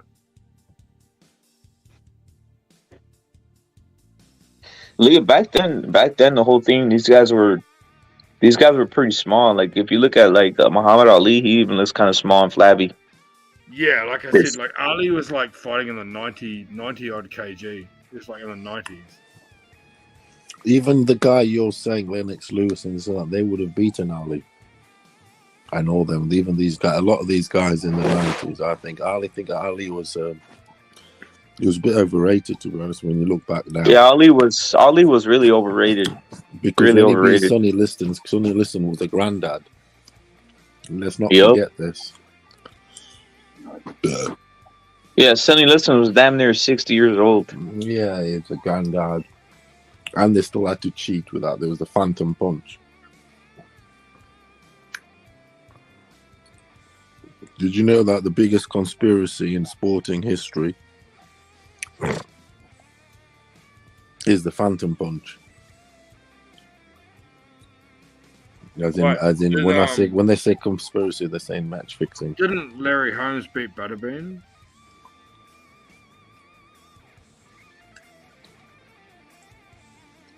Beat who? Butterbean. I don't know about Bull. I mean, he's a freak, isn't he? You know, it's crazy. I'll tell you the most overrated fighters. The most overrated fighters of all time is Hearns. His legs were stuck in mud. He was a bum. He's a loser. In this era, he'd be like way below a lot of fighters. Muhammad Ali, he wouldn't even be top 20 in this era of heavyweights. Who else?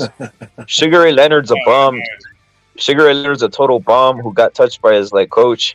Like there's a lot of these way, like Ali would not be in the top 20 of the modern day heavyweights. Come on. No, he would not. Ali was a total bum. He'd probably get his ass. Canelo would knock out Ali easy. Canelo would knock out Ali pretty damn easy. Are you fucking serious? I'm serious. Look at the way he looks. He's flabby. He's slow.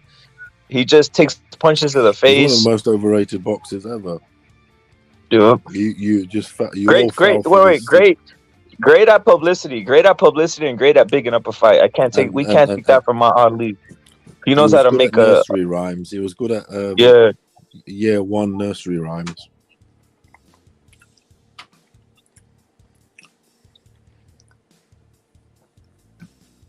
He was great at promoting the fight, but other than that, like if you just look at this, he was taking punches. They literally made a whole thing. They called it rope a dope when he's just getting his ass kicked on the ropes, man. That's wild. Exactly. And even then, that's why Foreman had to lose because he Dude, if Foreman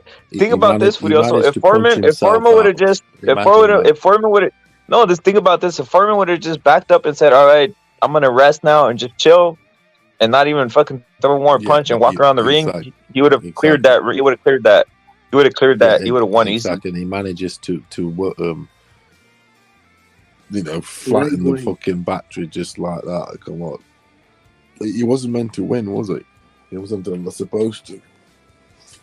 But don't you know the story? That story's real. What I'm saying to you, dude. Not only from around that's from the around that worst block. characterization of Foreman versus Ali that I've ever heard. I have. I've read the book written by Norman Mailer. I've got it here actually. Well, keep reading the fucking book, man, so that you can get some knowledge about boxing, since you apparently can't watch it and know what you're looking at. You want Foreman to back up, back off, circle around the ring when he's landing every shot he's fucking throwing against this guy? Of course. Of course. This bum. This special education. This bum. You need some special education. He's got Ali on the road. He's pummeling Ali on the road. This book. Rep it. Wait up, McSmith. Hey, McSmith, this bum Ali was taking such a beating, dude. Like, I'm surprised no one, like, his fucking Foreman's mom didn't call him. It's like, hey, son, stop beating the other black man like that, dude. Like, just, hey, stop it, or, just calm down, and it's running out 15 was it 15 rounds, right? Running out 15 rounds and take the W, man. Stop beating up this our black friend out here. That's what I'm surprised didn't happen. So Ali had 61 fights in a really good era. Like Tyson Fury had 33 fights. He's had half the fights in an era full of bums. Right? Yeah, that's ridiculous. These are the best athletes He now. fought a whole fucking string of bums, man. He fought at least 2 years straight worth of bums after he lost to Frazier. He fought like 12. Yeah, he lost Ali to Chuck fought like Wepner. 12 fights in 14 months after he lost Frazier. Okay, 12 Yeah, fights in Wepner. fucking 14 months. Go look it up. And Wepner fucking fought a whole bunch Wepner of beat up on goddamn Ali. Wepner beat up on Ali. That's just a fact. Wepner beat up on Ali. And Chuck Wepner is in no got way. his fucking ass kicked by Ali, man. No, Wepner beat up on his ass. European tour. Rapid. And the European tour. There's plenty of fights when like Ali Brian got beat up. London's. You ain't got to make ones up, man. They're making it up. that Muhammad Chuck Ali Wepner did a European tour here fighting bums here. European bum tour. Brian London and dudes like that. He fought the Hungarian immigrant in England. So like who's Fury fought? He's fought like Deontay Wilder and Fury beat Klitschko, which was one of the most dominating fighters of the modern era. Wakanda. He's He beat beat the king of Klitschko and, Wakanda. and Wilder, right? He beat the piss Yeah, out of Wilder. Klitschko. In an era full of bums, right? He's fought 33 fights. Ali fought 61 fights. Ali was So fighting what? guys who would fucking kill these guys. Kill them. Oh, bullshit. Yeah. Bullshit. Ali fought all kinds of fucking bums. Zora Foley was a fucking bum. Chuck Wepner was a bum. Corey was a bum. Get the fuck out of here, man. He fought a whole shitload of bums. 60% of his record are bombs. That they are. Sonny Liston, as good as he was, and obviously a killer, he was a granddad at the That fight time. was fixed. Sonny He Liston was a was the granddad. scariest Of course, man on look, the planet. McSmith, He was the scariest man on the planet. the biggest conspiracy in sporting history is the phantom punch. That's a fact. Okay, was it a punch? Wasn't it a punch? That was definitely a fix there. It's known as the biggest conspiracy in sporting history is the phantom punch, and it still hasn't been beat. That. That's not what that's known as. Fury's It's not fought known 31 as. fights, and like 4 of those fights were like legitimate people, like Wilder and fucking Klitschko.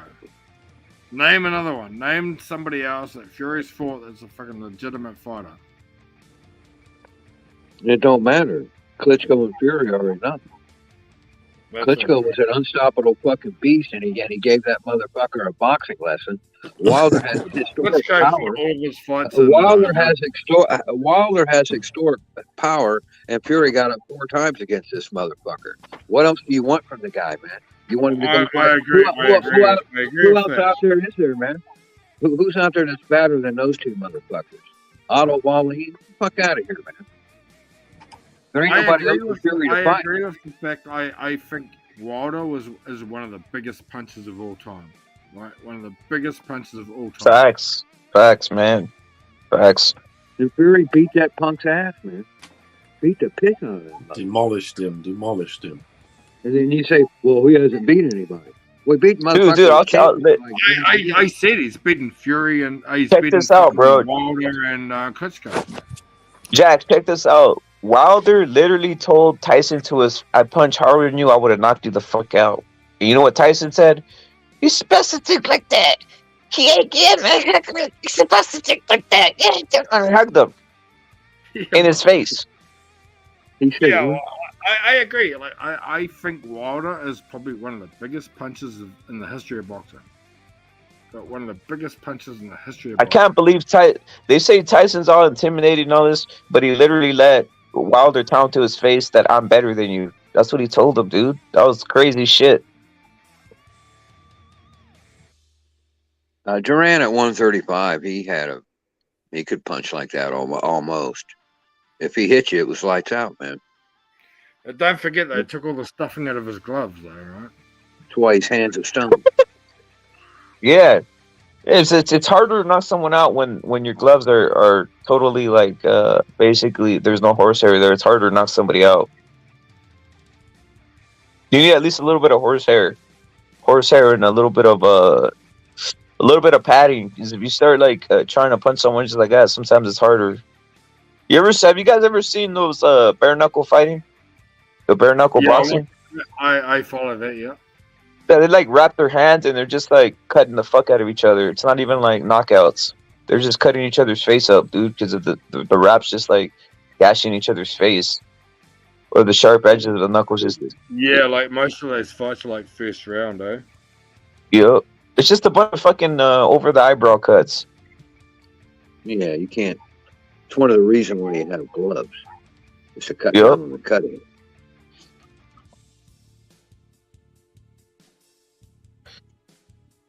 You know what's crazy? The older heavyweights, I think they get too much nostalgia. They get too much. It gets too much nostalgia over the older heavyweights. Yeah, because the most romantic, fucking. Yeah. And it doesn't help when they make Ali the fucking athlete of the century. The blacks use him as their main. He's ahead of Martin Luther King's and all these dudes. He's the centipede of like the black existence. They made him, and they got Tupac. They got Tupac next to him. Ali was a whole contrarian thing, man. He was not with Martin Luther King. He was not part of that. You don't know. I'm not saying that Ali would beat Fury. We don't know this. Like Fury's a big man. He's a 40 kg heavier than Ali. More than 40. Yeah, more than 40. Okay, so he's a lot bigger than Ali. I'm not saying Ali is going to beat Fury. I don't know this. Like I say, Ali's 40 kg lighter, right? So like he probably would lose. He probably would beat Ali. No, he wouldn't. It depends on what Ali you're talking about. Are you talking about a 1977 Ali or a 1971 Ali? The Ali that fought Frazier in the fight of the century is going to whoop Fury, man. I'm talking about the one that fought Henry Cooper. The one that got. I'm talking about the weight. I'm talking about the weight difference. I'm talking about the guy that fought Henry Cooper and got the fucking ass on the fucking floor, and they cheated Henry Cooper out of it. And he would have had an L in the 60s, in the black and white era, little fucking bitch. Ali, if it wasn't Angela Dundee saving his fucking ass. So here we go. Here's the UK guy talking about Henry Cooper. Henry Cooper would have beaten Ali. No, that particular fight, yes. That the Henry's hammer connected. He would have. Yeah, it would have been a Anne Ruiz AJ moment. Well, is what I'm saying. You've shown your bias, though. You've shown your bias. You're biased towards. But they cheated him. They cheated him. I don't even like the English like that, like you think. Because I'm not fucking English. I'm just saying. And I certainly ain't a fucking dirty Indian like fucking Yimmy. That's for sure. Fuck the fucking dirty Indians. But they robbed Henry Cooper. If we're talking to you say like Prince Hamid. Prince Hamid would have beaten fucking Ali, right? Prince Hamid. No, but certainly Henry Cooper beat him. That first fight, they robbed fucking Henry Cooper. It's a fact. I'm not making this up. It's not some fanhood. It's a fact. They went and got another glove. He rested for 2.5 minutes extra, etc., and recovered. These are facts. You're probably also a big fan of Joshua. I'm not saying that Ali's that Henry Cooper's better. You said you're a fan of Joshua, but you also said you're a fan of Joshua too. Am I fuck fan of Joshua? I don't fuck the nigga. Nigga never invented anything. They just destroy. And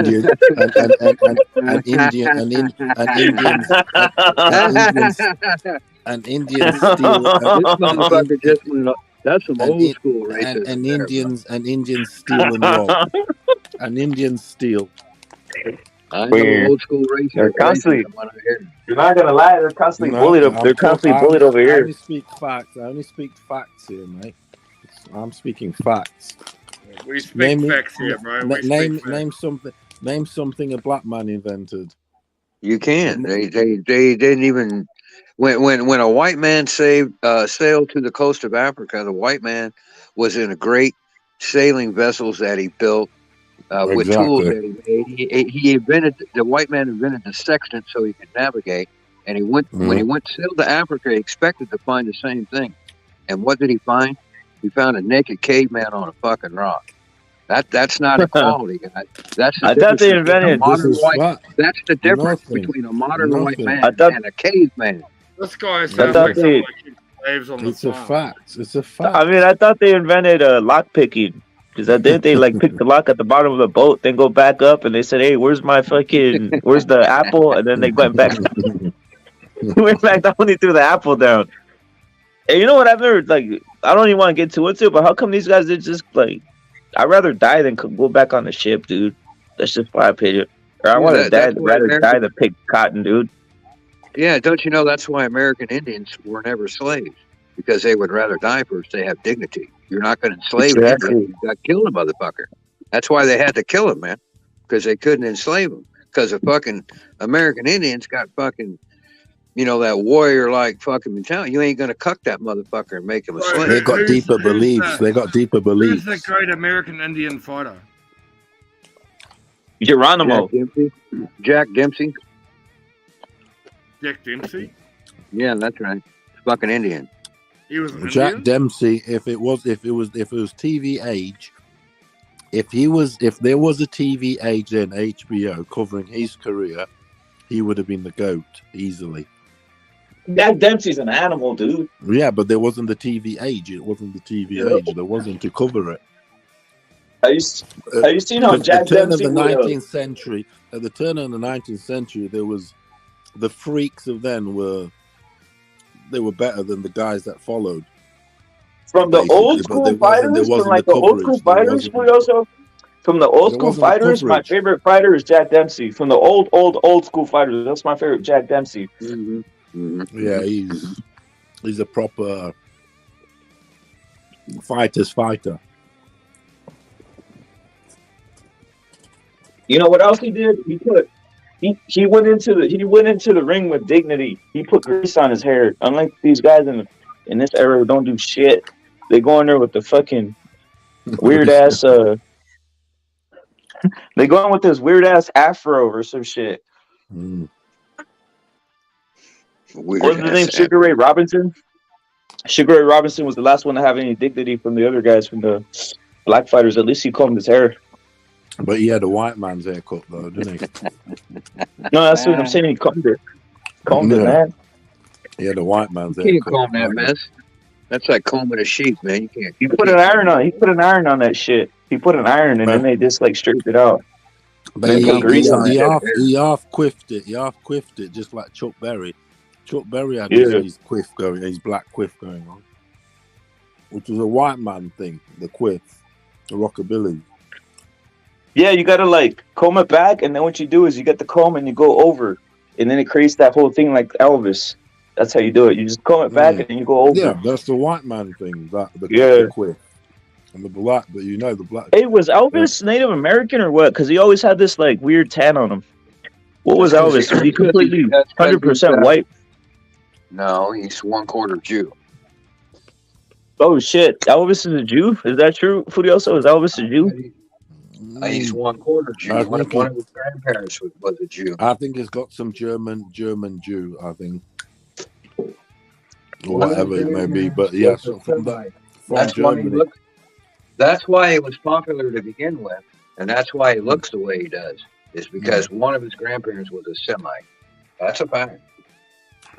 Yeah, he's definitely got that tang. There's a tang there, definitely. Otherwise, he I wouldn't mean- have had any career. You're not going to give a white guy a career like that. Man. So he's got to be part Jew.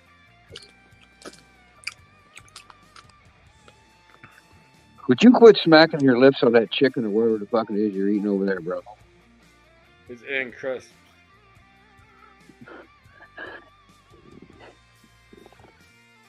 Yeah, you know James Brown was he completely black? Yeah, that's what a. How black come he had man that looks like pigeon toe like he had like pigeon toes like Native American? He kind of moved kind of like on some like.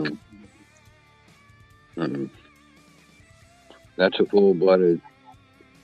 Yeah. No. He's not a Comanche. Mm-mm. Indians didn't fuck them, man. They're the biggest slave owners. They can't Yo, stand you know the They Indians. fucking hate Wait, them, do you man. know the Native? Hell no. You know the Native The guy Americans are that's the got a biggest slave better owners. mixture. We're the biggest fucking. The Native Americans in the south, in the southeast and southwest, were the biggest slave owners. They're the biggest slave owners in the United States of America. You can look it up. It's the truth. I believe it. I don't doubt it for a minute. Like I said, you can't enslave one of them guys. They're fucking die first. You ain't chaining them up and telling them to pick cotton. They'll tell you to go fuck yourself, man. You got to put a bullet in their head. The blacks don't have that dignity, see? They're too low down on the fucking scale to even know to do that. So they just go, yes, massa, and they line up and pick the fucking cotton. That's very true. That's why they also easily influence through religion. Very easily influenced with religion. It's easy to keep occupied with breaded chicken, dude. That's what I noticed. You put some breaded chicken and it's just they get occupied like a motherfucker. Oh man. You know what? You know what's crazy though? The watermelon, like the watermelon, man. It's just like it just does something. Is it watermelon season over there on your side, McSmith? Furioso, is it watermelon season on your side? They'll start coming in about another. They come in late. So it's watermelon season every week because they bring them from all over the world.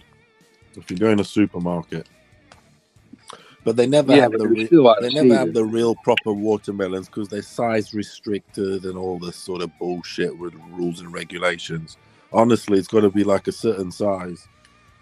So you can't buy a supermarket. You got to go to a proper fruit market. In a supermarket, you're not going to buy a big. You guys don't grow them over there, right, Furioso? Do you guys grow them over there or no? Nah, they come from South America and Africa and the West. Damn, I'm surprised they grow shit. So they actually grow shit in Africa. They do grow shit in Africa. That's a shocker to me, dude. Of course they do. Kenya. I'm sick of. Dude, Kenya is one of the biggest. Dude, I'm about to press. Damn, Furioso, I'm about to press the fucking fake news or what's that shit called? I'm about to flag these motherfuckers, these YouTube fucking ads that I get of the starving kid telling me send me 10 cents a day and he's gonna start eating when he's growing watermelons over there. I'm sick of these motherfuckers.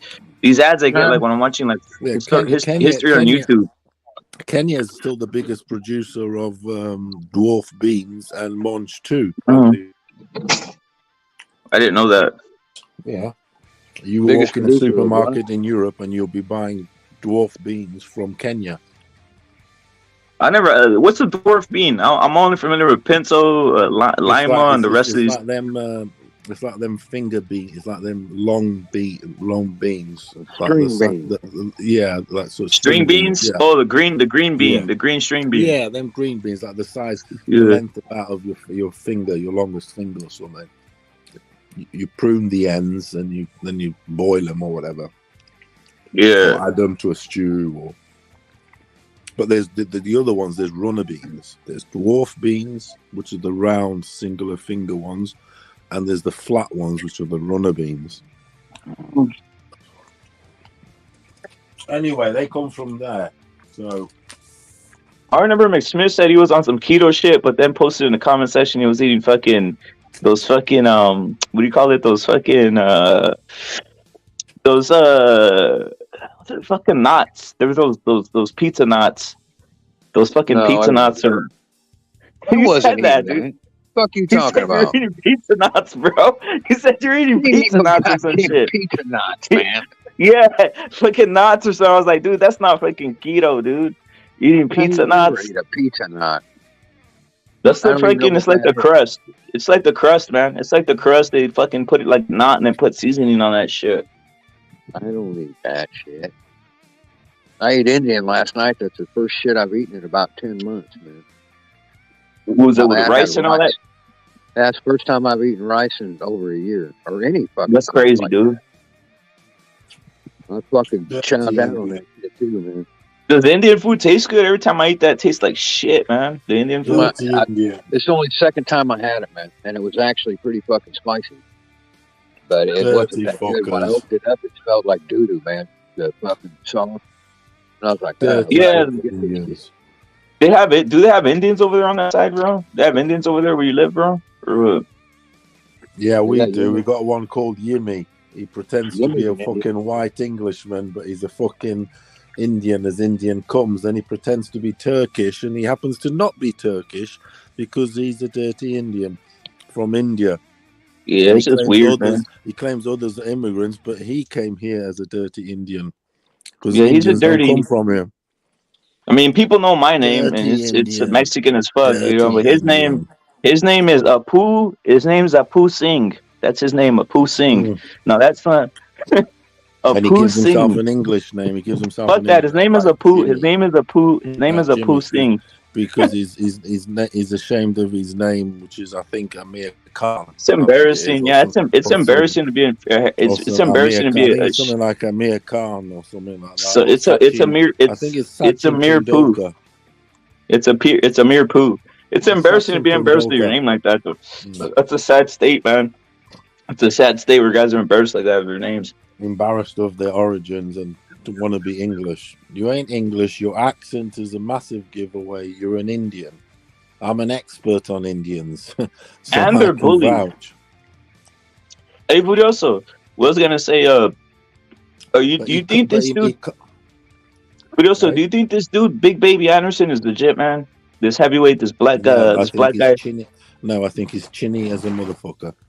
I think He's he hasn't terrible. got a chin. You can tell he hasn't got a chin. His face is, but his face is built like a baby. He's got a baby chin. He's going to get chin. He hasn't Yeah, he's fought anyone that presents those problems yet. The chin check, but as soon as he gets a chin check, you watch him wobble. Straight up. And he's gonna get chin checked the way he keeps his hands down. Like that guy's He's terrible. gonna get it. I He's can't gonna get believe it soon. people are saying that guy's the next great thing, man. He is fucking terrible. As bad as Charles Martin is, I reckon he might even wobble Anderson by mistake. You think so? You think Charles Martin can pull off the upset? By mistake, yes, with the right hand. Because Charles Martin, he does his jab, and he's just right hand happy. Yeah. Right hand happy, leaves himself fucking all open. But that right hand, if he does connect, you watch it with your chin check. And Charles is awful. I mean, I can beat Charles Martin. No cap. If they gave me the fight, I wouldn't say no. Fucking hell, I'll say when. Buy the tickets, everything. He's a bum. He's a bum. He's a world champion, though. Only in America, Mr. Max Smith. Only in America, the cashier can be heavyweight champion of the world. Who's that? Charles Martin. Oh, he's a nothing. He's a zero. The local Anybody can donut be cashier. champion. When you got That's right. 4 plus sanctioning bodies, you got a lot of bums that can be champions. That's the it. problem with that. How can you have 2 world champions? It doesn't even make sense to me. Right? Never. How can you have fucking 2 world champions at heavyweight? It doesn't even make sense. Because what they officially should say is when they're titling that the person on TV or something, they should say, and so, one world champion of so many. Because they're out here lying to us. Because one week we watch boxing, the world champion. Then next week we watch another card, the world champion. Shit, it's fucking middleweight. 160, 160. What the fuck? Another world champion, different week. Then another week, another world champion. No. They keep us fucking fooled, don't they, with the wool over our eyes. They aren't world champions. They're 1 of 5, 1 of 4, 1 of 3, 1 of 2, 1 of 1. Yeah. You know, that's what I'm saying. They're 1 of. They don't clarify that, no, because it would devalue things, wouldn't it? We know it devalues it. Yep. But they lie to the casual, don't they? course they The do. world champion, the world regular WBA champion, Tank Smith. Yeah. Hey, I think most people say that Indian food's disgusting, and I think Jack's saying that he says this has become some weird racist chat. No, And it's they're not. very, they're very smelly people. They're He's just very smelly people. He's just expressing his non-liking for.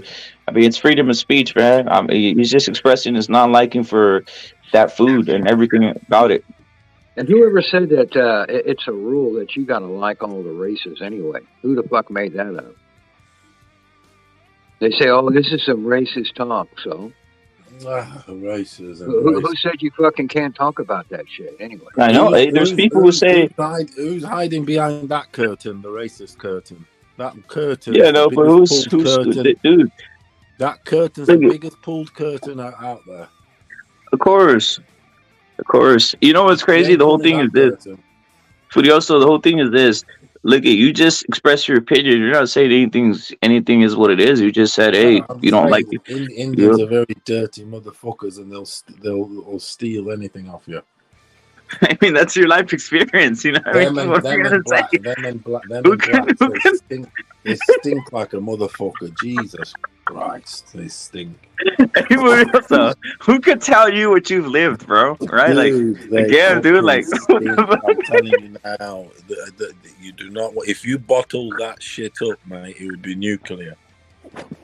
They stink, niggas and Indians. Salute to Jack, bro. Jack, you're saluted.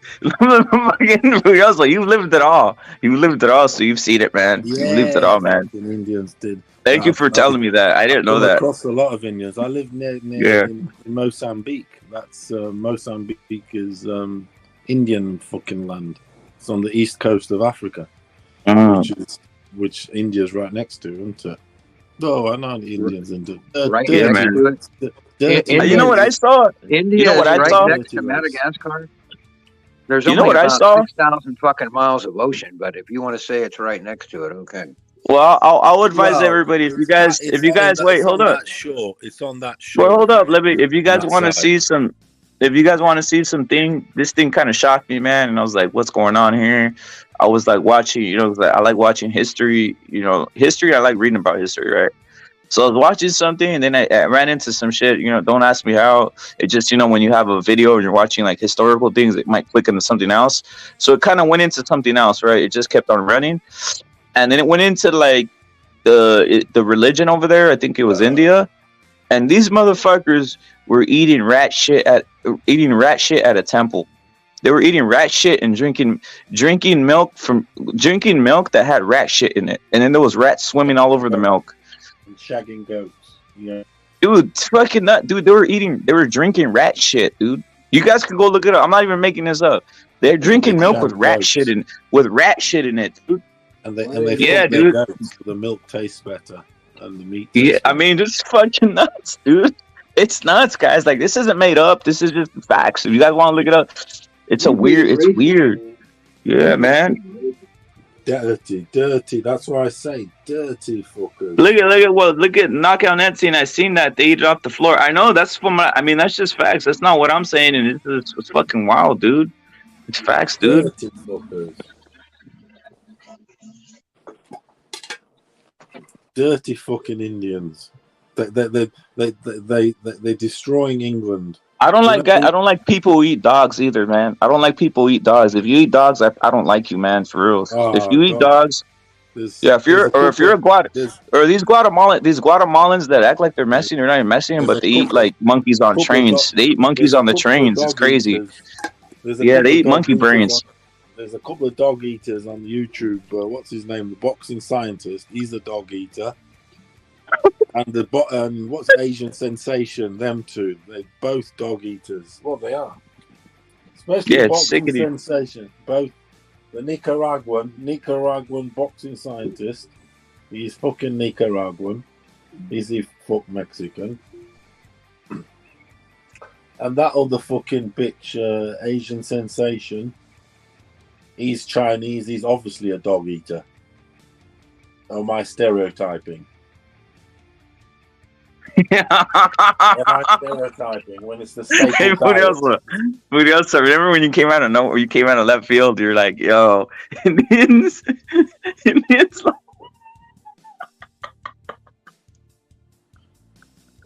Plutonium. Oh, I didn't say it. Plutonium. Yeah, I remember that shit was hilarious, bro. I mean, yeah, dude. Eating cows is better. Eating cows is better than eating dogs. Facts, Jack. I'm not. I mean, there's no like. I mean, they're delicious, man. That is a mad thing though, because Yeah, a nice steak is way better than a fucking German Shepherd ribs. You know, like. Oh man. This shit's funny, man.